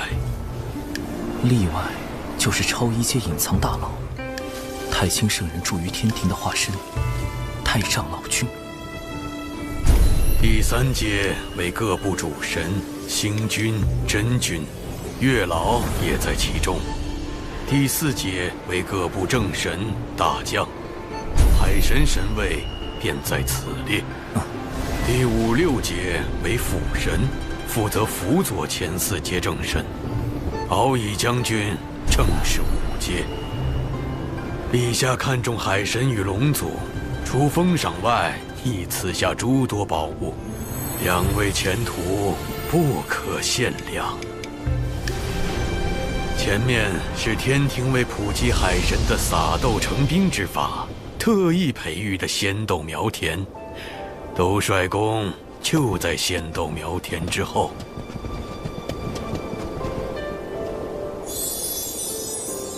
仙豆苗成熟之后，就会结成仙豆，届时天兵天将皆可使用撒豆成兵之术，天庭必能战力大增。啊！我乃天涯阁少阁主卞庄，仙子可有道侣？他怎会在此？敖乙将军认得卞庄？贼眉鼠眼，一看就不是好人，我不认得。此人为何会在兜率宫前种豆？前不久，卞庄在南天门外苦求，言说未能配上心爱之人，定要入天庭建功立业。陛下感其心诚，将他招揽，命他在此担任种豆天将一职。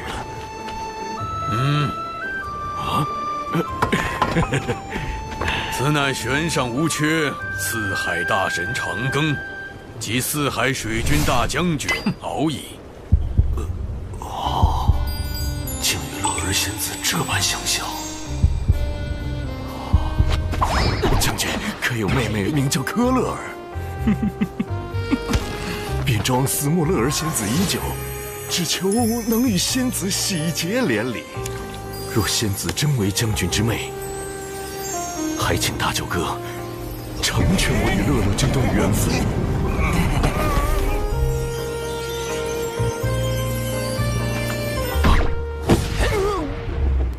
成全，就凭你，看我怎么教训你！大舅哥，这是为何？息怒啊，大舅哥！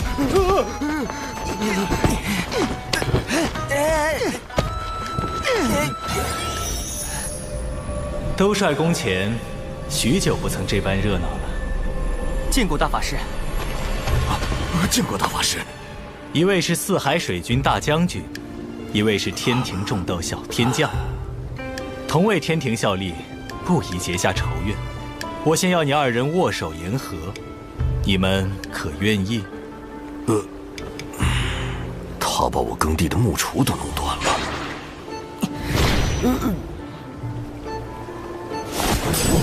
这是兜帅宫中闲置的耙子，你若不嫌弃，就用这个打理豆田吧。多谢大法师赏赐。卞庄运气着实不错，进入天庭为将，又得了兜帅宫中的宝物。看这银耙生有9尺，等等，9尺，9尺钉耙，难道卞庄就是今后的天蓬元帅，西天取经的二师兄？这么个大英国留在兜帅宫外种豆，得小心应对。跟我来吧。老师已等了你半日。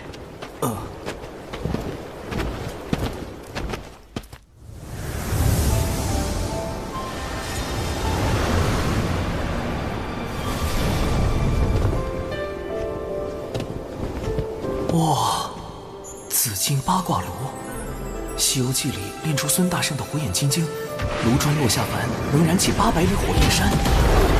从炉火到炉砖，皆威力无穷，堪称洪荒丹修炼习室的梦中情炉。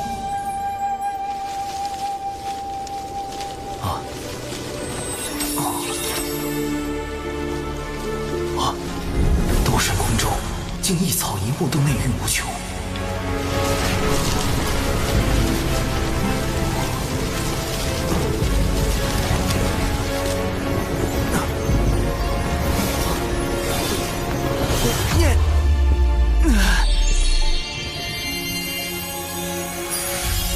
这些仙人未来都会卷入封神大劫。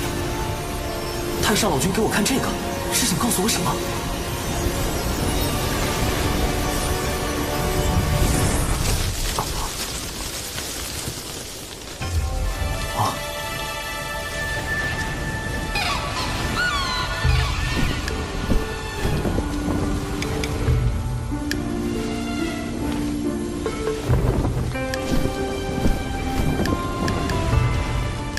这么年轻，是华夏图，还是太星圣人未显区别，特意用了这般化身？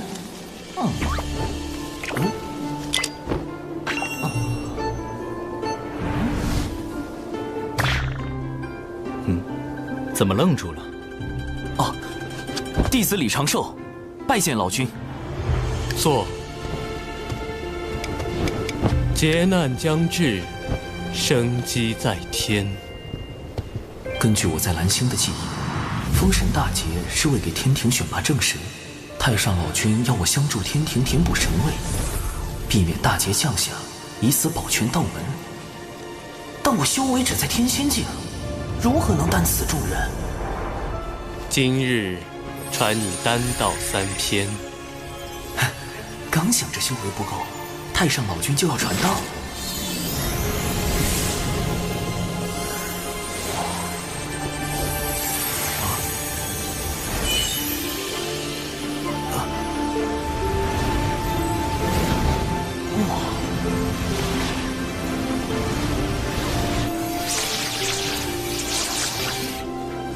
潜心悟道，勿要打扰。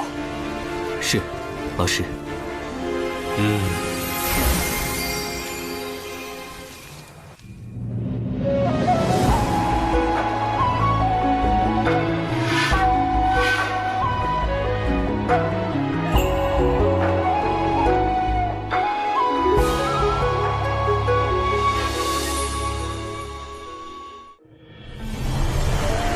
一次性得受这么多丹道感悟，我怕是金仙劫也要提前。修为提升太快，道技不够夯实，现在渡劫无意送死，必须再斩道花。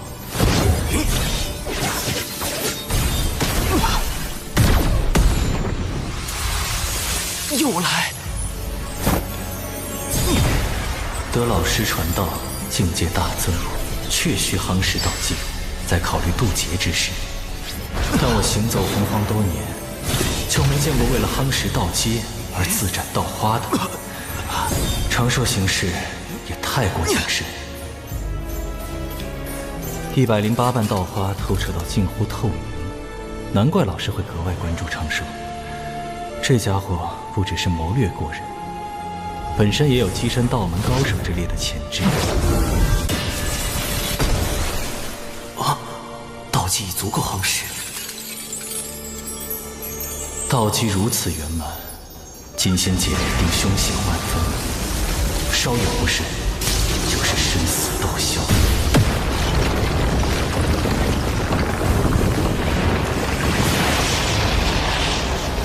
你的金仙劫来了，我从老师那里求来2颗9转金丹，一切收好，随时报到。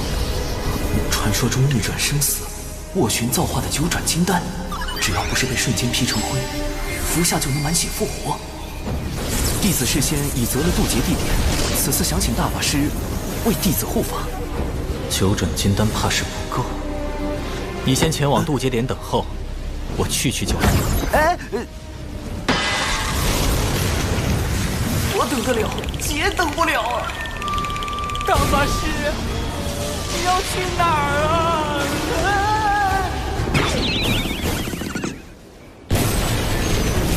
金仙劫又称长生劫，是生灵跳脱生死的必经之路，比成仙天劫更为凶险。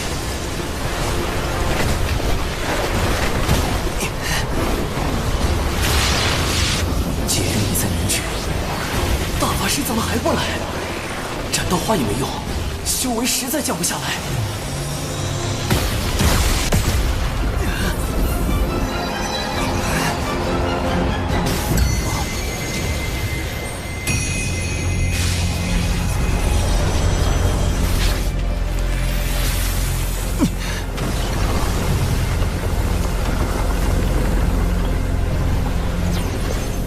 长寿。原来这就是他真正的名字。长庚、长寿，不一个意思吗？这家伙也太怕死了。大法师，你怎么就暴露了我的真名啊？因云霄师妹的混元金斗能助你安稳渡劫，我才特去将师妹请来。此前几次与长庚道友交谈，云霄颇有感悟，心中对道友很是敬重。海神真是好大的面子，大姐一向不问外事，这次竟然……多谢云霄仙子。云霄仙子真是人美心善，9转金丹加混元金斗，内服外用双保险，渡劫成功率提升至98%。劫云这么快又来了，长庚道友，我和玄都师兄会在劫云外守着，若你察觉不对，可随时呼救。绝对不需要，就让我耍个帅吧。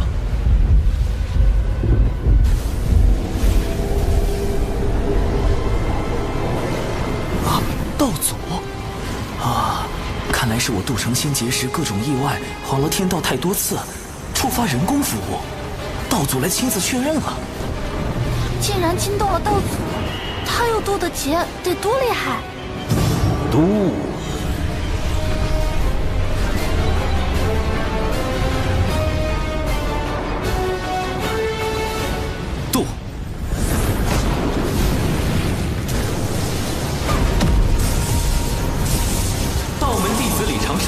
启苍天。弟子入道门修行至今，历经艰险，终得道境。天苍地明，我道长宁。今日成道于此，祈请苍天落下金仙之劫，降长生机缘。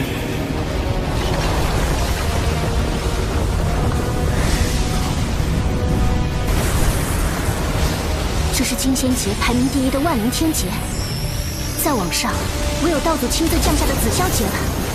竟修出了一个无极大圆满的道基，无极圆满乃成圣之资。这般道基引来的万灵天劫，自古就未显露过几次，更鲜有生灵能撑过去。长庚道友，今日只怕危险重重。所以这一次，得做好在金仙劫下抢人的准备。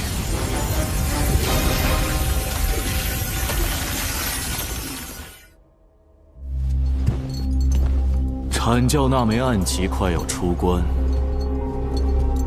届时可为我们所用。小金蝉，想要把控龙族，光有暗旗可不够。上次在东海海眼，海神的撒豆成兵让你吃了大亏，你可想好应对之法了？看来你有妙计。传闻地底的血海有一至宝即将现世，若有此宝，必能破了那撒豆成兵之术。而将来在收服龙族一事上，我西坊教也会占据更多主动权。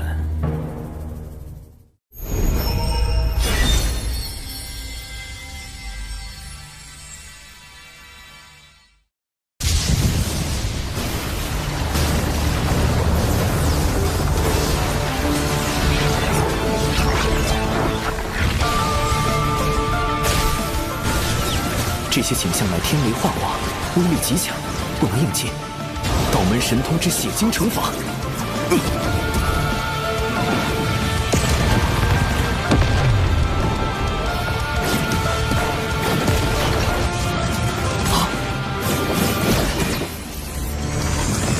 紫炎符咒，护体金光符。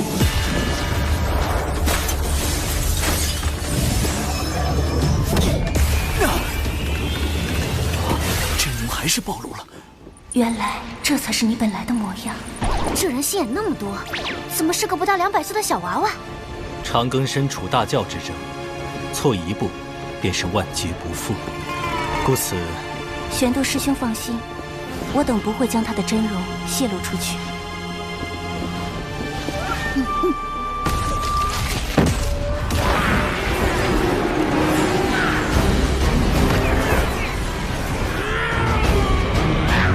这是要跟天劫开战？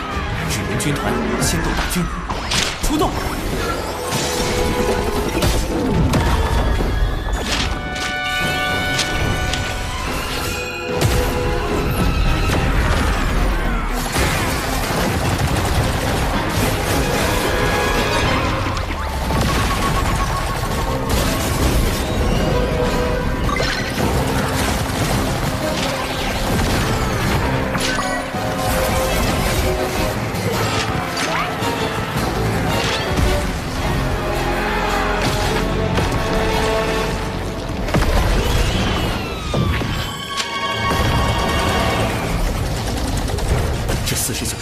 全是金仙境的实力，以我的修为，根本撑不过。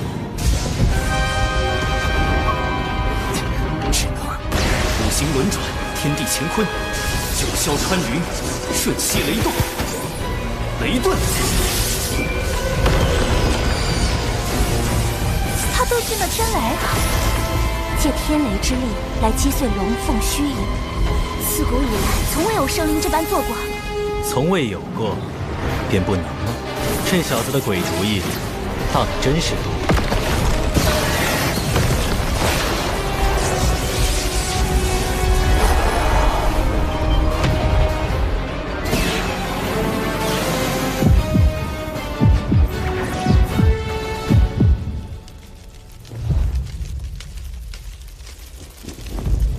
他怎么站着不动了？这是心结，乃心魔所化。若道心不坚定，便无法从中脱离，直到被天雷劈成灰烬。啊，师傅！孽徒，你果然隐瞒了修为。您都知道了。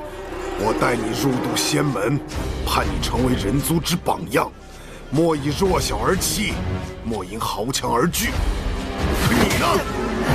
弟子隐瞒修为，只是不愿沾因果，未曾害人。群妖攻山时，以你之能，本可救下诸多同门，但平心而论，你可有竭力去救？你事事计较，考量得失，见义而不行，有何资格成仙？为师今日便清理门户。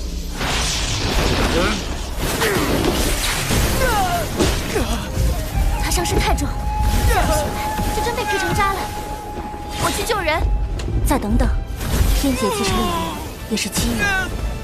若出手干预，只怕会耽搁他的修行。不受死！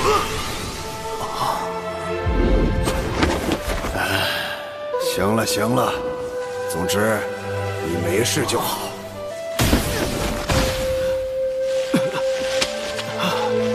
师父会气我，骂我，打我。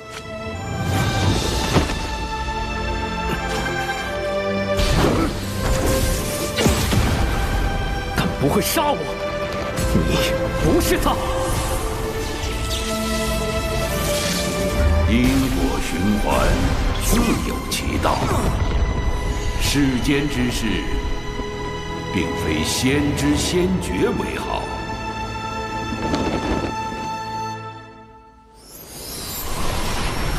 啊！我度过惊仙劫了。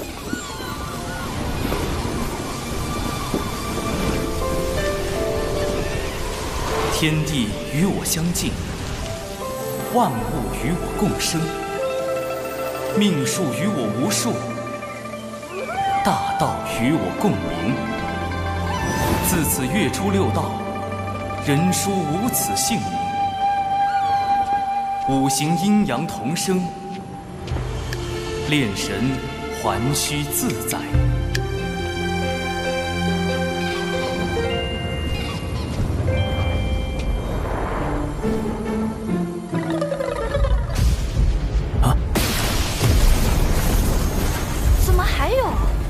他修行进阶太快，且渡劫时遁入天雷，违背天道。那劫雨为何还未散？谢天道责罚，还来！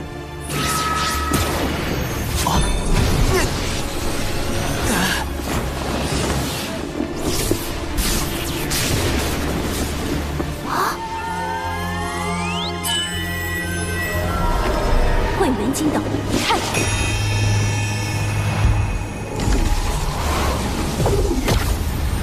天道当真容不下他。待我推算一番。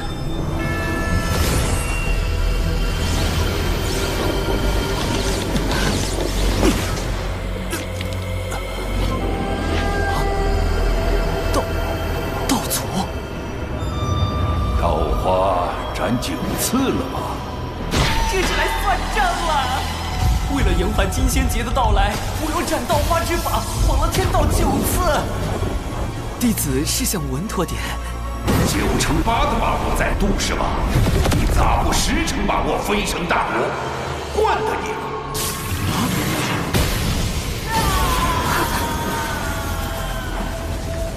都是太文惹的祸。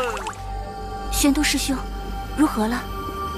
天机不可泄露，但有9转金丹在，天罚只能重伤他。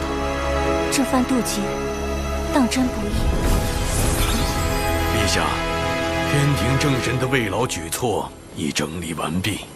哦，对了，再添一条，若入天庭为正神，可免1道天罚；金仙劫时，亦可免1重天雷。刚9死1生渡劫成功，天庭就新增了正神渡劫福利，平白多挨了天罚和天雷。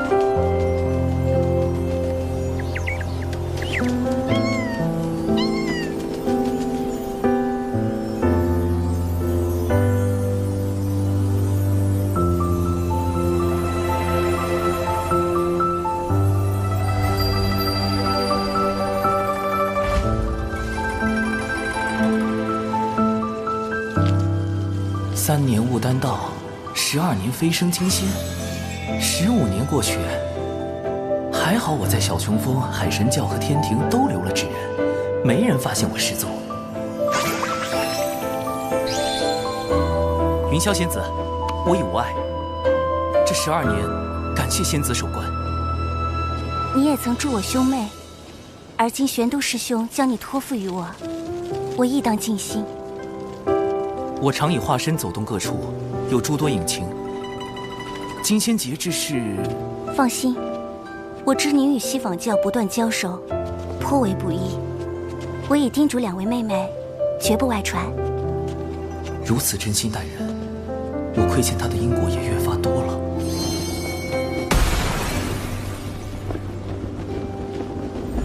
既然我能通过上天庭来跳出封神大劫，或许也能帮助他摆脱入劫的宿命。云霄是因义兄赵公明之死而入劫，若我能帮助赵公明躲过死劫，那他……你无事时也可来3仙岛小坐。玄都师兄对你之才智赞不绝口，我也想与你论道一二，不知是否会有启发。多谢降妖，倘若时机合适，我必会造访。二姐，他们在说什么？一会儿抓起来问问就知道了。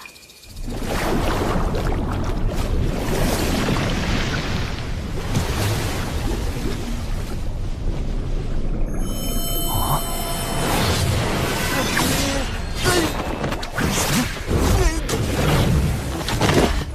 这怎么突然要灭口了？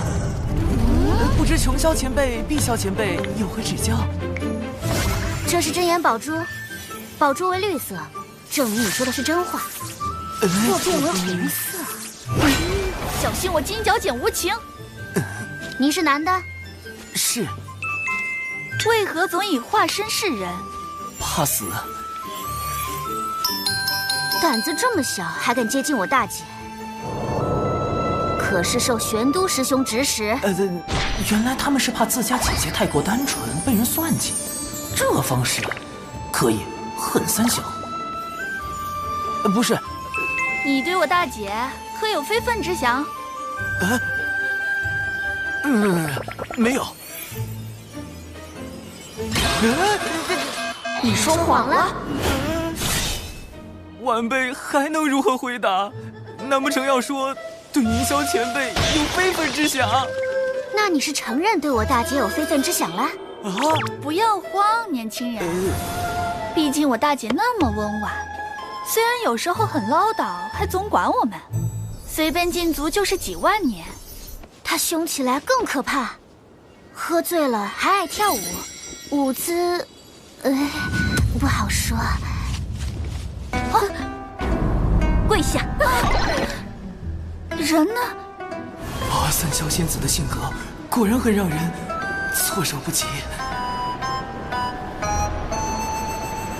如今我已修成金仙，且有了天庭神位，是时候启动上天庭方案第2步了——小琼峰流浪计划。帮小琼峰全员谋神职，流浪到天庭，最好是能把小琼峰也搬上去，挨着兜率宫，这样就能和太上老君做邻居，安全感简直爆棚。到时候一起躲过封神大劫。天庭招人的基本要求是突破到真仙境。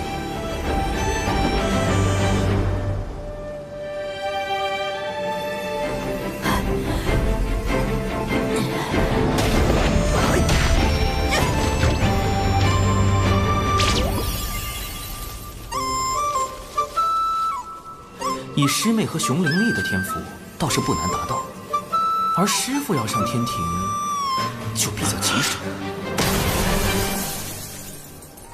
晚江与师伯之死，始终是师父的心结，也是他修为无法突破的原因。想要帮助师父提升到真仙境，就得先找到晚师伯。我曾在蒯斯的记忆中，看见晚师伯仍有魂魄留存于世。或可设法寻找他的残魂，了却因果。长寿，怎么师姐之事，连掌门都被惊动了？我们人脉太少，要在偌大天地间找一丝残魂，只能请掌门出面。师傅，咱们这是去哪儿啊？寻残魂，需去六道府。巫妖大战时期，生灵一批批惨死，无数孤魂在世间徘徊。巫族祖屋后土娘娘于心不忍，化作六道转生盘，镇压在洪荒大地深处，率巫族高手建立六道府，掌管众生魂魄。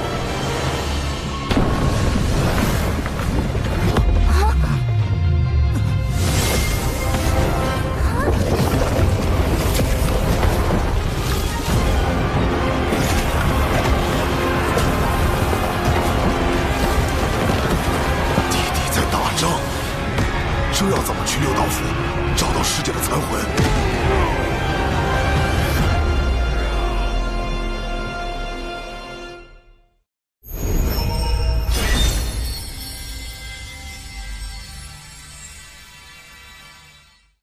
那些战士都是巫，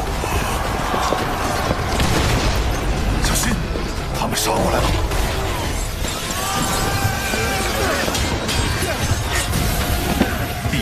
快撤！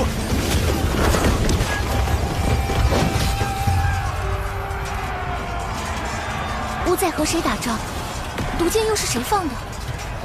此战涉及地底的两大种族，是两族之争。一是从盘古圣人尸身中诞生的巫族，具有盘古肉身之力，其壮猛远超常人。壮猛，倒是和熊寨的风格有些像。一是由盘古圣人巫血所造化的修罗族，深藏剧毒。刚才那些带有血煞之毒的剑士，便是他们的收获。这两族为争夺地底霸权，已然打了数万年。六道府由巫族执掌，要入府寻晚世伯残魂，就绝不可得罪巫族，更不可卷入两族战事。大家隐藏好气息，紧跟在掌门身后。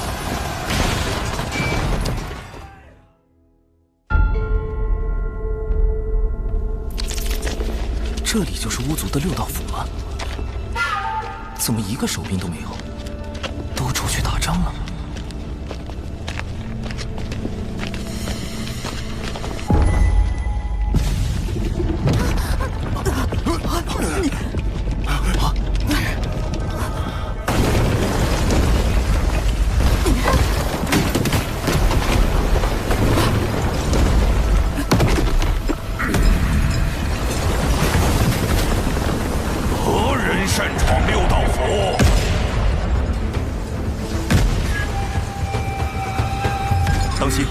此巫非同寻常，是参与过3次巫妖大战的远古战士巫牛。搁这儿发言，本帅休死你！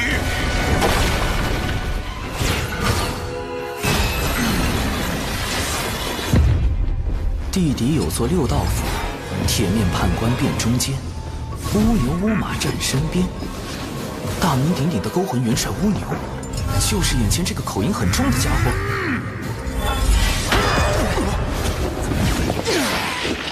巫牛元帅，贫道乃渡仙门掌门，今日前来并非寻衅，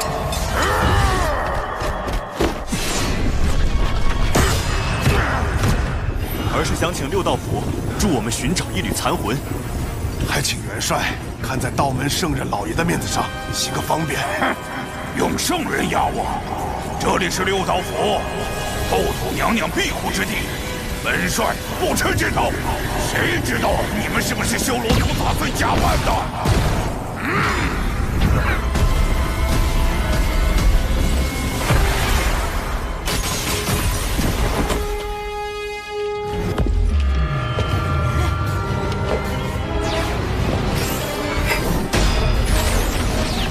不准欺负我师父！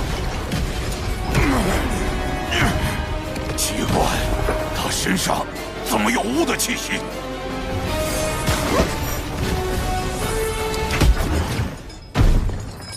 巫牛这是有意为难我们。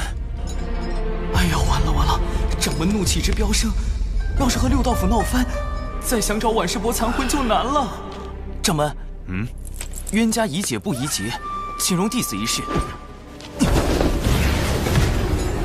单枪匹马过来，你很狂啊！横寿！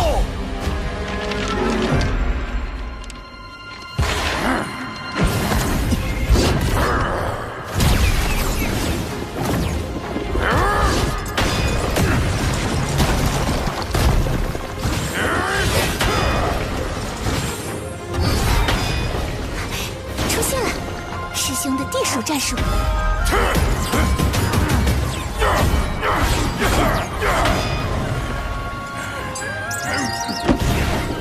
晚辈长寿，见过乌牛元帅。你小子玩我呢！天道法器，这不是天庭才有的吗？元帅，可听说过天庭海神？就是那个给东海找来天兵的海神。没错，他是我朋友，此物便是他赠予我的。他说玉帝陛下正有意帮扶巫族，若让他为六道府美言几句，或可请100万天兵助六道府抗衡修罗族。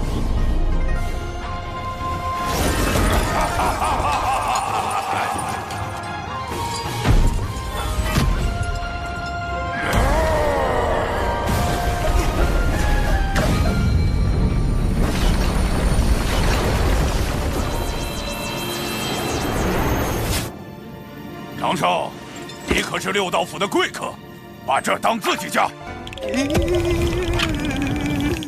倒也不必。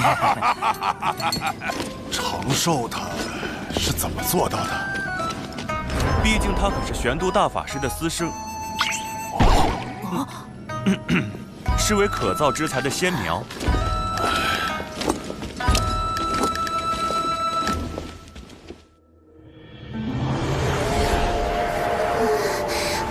好重的阴气，连风都像带着哭声和惨叫。阴气似乎都来自这些井。这便是我六道府的回魂井，每口井都连接着五波州各地，也是本帅捉拿魂魄的通道。但凡还有一丝魂魄，这里都能找到。世界王于北居5州，我们需要找到对应那片区域的井。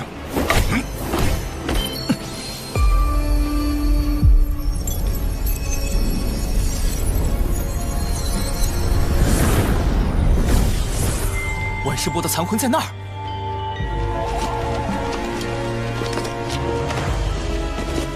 六道镇上，勾魂拘魄。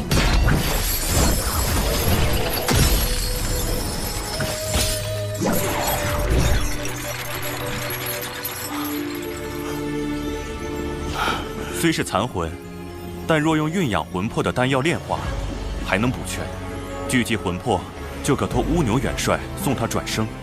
只是这丹药极难炼制，弟子为渡劫筹备了不少丹药，或可一用。好家伙，这么多宝药，难道都是大法师传给他的家底？千毒百金炉，起！正好可以用上太清圣人传授的丹道，6不忘入，3不忘出，先着进去，真气徜徉。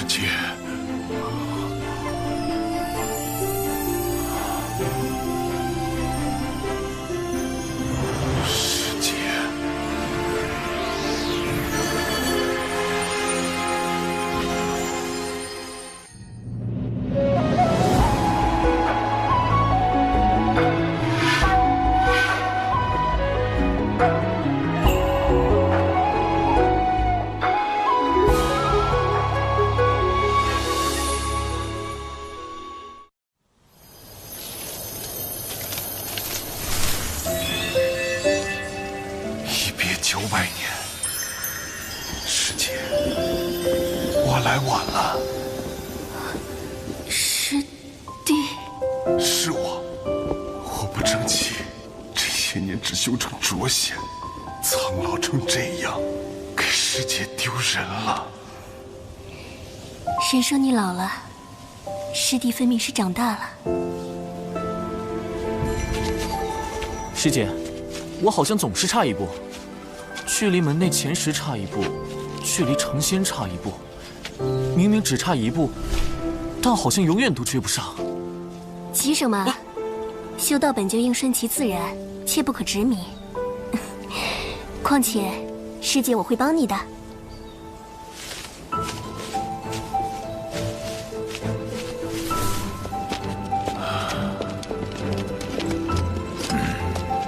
奈桥转生路，一去不回头，再见亦陌路。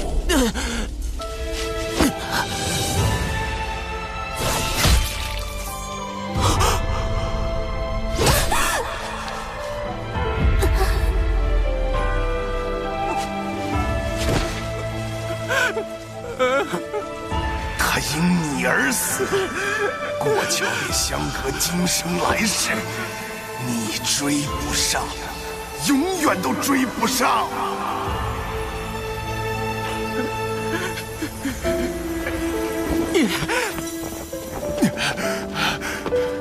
师姐，当年快死要杀的是我，该死的明明是我，该过奈桥的也是我。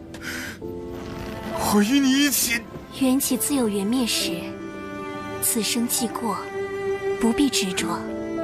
可来生我亦会修仙求道，到那时，师弟该是真仙了吧？漫漫仙途，你我终有重逢之日。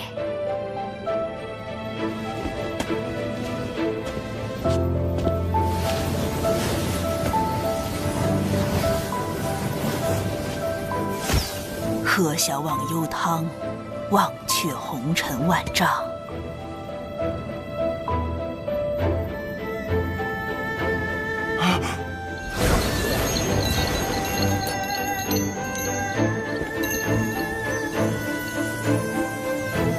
我定会活到与师姐重逢的那时。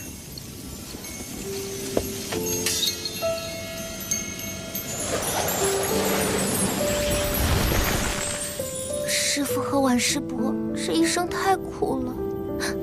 情之一字，牵扯出多少因果？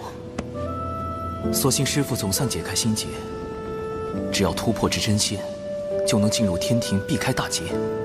届时师父与婉师伯，总有再续前缘的机会。太清圣人传消息来了。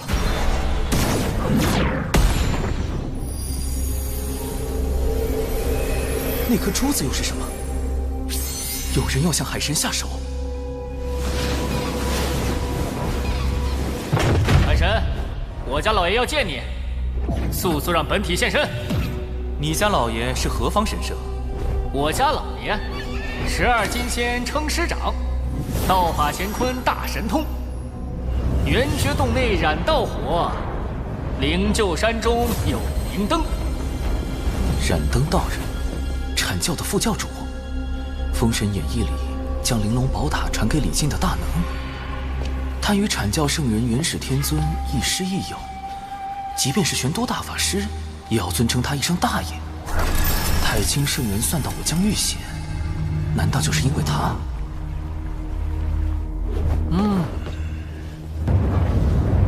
小神没空，请便不送。不知燃灯寻我所为何事，得找人打听一下。黄龙真人是阐教12金仙之一，他应当知道些消息。副教主受西坊教一位圣人弟子所请，要做担保之人，带你去商谈龙族事宜。他替西坊教担保？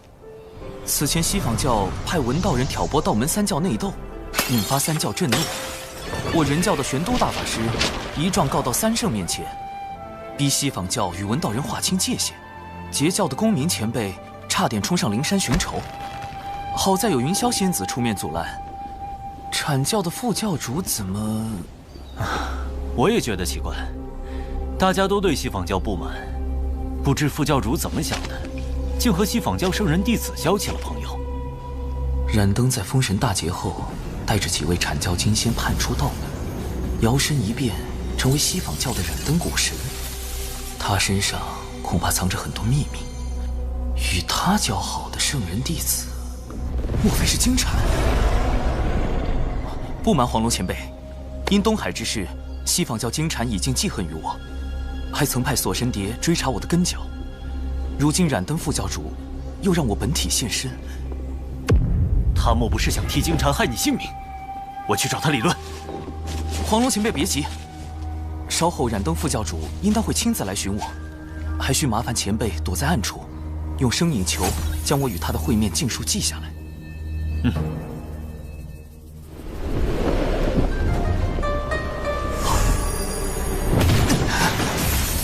冰冷刺骨的灯光，将我留在纸人体内的神识也冻住。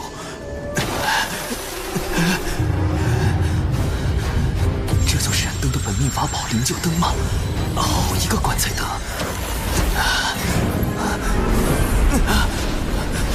糟糕，我的神识被吸走了。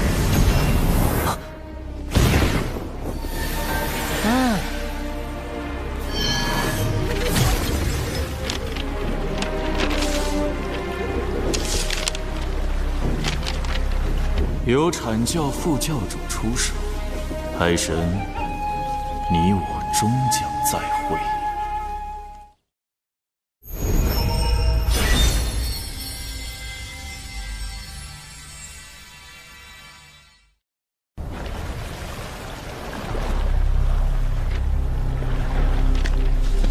海神神识被灵鹫灯吸走，声影球就没法记录他和副教主的谈话内容了。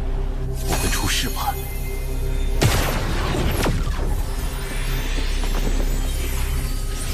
你赶跑了我的童子，我就只好用灵鹫灯将你带来了。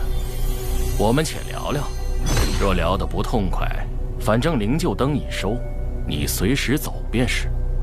我现在走了，反而落下个不尊长辈的名声，先与他周旋一二。原来您真是冉登副教主，晚辈看着童子面露奸诈，还以为是什么歹人。怎么也无法将他与品格清高的阐教副教主联系到一起啊！我好心邀请你，是你怎么？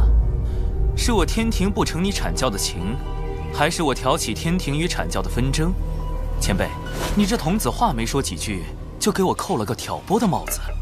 你那童子一向嚣张跋扈，是该有人制止他。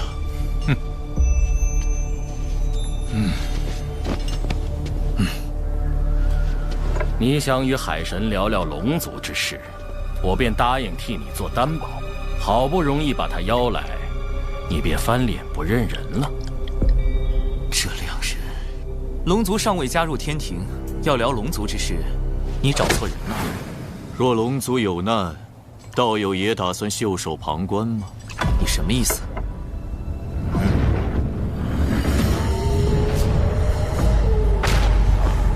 弟媳！师兄罗祖，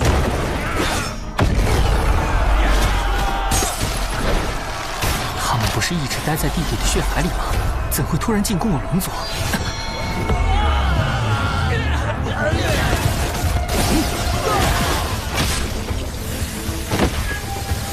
教主哥哥提前安排的仙斗鞭，竟都被腐蚀了。修罗族此时进攻东海龙宫，必是金蝉的手笔。神字指人，奏请玉帝出兵。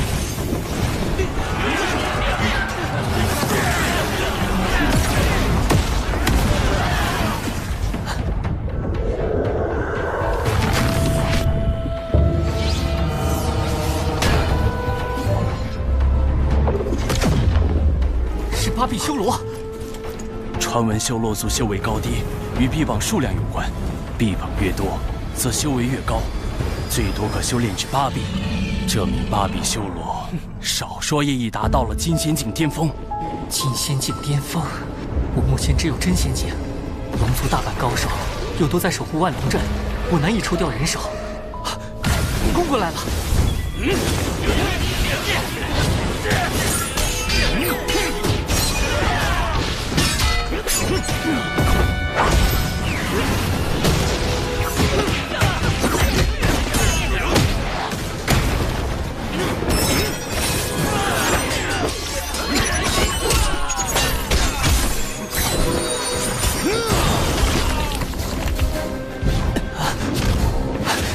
这8位修罗好厉害，和他一个人打，像是同时在和8个人打一样。护持大阵！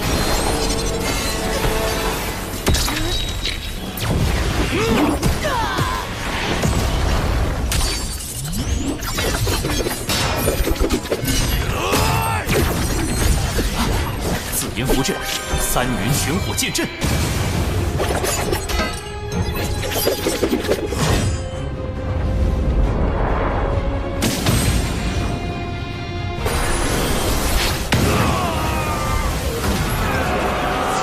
不愧是天平，一出手就逆转了局势。多谢冉登副教主盛情款待，晚辈先告辞了。战场胜负未分，你怎知我们没有商谈的余地？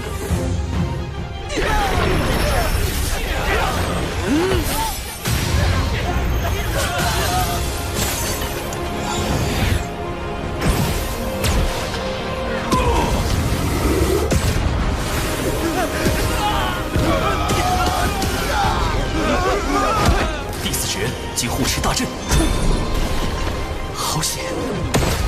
好厉害的毒物，那珠子到底是什么来历？不好！这毒物竟能腐蚀元神，至人体内虽只有我的神识，但神识毕竟是元神的一部分，神识被腐蚀，元神亦遭到波及，轻则断了修炼之路，重则有性命之忧。海神道友，你没事吧？可能是有点上火吧。唉，龙族危机未解，难怪海神小友会有此症，这是忧思过重啊。我有办法，如今龙族有4海龙宫，我们取西、南，道友取东、北。道友若答应，龙族之危可解，道友的上火之症自然也就痊愈了，如何？不就是上火吗？随便止点血就行了，没那么严重。你看，这不就好了吗？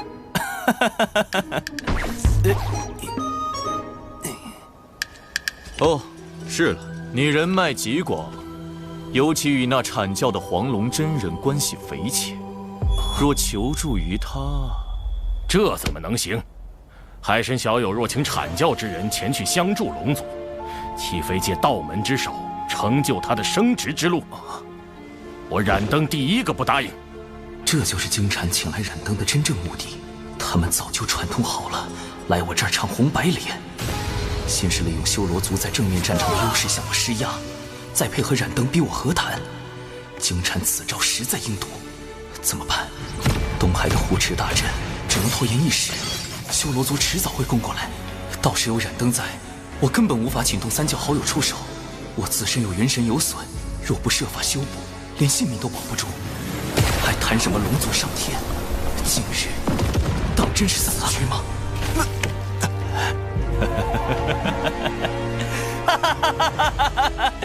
这点小事怎么可能麻烦3教好友？说不定喝点绿茶，吃点白莲就好了。不，会有办法的，一定有办法的。金蝉此去的核心是那颗宝珠。对了，宝珠既然是修罗族带来的，那和修罗族打了几万年交道的6道府，对此是不是会有了解？天字之源，出！我可以给道友一点时间考虑，道友，可千万别让我失望。什么？千万不要吃葱姜蒜！他已油尽灯枯，看他能装疯卖傻到何时？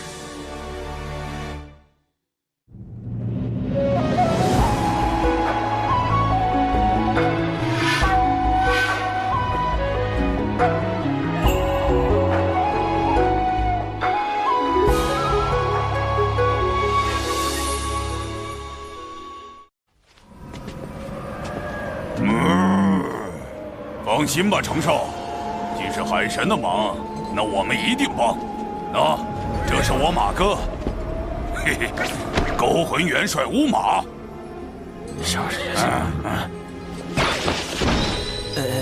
此物乃修罗族瑰宝，名唤血煞宝珠。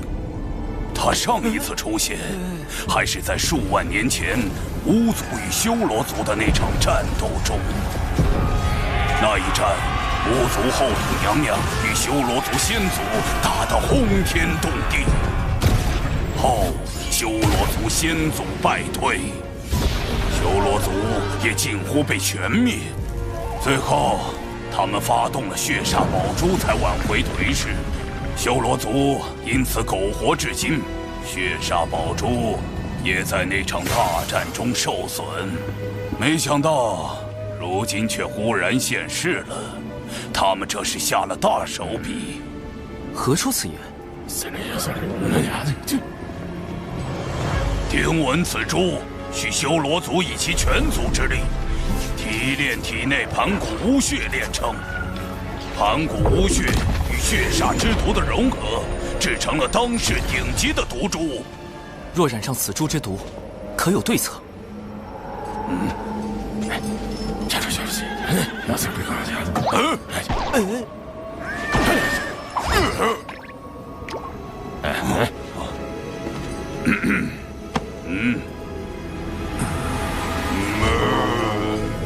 没有。那你们还说那么久？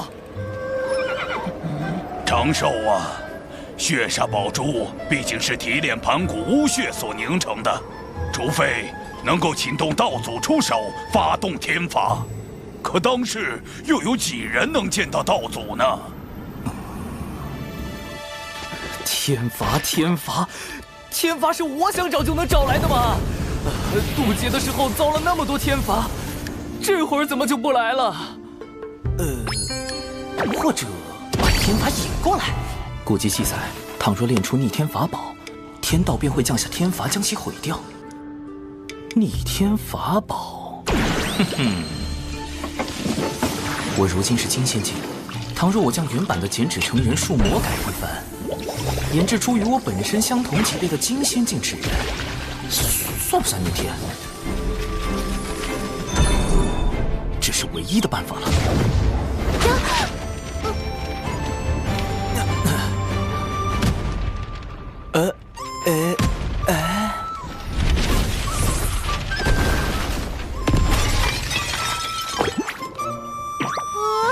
我的酒啊！哦，再来。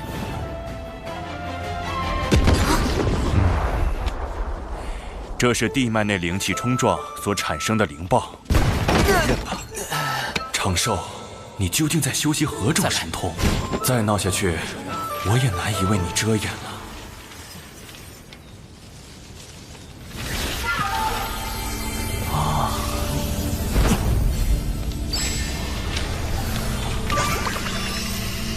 成功了！天罚果然来了，去吧。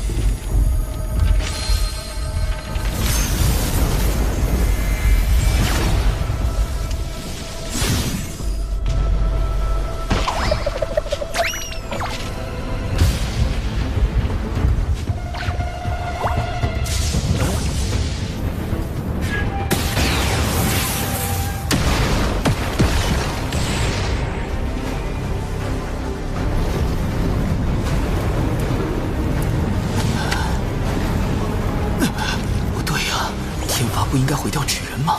怎么一直在劈我？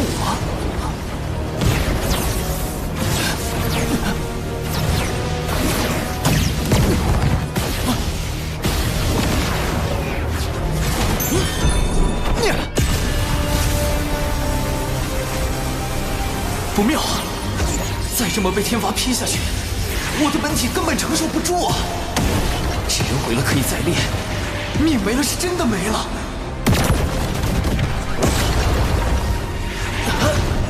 生存游戏根本没办法重来啊！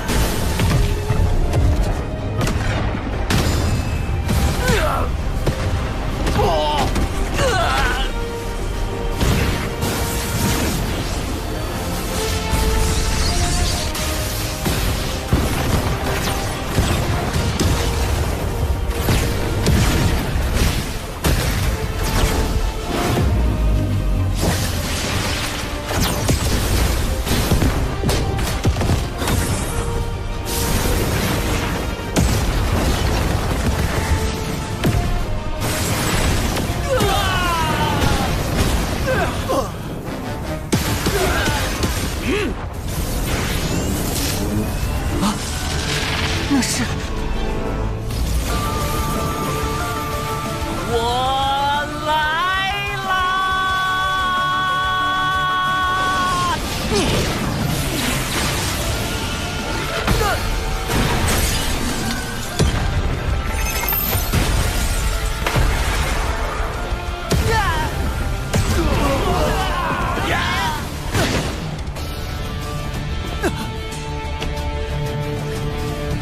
是天罚，怎会突然出现在东海？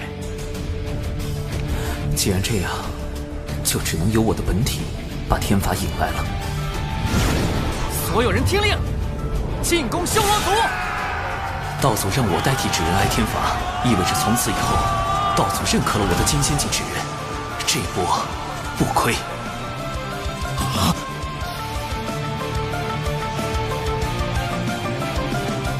多谢二位款待，我的上火之症已经缓解。告辞。中计了，竟能设法引动天罚，回去血煞宝珠。海神真是个可怕的对手。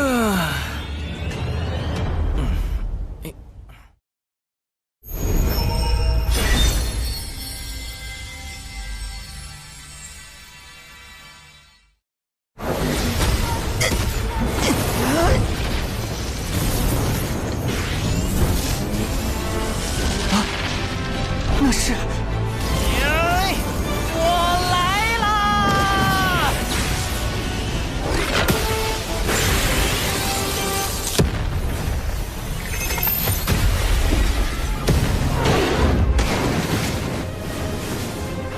所有人听令，进攻修罗族！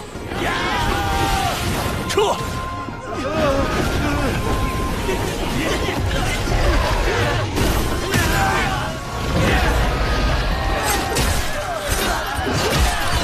天罚成功击毁血煞宝珠，我的本体也该回去了，剩下的就交给神字之人了。游龙探云步。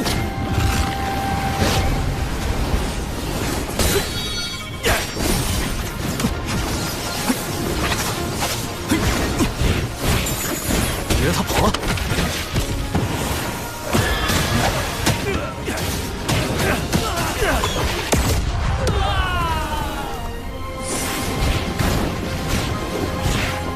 抓我！做梦！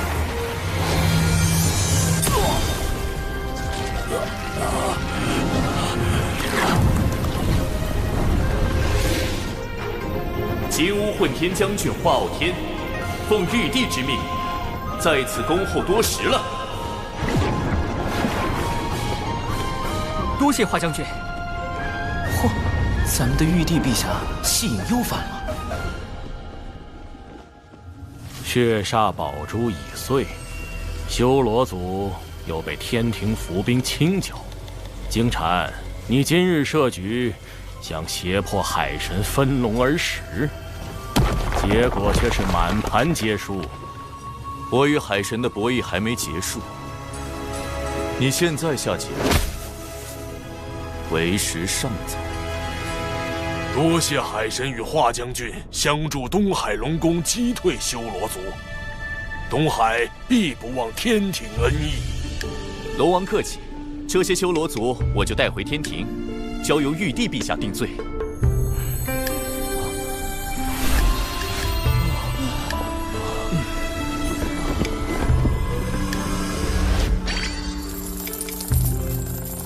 这离功德金身更进一步，稳稳的安全感。上次派深海妖族偷袭海野，这次派修罗族进攻龙宫。诚如长庚你此前所言，西坊教若不能与天庭分龙而食，便不惜将龙族覆灭。龙族屡遭危难，幸有天庭庇护，东海龙宫之危告一段落。接下来天庭只需秉公处理这批修罗族战犯，应当不会再有变故。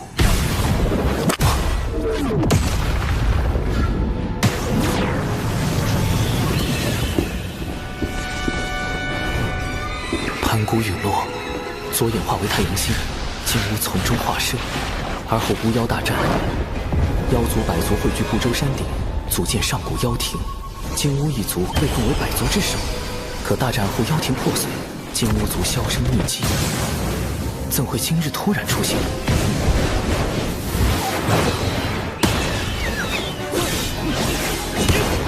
我与金乌族从无交集。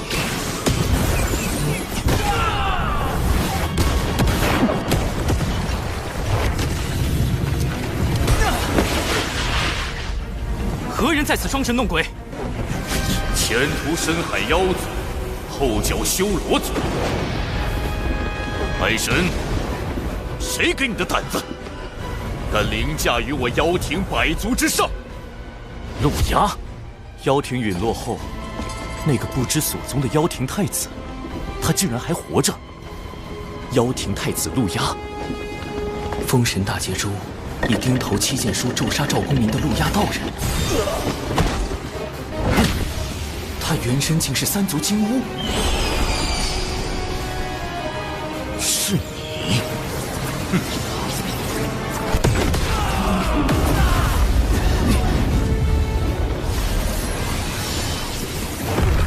红葫芦，白毫光，光中显露眼眸。这是斩仙飞刀。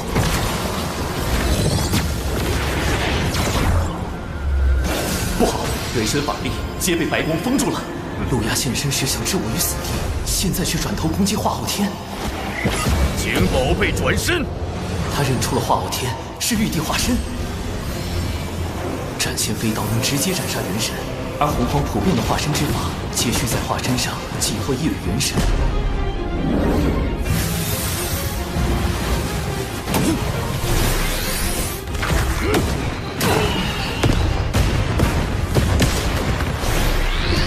若化昊天被斩，玉帝元神受损，我的罪过就大了。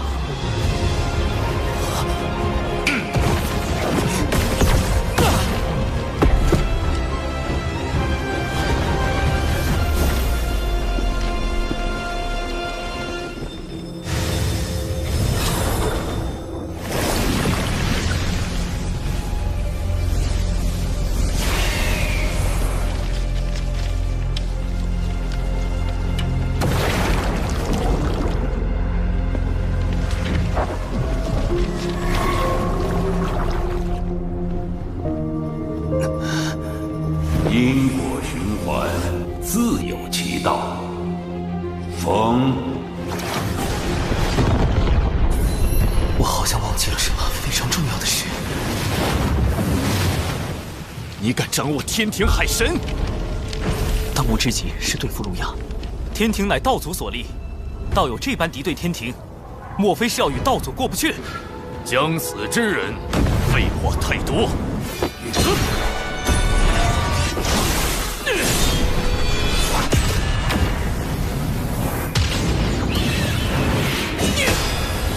传说中，妖庭金乌10太子均为准圣，只差一线奇迹，便能成就圣人。我才成金仙，化昊天也未到大罗，实力太过悬殊，不能正面硬抗。冰水溯源，6合困阵。3族金乌属火，我这海神正好与之属性相克。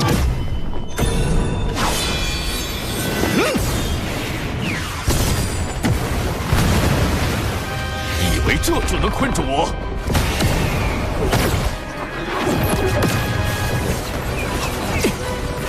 太阳真言，金乌一族的本源神通，连大罗金仙的元神都能烧毁。景宝贝转身，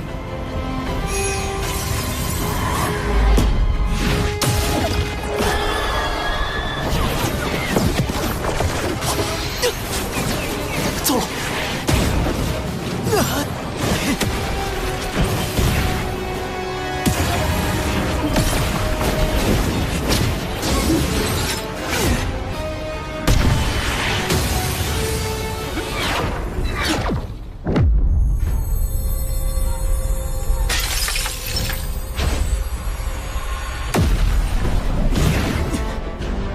世间兴衰，各行其路。陆压，勿要强逆天命。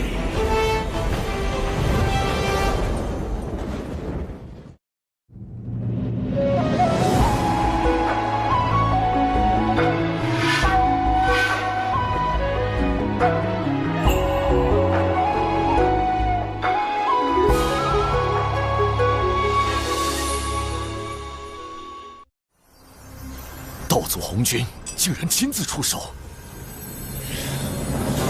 幸有道祖相护，否则今日之事难以善终。虽说道祖维护玉帝，却也并未计较陆压谋害玉帝化身的罪责，就放了陆压离开，总觉得这背后另有深意。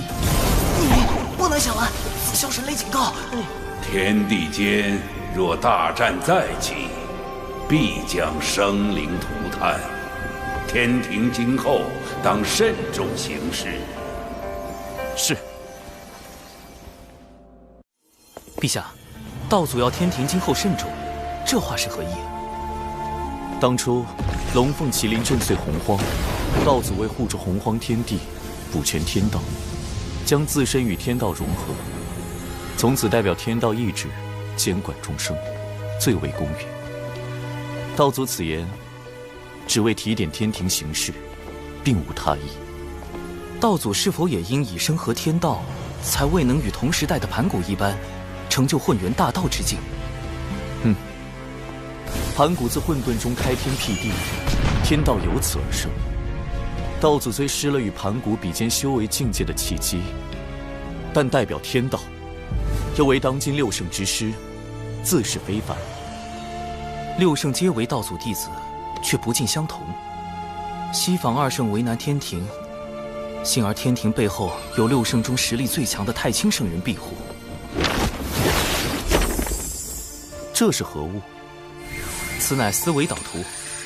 小神思索事物时，便靠此物整理思绪。爱卿总有这些巧思。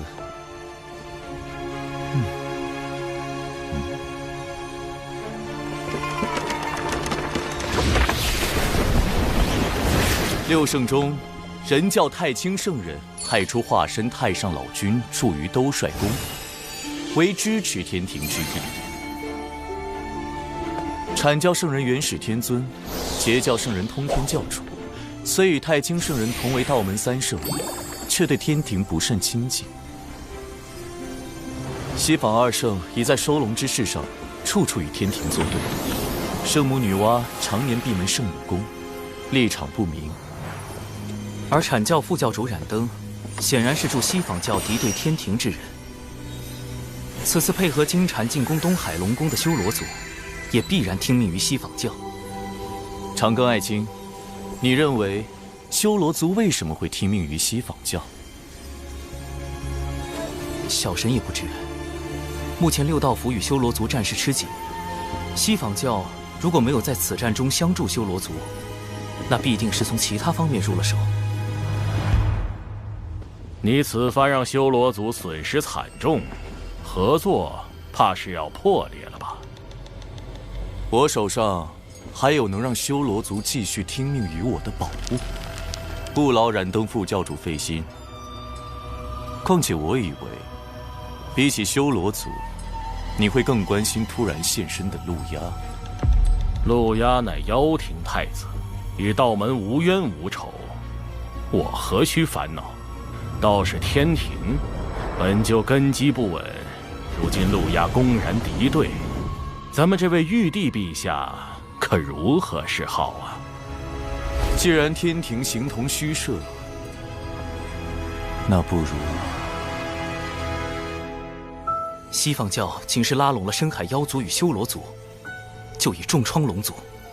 若西方教能拉拢妖庭太子陆压，更可借陆压之手号令妖庭百族，后果不堪设想。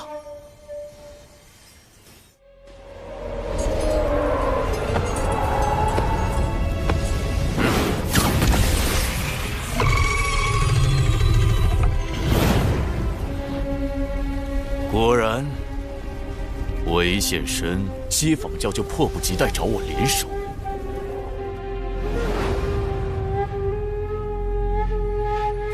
妖族气运微薄如那西山日暮，妖庭太子，你定然心有不甘吧？日有暮去朝来时，天命所归何处，尚未可知。西坊教愿助太子，曜日换乾坤，重铸妖庭，入主洪荒。昊天，有这么多人想要你的命，你这玉帝之位也坐不长久。我们走着瞧。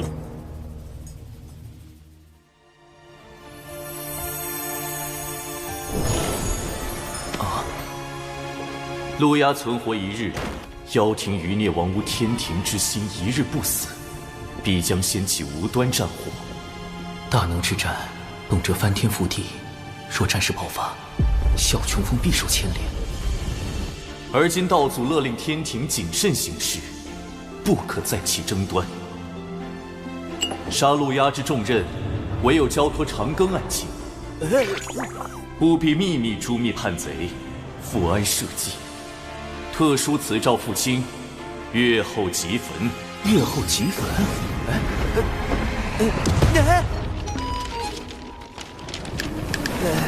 诏书都不留下啊！万一我杀陆压不成，反被他杀了，天庭只怕都不会承认我是奉诏行事。一个金仙去杀准圣，李长寿，你可以改名李妖寿了。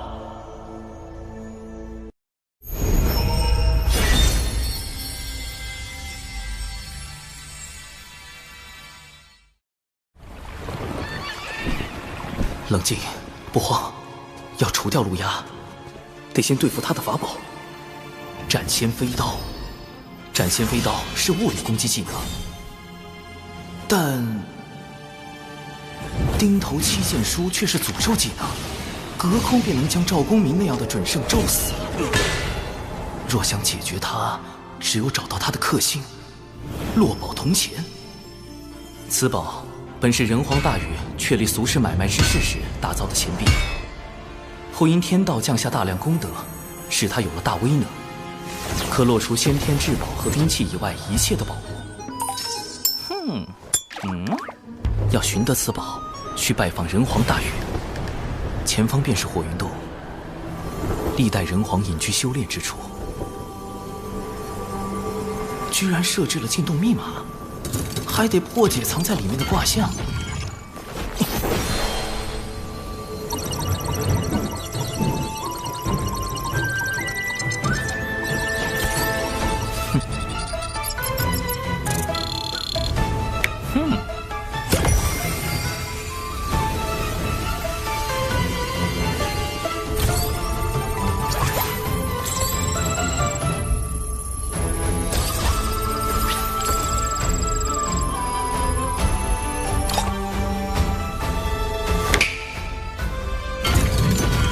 上阳下潜是火在天上之卦，人皇用此卦做密码，似乎暗藏玄机。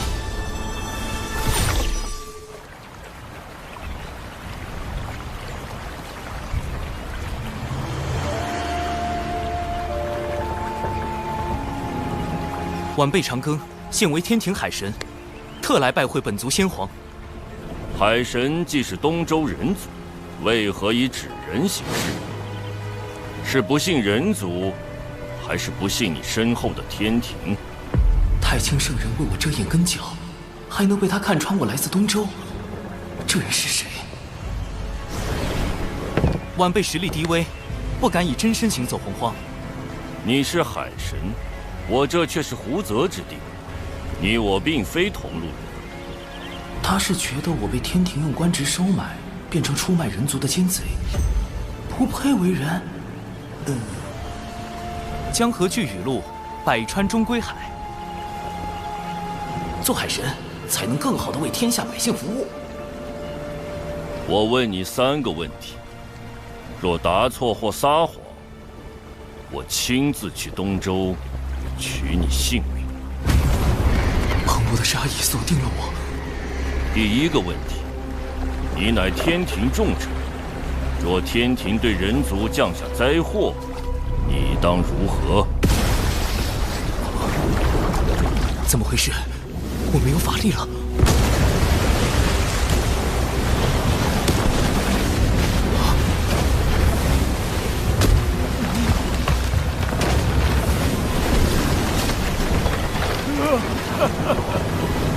妖皇陛下，让老天爷听一听雨吧。9年大雨，粮食颗粒无收，我们连住的地方都没有了。妖皇？难道我回到了妖庭执掌天地的时候？老伯，小心！小伙子，别浪费力气，人是跑不过洪水，跑不过天的。附近没有修筑河堤吗？9年来，河堤塌了又建，建了又塌，都是天意呀。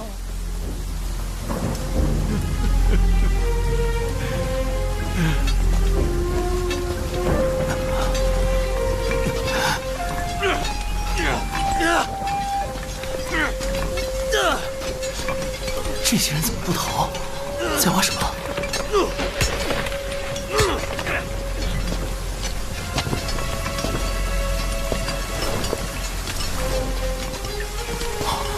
是了，决山泄洪，排水入海。老伯，人无法决定天灾，但能以人力渡灾祸。你看，他们都在和天搏命。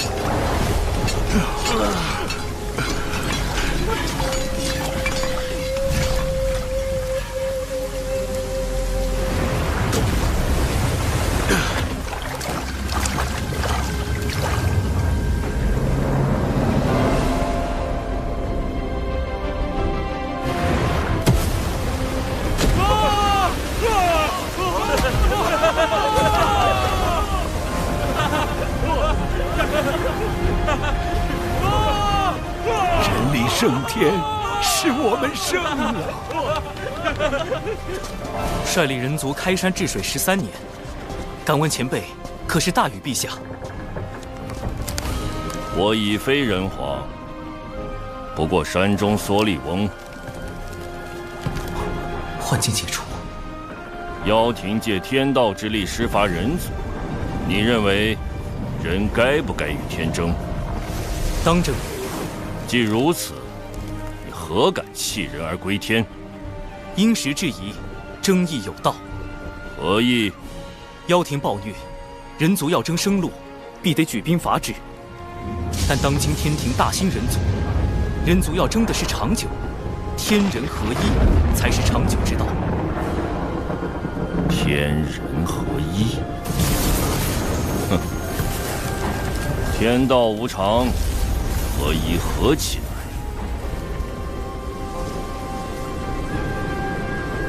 这第一个考验，我好像是通过了。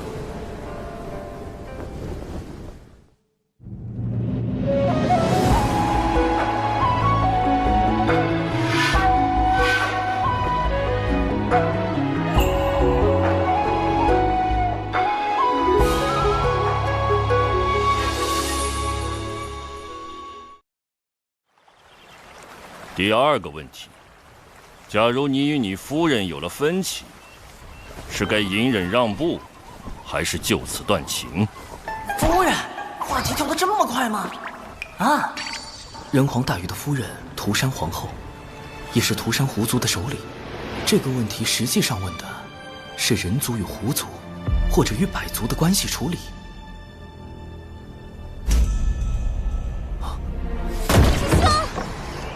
青丘狐族包围了，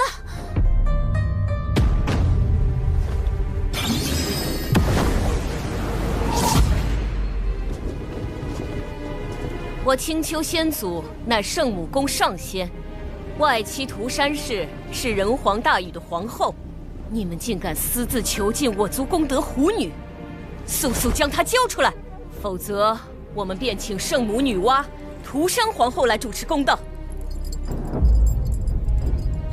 功德狐女，是那狐妖小兰。当初我假扮成师傅，与九巫师叔打杀了一伙10人精气的妖怪，小兰就是他们的大姐。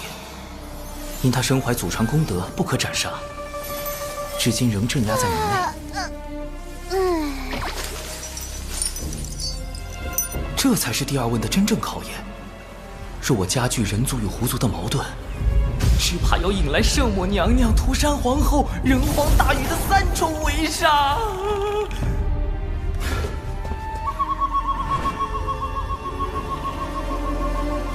师妹看好师傅，切勿走出隔绝阵。收到。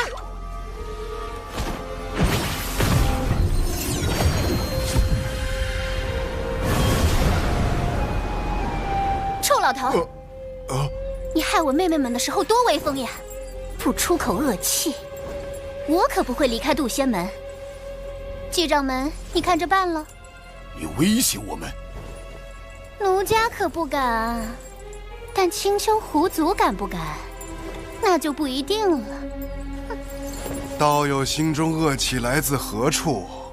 你未约束姊妹作恶，导致他们业障缠身，此事你可认？我是有错，但杀了他们的人是你姊妹都已洗清业障转生，来世重回正途修行，可算善果。倒也有理。不对，你们还关了我这么多年。闭关思过乃是修行常事，你真正怨恨的是深夜漫漫，你独处其中，没了身旁小妖阿谀奉承，没了世俗繁华之景。道友，可是如此？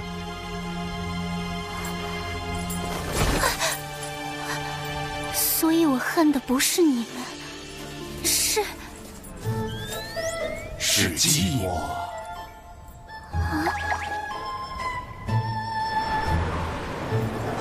我真的寂寞吗？师兄，我一点儿也不寂寞。去抄《稳字经》3000遍。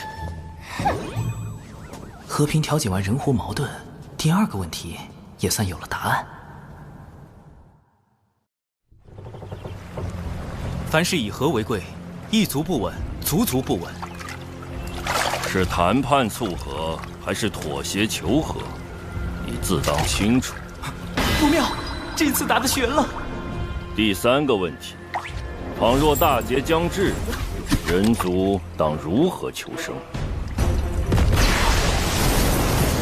大禹前辈何来此问？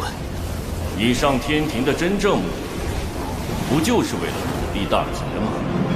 你能避劫，天下凡人却不能。你可知大劫到来，人族会如何？自古以来，每次大劫都会毁灭当代最为兴盛的族群。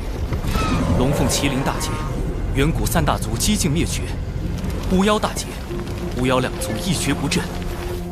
而今人族大兴，若大劫来临，仙人尚且九死一生，那些手无寸铁的凡人，天下人陷于水火，唯你独善其身。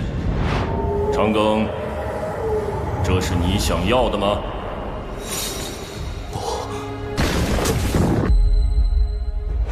不，我想活命，也想更多人能活下去。可我还是太弱了，借力谋划100年，也才刚刚触及天庭的门槛。在圣人，在天道面前，我始终都是蝼蚁。兄长们曾说，人字一撇一捺，撇是羸弱之躯，捺是铮铮傲骨。天不与光，遂仁兄钻木取火，妖绝人路，伏羲兄自古虔诚。瘟疫祸乱，神农兄尝百草著医书，武纵强敌，轩辕兄举剑伐之。吾等便是人族之心火，心火不息，人族不灭。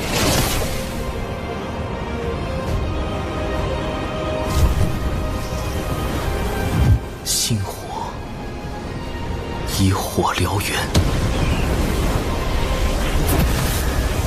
若拿到落宝铜钱，除掉陆压，同封神大劫关联的情节必然会改变。有了变数，就有了生机。晚辈现下正追杀一个足以影响大劫的人，一旦事成，大劫来临时，人族或可出现求生之机。只是要杀此人，晚辈还需寻到一件法宝。这一问，你回答得很好。伏羲兄早已算到你前来之事，你所求法宝尚未出世，他为你卜了一卦，将卦象留在洞口。你可凭此卦寻觅法宝降世之处。人皇伏羲，据说他知天术，明占卜，还是圣母女娲兄长的转生人身。他竟然早就算到我在找落宝铜钱，洞口的卦象难道就是上离下乾？是我在天上之卦，我势破天，正如落宝铜钱破大劫。大禹前辈的3问，除了判断我这个海神对于人族的立场，更想指引我看清落宝铜钱对于人族的意义。长庚，你在天庭亦是前路艰难，里面是我从前的治水之物，许能助你治理四海。切记，你是人族，亦是星火。晚辈铭记于心，多谢大禹前辈。西坊教利用妖庭百足多次，我凭何信你？一个法宝，一段机缘。二师尊推演出太子的未来，将因一个法宝而产生变数。如今此宝将到出世之时。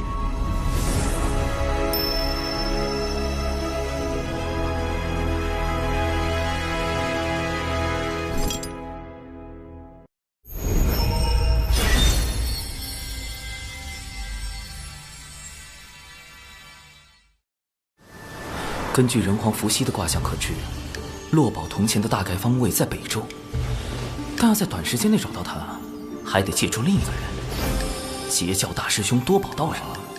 感知宝物是他的天赋，搜集宝物是他的爱好，哪里有宝寻哪里，堪称洪荒专业寻宝户。只要我暗中放出北周有重宝即将现世的消息，他定会忍不住去寻。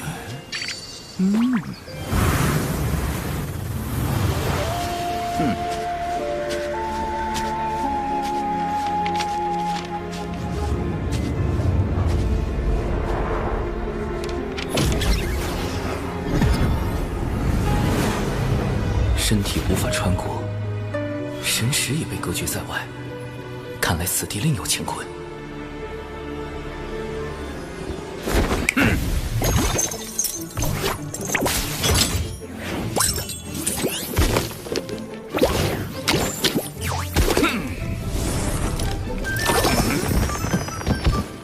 对了，多宝本体乃天地间第一只寻宝鼠。打洞，这是什么神通？竟能越过隔绝大阵？那我不也能借道溜进去？行走在这土洞之中，仿若自己已超出天地间，不存于五行中。隔绝大阵如同虚设，这就是截教大师兄真正的实力吗？这世间除圣人之宝外，我倒不知有何法宝能影响到我的命数。此物取自我教镇教之宝12品功德金莲，可望因果，变吉凶。太子不妨一观。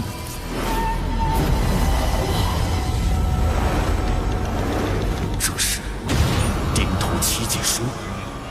顶头七剑书集众位妖庭高手之力，耗费1000万年，方于近日炼成。哪怕圣人也未必知晓此书，竟然……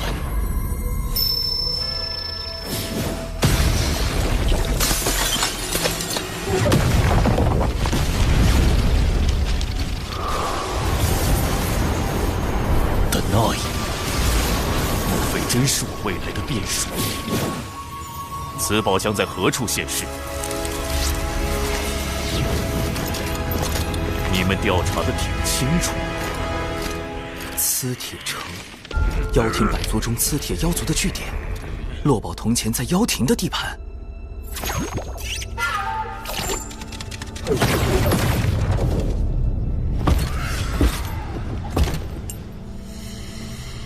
城主，尔等注意巡查。好险，磁铁城主的修为已到金仙境巅峰，而且警惕性极高。接下来必须小心行事。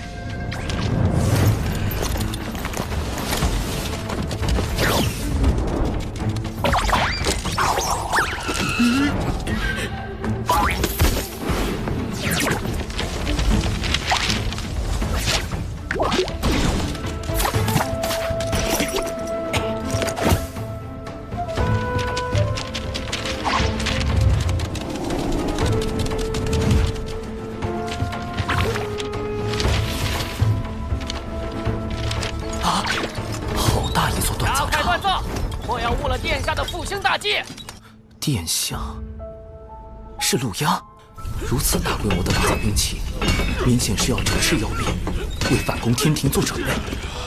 陆压的存在已严重威胁到天庭，他出手刺杀玉帝化身，就是一种明确的恐吓和示威。难怪玉帝会下密令要除掉他。哼！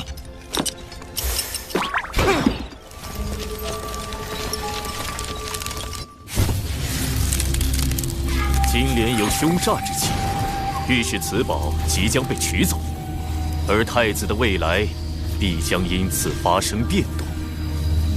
那我便提前绝了这个可能，抢先拿到此宝。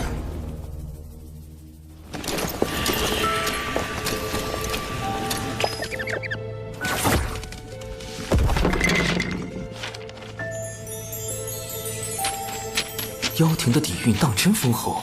减脂成人，同属道门，你为何要跟踪贫道？原来前辈早发现了，晚辈就是想跟着您寻些宝贝。你也是来寻那件重宝的吧？放弃吧，贫道肯定会比你先找到。这速度，不愧是专业寻宝货。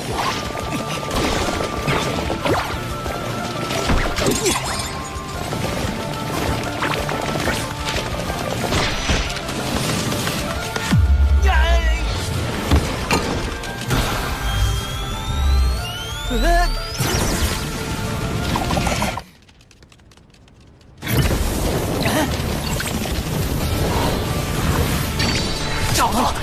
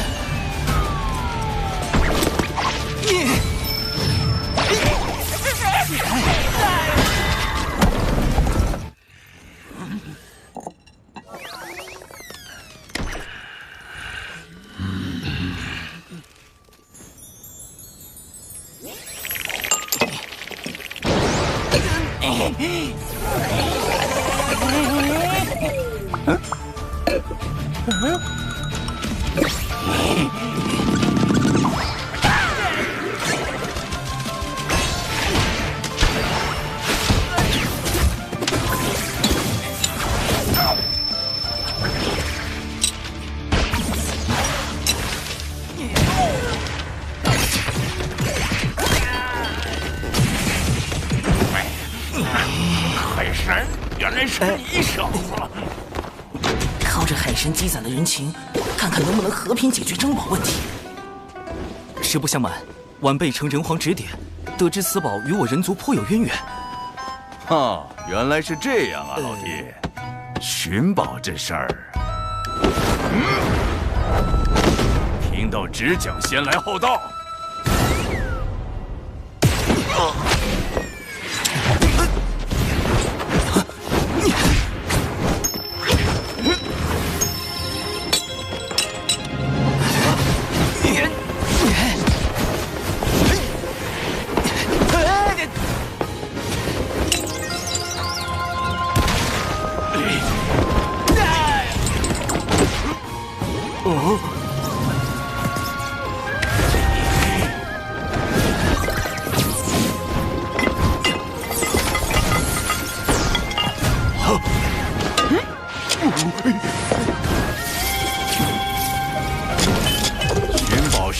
能闹出一点动静，这才叫专业，懂吗？懂，前辈，对不住了。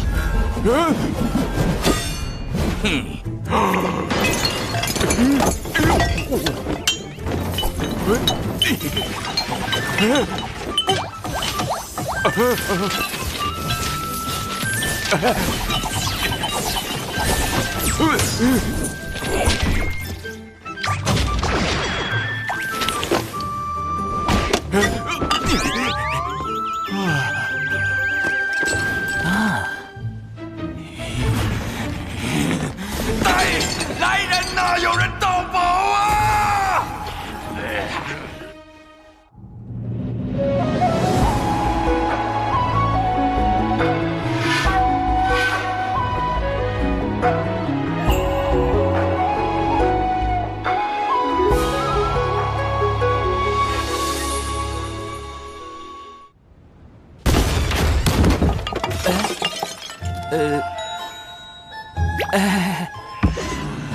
天庭海神，倒是辛苦你费尽心力寻得重宝，如此我也省了不少麻烦。莫非这就是改变我未来因果的法宝？前辈，看在一同盗宝的情分上，咱杀了海神，夺回宝物。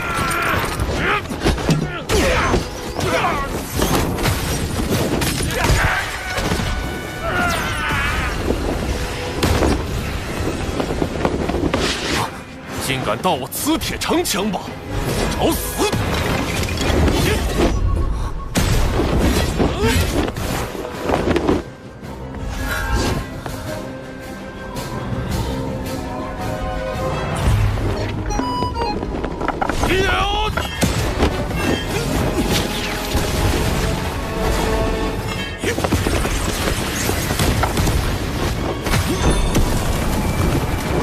海神，此阵是这位妖庭太子所设，至少也得大罗金仙方能破开。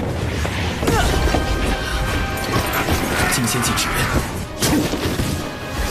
不过贫道所辟之洞，却可游走于天地之外，避开隔绝大阵。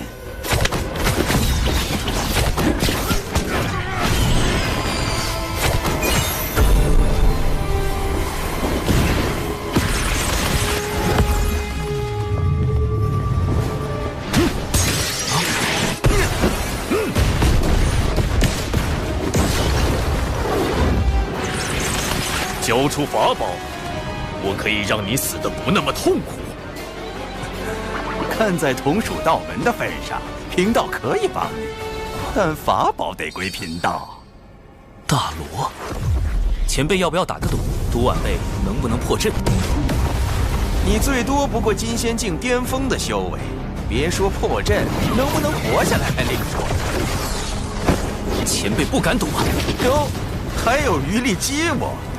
行，贫道跟你赌。若你真能破阵，贫道不仅不要法宝，还助你离开北周，如何？一言为定。鲁押，你重组妖庭余党，意图行逆天之举，怎么这么怕被传出去吗？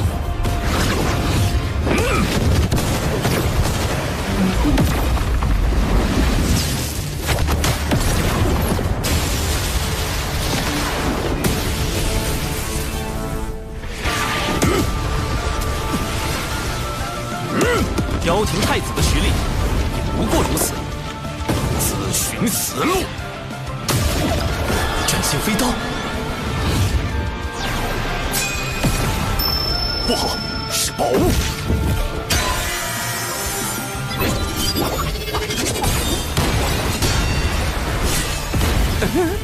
想借力打力，那也得看你能否活下来。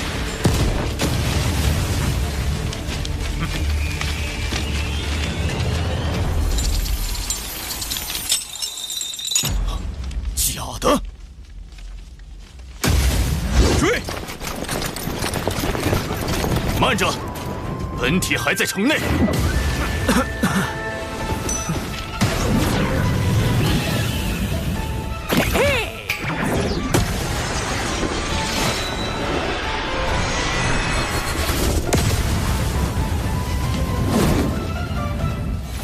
灵宝锁没了，兵器法宝全没了。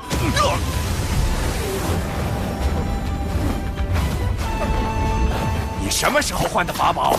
群妖涌进宝库时，晚辈趁乱藏起了钱币和纸人，然后故意用假钱币制造混乱，将妖怪的注意力从宝库转移。嘿，好小子，果然够贼！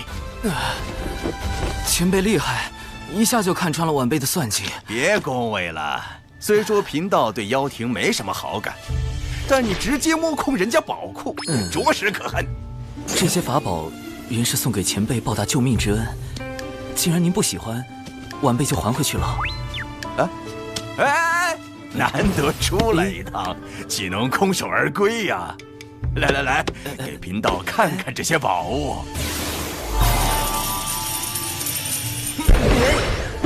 盗取磁铁城中的兵器，虽能在一定程度降低妖庭对天庭的威胁，但陆家蛰伏多年，定然收拢了不少妖庭势力。磁铁城对他而言，或许只是冰山一角。好在落宝铜钱已经到手，接下来必须尽快除掉陆家。即便错失了宝物，西坊教还想与我合作？若能复兴妖庭，太子的因果自可扶正。但这一切的前提，是让天道认为妖庭比天庭更有实力掌控洪荒，而我西坊教则会助太子收四海、统六道、育人族，让洪荒天地改头换面。西坊教行此谋天之举，所图为何？我教有一大兴之计，名为西游，而道门是这个计划最大的阻碍。今日事关龙族存亡，还请教主哥哥相助。长庚爱卿，你有何对策？仓促之下，我只准备了98个应敌方案。你小子还真是狡诈啊！是稳健，稳健。长庚道友，需要我们做些什么？有危险，快！吴昊天既为玉帝，愿为苍生故。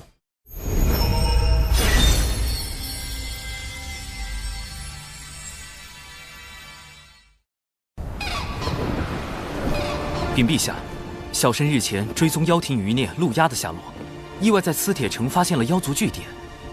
原来陆压这些年来为复辟妖庭，一直在暗中打造兵器，整治妖兵。该据点戒备森严，在截教多宝道人相助下，小神已将据点内兵器全部没收，详细清单已列在奏折中，请陛下过目。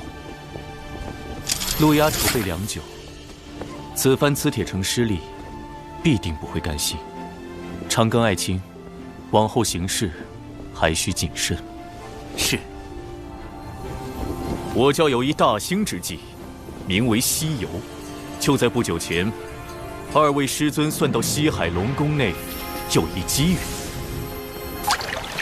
西海三太子乃是西游计划的关键人物之一，这便是你们屡次向龙族下手的真正原因。是，也不是。目下龙族有意加入天庭，这于我教而言相当不利。想来这也并不是太子您愿意看到的。太子不妨考虑与我教合作。你们西坊教当真思虑周全，连龙族之事也替我想好了。那我麾下的妖族，你们是不是也要管上一管？太子多虑，我教定不会干涉妖庭内务。金蝉，上一次想开东海海眼的人是你吧？所谓此一时彼一时，您若与我教合作，龙族之事自可协商。龙族之事轮不到你们西坊教插手，我很快就会去找龙族接洽。想合作就拿一些有价值的东西出来。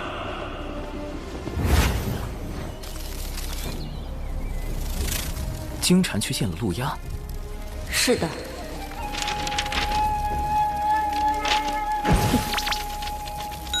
我知道了，你回去后继续盯住金蝉，这是重瞳3头蜘蛛丝，可以辅助你监视他的行踪。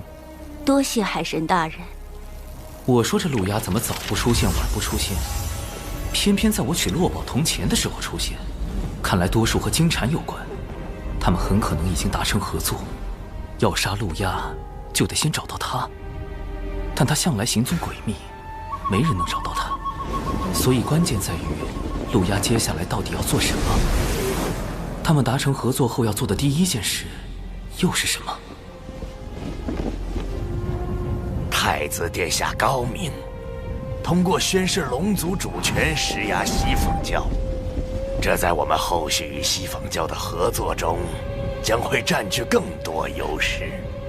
我妖庭与西方教拥有共同的敌人，合作是必然的，但那并不意味着我们就要听人摆布。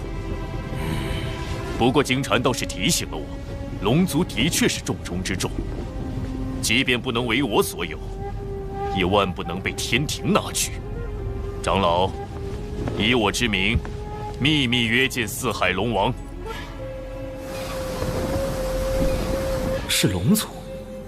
西方教此前曾多次阻挠龙族上天，显然这对他们而言是现阶段最重要的事。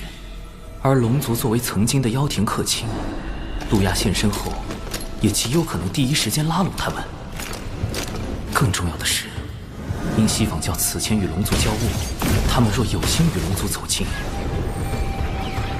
刚好可借陆压之手。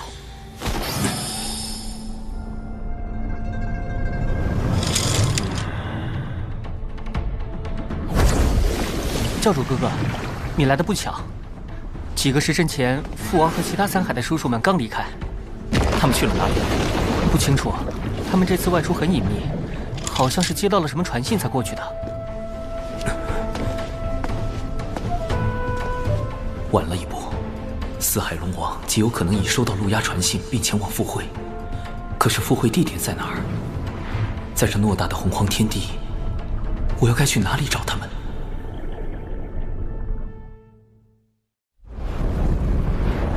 若诸位叔伯愿助我妖庭，来日妖庭复辟，我便设法令龙族无需世代以性命填海眼，如何？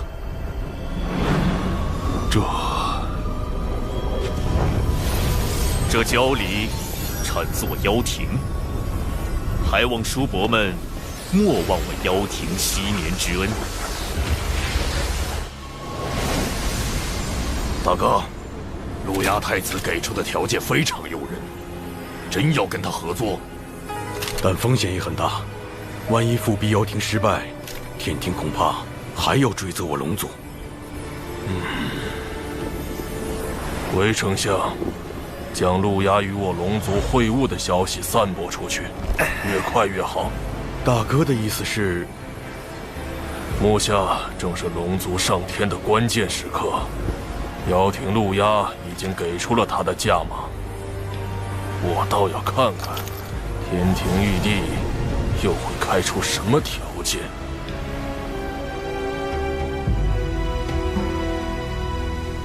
好一个陆压，好一个龙族！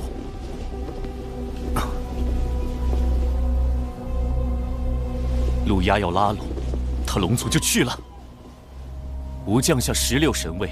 海神册封大典，这些龙王一个都不来，转头就去和陆压勾结，他们到底将我天庭放在何处？陛下息怒，此前小神收到线人消息，陆压与西方教金蝉会晤，二者很可能已达成合作。此次接洽，应是他们2人制定的计划。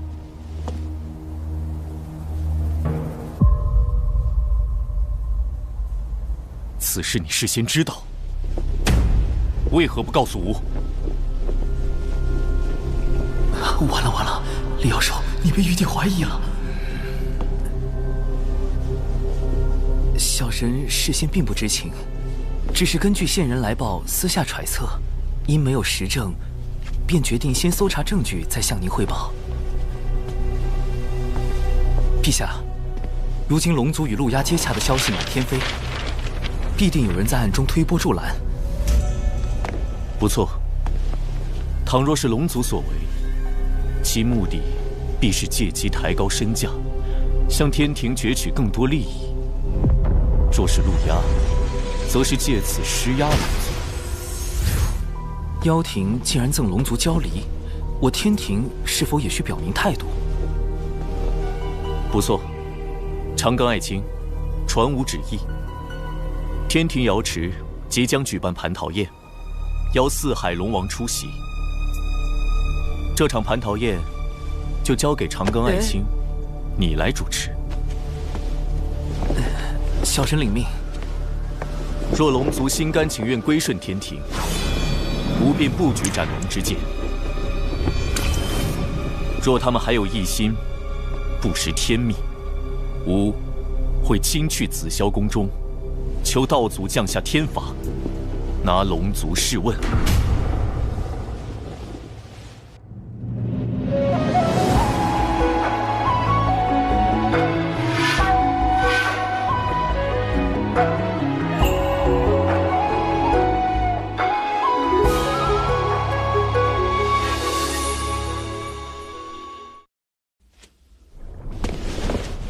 原来这就是陛下举办蟠桃宴的真正目的。父王真糊涂，怎么能和陆压见面呢？教主哥哥，陛下定会猜疑龙族与妖庭勾结，有逆天谋位之嫌。而今龙族已是在悬崖之上，一步走错，蟠桃宴上怕是会粉身碎骨。还请教主哥哥救我龙族。我有一计，乃是攻心，施以强压，围海惊龙。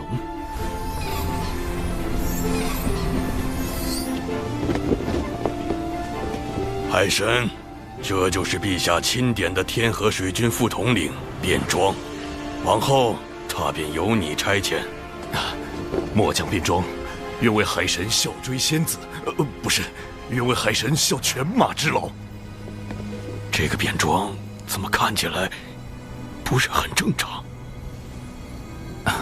无妨，请卞统领率10万天河水军前往四海操练，扬天庭之威。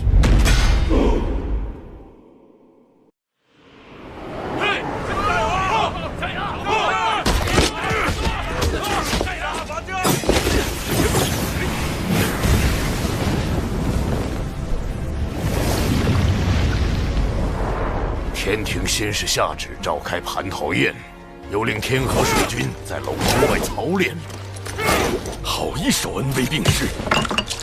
我故意透出龙族与陆压会晤是交离之事，天庭便立时要召开蟠桃宴，接下来就该加码了。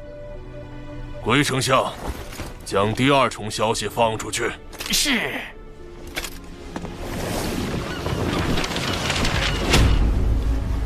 长庚爱卿，你有何对策？小神斗胆，此乃人皇大禹赠予的治水图，其上标注着南赡部洲各路江河湖泽。不若将南赡部洲的江河湖泽之神位委以龙族，龙族一旦获封神位，便可洗清自身业障，自然也就摆脱了镇守海眼之责。这样一来，南赡部洲水势皆纳入天庭管辖，亦可补天庭神位之空缺。但这些神位对龙族而言还是太少了。陛下，小神听闻天庭神位历来有轮换一说。吾若将这批龙族神位设为1000年一轮换，便可册封更多龙神。终有一日，龙族将不再需要镇守海眼。哼哼，妖庭开下空头支票，天庭许诺分期付款。这圣旨上已盖上印玺，若写上文字，旨意便可立刻凝成。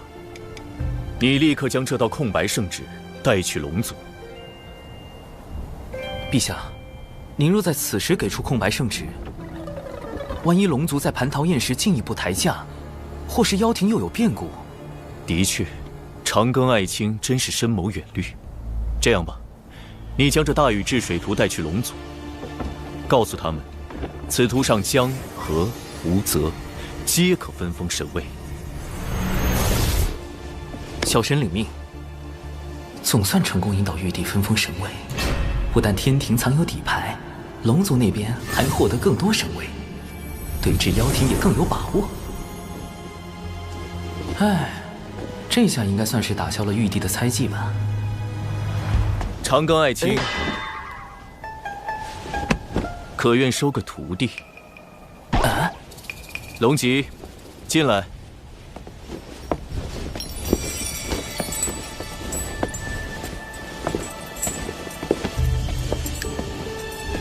龙吉拜见父皇，拜见海神老师。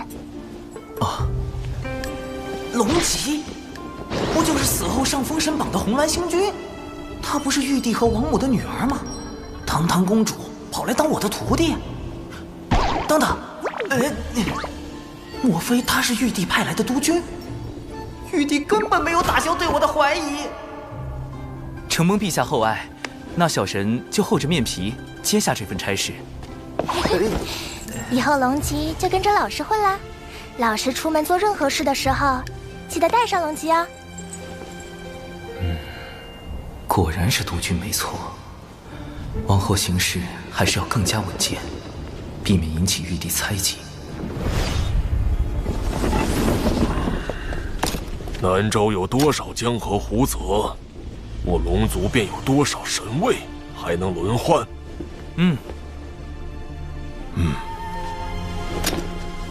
这海很宽，可封海神。好像哪里不太对。此河吾命名为乾隆河，可封河神。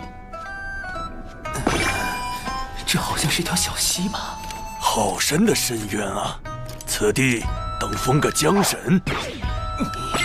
那是村里人自己打的井啊，伯！这个龙族，居然在我妖庭和天庭之间左右摇摆，利用我开出的价码自抬身价。太子殿下息怒，龙族既然不仁，那就别怪我们不义。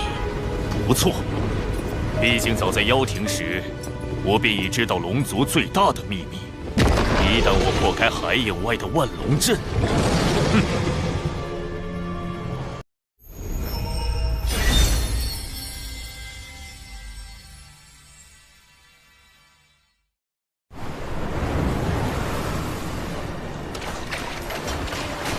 天庭和妖庭争龙之事愈演愈烈，玉帝要借蟠桃宴收龙，陆压必有后手。仓促之下，我只准备了98个应对方案，但愿能起到作用吧。金蝉倒是上道，竟愿将西方教安插在龙族的内应派来，供太子驱使。蟠桃宴在即，我迟迟不肯合作，他当然着急。只是没想到这内应是敖氏，见过太子殿下，这是您要的东西。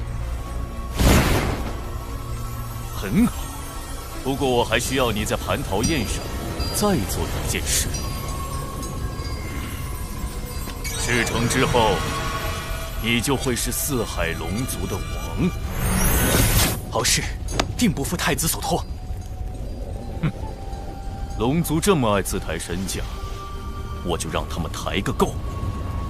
抬到身价飞涨，抬到昊天发怒，那时天庭将成为我妖庭最锋利的刀。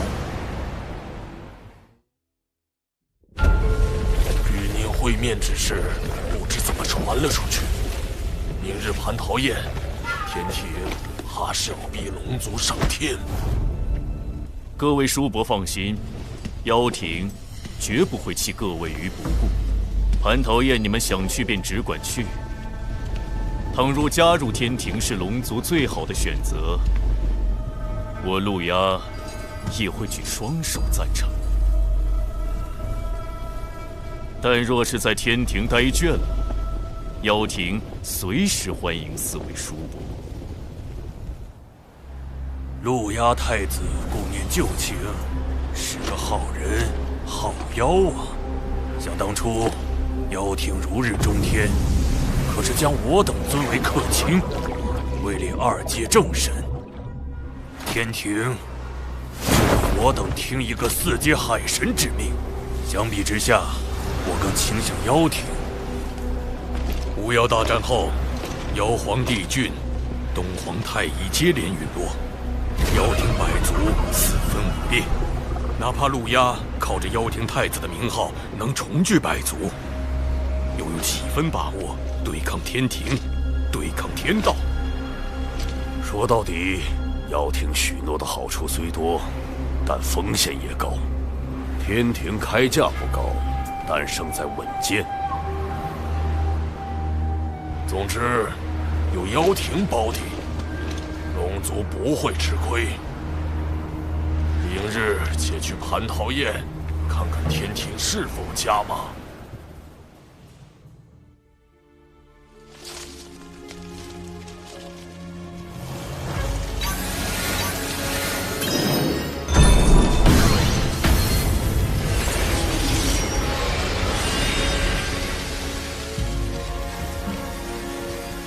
老实说，蟠桃宴将有大事发生，可能会危及洪荒。而你是蟠桃宴的操办者，更需小心。长寿，接塔。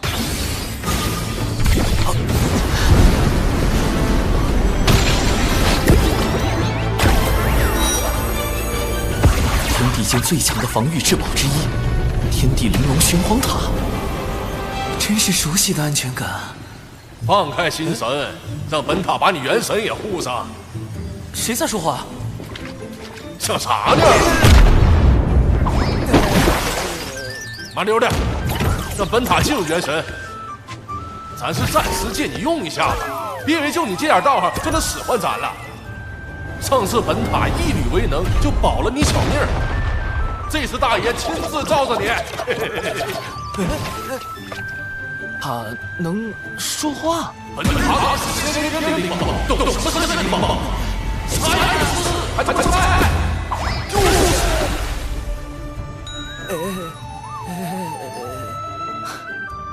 灵宝灵性充足，能用灵念跟执掌者的元神交流。老师的这些宝物，平日里闷久了，跟老师交流也都被老师拒绝，所以显得话多了些。快给我削他！快开大，开大呀！围住他！跟他这个大哥，巴适得很！不能细想，连教大佬滤镜要碎了。多谢塔前辈前来相助。哎，这还懂点事儿？你看，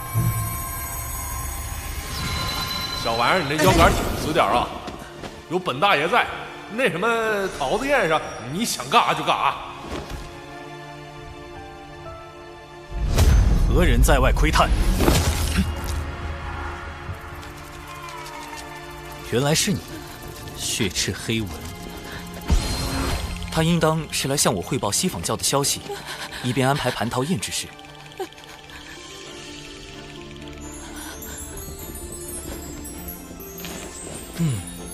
我如今是越来越放心，让你来处理咱们人教事务了。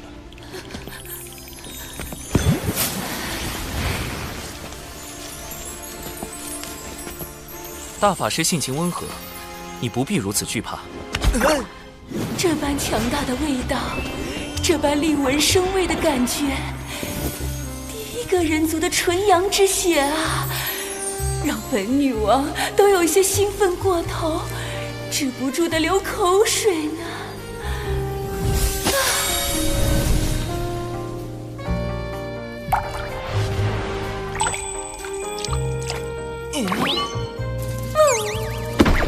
冷静点，说人话。金蝉下一步有什么计划？撺掇龙族继续抬价。这是想激怒玉帝，发兵四海，强行收拢。倒是龙族就会主动投向妖庭。龙族想坐地起价，必是笃定天庭要招揽他们。陛下要掌握话语权，不如回避蟠桃宴，冷落龙族，以此先挫掉他们的锐气。哼，原来你没那么重要，就是爱卿驯龙的第一步。好，吾听你的便是。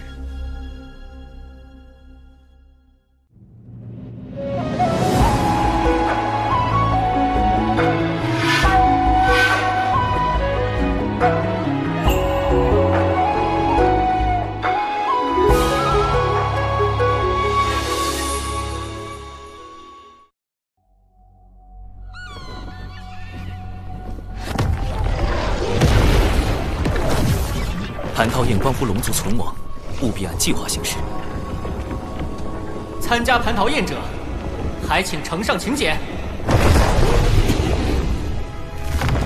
表弟，连表叔也认不出吗？啊，请柬不慎丢失了，我这便向玉帝告罪。请诛邪领天剑。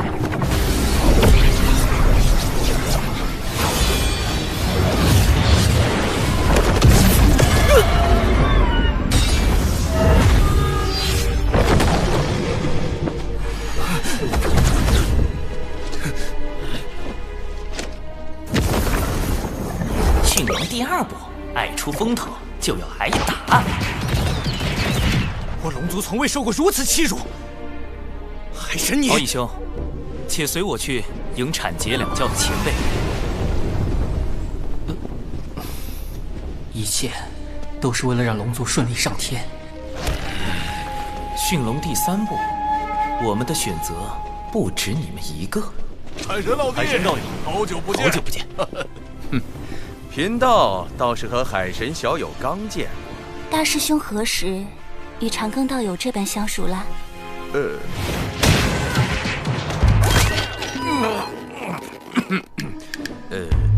寻宝偶遇。海神老师人脉之广，当真是产劫两教通吃。海神将我等晾在此处，却与道门攀谈，这是何意？难道龙族只是天庭的备选？他们最想合作的其实是道门。既然天庭无意与龙族交好，此宴不去也罢。天庭招待不周，还请见谅。吾给诸位赔礼了。见过师叔。娘娘不可。算起来，王母可是六圣的师妹，总不好驳她的面。驯龙第四步，天庭的背后还有道门。宴席已在瑶池备好，各位请。玉帝不在瑶池，天庭如此冷落龙族，莫非是觉得龙族毫不重要？陛下尚有公务在身，不过特意叮嘱，绝不可轻慢龙族。待龙族上天后，如今天庭之依仗，日后也会成为龙族之助力。请入座。这么看来，天庭还是想要招揽龙族。如今我族对归顺天庭尚有诸多争议，龙族子弟遍及四海，但神位却千年轮转一次，只怕……听闻西坊教多次袭杀四海，欲将龙族化作手中利刃，或贪图龙族多年积累。可天庭却是真的看重龙族才能，才会许以江河湖海之神旨。每次提及价码，王母便转移话题。看来此前许诺的神位轮转，已是天庭开出的最高价码了。龙王既已落座，便是天庭的宾客。倘若现在离开，可就不好说了。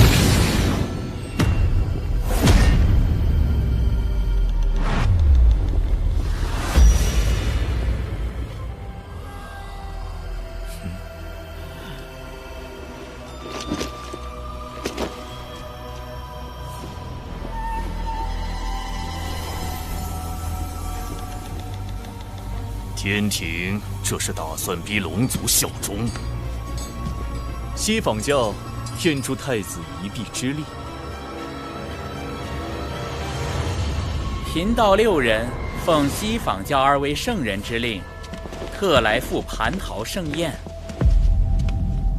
王母与6圣是同门，自然不会厚此薄彼。道门弟子能入，我等自然也能入。让他们进来。西坊教每次现身，我龙族都要遭殃。这次准是又没好事。西坊教来的真是时候。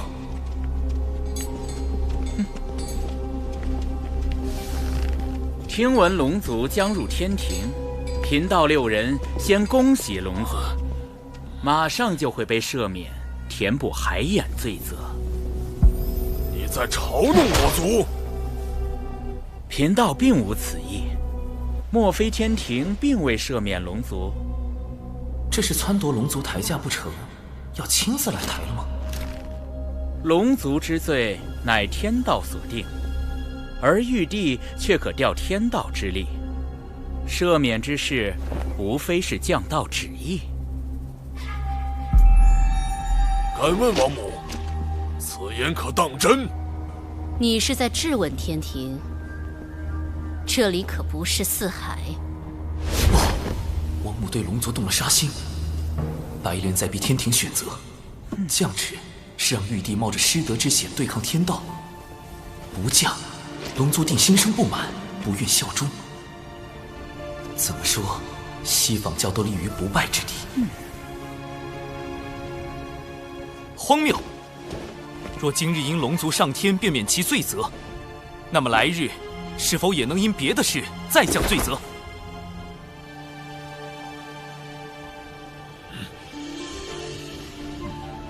远古时，龙族打碎洪荒，累积万灵生死，自然要罚。而今时今日，龙族若能以自身之道庇佑一方生灵，当然也要赏。还是海神老弟会说啊。如此赏罚分明的天庭，才能令洪荒幸福。龙王以为呢？海神此言，振龙发愧，是无一时糊涂，在王母面前失仪了。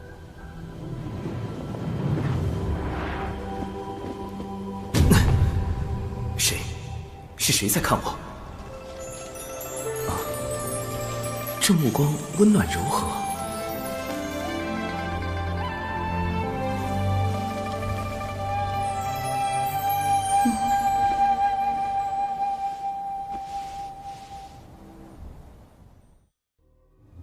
如今天庭唯有海神一人想要保全龙族，连王母也对他们失了耐心。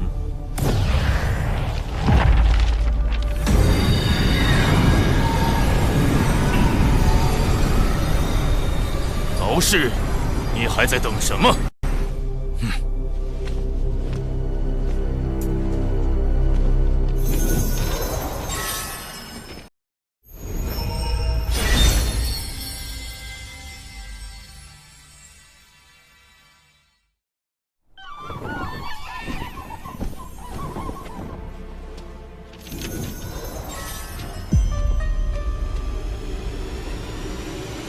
长庚爱卿说的对，无知天庭就是要公正无私，赏罚分明。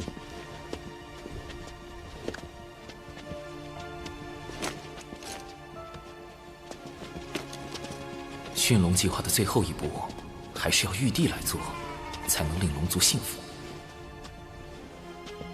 龙族镇守四海海野，护天地生灵久矣，当有一份功劳。此诏得天道认可，这便是吾对龙族的嘉奖。如此，可信了天庭。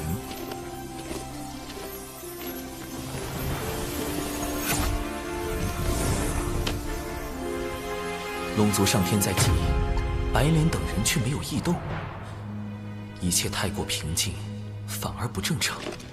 我总感觉危机正在逼近。龙族上天已成定局，哪怕杀了海神，亦无济于事。你以为我要杀的是海神？不，我的目标一直都是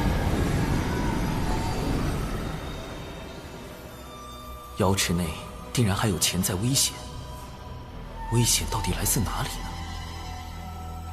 产劫两教和天庭都是我安排的，西坊教也没有动静，一定是龙族。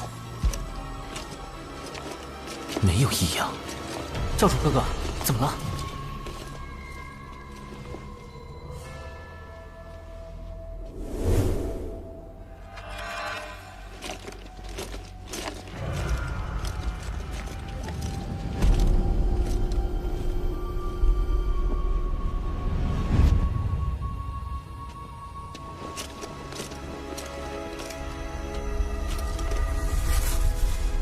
你父王有危险，快！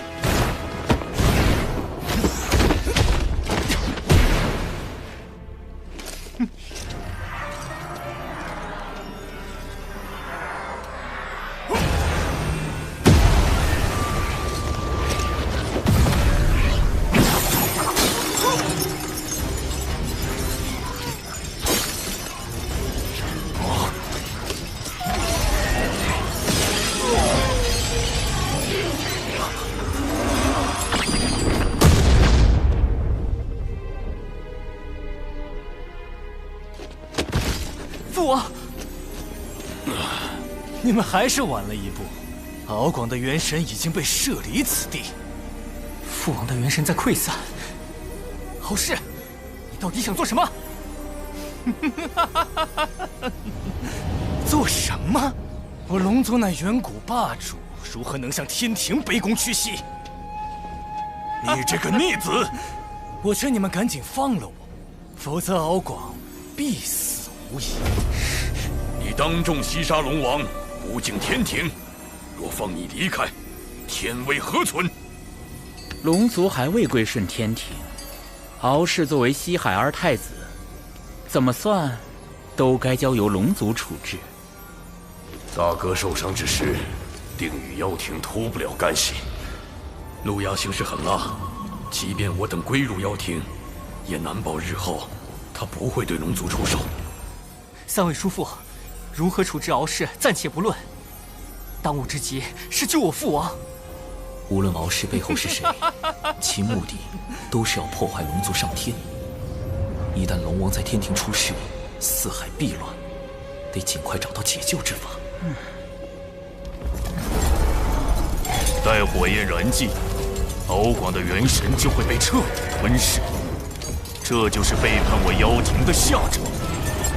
隔空取龙王性命，陆压这法宝，当真诡异。只怕龙王未必能撑到海神想到施救之法。混元金斗可疗伤补元，能延缓元神溃散的速度。多谢云霄仙座。龙王乃大罗金仙，元神强横，本不该这么快就出现溃散之象。除非是来不及反击，或根本没有反击之力，能做到如此程度，究竟是……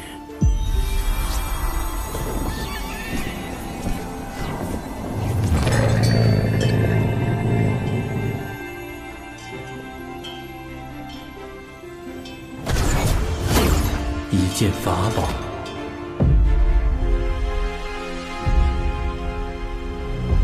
太上老君此时现身，明显在给海神撑腰。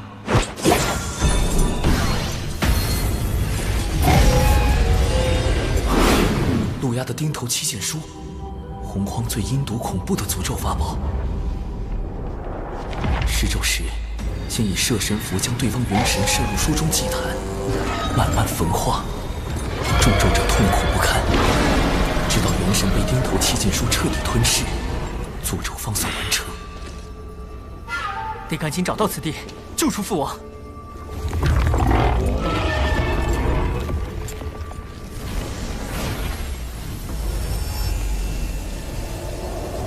父王，来不及了。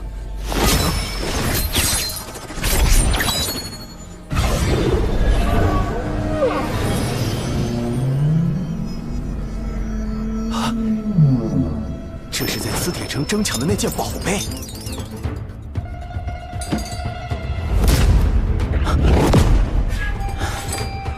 老君在警告我等，不得再干预龙族之事。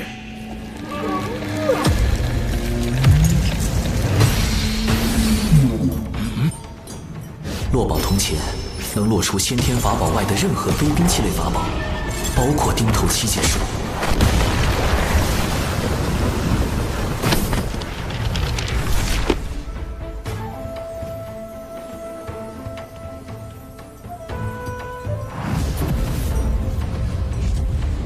这钱币竟然让钉头七节术失效。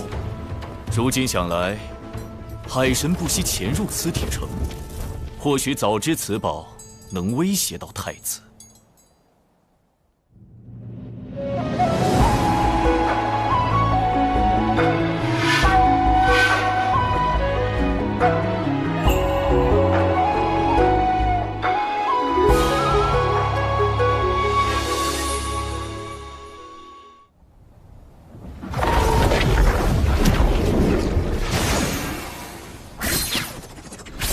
落宝铜钱已暴露，陆压定会有所戒备，日后再想对付他就难了。义兄，龙王刚醒，可扶他暂到一旁歇息。接下来要处置罪魁祸首。敖氏虽是龙族，但在天庭便要受天规约束。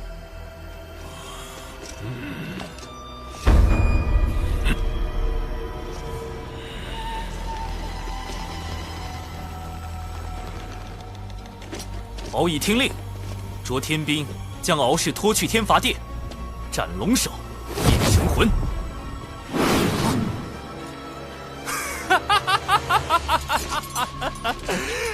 放开我！我身负祖龙血脉，乃真龙之身，天庭怎敢杀我？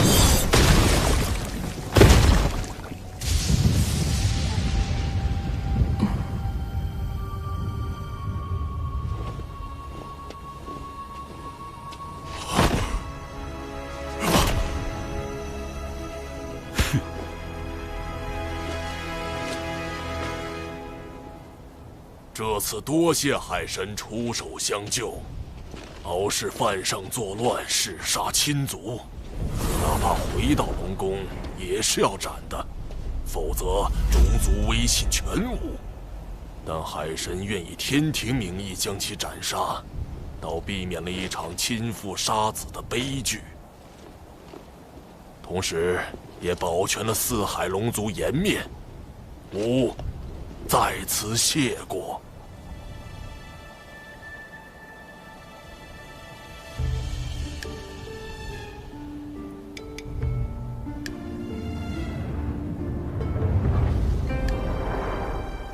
幸得天庭不弃，吾敖广，龙族之族长，愿率四海龙族归顺天庭，扬天庭天威。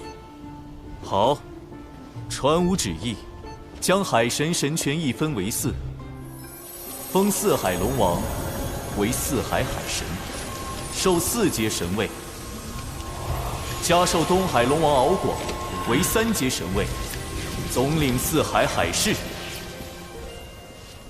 终有一日，我龙族所有子弟都会挣脱业障枷锁，不再受天不海眼之苦。龙族上天，海神老弟居功甚伟，怎么还被分走了神权？令晋升长庚爱卿为天庭水神，位列3阶，总领洪荒水势，另赐水神府邸1座。小神，谢陛下。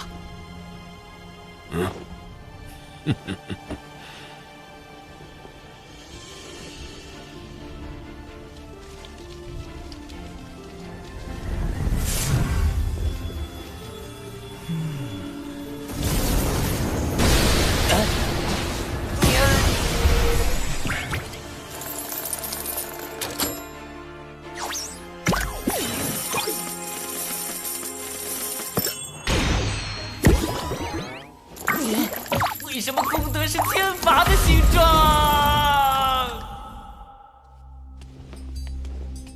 海神，待我了结龙族之事，下一个除掉的就是他。想必太子已拿到那件能够摧毁龙族的东西吧？敖氏给你传了不少消息啊。知己知彼，不就能更好地配合太子？这是最后一次警告你，不要来干涉我的事。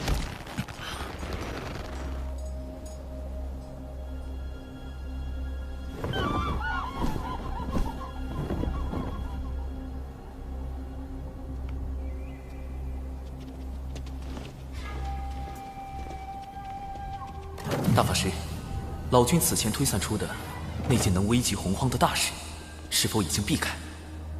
没有，而且危机已经在逼近。西方教和妖庭还有别的谋划？龙王节哀，不过我需要查看一下敖氏太子的元神记忆。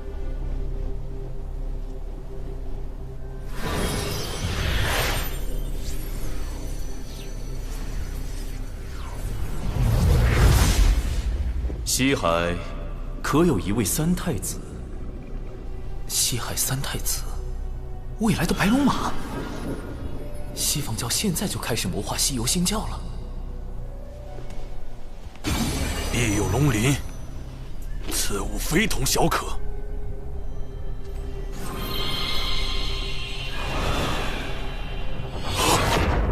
必有龙鳞给了陆压，逆子！你就将龙族卖给了妖庭，那不是用来锁定杀龙者元神的吗？如今敖氏已死，龙王还找他作何？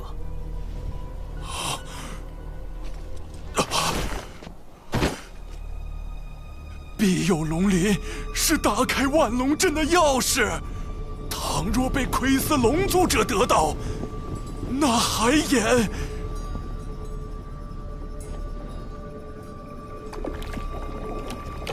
禁古时，妖庭便已知晓龙族所有秘密。庇佑龙鳞，能庇佑龙族，亦能毁掉龙族。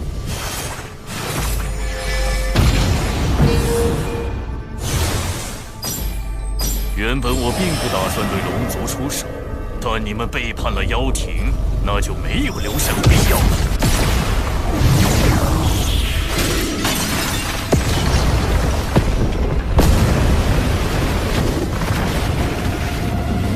万龙阵已破，海眼就交给你了。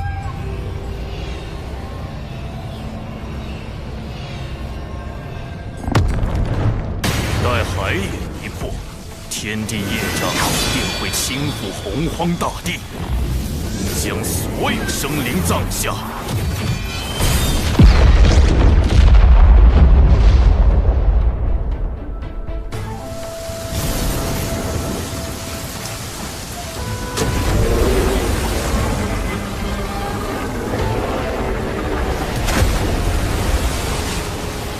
海眼开了。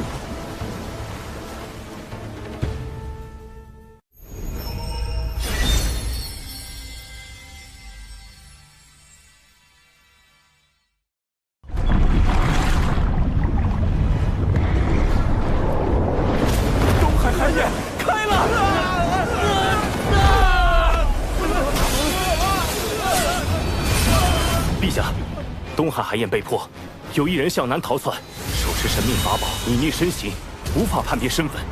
东海的远古战龙已命填海眼，损伤惨重。远古战龙是龙族最古老的真龙，实力深不可测，多年来一直镇守四海海眼。什么人竟能在他们眼皮子底下破海眼？难道是陆压？他先用庇佑龙鳞开万龙阵，接着就破了海眼。陆压向来猖狂。上回还当众刺杀天庭之人，怎么会用法宝隐匿行迹？这不像他的行事作风。海眼已开，龙族必死无疑。太子殿下高明，您破了万龙阵后，故意让此人来开海眼，不但报复龙族，事后天庭也不能追责到我们妖庭头上。反正他们图谋海眼已久，我何不顺水推舟？陛下，镇守海眼乃我龙族使命，四海龙王先行告辞。今日事关龙族存亡，还请教主哥哥相助。龙族既已归顺天庭，天庭不会坐视不理。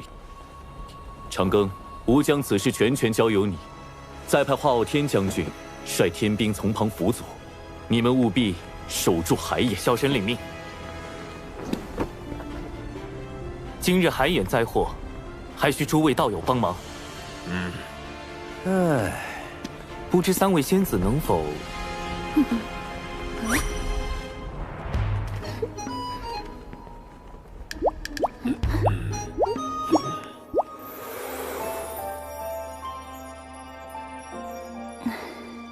多谢云霄仙子。那我与云霄仙子随东海龙王前往东海平息海眼。万龙阵被破，作乱之人不会轻易收手。北海就交给公明道友、碧霄仙子、琼霄仙子防守。此人很可能要去开南海海眼，我去南海拦他。木工，你率其余天兵天将前往四海救援遭难凡人。看来他们已经中计，大部分人手都去了东海。此人倒也有些巧思，故意留下线索指向南海，而真正危险的是西海。有那件法宝在，西海海眼，你们要怎么守？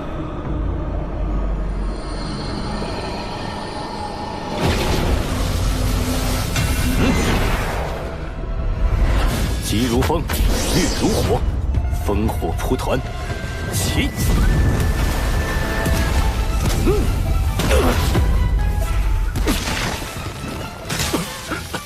我当是什么法宝？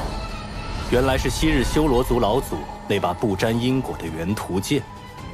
你以为凭此剑隐藏身形，防他人推演来历，就能为所欲为了？玄都，他去了西海。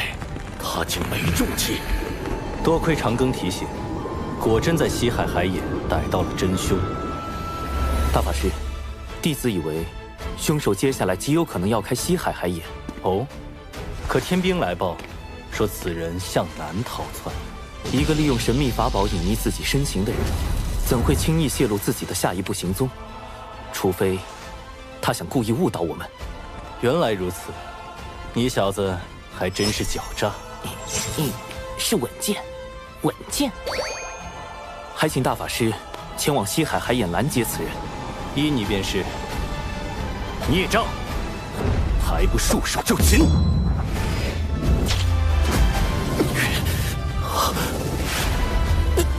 乾坤遁法，银汉迢迢，移星换斗。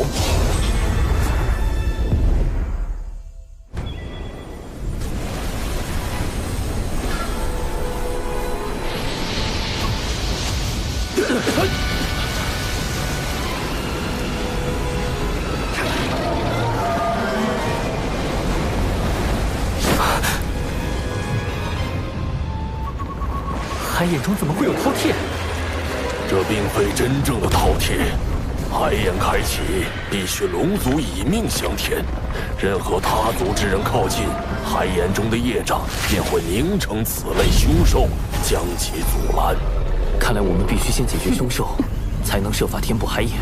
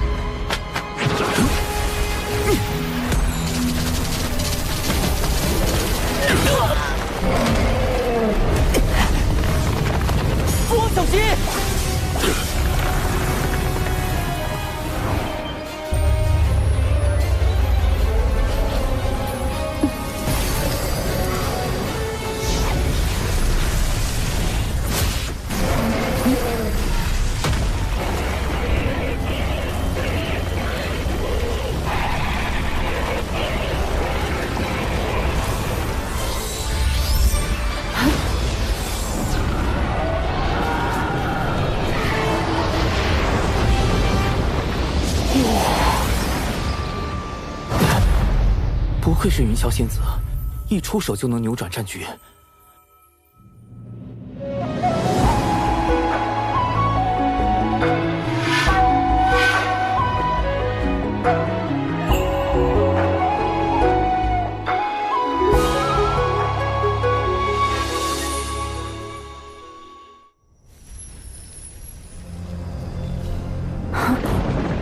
那是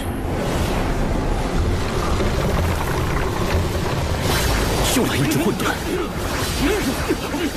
莫非海眼中的业障能不停化出凶兽？若真如此，恐怕不等将凶兽铲除，我等就要先法力耗尽。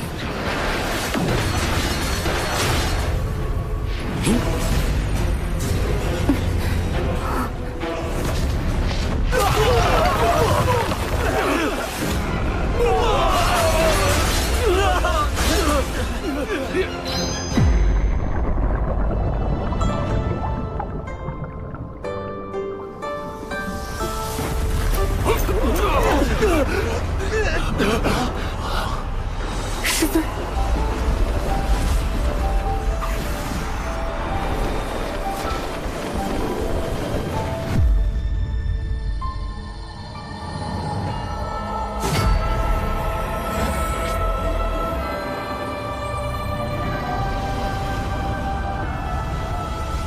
仙玉真境必有精，三峰宝剑号清平。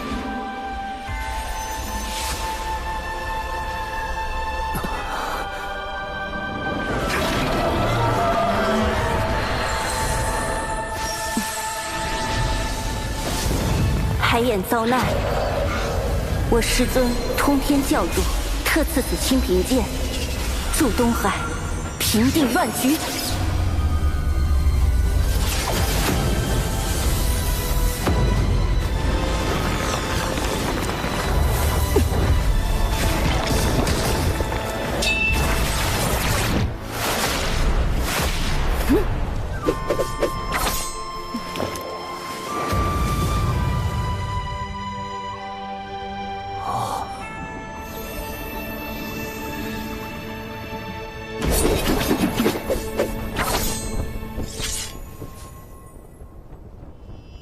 长庚，太清圣人，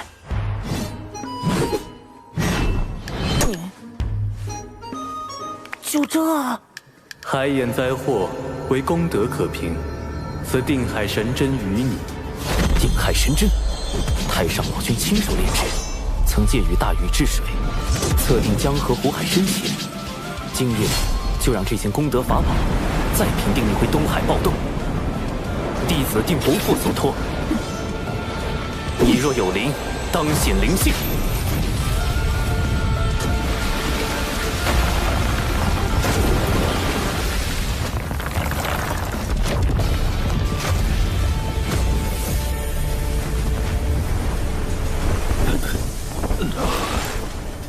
这是定海神针上的功德金光。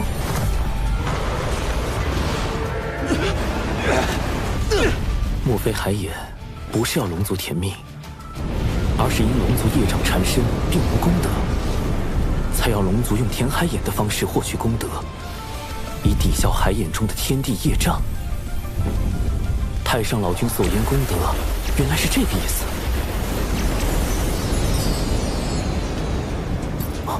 怎么回事？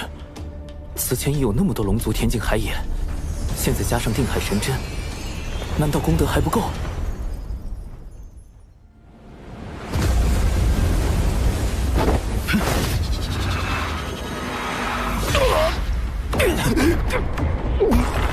那是功德灵珠。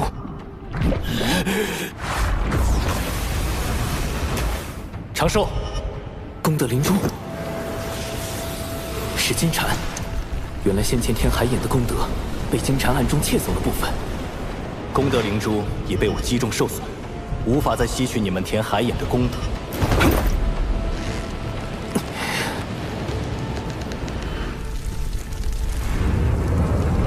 看来现在只剩下一个办法。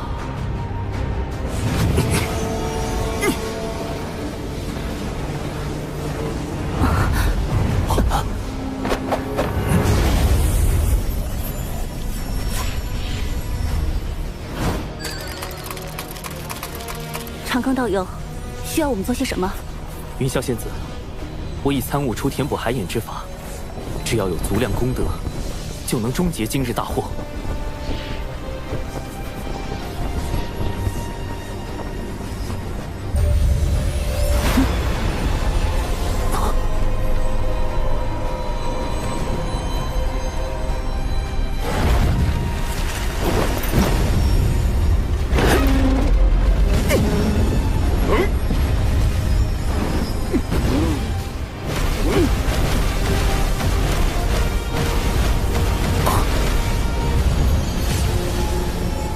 分守各海的三教道友，请速来东海，注入功德，即可平息海眼暴动。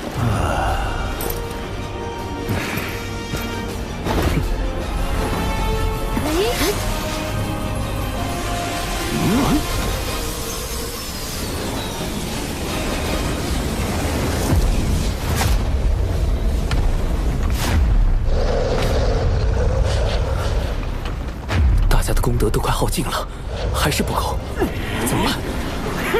有劳诸位为我龙族费心至此。龙王，你海眼被破，我敖广身为龙王，难辞其咎，所有罪责我一力承担。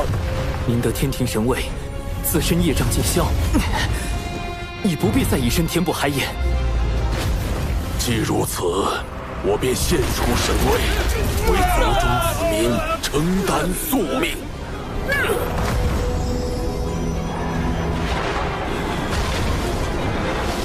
父王，我敖以愿替父献出神位，护佑东海龙族。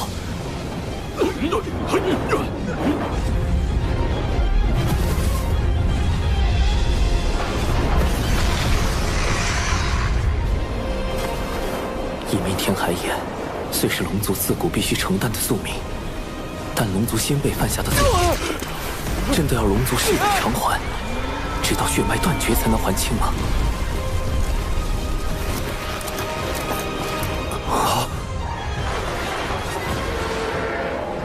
若天道不管，我该怎么办？剩下的交给吾来做吧。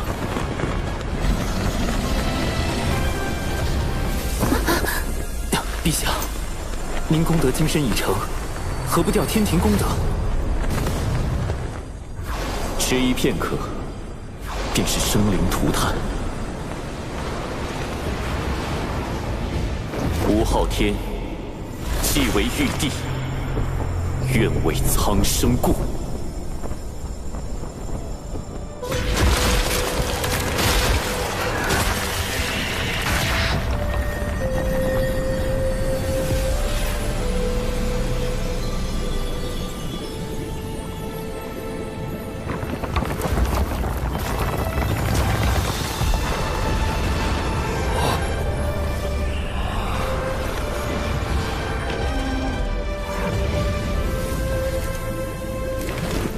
水神大人，那位天将是？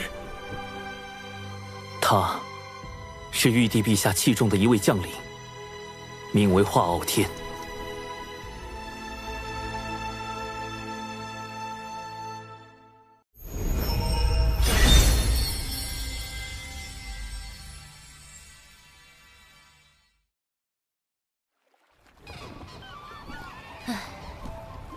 未经道祖应允，私自动用功德金身填海眼，道祖必会降罚于你。师妹，你可还记得道祖将吾等立为天庭帝后那日？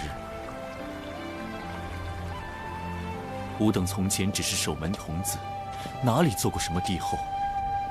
天庭空空荡荡，吾不知自己该做什么，也不知这玉帝之位具体为何。今日你可明了？玉帝周旋，吾心有恨意。吾天庭之四海，何以被妖天余孽如此欺凌？大能动辄兜转乾坤，吾须去约束；天地与生灵，吾须去掌控。吾知天庭便是要让强者不可恒强，弱者可安天命。师妹，儿可愿随吾前行？前路漫漫，愿与师兄执手共建。风有徐徐，也有静寂；云有舒卷，也有注记。既以海眼祸害苍生，吾必当还之以雷霆。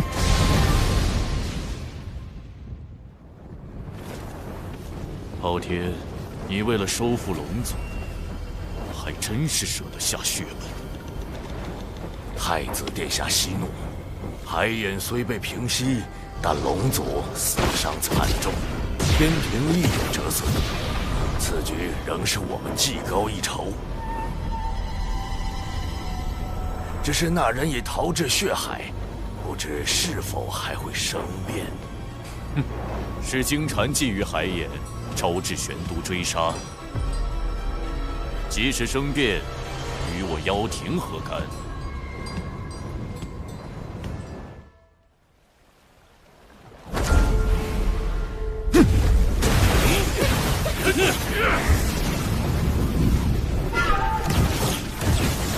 金蝉开启海眼，其罪当诛。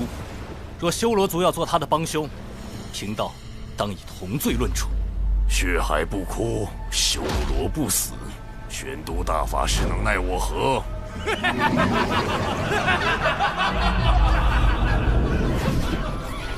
老师，弟子明白了，水火同归元，乾坤引分逆。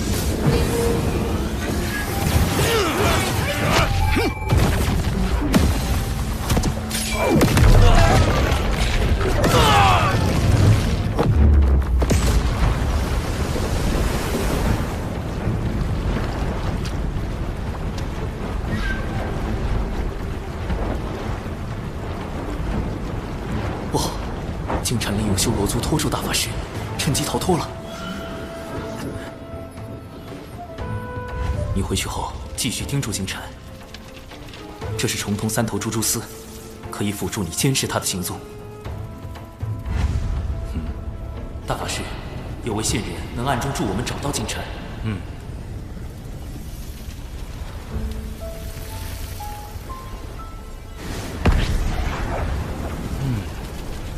还真是线人。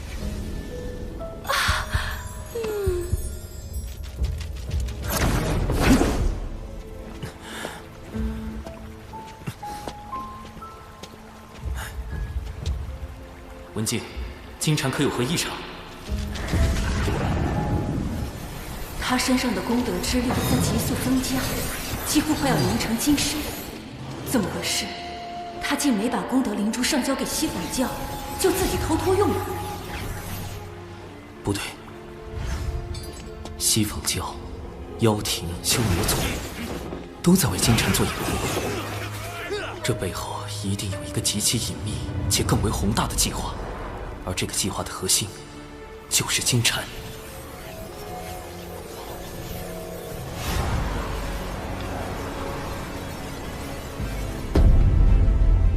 西海可有一位三太子？金蝉在找西海三太子，白龙马，加上他自己。西游，一旦金蝉修成金身，转世后的灵童便是取经人。西行之路一起，西方教大兴必成定局。麻烦啦！我填在东海的定海神针，不就是大圣未来的金箍棒吗？怎么封神大劫还没开始，西游就要登场了？难道西方教要提前大兴？道门要提前出局？哎，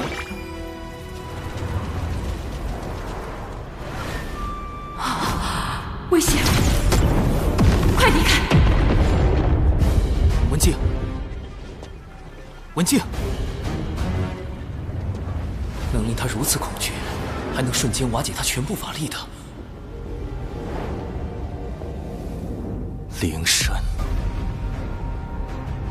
金蝉逃去了西方二圣的道场。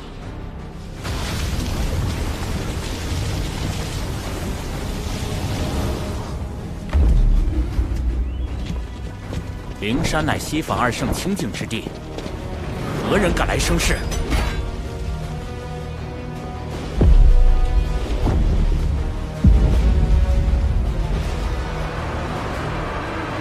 经禅用元图剑开启东海海眼，玄都大法师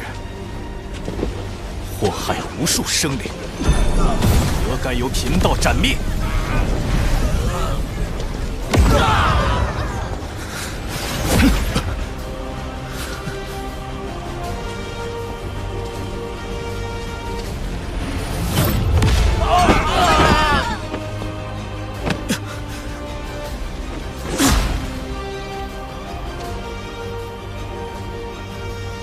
专题师叔，为何阻我？一叶障目，七宝妙术。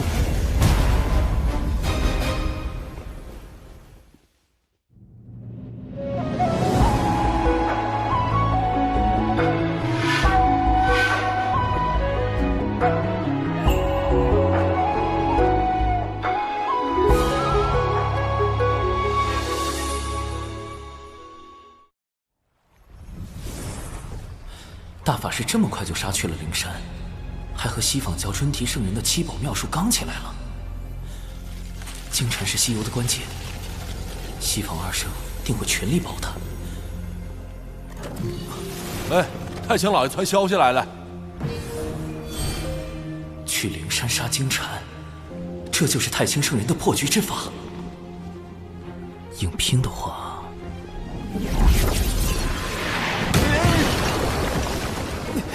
太清圣人息怒，弟子刚修成金仙，金蝉却已是大罗，况且他还有元图剑，背后还有西坊教2位圣人。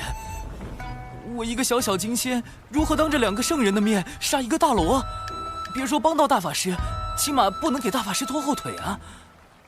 哎呀，你这怕啥呀？那金银天天搁外头溜达，搞什么玩意儿普度众生？灵山里也就尊提1个圣人。那本塔招你，以后咱就干呗。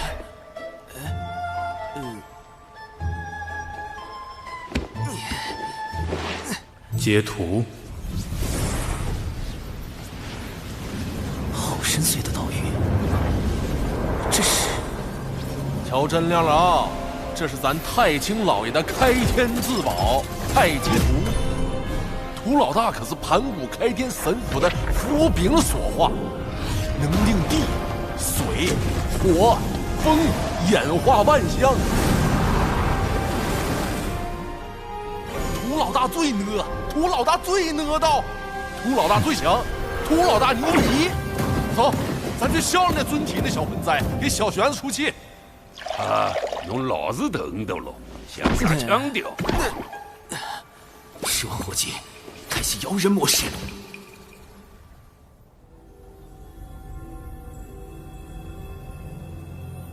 既来灵山，远离颠倒妄想，因果可灭。玄都师旨，离开吧。若弟子拒绝呢？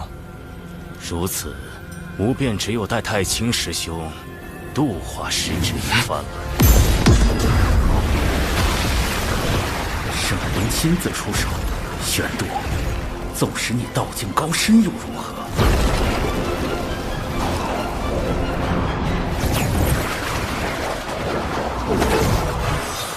万劫化妙术，庄严明七。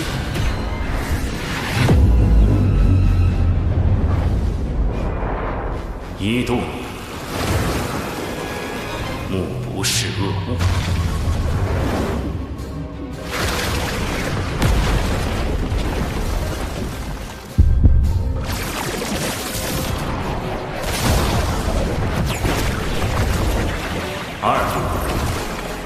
耳不闻恶声。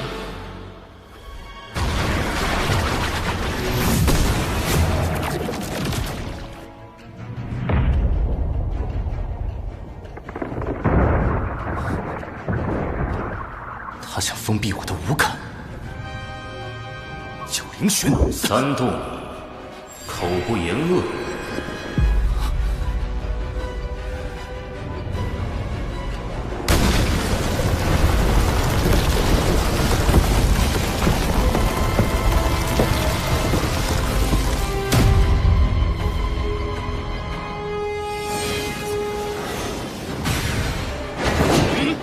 大法师，得罪。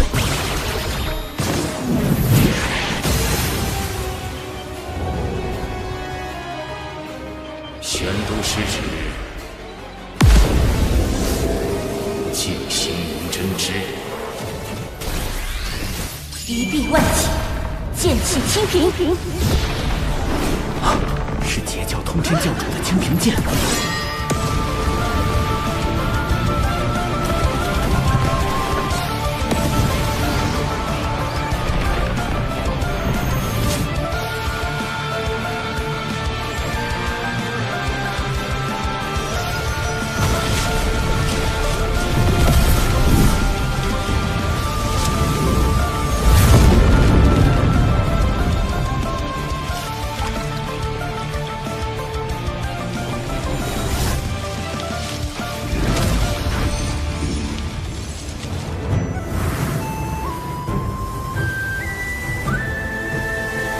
清平剑至，如通天教主亲临。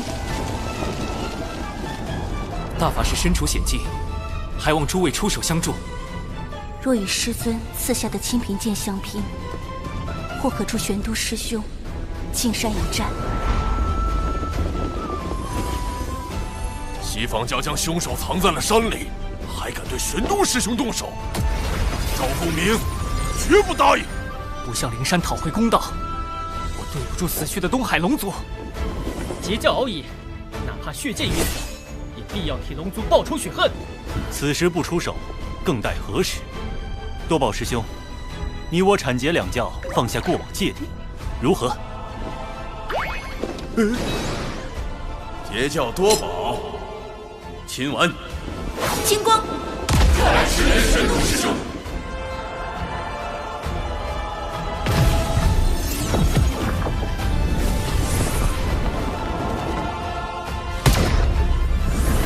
阐教广成子，奉师尊元始天尊之盘古幡，问责海眼事宜。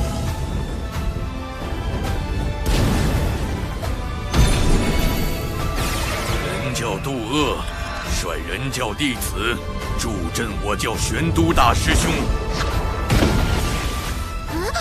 小叔叔传信说大法师摊上事儿了，大家跟着我一起上。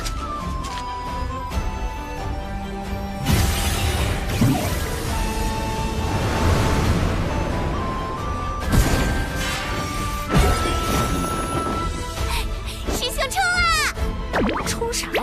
我们是来凑人数的，真打起来可别犯傻。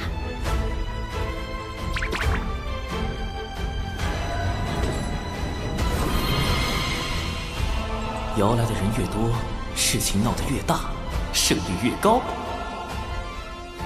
人教弟子天庭水神，领太清圣元，玉帝陛下法旨，前来相助玄都大法师。今日道门三教前辈俱在，我们何不以大义对灵山施压？只要三教一心，便可借道门三圣之威，震慑西方教圣人。冲啊！给他们看看我们人教的威风！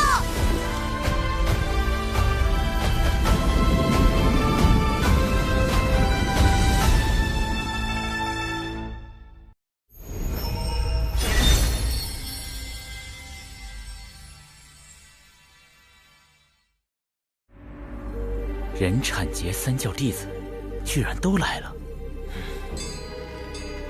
历来劫难，道门三位师兄皆做壁上观，而今观获西方大兴，他们倒是坐不住了。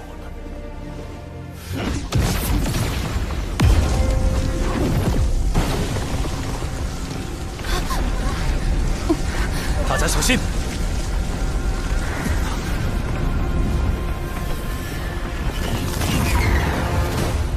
二教主，春提圣人的法相，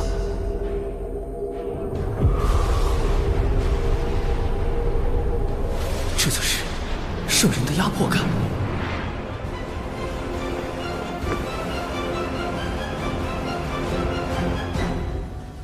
二教主，道门欺人太甚，玄都大法师闯我灵山在先，三教弟子大张旗鼓来犯在后。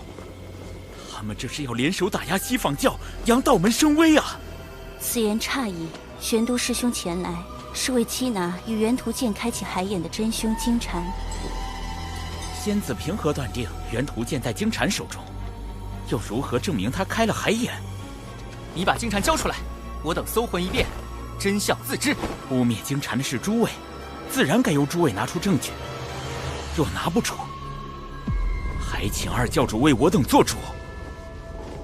好个白莲，他故意偷换概念，把缉拿海眼凶手之事说成是道门挑衅西方教，就是为了给尊提圣人铺路，让他随时可以弑杀冒犯圣人的三教弟子。大法师，我有一个计划，趁尊提圣人将心神放在此处，我潜入灵山捉出金蝉，请大法师务必吸引住圣人的注意力。捉蝉就捉蝉，躲着干啥呀？没怂呢！小苍，本事嘛没啥，跑都进头来。尊提圣人用法阵遮挡了整座灵山，若强行突破，只怕要惊动他。小事体。涂老大别冲动。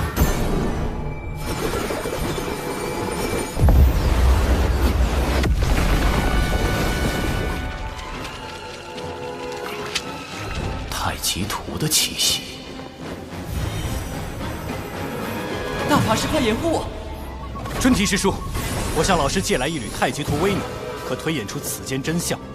究竟是师叔的记名弟子金蝉蓄意谋划海眼劫难，还是我等执意冒犯圣人威严？在吾面前，你当场推算，若算不出来，污蔑金蝉、冒犯灵山的罪名，你一人承担。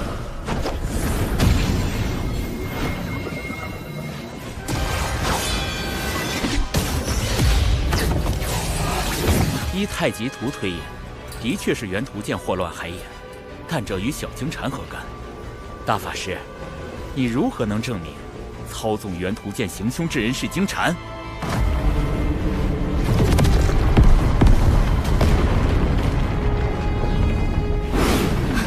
尊提圣人，这是要下杀手！舅舅师叔，咱们不是来凑人数的吗？谁要动手啊？待会儿看我手势行动。小兽兽咬我过来，他自己躲哪去了？气死人！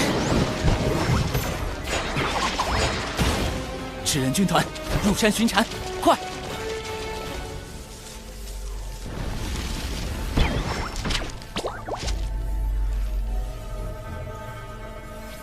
找到了！不好，他的功德金身就要凝成了，必须在瞬息之间斩了金蝉，不给他半点向圣人求援的时机。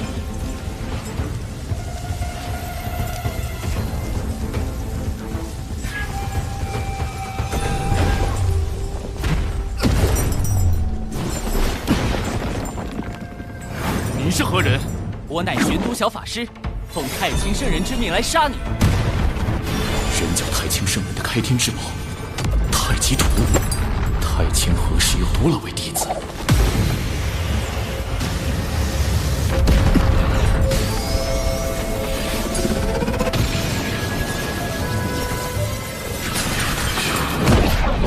瞬移神通，金蝉脱壳，好快！太极图的杀招居然追不上他。哼，太极图虽强，你却太弱，白白浪费了他的威能。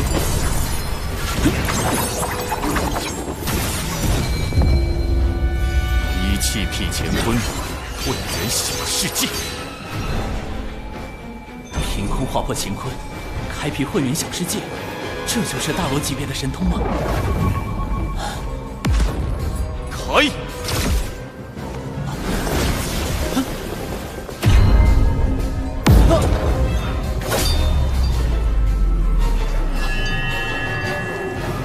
糟糕，他把太极图隔绝在混元小世界之外，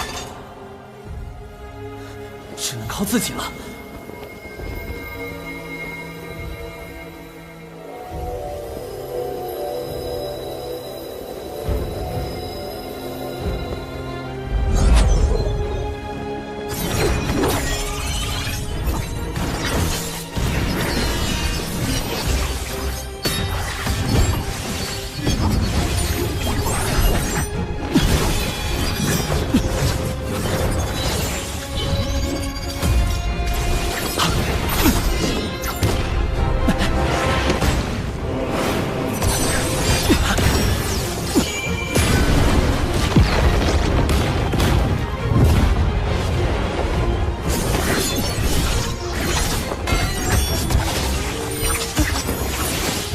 在我的混元小世界里，阴阳、五行、方位，皆由我来制定。我就是天地，根本无路可逃。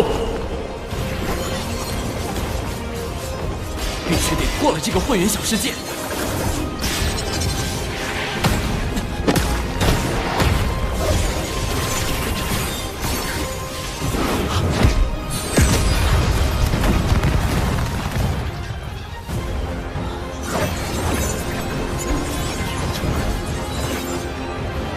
小法师，你的死期到了。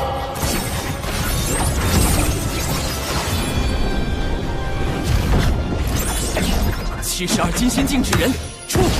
这些纸人，不对，你不是小法师，你是水神。纸人1队顺时针方向运动，纸人2队逆时针方向运动。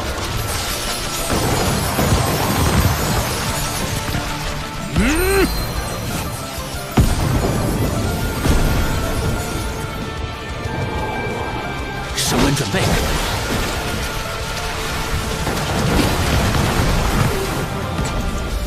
提速，提到光速，瞄准，撞击。这是什么？分明是纸人对撞，却能在瞬间产生出堪比太阳星的能量。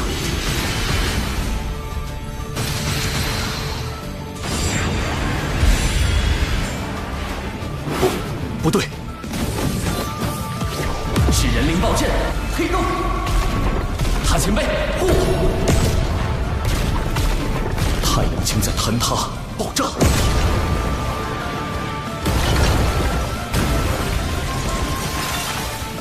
我的混元小世界要被撕裂了！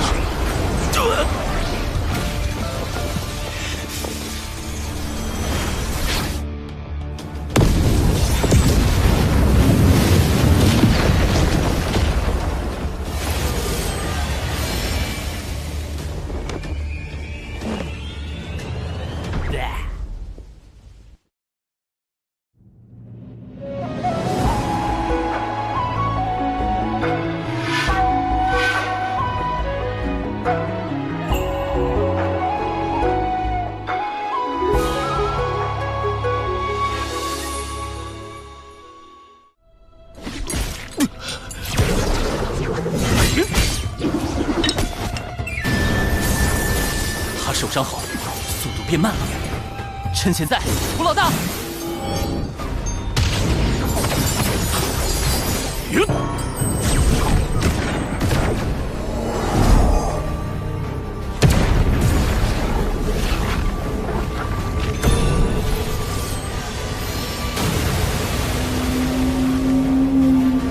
两仪分日月，太极归无极。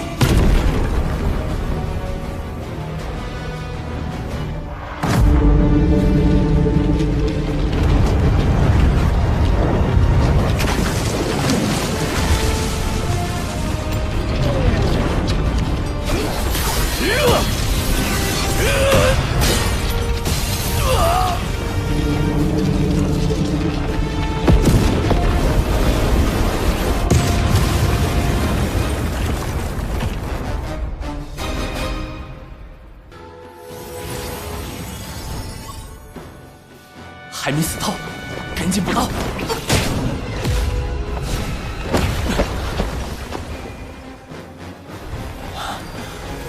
灵气宝妙术都到了，也就是说，准提圣人来了。妄造杀孽，扰我灵山清净地，你好大的胆子！玄黄塔，太极图。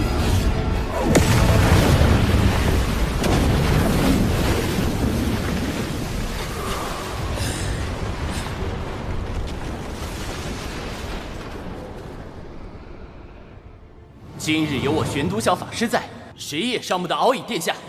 是他。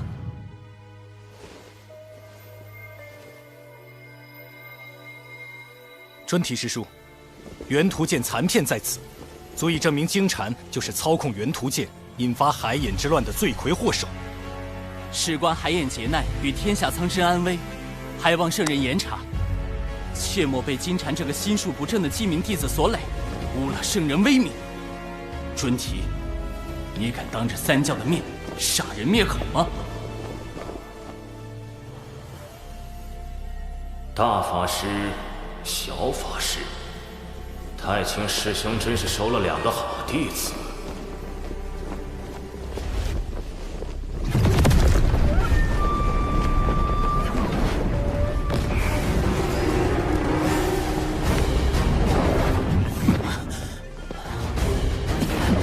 我们被圣人的力量逐出了灵山。既是猎徒生事，我自当施以惩戒，让他为我西方教大兴献出法身。今日之因果，随着猎徒消逝，一并了断。圣人的力量好恐怖！那位玄都小法师真厉害，竟敢打进灵山，落圣人面皮。倒是不知他和玄都师兄有何渊源。孙生子，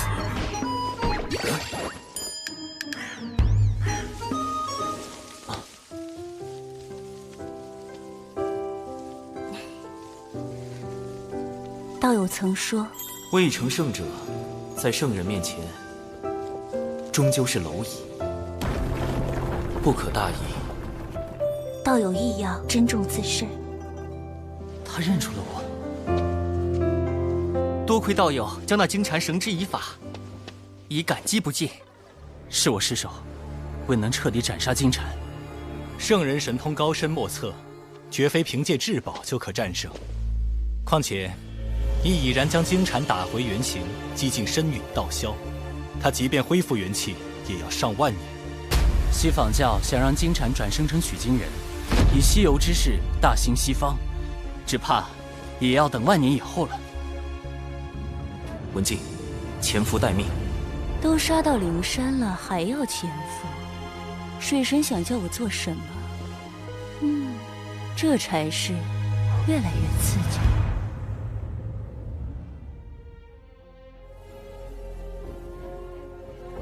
哪怕有功德保持温养，也没有丝毫生气。萧京禅彻底废了。道门这是要毁了我西方教大兴的机缘。如今道门已至巅峰，往后必是由盛而衰。见证这般强大的道门渐渐淹没于洪荒的尘埃中，岂非幸事？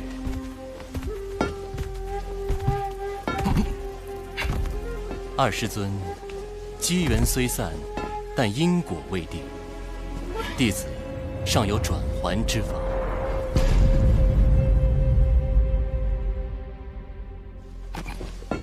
谛听，谛听，聆听万物心意。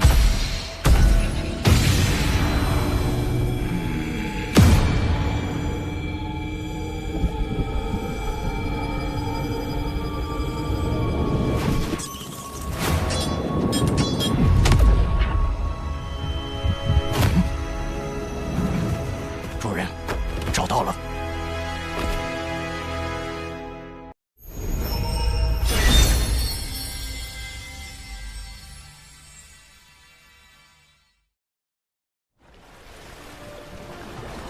灵山一战虽未能斩杀金蝉，但亦震慑了西方。长庚爱卿辛苦了。此次海眼被破，龙族死伤惨重，终究是小神谋算不足，请陛下降罪。爱卿已尽全力，何必将罪过包揽于自身？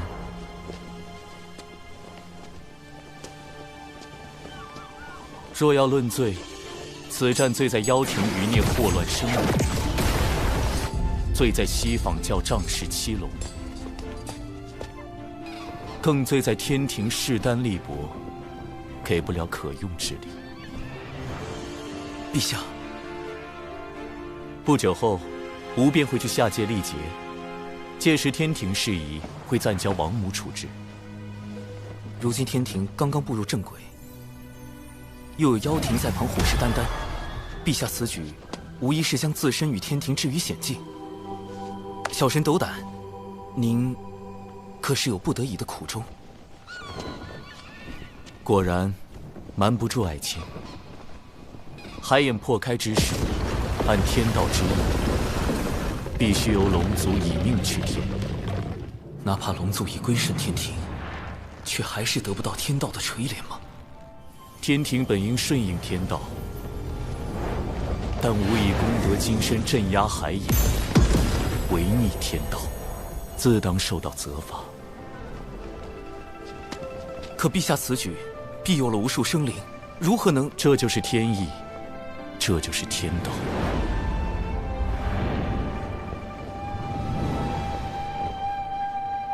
连玉帝都无法撼动天道吗？历劫一世，便是100年。陆压早知化傲天乃无之化身，而且他是妖庭太子，熟悉天道规则，下界之事瞒不过他。100年内，妖庭必有所动。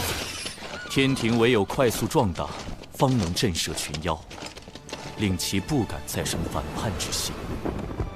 陛下所言甚是。眼下天庭要强大，就必须先强兵。说得好，今日你我不论君臣，好好聊一聊这强兵之路。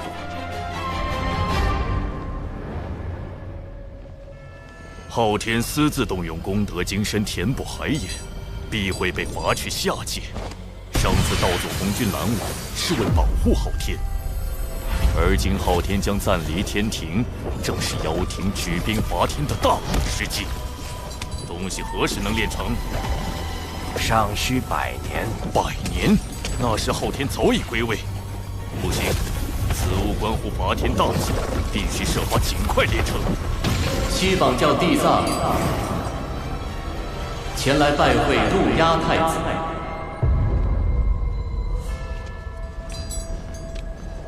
地藏，你怎知我在此地？难不成西方教一直在跟踪我？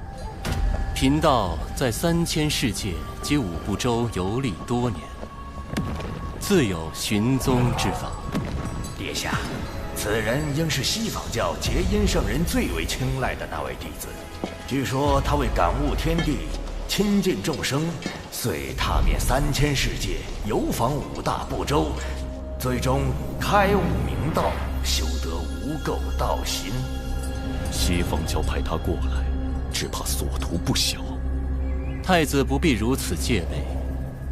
贫道此来是为接替金蝉师弟与妖庭商谈合作事宜。我灵山需要借妖族之名义，以报天庭道门所辱之恨。我与西方教的合作，并非互帮互助，而是各取所需。要让妖庭冒着被多方势力针对的风险，灵山能给什么？太子记挂的那件东西，贫道有一法，可助其早日炼成。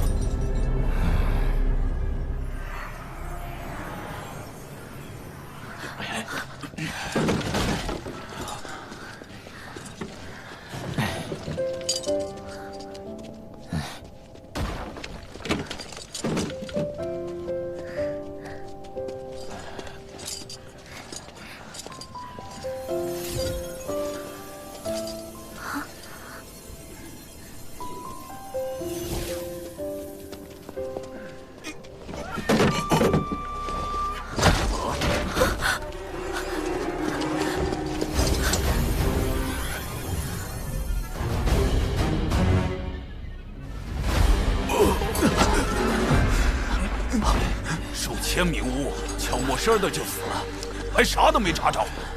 再整下去，咱6道府的屋全没了。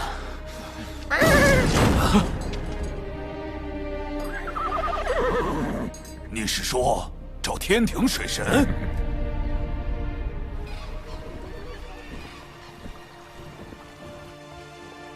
与陛下促膝长谈，总算完善了招兵计划，但高端战力空缺仍是大问题。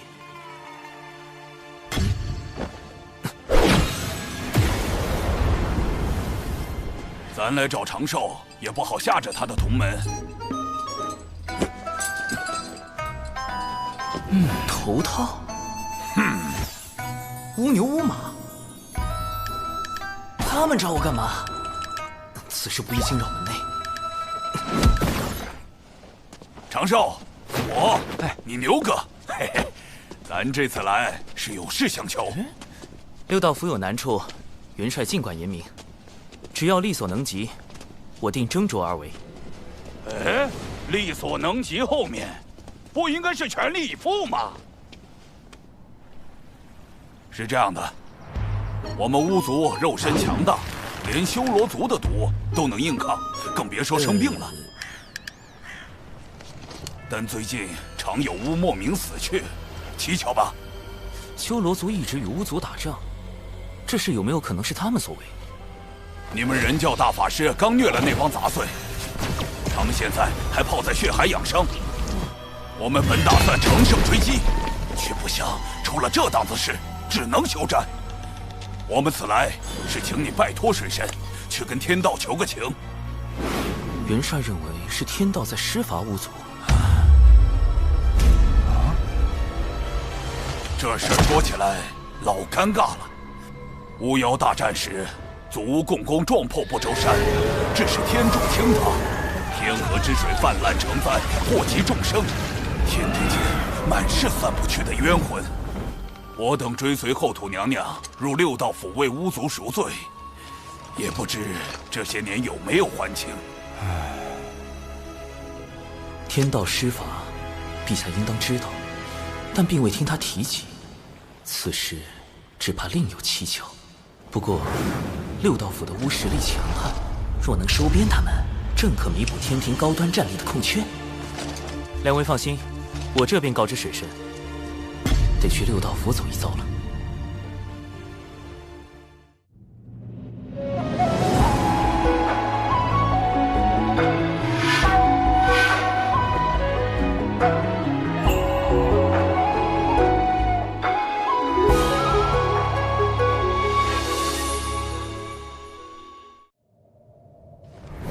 做兄弟，转生不避己。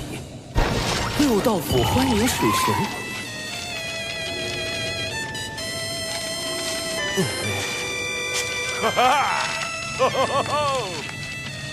我已切身感受到巫族似火般的热情。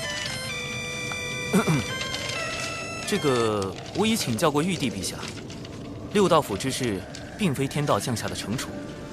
不过陛下对巫族颇为关注，命我彻查到底。这回妥了，判官大人从没夸过人，连夸您城府深沉，诡计多端。我说的是，水神足智多谋，动手前就胸有成竹。请。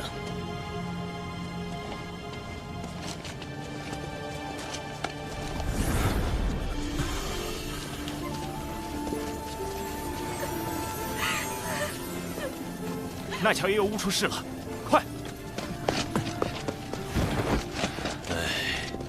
如水神所见，这便是巫族现在的情况。看来，巫牛、巫马先前都是强作幻想。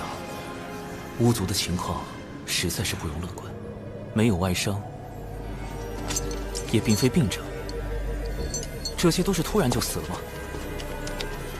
我们排查许久，未发现异样。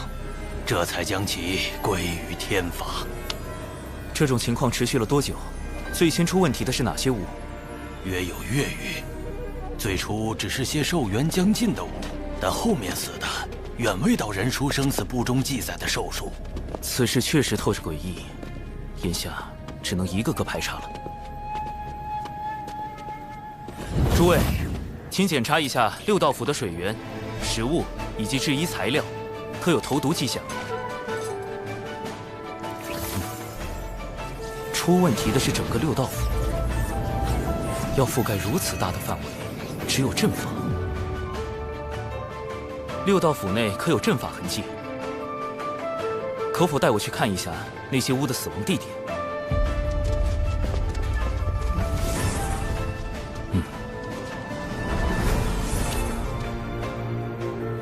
这些路线看着并无规律。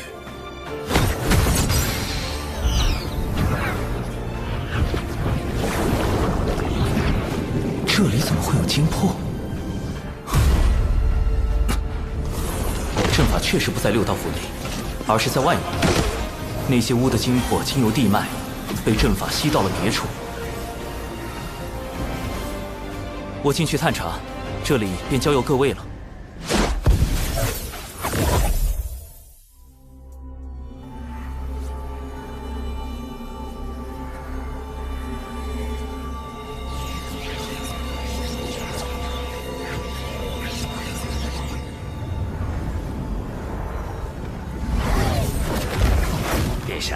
已遵照您的吩咐，在地脉设下诸多禁制，严防外敌闯入。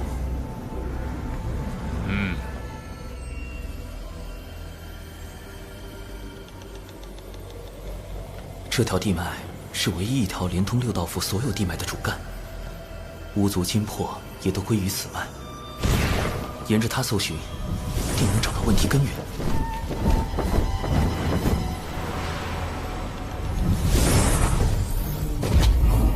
地脉中怎么有一股奇怪的道韵？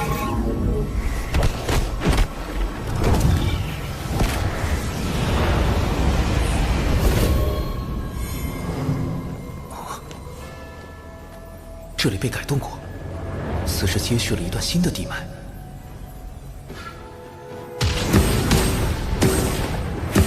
这是引导神识探查的禁制，方才那股道韵是故意放出去的。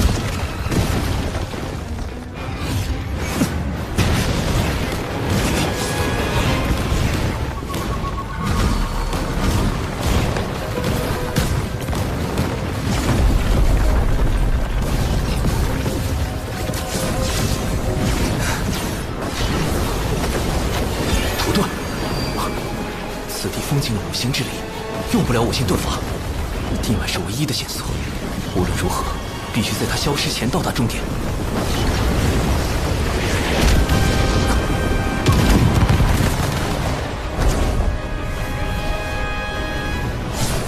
竟又接续了这么多地脉，如此大的工程量，足以证明此事非同小可。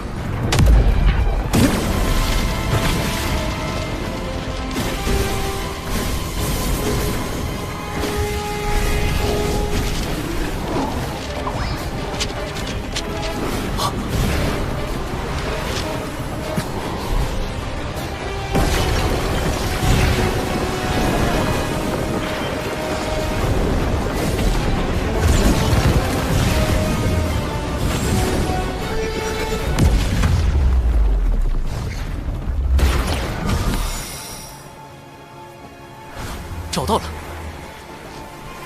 这么多巫族精魄，幕后黑手究竟想要干什么？神识被隔绝在外，看不到阵内，如此，便只能借太极统一馆了。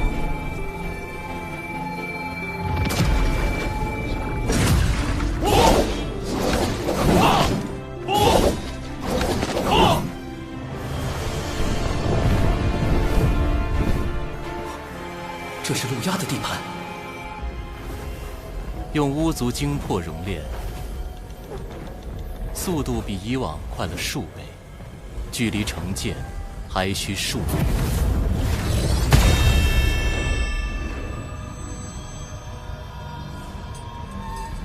有噬天剑在手，便可无惧天道之力，破开天庭各大天门，杀入凌霄宝殿。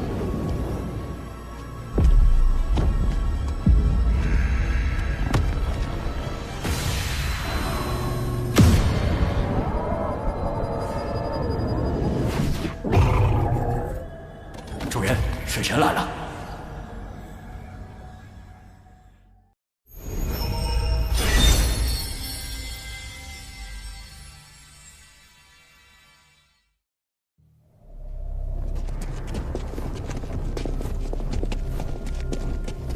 陆压在此处搜集了大量巫族精魄，还派这么多妖兵镇守，到底在谋划什么？要找回六道府巫族的精魄，我必须进去一探究竟。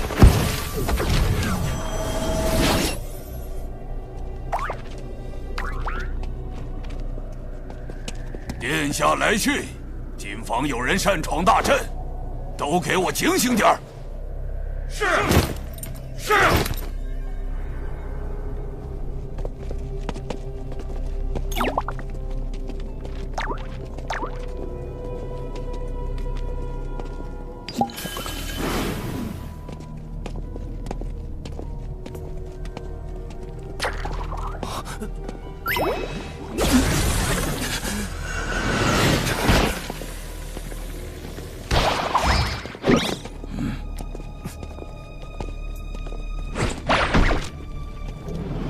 此地妖兵粗略估计有10万之数。看来上回我端掉磁铁成兵器后，漏牙反听的贼心不死，便在这里重新整治妖兵。只是这与巫族有何关系？水神已进入妖生山。哦，我这坐骑唤作谛听，可探查万物心声，包括太子你。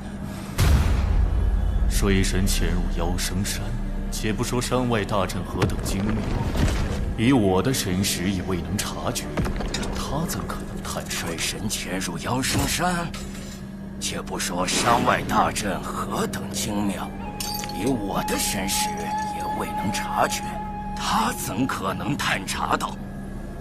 谛听既有如此神通，为何不早些告知？地藏，你故意将水神放入妖生山，这就是你们西方教的诚意？竟从一开始就在探听我的心声，好一个谛听，好一个地藏！若非眼下是炼制噬天剑的紧要关头，真想除之这个祸害。承蒙您看得起，竟然对贫道这坐骑起了杀心。谛听探查万物心声，不过是为了防护妖生山。这期间，虽说不慎听见了太子的心声，但说到底，也是在帮您呢。若您有办法屏蔽谛听的探查神通，那自是两全其美；若没有，恐怕还得委屈您一下了。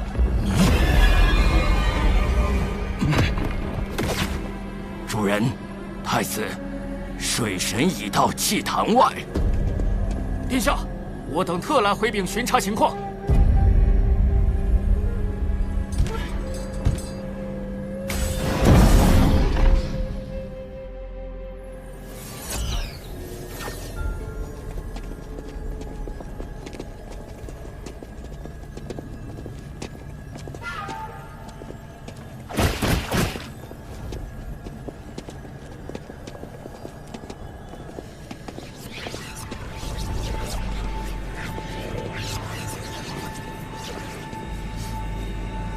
炼剑精魄，这里是个祭坛。路牙通过地脉吸收了大量巫族精魄，并将其献祭，用以炼制这把充满阴煞之气的凶剑。他为什么要炼这把剑？难道是为了对付天庭？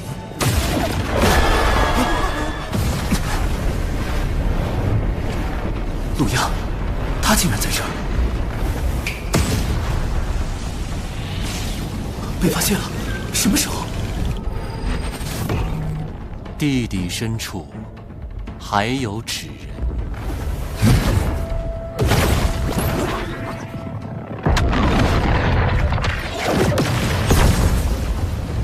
不好！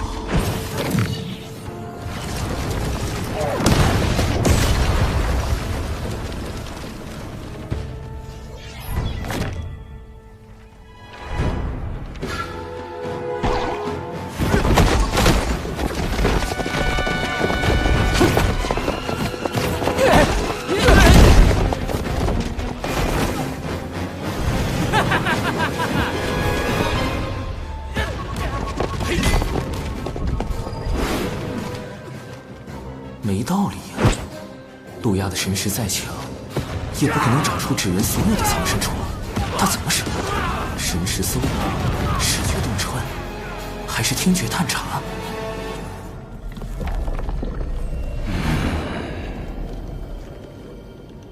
路亚旁边的一人一狗，看着装颇具西方教风格。莫非是金蝉的忌日？西方教派来与陆压接洽的。西方教听觉探查，难道？糟了！不能多想，不能多想，不能多想！太清圣人的道场斗帅宫一定能避开这探听神通。大法师，救救我啊！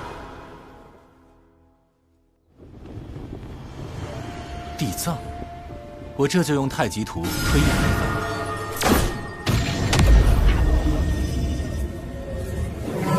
此人是西房二社最为看重的弟子，如今已迈入准圣境，刚从外游历归来。他有一坐骑，名唤谛听，可探听洪荒生灵之心声和对话。果然是他们！一想到西方教有善探听者，我便立时想到谛听。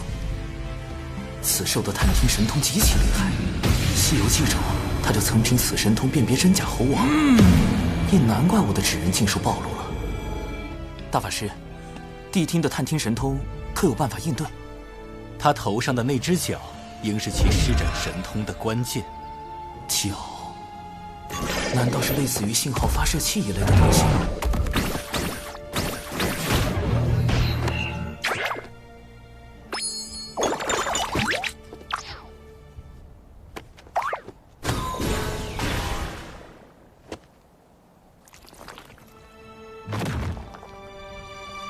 我有办法炼制法宝对付谛听，只不过渡仙门内恐怕不太安全。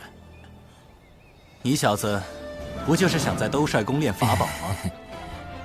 放心吧，老师此前已叮嘱过我，你若想用紫金八卦炉，尽管用便是。传闻除太清圣人外，只有大法师用过紫金八卦炉，太清圣人竟答应给我用。我原本只想留在兜帅宫躲避谛听探查，没想到太清圣人竟然那么大方。不止如此，太清圣人将紫金八卦炉借给我，代表了他对陆压炼剑之事颇为重视。看来此事不仅仅是涉及巫妖两族恩怨那么简单，背后恐怕另有隐情。谢太清圣人，谢大法师。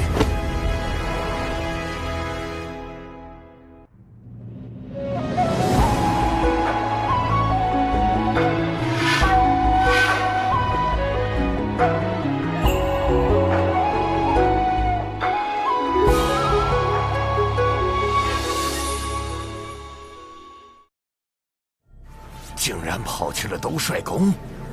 太子殿下，此事若惊动太清圣人，洪荒诸事瞒不过圣人。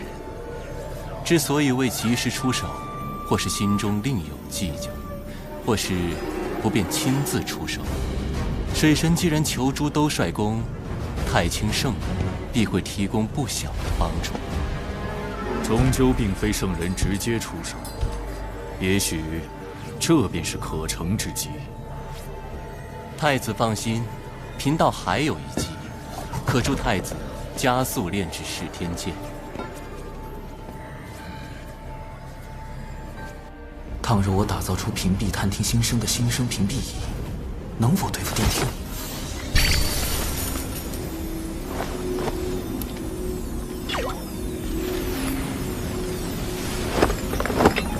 师兄，不好了！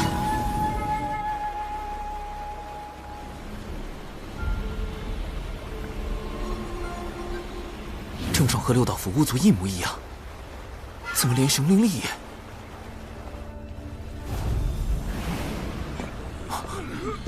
熊寨怎么也出事了？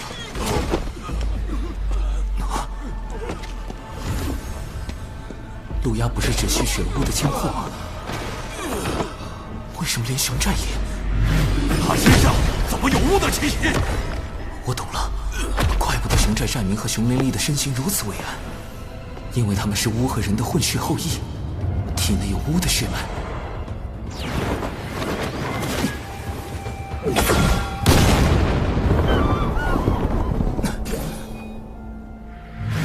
兜帅宫中异草林木，尽都内源无穷。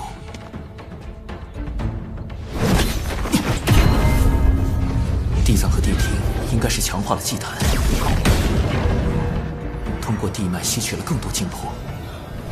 再这样下去，不止六道府，整个熊寨乃至熊灵力都会有灭顶之灾。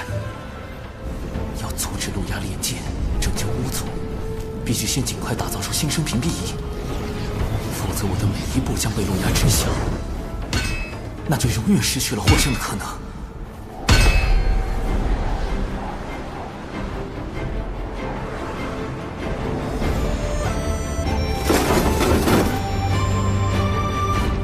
成功了！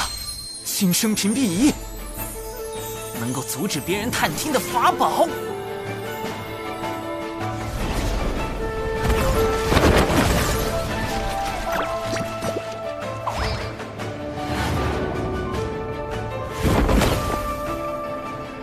殿下，谛听已经很久未听到水神的心声，看来他是躲在兜率宫内，不敢外出了。哼，谅他也不敢轻举妄动。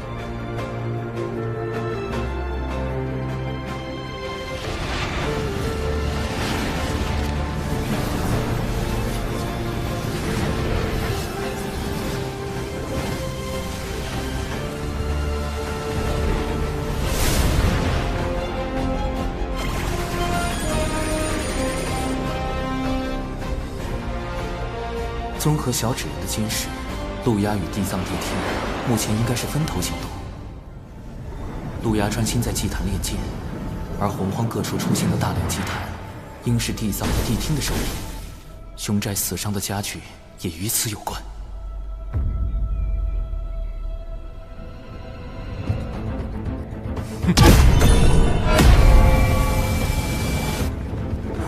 眼下重点仍然是阻止陆压炼剑。陆压现在半步不离祭坛，我不可能在他眼皮子底下动手脚。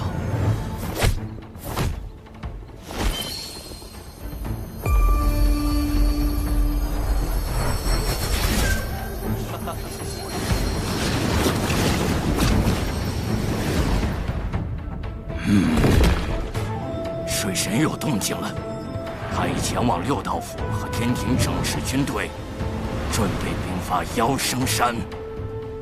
传音给陆压，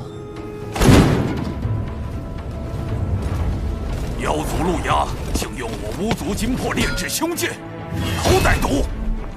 实不相瞒，此前我为探查巫族精魄，也是潜入此山，也不知那陆压用了什么法子，我竟屡屡被他发现，暗中潜入不行，就只能强攻入此山后再夺剑了。今日仰仗诸位。水神尽管放心，我族目前可用的兵力虽不多，但他们都是参与过巫妖大战的远古战士，实力不容小觑。趁我等还未受到陆压炼剑的影响，愿立即举兵，随您攻入山区。教主哥哥，敖乙也愿往。水神大人，殿中也愿听令。好，今夜子时攻山。是。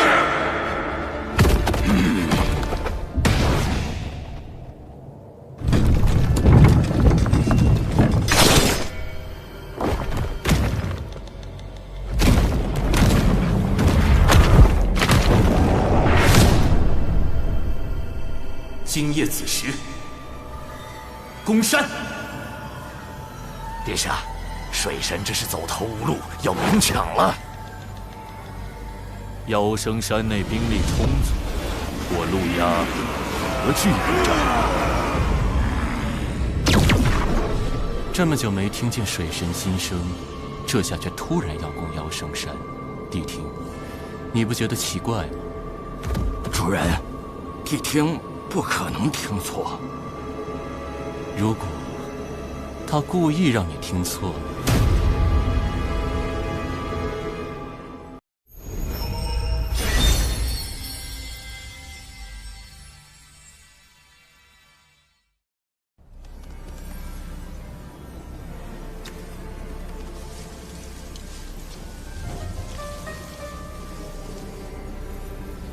攻山在即，这大阵却是个麻烦。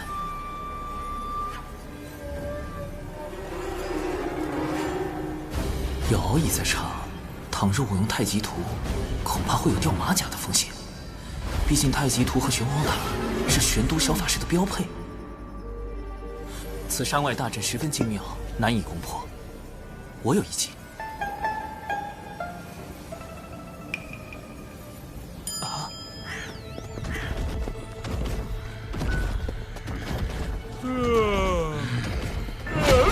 大家都打起精神来，马上就要回山了，不能懈怠。什么人？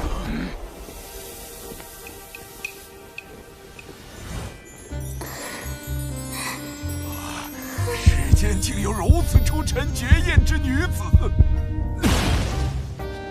乐儿，莫要任性，随我回天庭复命。我的姻缘，我自己做主，我才不回去。这可由不得你。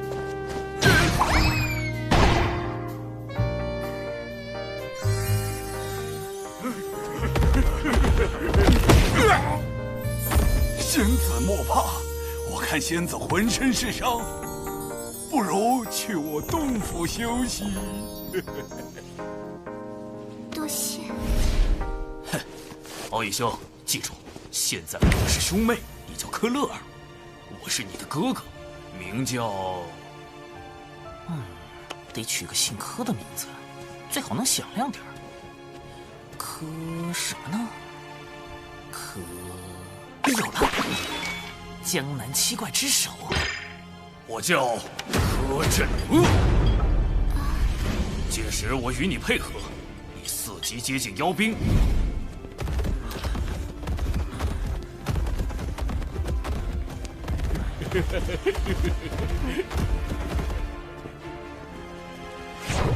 众军听令，等他开阵，随时准备攻山。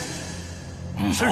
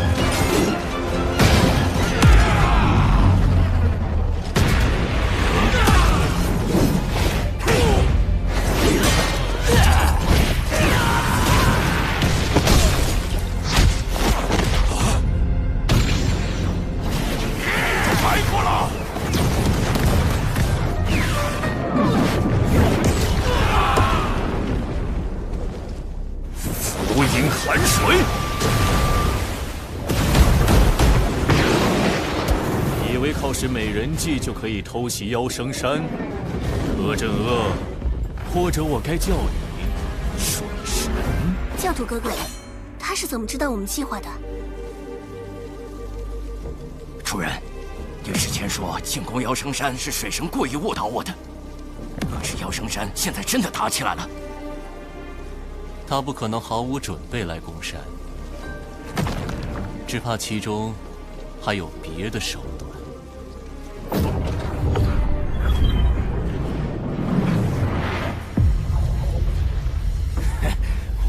感受到了浑厚的盘古之力，噬天诀很快就要练成了。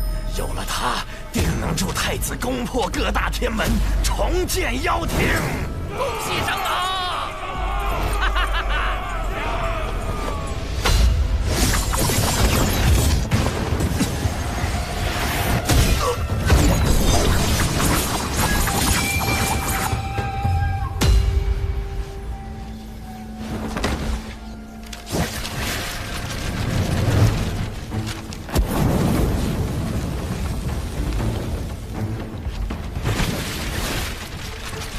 巫族乃盘古尸身所化，路牙通过性劫巫族精魄炼噬天境，是想借盘古之力对抗由天道之力所庇佑的各大天门。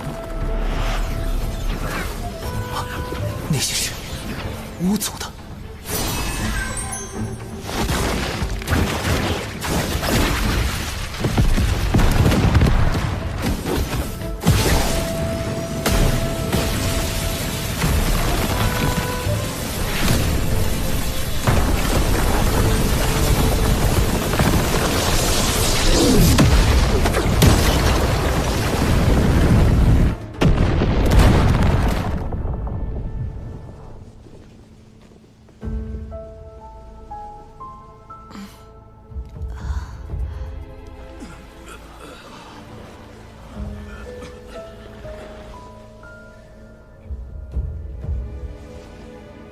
谛听很快就会察觉此处的异样，我必须抓紧时间。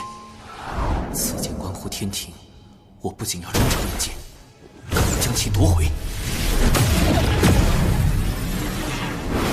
不好！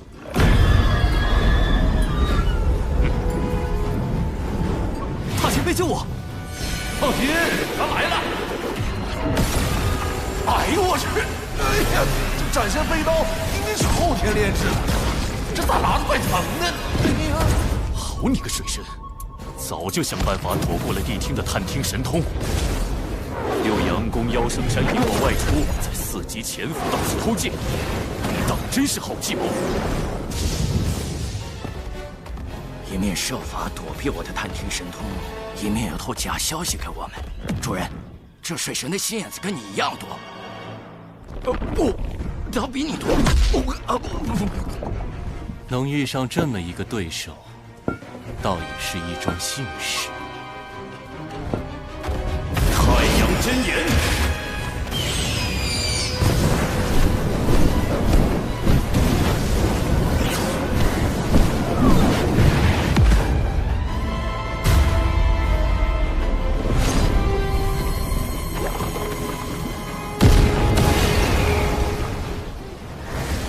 太子，您先设法夺回噬天剑，贫道在此处重建祭坛，等您会合。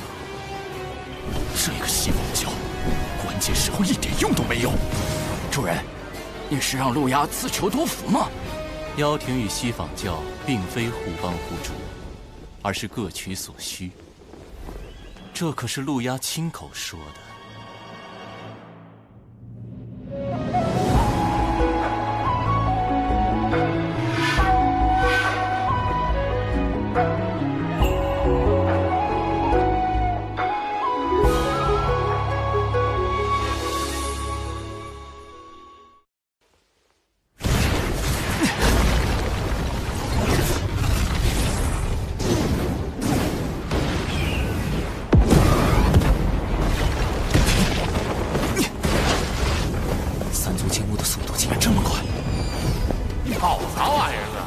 咱和楚老大在，让你刺回呀！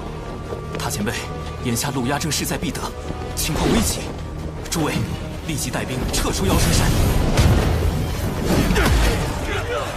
这时候撤，我们才刚打了没多久啊！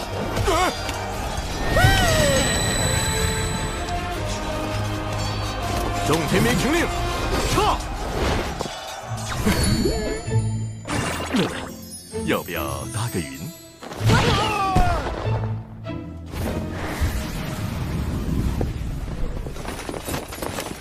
天庭和巫族联手也不过如此，快追！所有人已经安全撤离。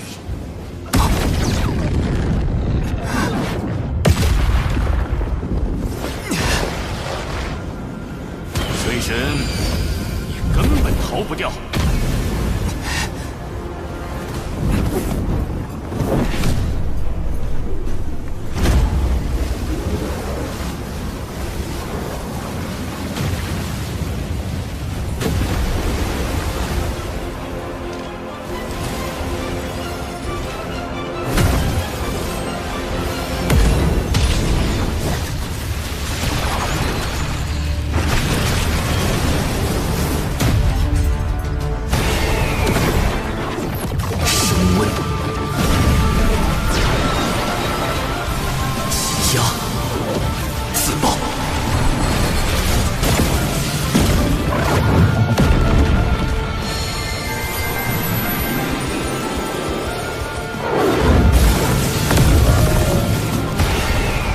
人灵报阵，核爆！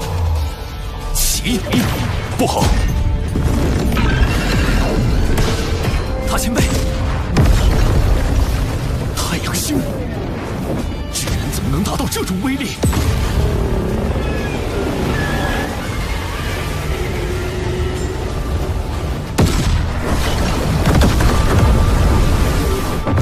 上次杀金蝉后，我将纸人灵爆阵进一步改良。将自爆纸人通过高强度压缩的方式挤压进球中，以达到更强的挤压爆破效果。之前攻入此山后，我便立刻安排了大量小纸人在山内埋下灵爆阵，看起来效果还不错。若能灭妖生山内10万妖兵，必能保天庭百年安稳。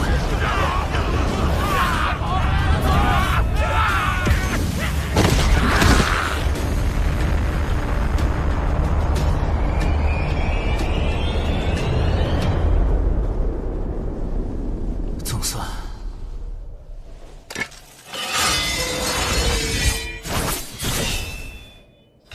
祭坛被毁后，噬天剑上的妖族禁制已破，其内金魄撑不了多久，得赶紧将他们送去转生。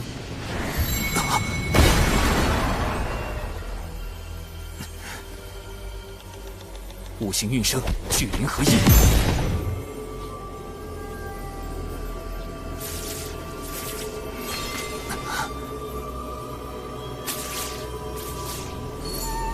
不行，这些金魄承受不了聚灵阵的法力波动。六道府诸位，还请通过回魂戟将这些金魄捞回，送往六道转生盘。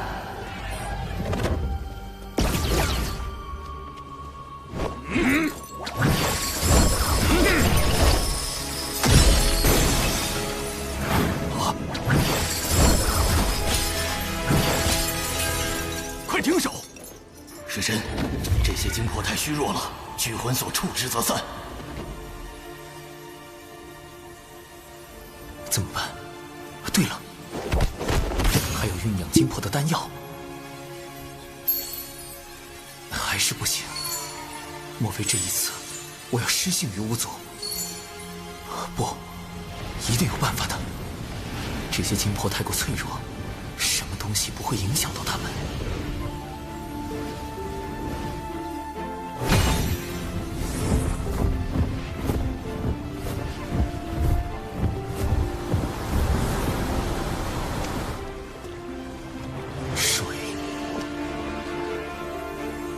上善若水，水利万物而不争。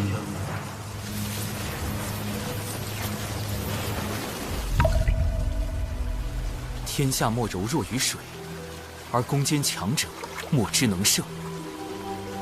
弟子明白了，谢太清圣人传水德之道，虽无法离开水的庇护，但金魄未灭，尚有转生之机。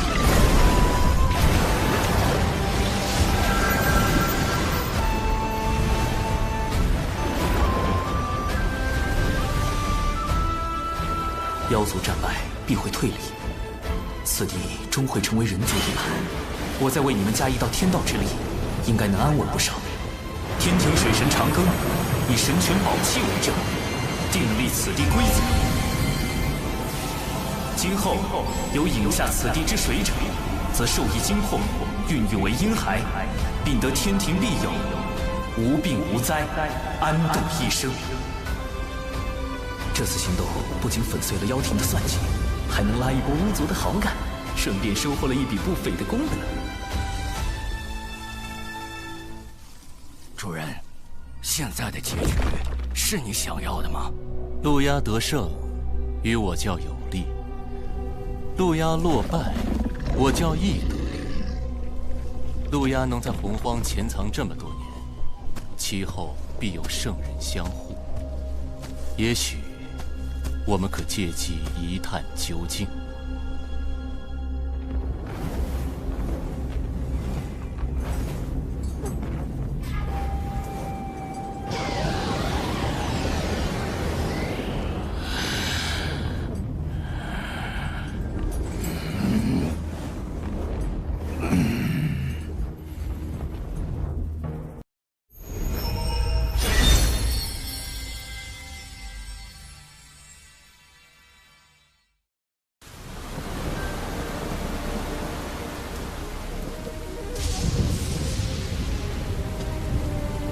陆压太子，你既已离开圣母宫，私逃回五部洲，便是无意再受圣母娘娘庇护，如今又为何回来？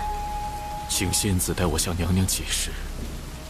陆压深感昔日恩情，若非娘娘出手，我早已亡于巫族大义剑下。只是陆压身负妖庭大业，不敢苟且偷生。我要拼死一搏，也为妖庭移民之志。圣母娘娘有言，太子一日不放下过往，他一日不再见你。太子，请回吧。巫族射杀我兄弟，逼死我父母，我向他们报仇，有错吗？那天庭水神灭我妖生山10万妖兵，我妖族难道天地不容？该当自绝。求娘娘为我，为妖族指条明路。唉，圣母娘娘，从前种种，譬如昨日死。路牙，吾受故人之托，照拂于你，这是最后一次。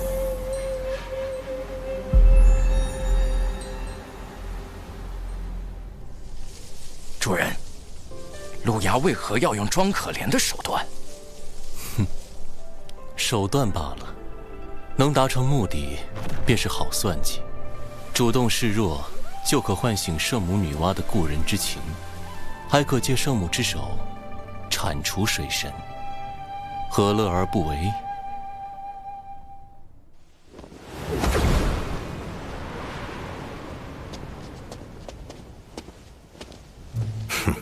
天庭正地，仙子止步。留个联系方式啊。我乃圣母宫上仙，奉圣母女娲法旨，请水神过去商议妖生山之事。上仙这边请。完了，圣母女娲可是出身妖族。大舅哥，水神刚在妖石山阴了妖族一棒，圣母不会是来找水神算账吧？得派人报个信。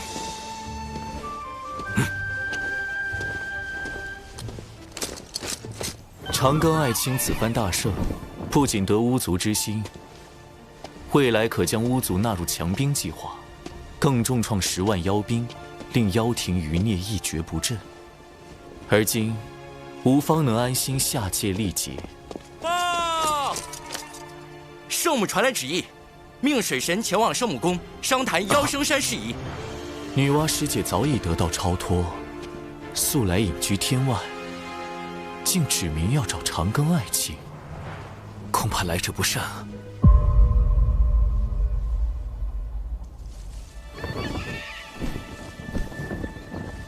圣母要见的是你，你来找我作甚？弟子近来读史书时有些疑惑。史书中记载，巫妖大战时期，妖族常有屠戮人族之事。那时圣母该何其为难？一方是亲手造化的人族，一方又是自身本族。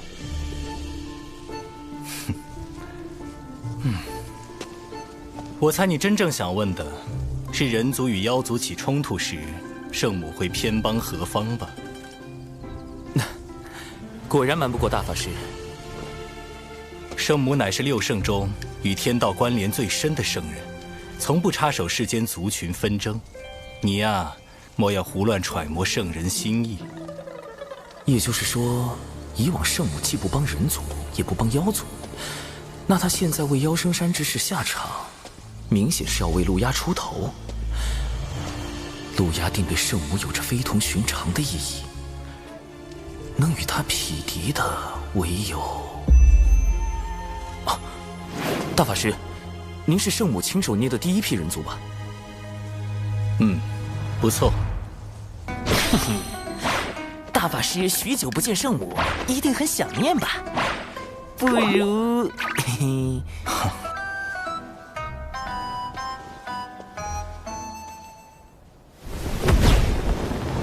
玄都师兄当真对水神在意的紧呢，连圣母娘娘召见他，师兄也要亲自护送。我多年未曾去圣母宫中拜见，这次刚好有机会，便一同去了。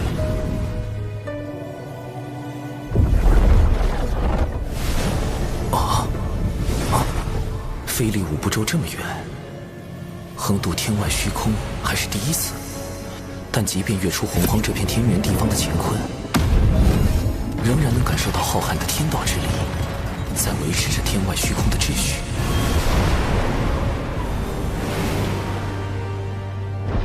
前方便是圣母宫。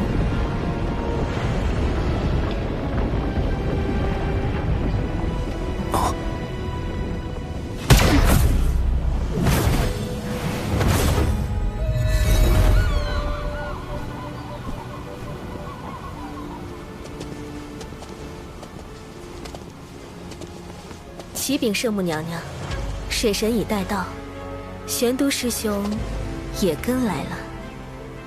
玄都去别处玩耍，吾只见水神一人。玩耍？只见我？圣母这是几个意思？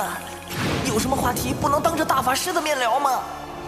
长寿小心，宫殿内有陆压的气息，我会在暗处为你护法。切记，勿要冲撞圣母。玄都大法师的面子也不顶用了。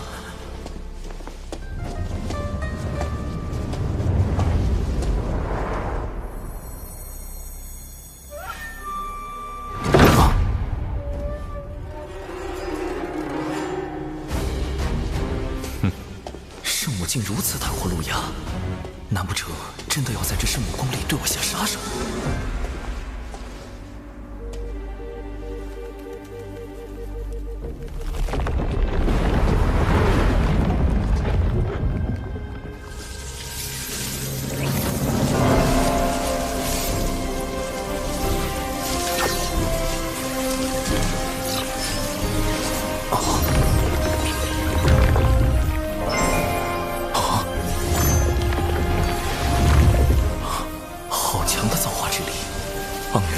瞬间充满了整座宫殿。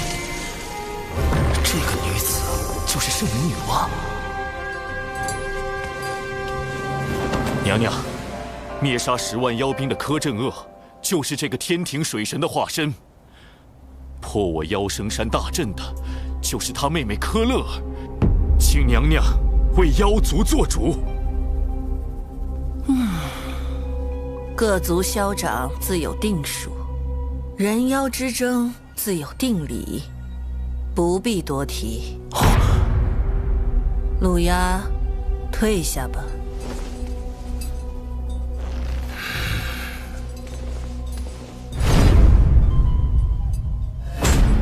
圣母表面阻止陆压问罪天庭，但其实也在阻止天庭问罪陆压。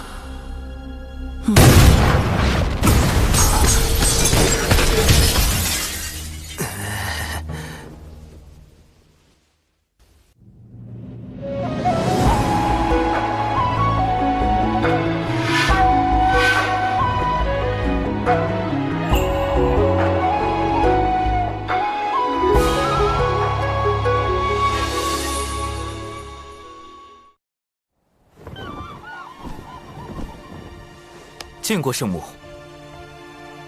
水神不必多礼。柯镇恶的妹妹不应叫韩小莹，为何会是柯乐儿？得取个显赫的名字，柯什么呢？有了，江南七怪之首，韩小莹，《射雕英雄传》里柯镇恶的义妹。但问题是，韩小莹这名字怎么从圣母口里蹦出来了？很多蓝星人都不一定知道吧？自我意外脱离蓝星所在的世界，误入这个由洪荒神话所构建的世界，我曾试图探索2个世界之间的关联，找寻重返蓝星的办法，却一无所获。为什么神话世界里的女娲竟会知道与她毫无关联的蓝星世界里一本武侠小说里的角色名字？不对，只怕圣母是在试探我。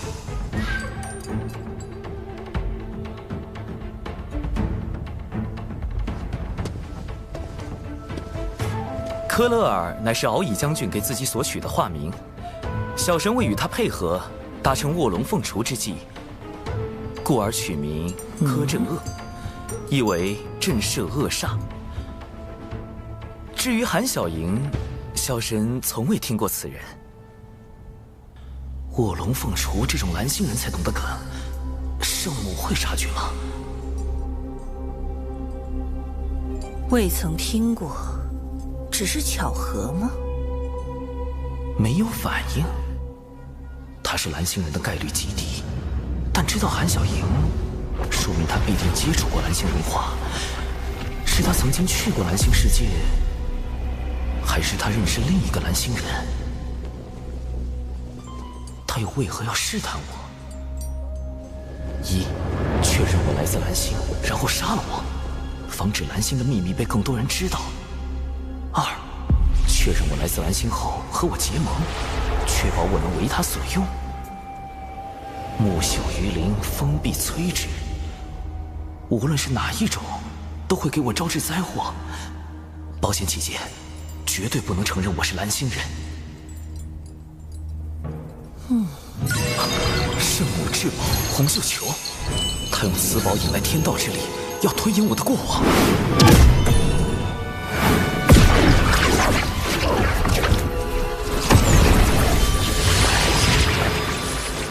一股极其强大的威能，将太极图镇压。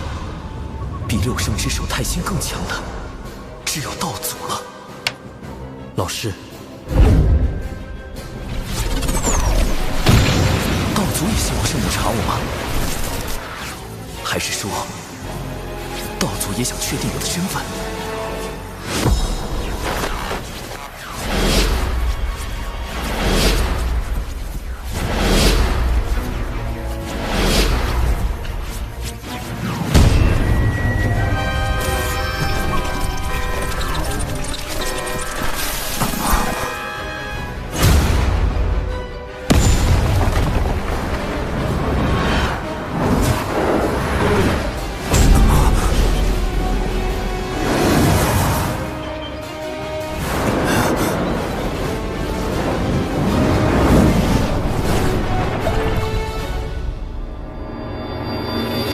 抓到你了！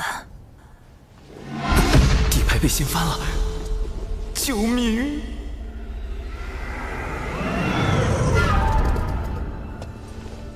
我不会为难你。你的经历虽然特殊，但能修成金仙，证明道祖与天道已经认可了你的存在。况且，无知故人也是如你这般的变数。圣母的故人和我一样来自蓝星，早在我之前就有蓝星前辈进入这个神话世界了。他会是谁？如今又去了何处？其他几位圣人也认识他吗？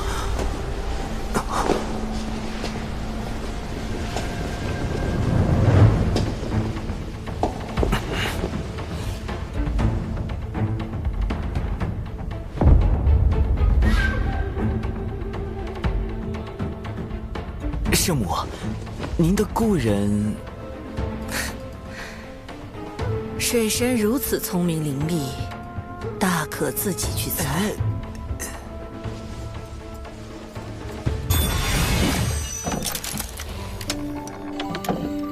这是他指点我捏泥人时所唱的歌。可惜，你不是他。指点女娲去造人，那位蓝星前辈的行事这么浪漫，干脆叫他浪前辈算了。圣母找我就是想印证我是不是浪前辈，连圣母也寻不到，莫非浪前辈已遇难，还是化成了其他模样在躲着圣母？浪前辈如此张扬，天道、道祖和圣人们都有可能知晓蓝星的事，或者浪前辈就藏在他们之中。我的蓝星身份可能早就暴露，甚至已经被利用。苍天呐，事情越来越复杂了。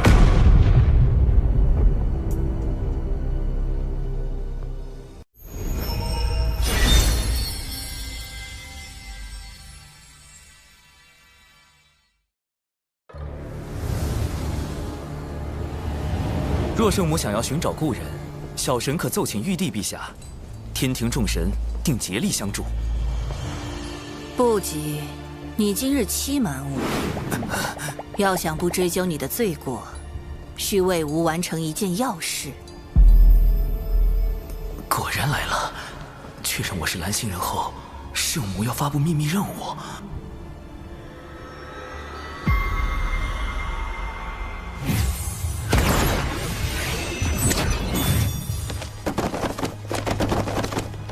射雕英雄传、神雕侠侣、小李飞剑、明教教首山武吉，这不是漫画书《快乐水》？这些画册吾已翻阅了数万年，可惜作画的故人不在，吾始终看不到结尾。待水神为所有画册续完结局，便可离开。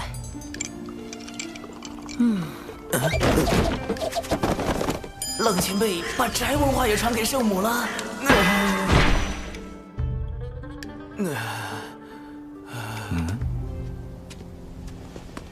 你与圣母谈得如何？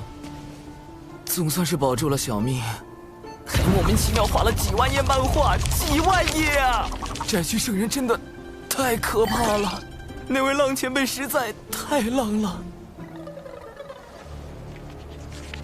是我执着了，他不可能是你。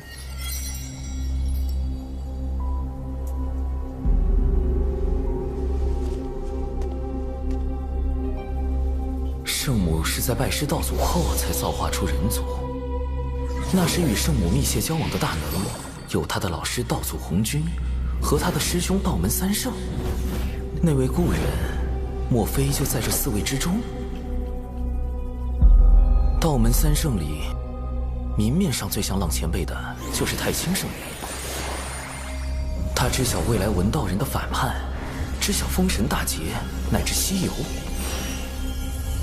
而且他还将玄黄塔太极图放入我心神之中，既是保护，也是监视。恐怕他早已看破我是蓝星人。劫难将至，生机在天。难道他当初召我入兜率宫，就是想利用我的蓝星记忆来办事？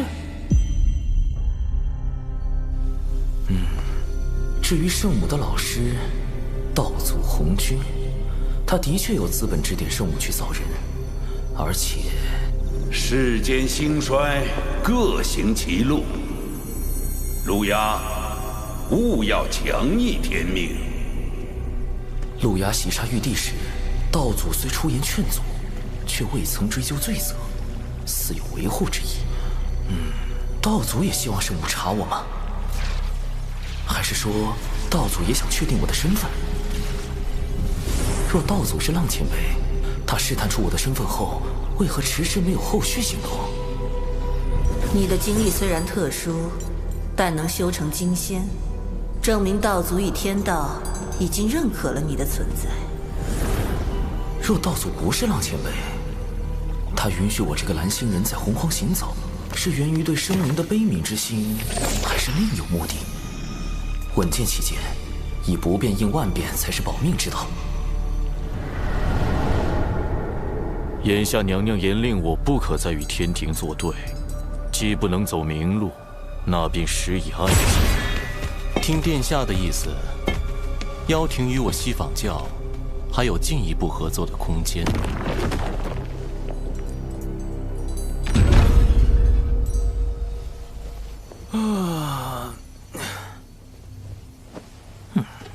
若水神已从圣母宫归来，还请速往天庭，陛下有要事相商。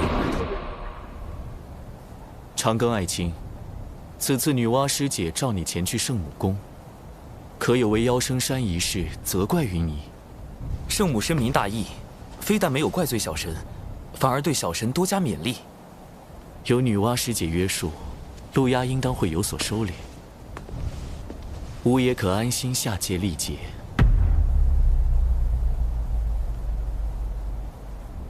天庭不可无人坐镇，小神斗胆，敢问陛下打算如何安排天庭事宜？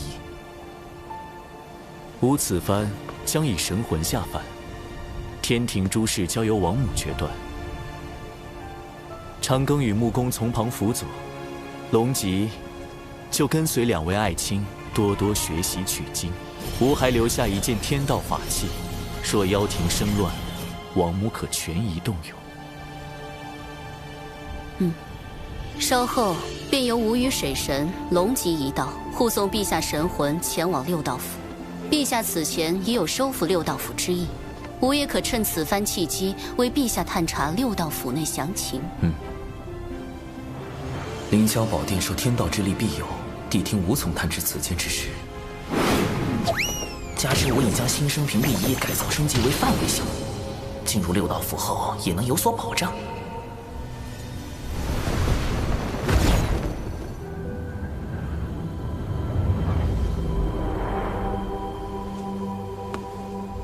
昊天下凡历劫之日就在今天，你如何得知？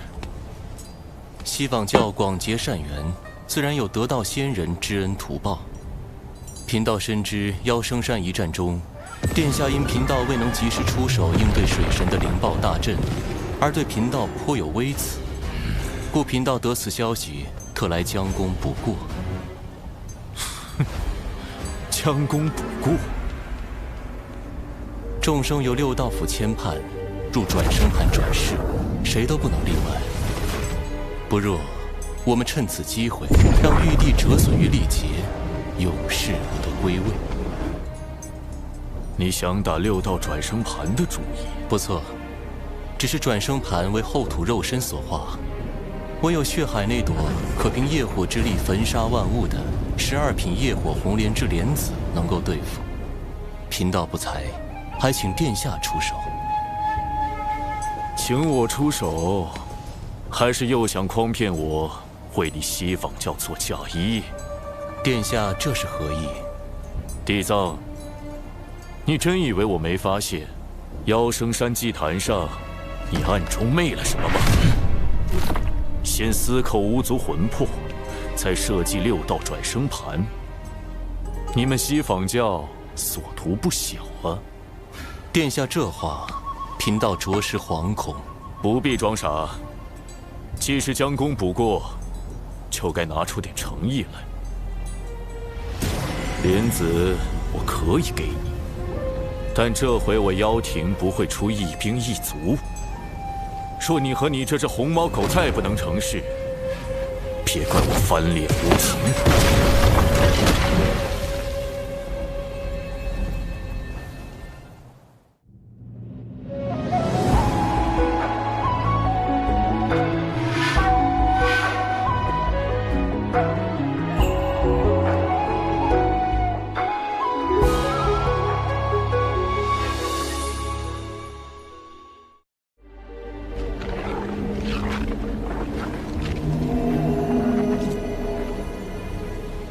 主人高明，假意向陆牙低头，实则借陆牙之名行自己的算计。陆牙确实警惕，也有几分聪明，能觉察到我西方大计，但他绝不会想到，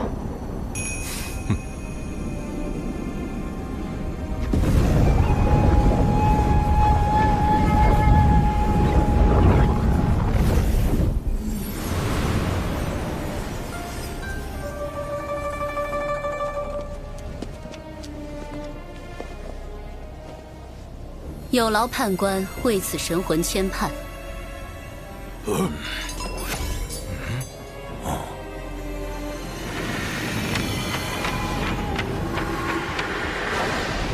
这就是天地人三书中的人书生死簿。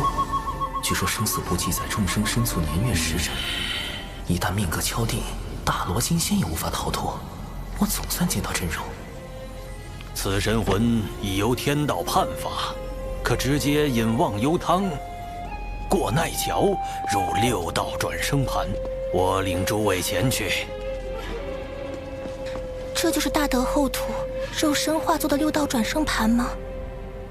盘古劈开混沌，天地阴阳初分，往后世间皆宣此理。12祖由盘古肉身演化，后土娘娘遵盘古遗志，神化转生盘时取男女阴阳，化生万物之意，故变作了如此模样。大德后土果如传闻那般，大德慈悲，仁爱无疆。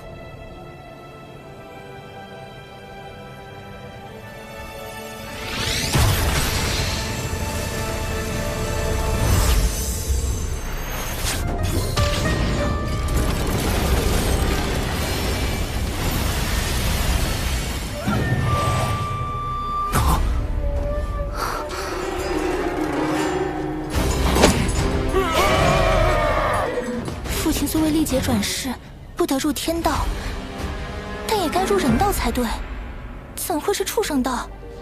这明明该是人道，转生盘竟出了差错。转生盘有异，娘娘小心！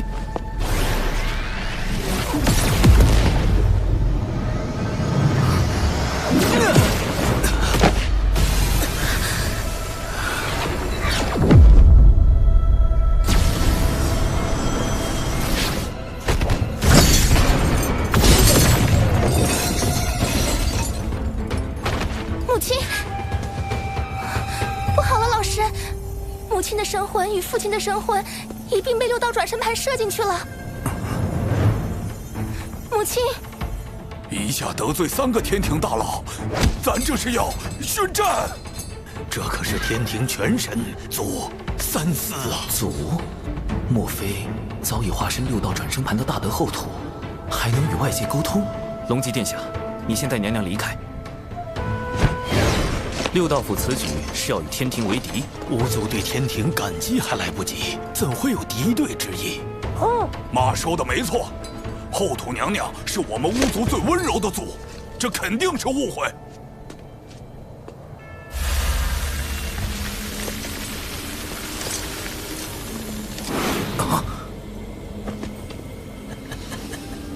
送你进畜生道，陪他们如何？你想做鸡鸭鱼，还是猪牛羊？烤起来老香了。态度转变如此大，可与6道转生盘上的阴暖浑浊之气有关。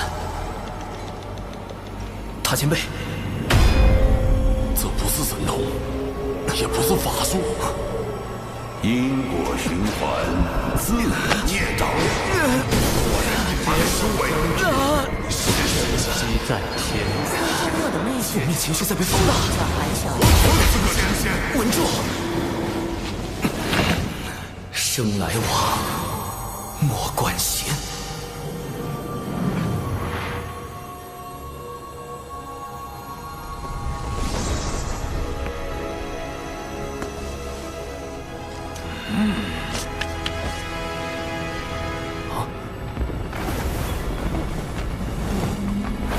这气息是后土。你为何还不跪拜？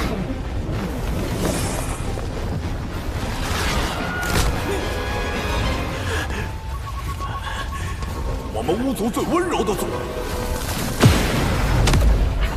天庭水神见过。你不愿意，那就烤了吧。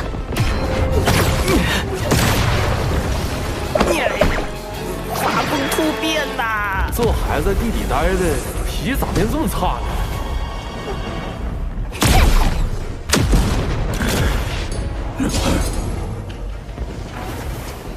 吾乃大地之主，妖庭怎敢反吾？灭掉可恶的妖！我明白了。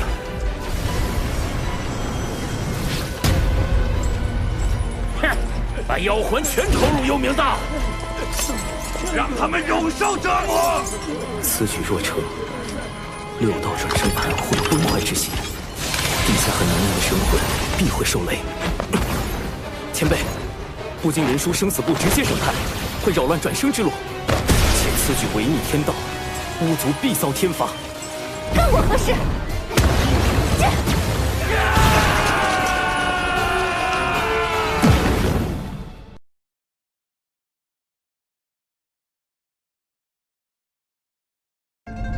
地亦是囚笼，他活着就要继续受苦，救又有何意义？我很好奇，你的欲望是什么？仙子，我最近劳心劳力，肩颈酸痛，你看能不能帮我按摩下？只是晚辈应该如何应对？全部抹杀。你来了。什么人？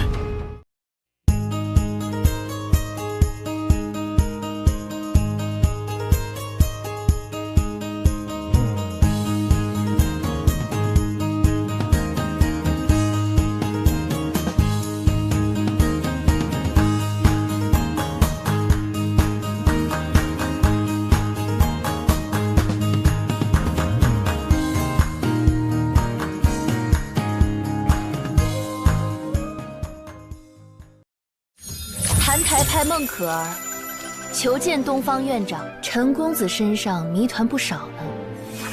后羿宫乃是我澹台派祖师赠予东楚国的神器，为何你能来？